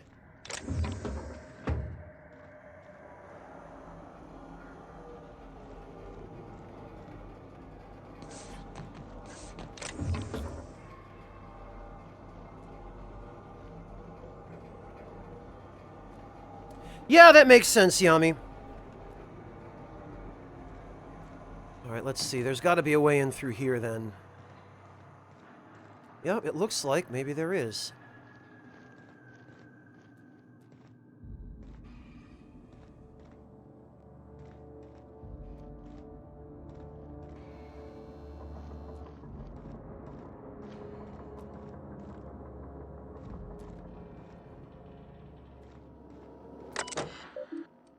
Oh, okay, this is stuff I've read.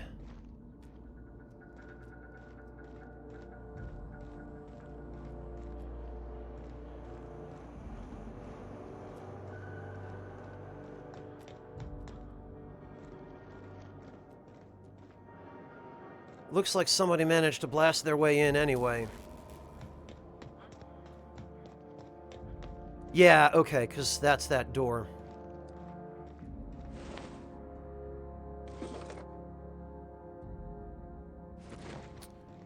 Okay, well...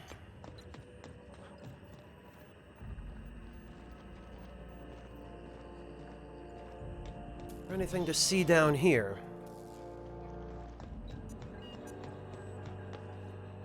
No? What about here?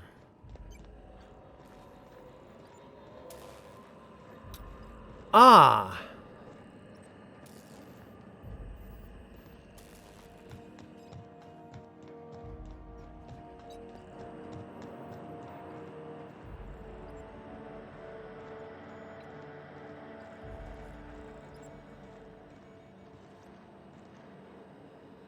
Interesting.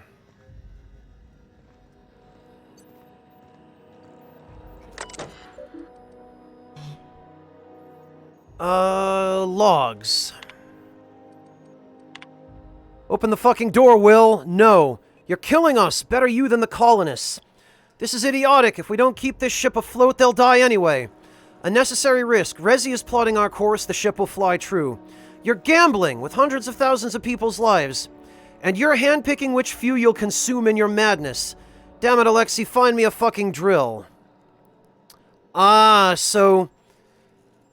he locked them out and caused them all to starve after he set the ship on a sublight course that would just cause it to drift because there's no air resistance in space.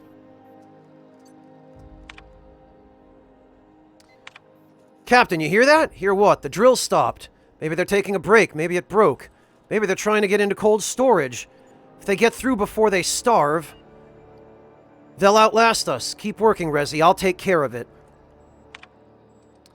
I think I'm the only one left. I don't know what Captain Hunt did down there, but he hasn't come back, and they haven't used the drill, and I'm alone. The course is set. I'm down to my last day of food, and I don't want to die like Donna did. Fly true, Hope. Hey, Moosty, how you doing? Power status auxiliary, comms auxiliary. Patch Ada through. Greetings, Captain. I am speaking to you through the Hope's computer system. It's a rather cramped feeling, but it'll do. Yeah, they set the Hope on autopilot at sublight speed. And I guess Hunt must have gone down there and blown everyone up or opened an airlock or something.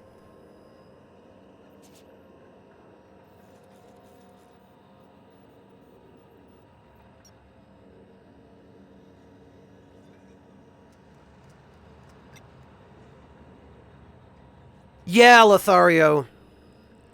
It does seem that way.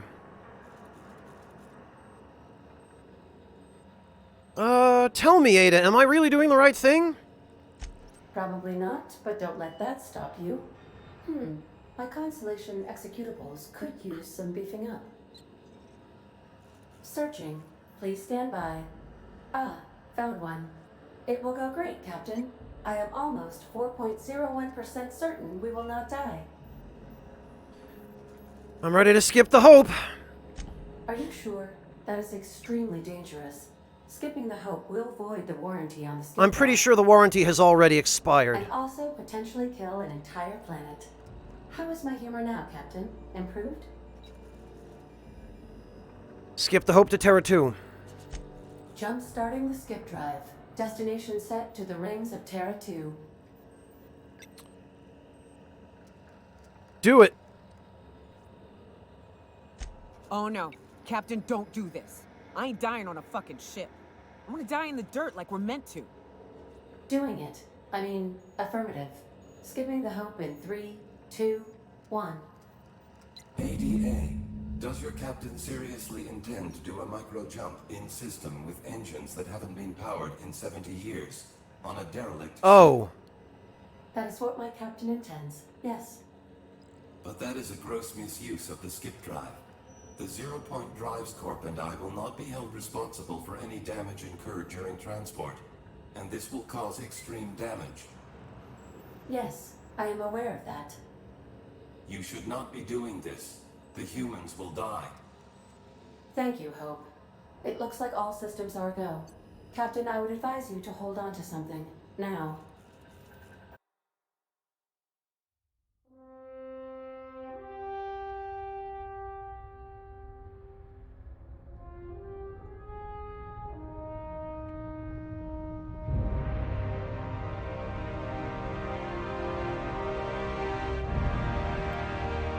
I really hope it doesn't explode.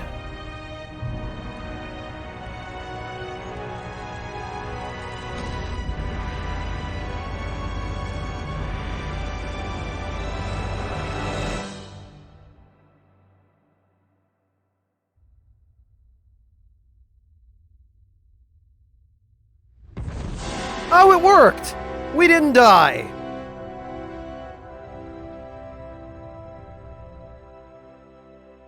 Good. We are still alive and have successfully skipped into Terra 2's orbit. I reported as much to Phineas Wells, but he has not responded. Perhaps you should check in on him. Ugh. I feel like my stomach's still back where the ship used to be. I need a hard drink and a long nap. Status. Reactor is unable to support routing powered engines. Navigation systems are inoperable until reactor is repaired.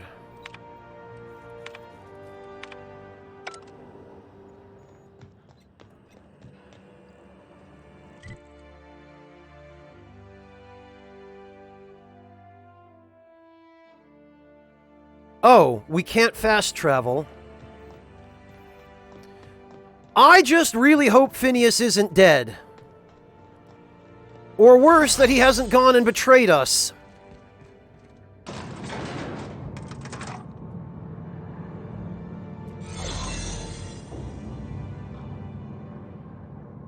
Gosh, I sure hope Phineas hasn't betrayed us.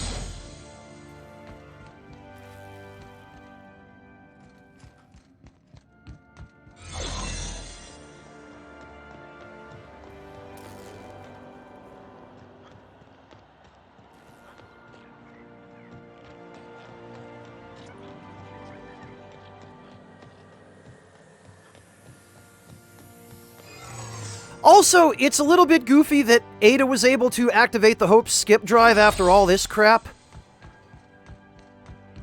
when the original crew couldn't do it at all.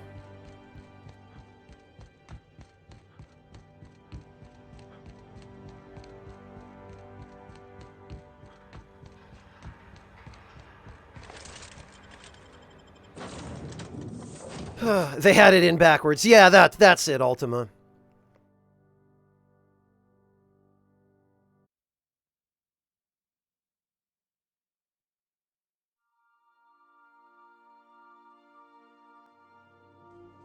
Captain, I am receiving a transmission from Dr. Wells.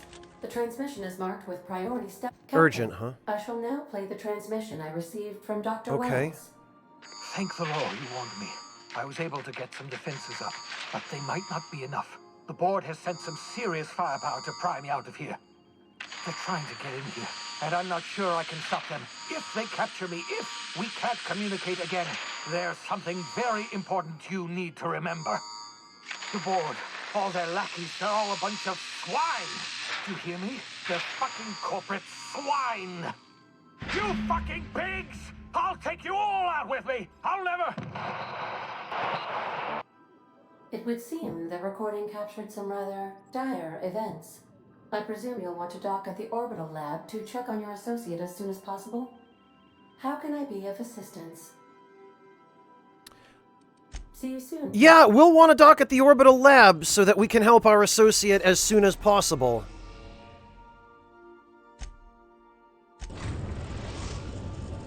We've arrived at Phineas's orbital lab.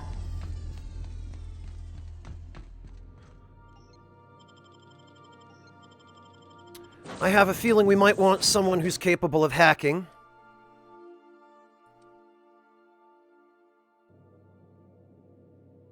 Hey, Red!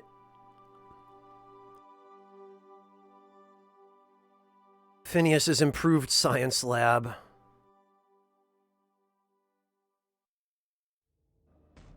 Oh, he's gonna be dead when we get here, isn't he?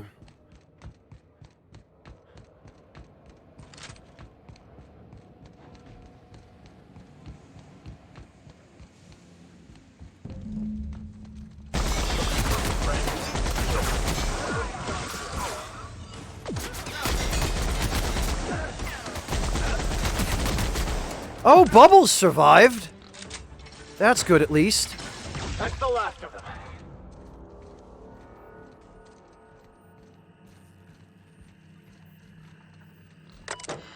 Contingency plan activated. Publishing Last Will and Testament. Success. Hack 90. Bypass. If you were seeing this screen, I, Phineas V. Wells, have been perniciously kidnapped and very probably incarcerated by the prodigious and cowardly government of Halcyon in the prison fortress of Tartarus. If I've not already been executed for charges leveled against me, I hope the person reading this terminal will find a way to finish my work, or rescue me, preferably the latter. This screen constitutes my last will and testament. I commend my body and my belongings to the icy depths of the ether. If this is Franz, I've prepared an emergency care package located in a hidden panel. Unlock the panel from my terminal and claim its contents immediately. Personal files. Must delete entries from terminal memory. The Hope made it to Halcyon after all, 25 years too late. The board doesn't know what to do with an entire ship full of frozen colonists, so naturally they're going to leave them there. Corporate tells us revival is impossible. They've tried absolutely nothing, and apparently they're all out of options. Boulder Dash. Cellular regeneration after long-term hibernation is really just a question of thermodynamics. I'm quite confident I can find a way to revive the Hope's colonist. If only corporate would authorize my request. Frankly, I don't see why I need the permission of my employers to conduct experiments in the name of scientific advancement. What nonsense! Did Newton beg permission from his employers before discovering the 3 laws of motion? Genius is not beholden to the vicissitudes of bureaucracy. Besides, the Hope has a cargo of hundreds of thousands of colonists. The board practically expects a few to go missing. The audio is out of sync? Taxter? Hang on.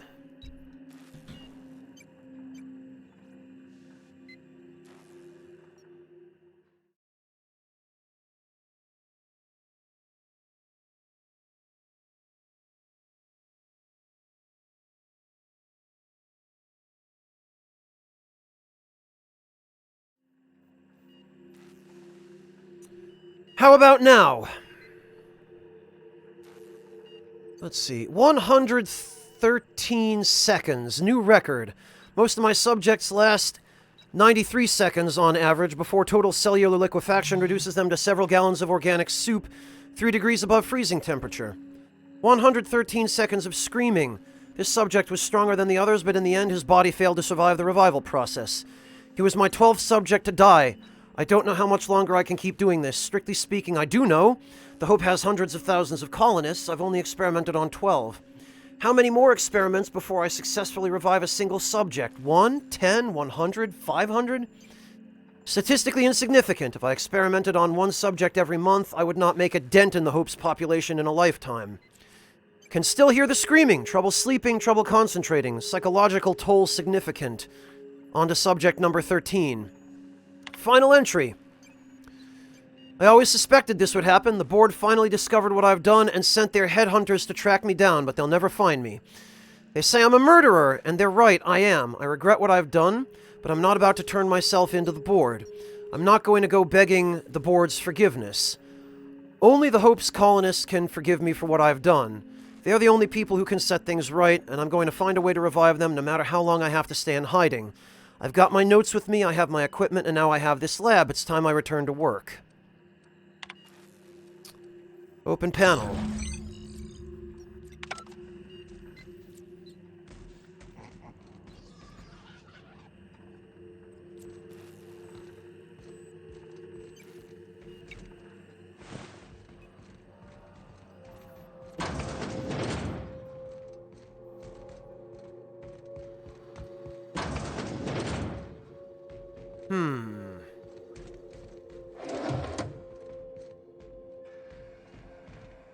Finn's Force, huh?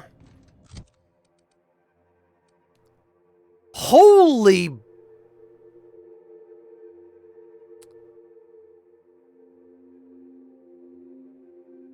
This is, probably the one good N-ray weapon in the game. My god.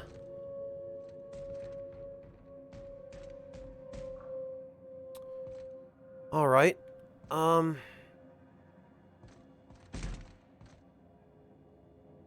What is this? Tartarus nav key. Oh, you can travel to the Tartarus docking facilities.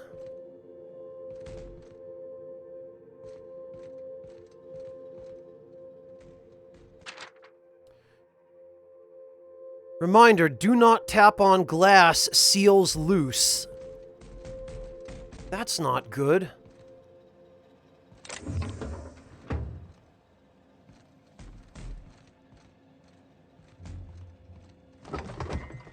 Okay. My god.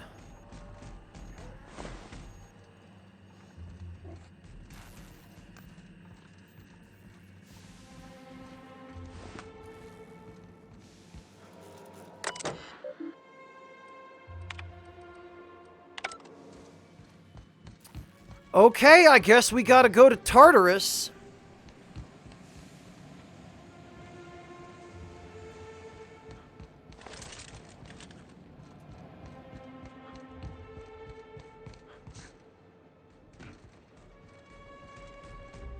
Holy cow.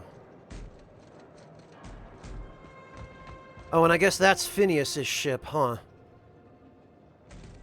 Doesn't look like it's doing much better.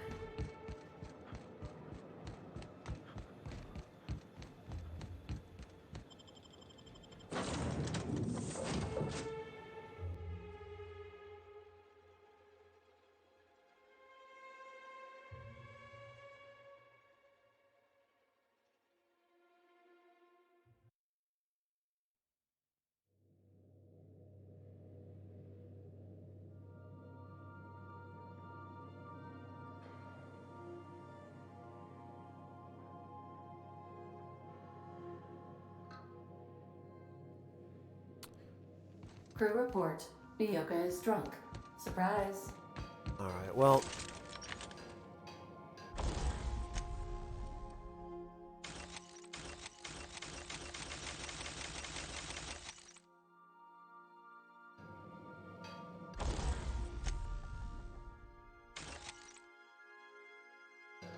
What?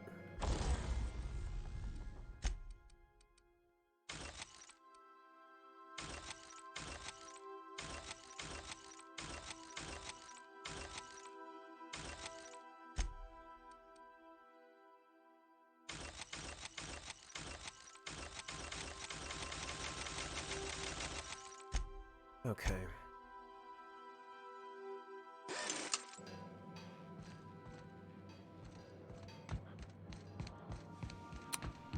Off to Tartarus, then. Captain, as it appears we may soon be embarking for a maximum security prison planet, I believe the crew would like to speak with you to, as you humans put it, air some concerns.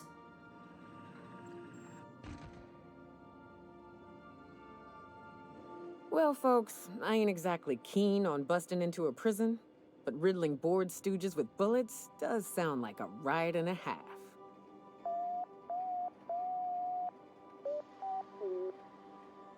To extract the scientist, you will need to infiltrate the labyrinth.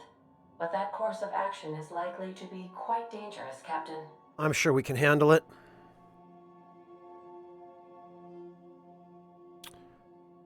We have to free him if we're going to have any hope of saving the colony. I am programmed to warn you whenever you exhibit inclinations toward risky behavior. Breaking into Tartarus will not be easy. Getting in is the simple part. It's getting out again that's the trouble. Trust me, I know. Oh, were you the vicar there? Let's just do it. Kick down some doors, grab Doc Wells, and cut a path out. We don't need a plan. We got guns. No, Felix. If you really mean to do this, you should see to your final affairs and close out any unfinished business. Once you sneak into Tartarus, you may be there a while. Or permanently. We're doing it. Everyone strap in. Well, what do you think about all this? It's the craziest plan I've ever heard. And I mean that as a compliment. You didn't hire me to think. And I ain't about to start now. You're my boss. And I'll walk into fire with you. I think it's insane, but maybe the colony needs a healthy dose of insanity right about now. I know it's dangerous, and I won't lie and say I'm not scared out of my wits. But I couldn't live with myself if we didn't do something. You're asking for more than bravery from us, Captain. But there are worse ways to go than dying for a good cause. I'm in. Let Sam get the grime out. It's what our units do best. The entire plan is a terrible idea, but I admire your bravado, Captain, which leads me to illogically believe, against the odds, that you will be successful. All right, well...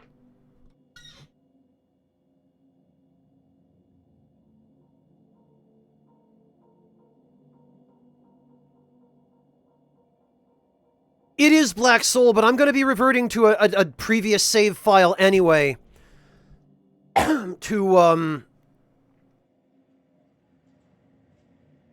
to try for a different variation on whatever ending we get. If we don't make it, at least it'll be a great story.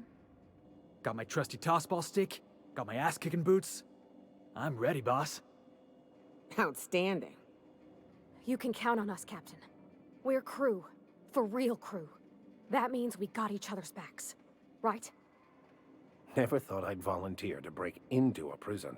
Seems like your tendency towards risky behavior is rubbing off on me, Captain. Command not recognized. Waiting on your command, Captain.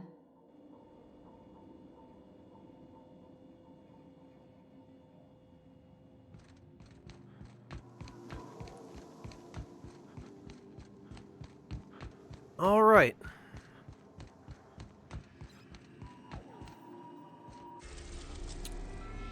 I guess we're going to Tartarus. We're about to assault the labyrinth on Tartarus and determine the fate of the Halcyon colony. If there's anything you want to do before you enter the prison, do it now. Okay, yeah. Would you like to save? No. Yes. I am pleased to inform you that we have arrived at the labyrinth. Please be advised that the punishment for trespassing is execution.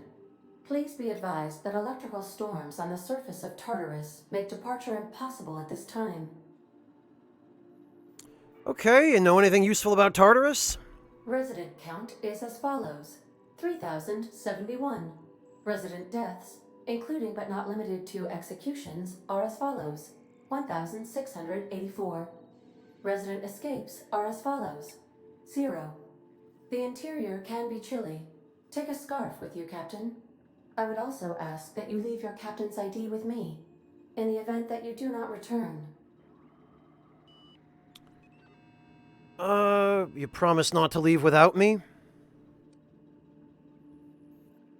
I can make the assurance that I will not leave with another captain unless you do not return within 876,541,652 hours. Oh, speak of the devil. Captain, I am receiving a transmission from the prison's docking authority now. Attention, unauthorized spacecraft. This is a maximum security installation. Your presence here is an explicit violation of UDL corporate policy. You are hereby confined to your docking platform until a ticket detailing your crimes has been filed and notarized, at which point your vessel will be seized and you will be executed. How long will that take? I wager it'll take a bit longer than it takes you to lose your patience and storm out of your ship looking to get shot. To be honest, that'd make my job a lot easier. You come out, we shoot you full of holes, and then everyone goes about their day worry-free. Except you. You'll be dead.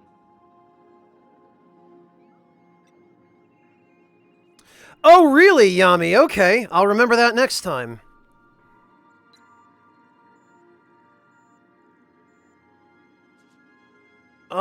Hey, do I know you're a real officer under that helmet? Show me your biometric ID. Alright. I'm feeling generous.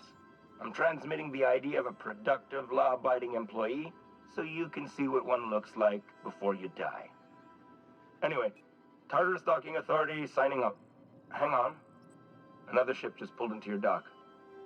Wait, is that from the Groundbreaker? What the? Pay no mind to that. Just have a pleasant day. Transmission terminated. Biometric ID received. Transferring data to external cartridge. How can I be of assistance? Did I just convince him to give me an ID that's gonna... I require a functioning captain to run the ship. Hey, Ixafixel, how you doing, man? I think I did. Well, that guy's gonna regret being so friendly.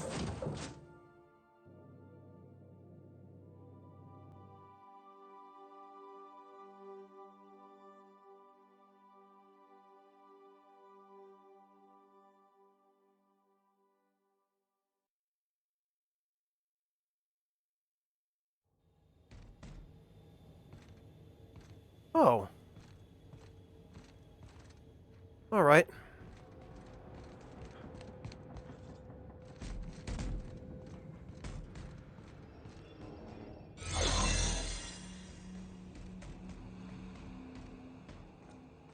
Why would a ship... did right by us once. Now it's our turn. The What? board will never own Groundbreaker. Not while I breathe. Push on, Mardat. What? Oh! Mardat! Open fire! Stay down, Hullhead. Commandant Sunita, what the hell are you doing here?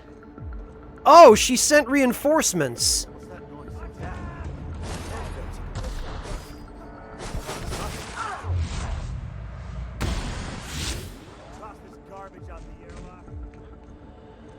Wow, alright. One last push, huh? What? Hey, you! You new here? I didn't think we were hiring more staff. This idiot. Are you talking while on shift? Oh, no. Don't tell anyone, please. Yeah, Lothario, that was gonna be my plan. Everyone gets one mistake, just don't do it again.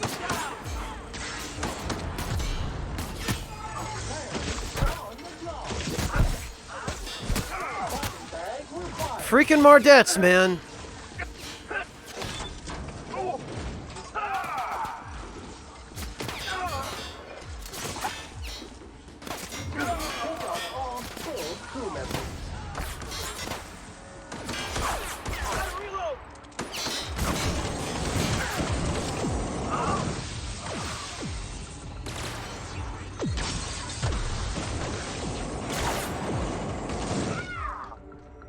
It looks like most of the enemies here have N-ray weapons.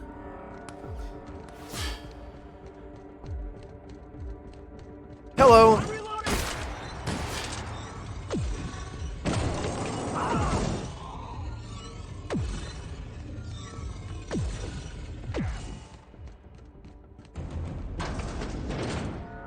Hi, guys.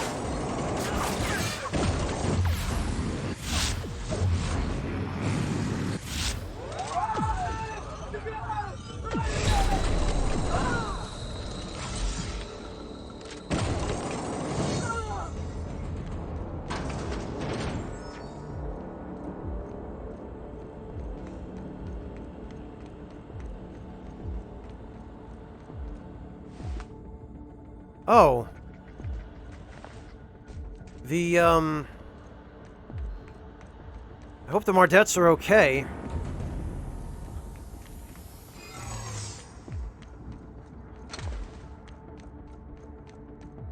I think at this point, Ultima, the alarm has already long since been raised.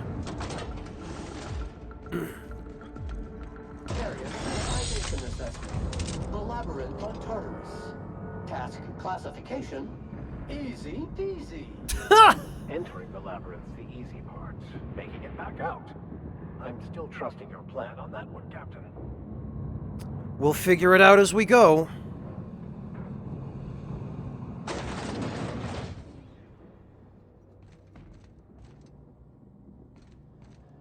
Would you like Sam to tidy up this area? Waiting for confirmation command. Confirmation command not received.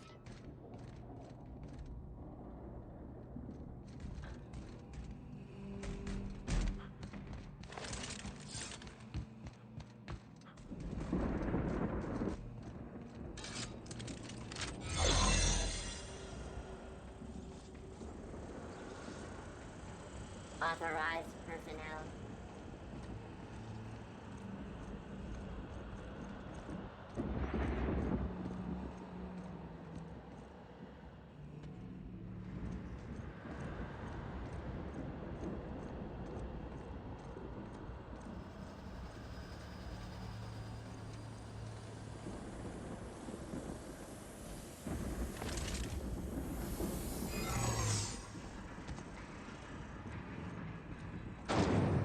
Well, we made it.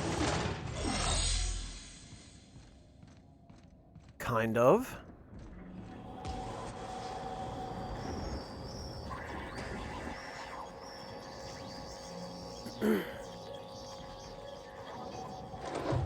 Can't believe we just waltzed right on through there. I guess that's meant to be a, Oh, the pit, huh?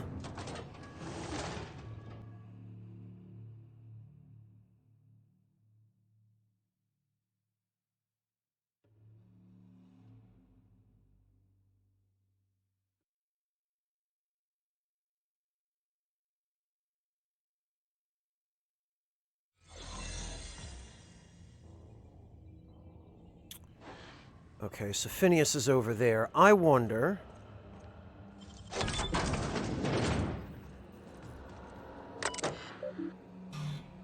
Note from your favorite warden. Please do not leave perishables in here. We mark this as cold storage because we're starting to move pods in here. This is not an actual freezer. Next time I find a decomposing woolly cow box in here, I'm leaving it in an air conditioning intake for a week. Access storage manifest. Access architectural records. Structural changes needed to accommodate hibernation chambers in Labyrinth facility. An analysis from engineers Rodfield, Crane, and Geist. Beginning with the requirement that every chamber receive a constant supply of at minimum 34 kilowatts, and that occupants of these chambers be injected with a steady supply of UDL's patented Vito hibernation fluid, and this run-on sentence carries on for 12 pages before finally concluding, and thus, in order to maintain structural integrity throughout the area designated the pit, we recommend that chambers are installed in cylindrical fashion around a supporting structure dug into the crust of Tartarus to a maximum depth of... This conclusion extends for another 2 pages. Access storage manifest.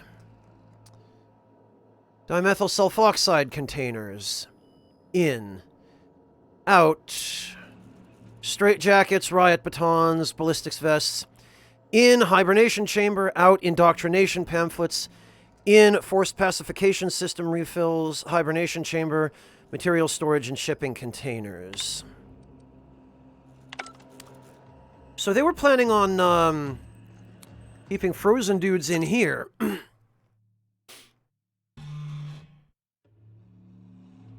Solitary confinement prisoner manifest.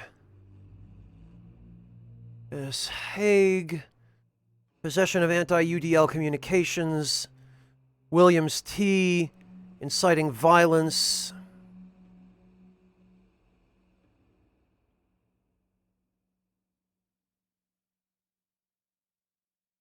Williams T.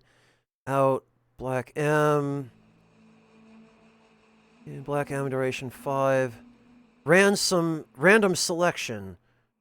Pod 2. Error. Reason error. Duration undefined. Out error.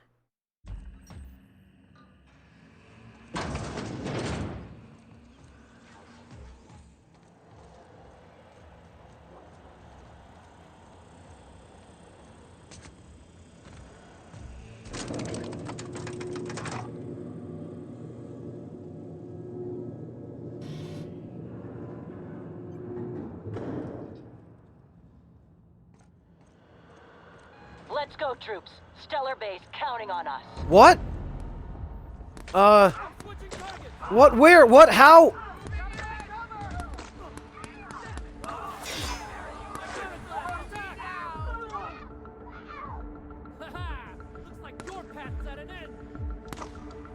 Okay.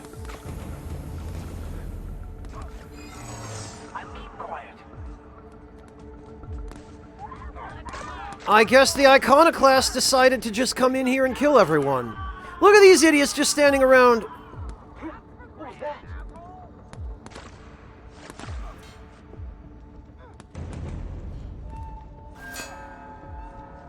Are you new here? I didn't think we were hiring more staff. These morons.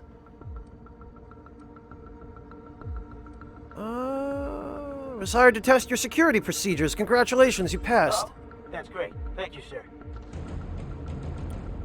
I'll be sure to pass this on to your supervisor. Much appreciated. I'll get out of your way.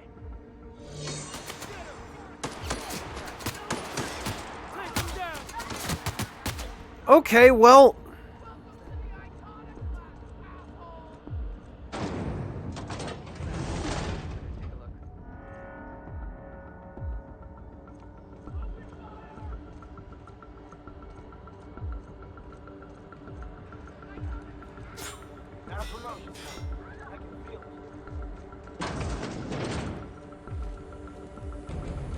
Oh dear.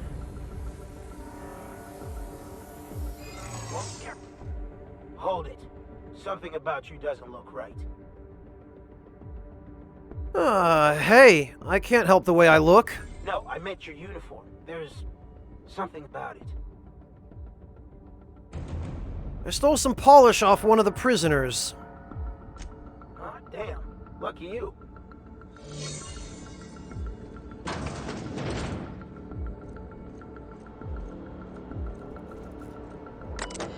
Door status sealed. Unseal door.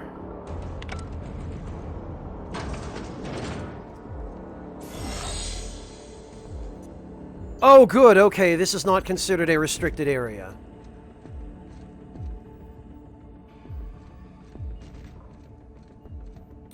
Oh, interesting.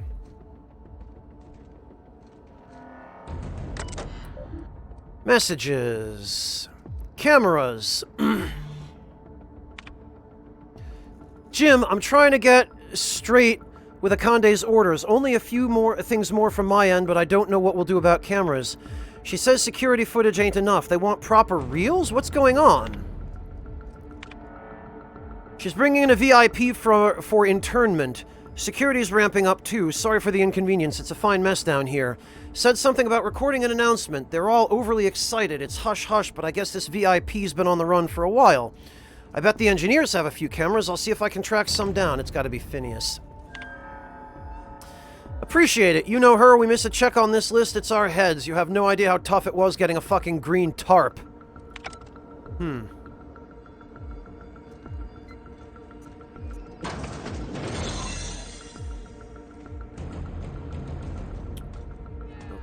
there's a ladder.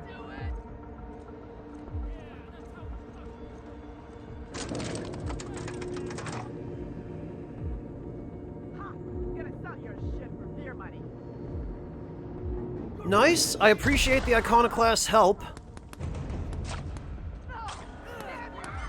All right, MSI. I'm not one for rousing speeches, but the captain needs our help. So get in there and fight. Sanjar too, huh? Sanjar even sent MSI.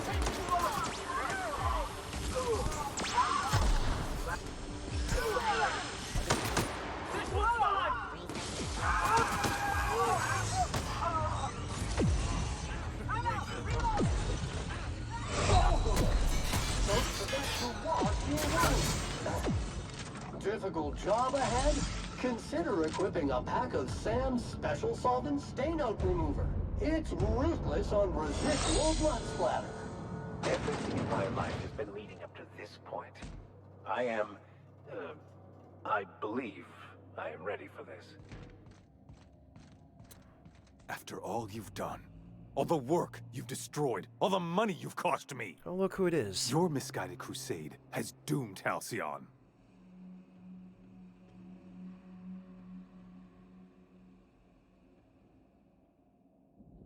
I'm just rooting out corruption one idiot at a time. Idiot? I'm not the one marching to my death in a maximum security prison. In any other circumstance, I'd admire your boldness. In this one, however, I have only 2 words for you. Fuck off. This is Crispin Freeman, this guy's voice actor.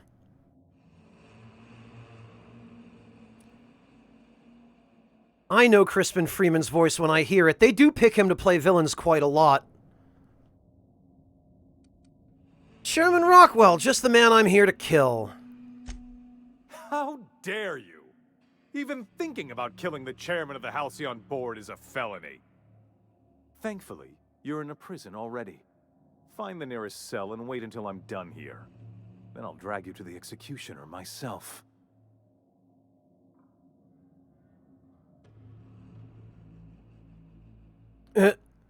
Oh, of course! How long until you're done? God. I'm not waiting for anything. This colony needs me right now. Is that what you think you're doing? This path of wanton societal disruption? You call that being a savior? I call it sabotage. You know what saboteurs get, Captain? Summary executions. Oh, it is Lothario. In the next room is the finest automechanical purveyor of death ever made. Try not to scratch the paint with your skull. It was fucking expensive.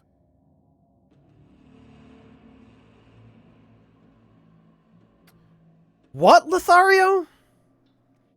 I'm sure we can talk about this, Rockwell. Let's work something... Oh, okay, interesting. Absolutely not. Akande was always the sociable one, not me. Need I repeat the magic 2 words? Fine. I'll be on my way. Prepare your head for bashing.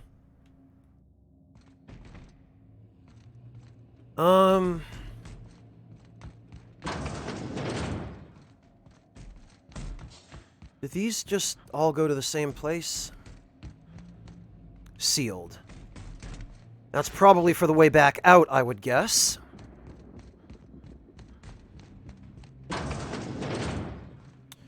What have we here?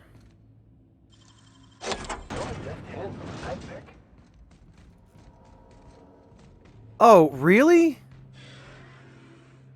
It's just an... Okay, I wonder...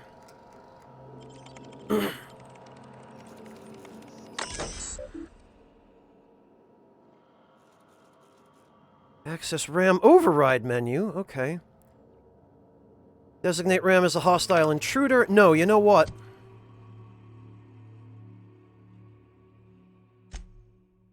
I think we have enough hacking skill.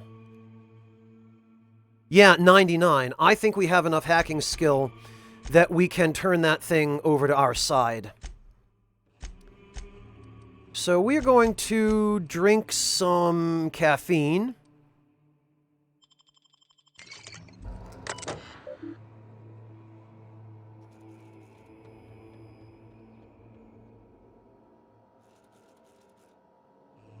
Oh, interesting, Lothario.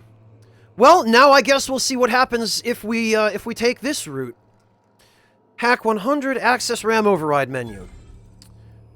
Warning, damage to the RAM unit or Labyrinth's personnel as a result of its security or safety overrides will be marked as... Okay. RAM shutdown sequence, activate weapons safeties...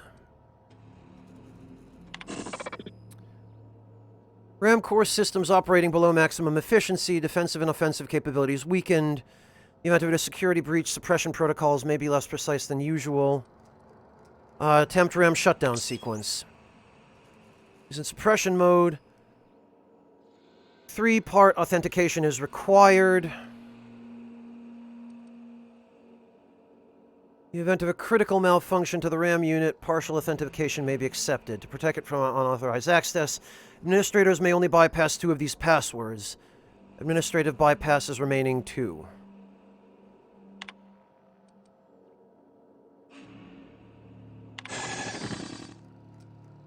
What?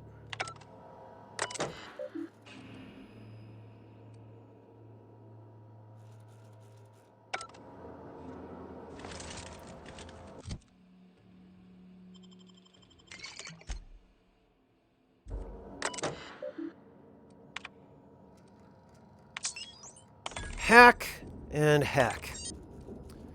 Science! Load double C batteries into RAM unit's quadruple Z charger. Critical malfunction acknowledged. Partial authentication acceptable. RAM shutdown sequence initiated. So, I think we just shut him down without having to fight him at all.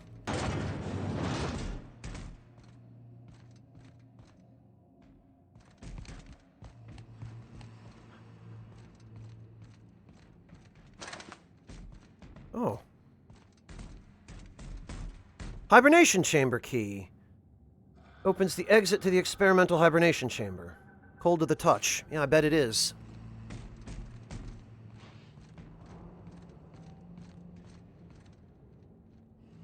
Yeah, Taxter, but I had a high enough science skill to be able to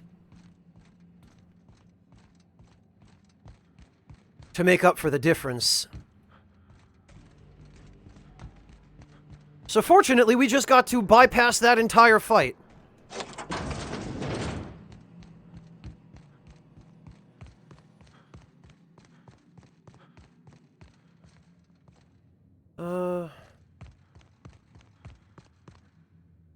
Seems like me to save Halcyon after all.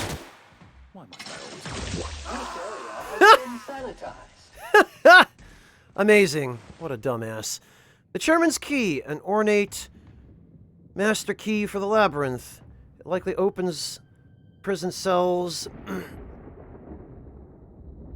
The prison cell at the very top of the facility. Get me out of here!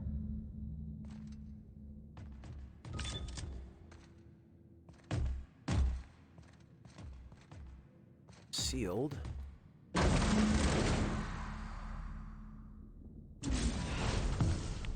You don't know how glad I am to see you.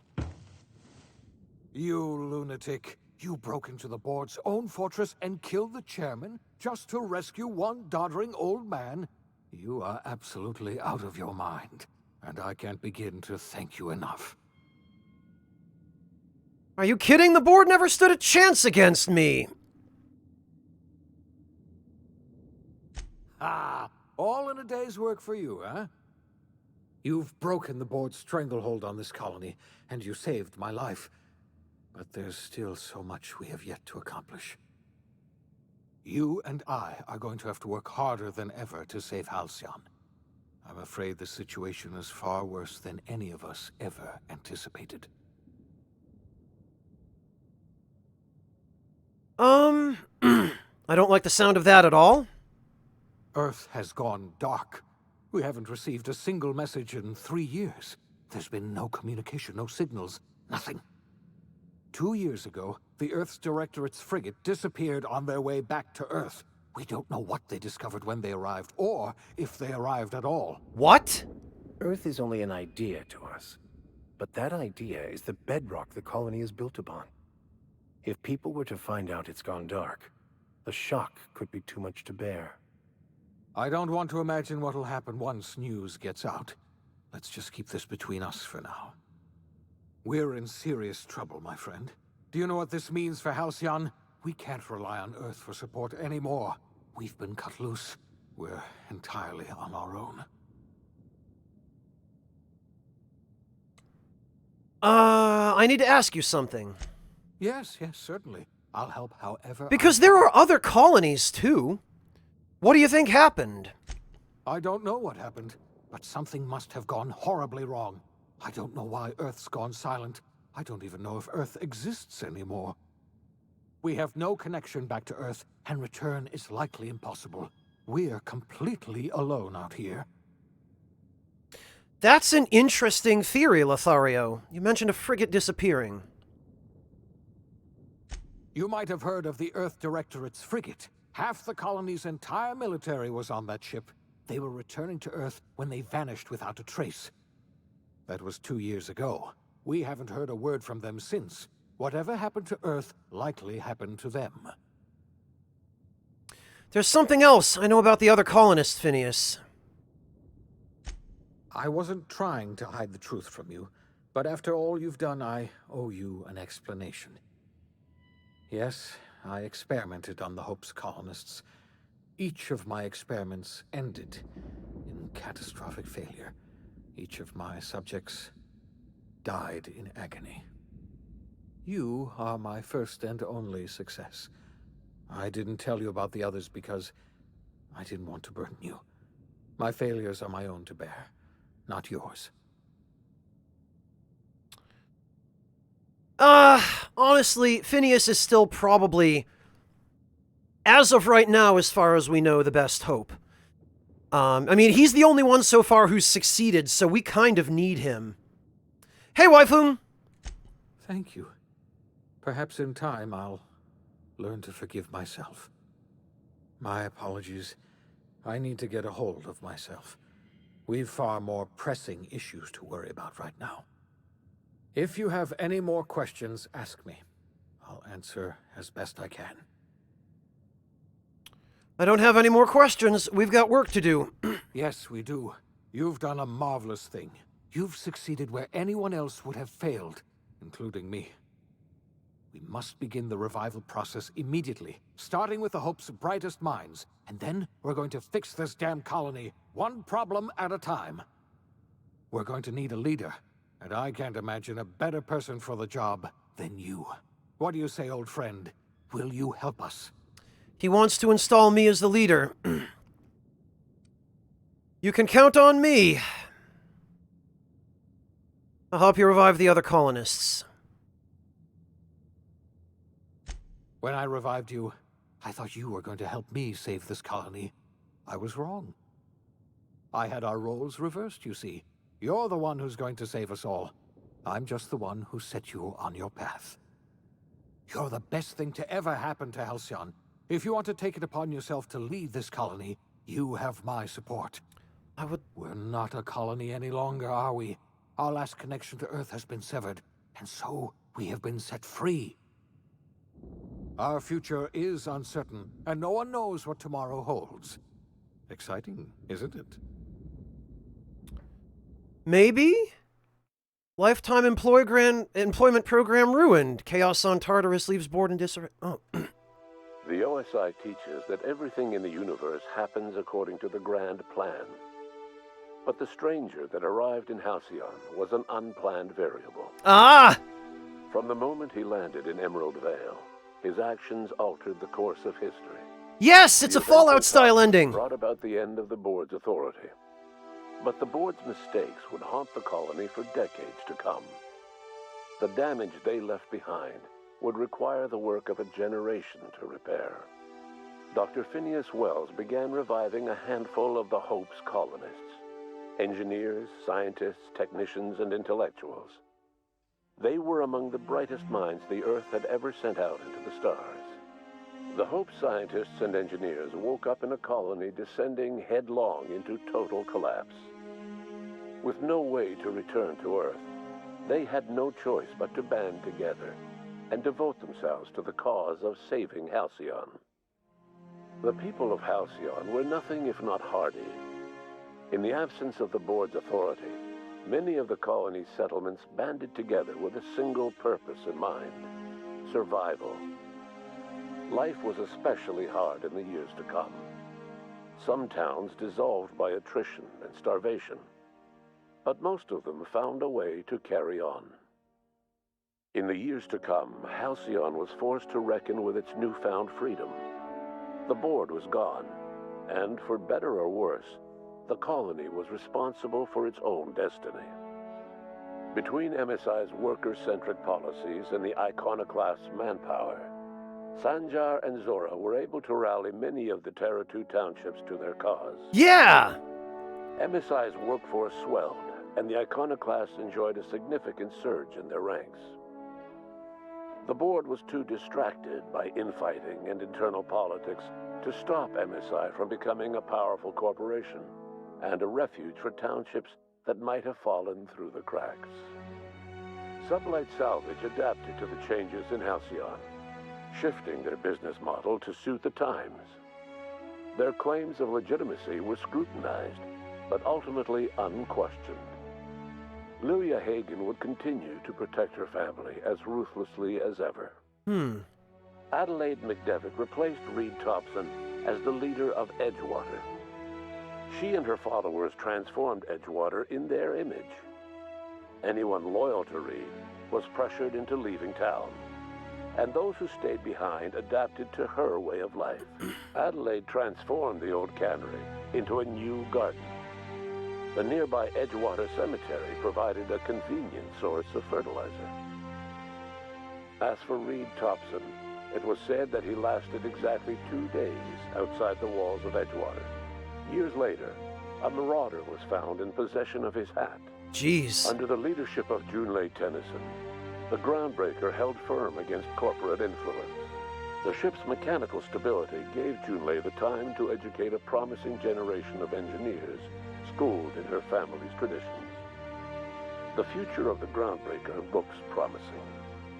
The rediscovery of the Hope and the abandonment of the lifetime employment program forced Byzantium to come to terms with some uncomfortable realities about the state of Halcyon. While Byzantines were reluctant to surrender the luxuries they'd grown accustomed to, the board's diminished authority gave them little choice in the matter. Nearly everyone had to learn to make do with less. Some even had to get jobs. It was a dark time indeed. Oh, boo fucking who! Your influence shifted Ellie's perspective. She finally admitted, albeit grudgingly, that she just might need other people. Sometimes. I knew it. It did make a difference. With a steady income from the life insurance payouts, she was finally able to afford a ship of her own. She hired a small crew and flew supply missions to communities on the fringe. Some of them were even legal. Life in Halcyon was sobering for Felix Millstone. The grand revolution he dreamed of never came. There was no great awakening for the colony, no celebrations in the streets. There was only the hard, desperate work of trying to repair a broken colony. Felix never had a head for numbers, but if there was labor to be done, he was there to help. Eventually, Felix realized that the work of a revolution was done with two hands. As much as he enjoyed his adventures aboard the Unreliable, the vicar, known as Max, eventually decided that it was time to move on, to live out the life he had sought so long to create.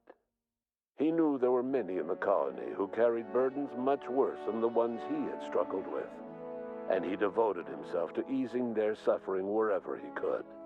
He only ever took up arms again to defend the defenseless.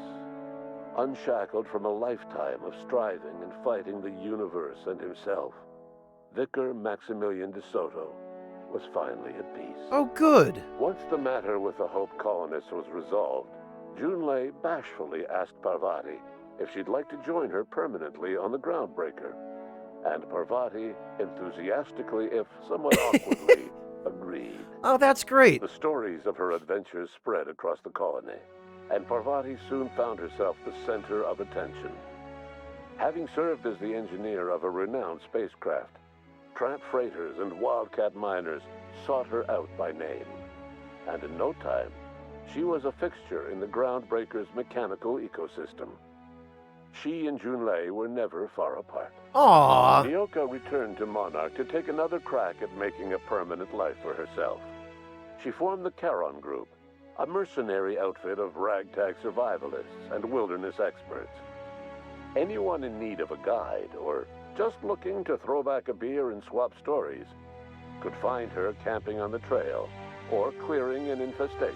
I agree, Taxter. The SAM unit that accompanied you spread awareness of the product line's superior sanitation and maintenance capabilities across what was left of the colony. This led to a boost in SAM unit sales. Oh, great. Did you know that SAM units are the longest-lasting, toughest-acting cleaning solution in Halcyon? Oh, God. Minister Clark was released from house arrest, and his contact with you gave him a sense of renewed purpose and vigor. Once it became clear that no help would be coming from Earth, he threw his considerable efforts and talents into helping Halcyon manage the crisis before it. Oh, good. As for Dr. Phineas Wells, he spent his remaining years in his orbital lab. He eventually came to terms with his own past, and was able to forgive the mistakes of his younger self by devoting his remaining years to serving the colony. So Phineas was cool after all. In the end, Dr. Wells was able to save every scientist and engineer aboard the Hope. Over the next decade, nearly all of the Hope's remaining colonists were successfully revived. Halcyon saw a period of rapid technological and scientific advancement. Breakthroughs in dietary supplements saved the colony from starvation. Geoengineering projects and social reforms began to change the structure and character of the colony. Dr. Wells laid the groundwork for the project to save the colony, but he would never live to see the fruits of his labor. He passed away a few years later. His work was carried on by the scientists and engineers he revived. Today, Halcyon has stabilized. The people of the colony work hard to adapt to their new circumstances. Nearby colonies send aid and supplies. Life will never be easy in Halcyon, but for the first time in its history, there exists a sense of real, genuine hope about the future. And what about you, the unplanned variable in the history of Halcyon? Yeah, what about me? Long after Wells passed away, you carried on his work with more energy, determination, and brilliance than he could ever muster. The years that followed were hard, but Halcyon survived by the efforts of the Hope's most promising colonists, the greatest of which was you. No one knows what's happened to Earth, and no one knows what the future has in store for Halcyon. All we know for certain is this. The name of the Unreliable and that of its intrepid captain will remain the subject of countless stories for years to come. Huh. Yay! Yeah, no kidding, Taxter. But that's good. I would absolutely play a sequel to this. They did such a fantastic job. Leonard Boyarsky and Tim Kaine. Yeah, GG, guys. GG.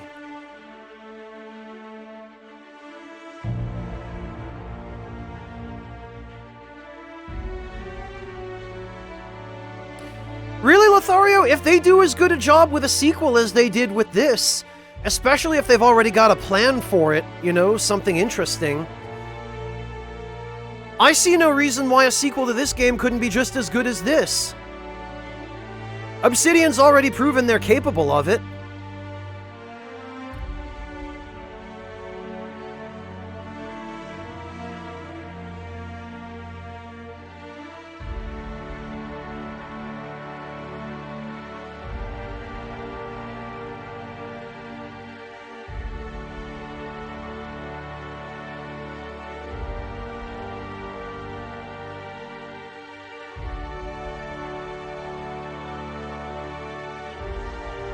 Huh.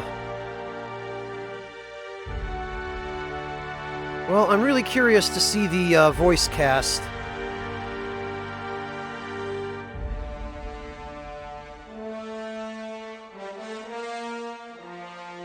QA. Quite a few QA interns.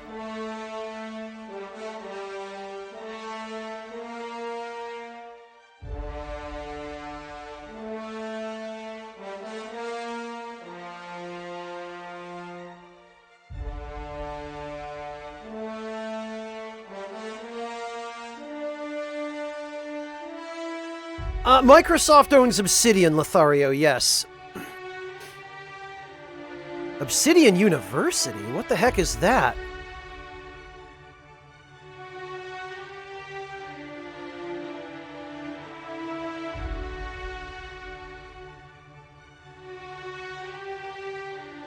Oh, this is special thanks.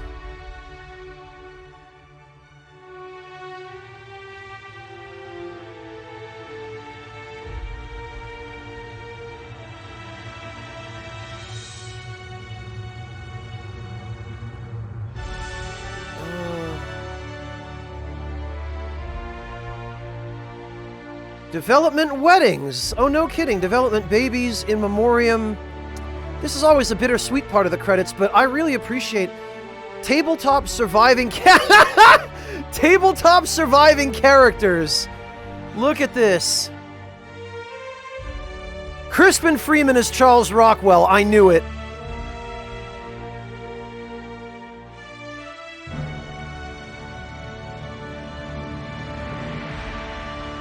That's a fantastic thing to put in the credits. That is amazing. They're D&D characters who survived the 3+ years of development. Yeah, who would have thought, Taxter? Private Division, okay. This is, I think Private Division is Obsidian's publishing label?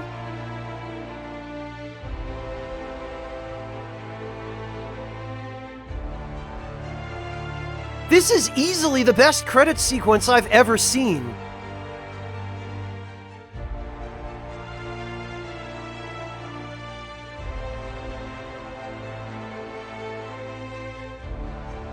Because the special thanks section actually took up space. People seemed like they were actually allowed to write what they wanted to in there, and...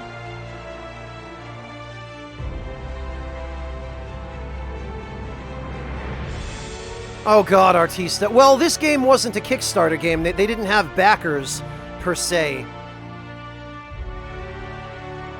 Oh, Take-Two Interactive, huh. Okay, I didn't know Take-Two was involved in this.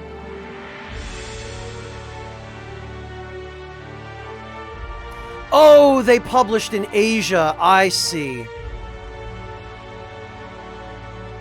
Virtuous Chengdu. Okay, yeah, these are the Chinese publishers, I guess.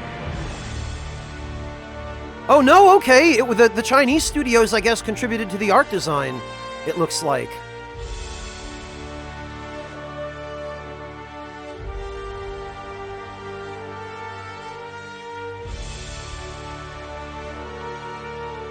Oh, it's a Take-Two publishing label. Okay, Taxter. I thought they were affiliated with Obsidian. I didn't realize they were part of Take-Two.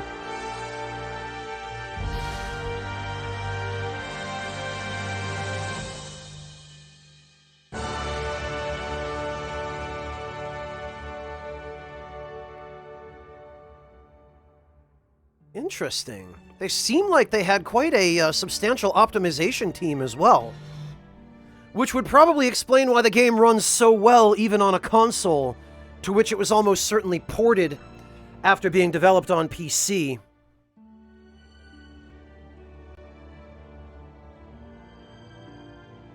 Yeah, they had a real QA team, Soaring Spirit. Localization by Lionbridge. I know, I've heard of them. I think they have a fairly good reputation.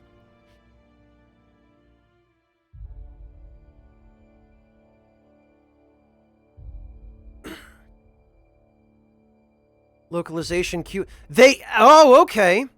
They had a fairly decent localization QA team as well.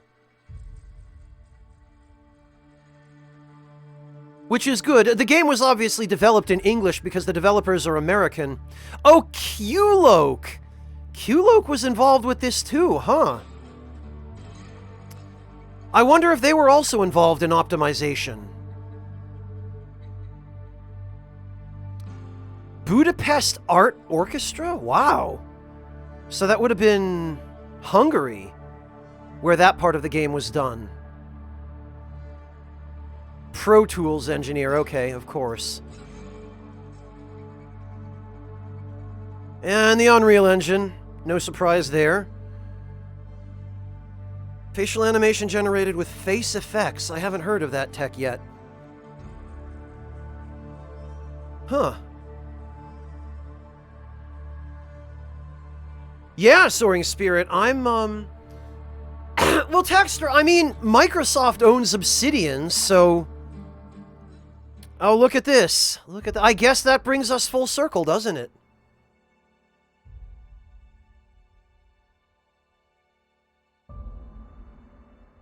Yeah, Taxter, no one listens to Bethesda's QA team, huh? Which is ridiculous, because why even have a QA team at that point? But I guess Bethesda just likes paying its QA team for nothing.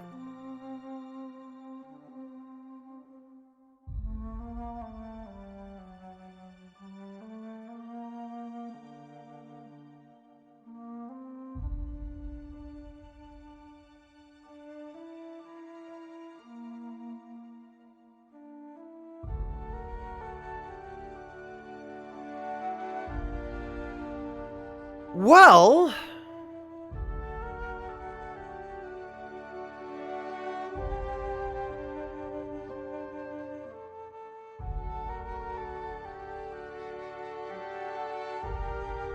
Yeah, Soaring Spirit, I'm fairly happy with how that went.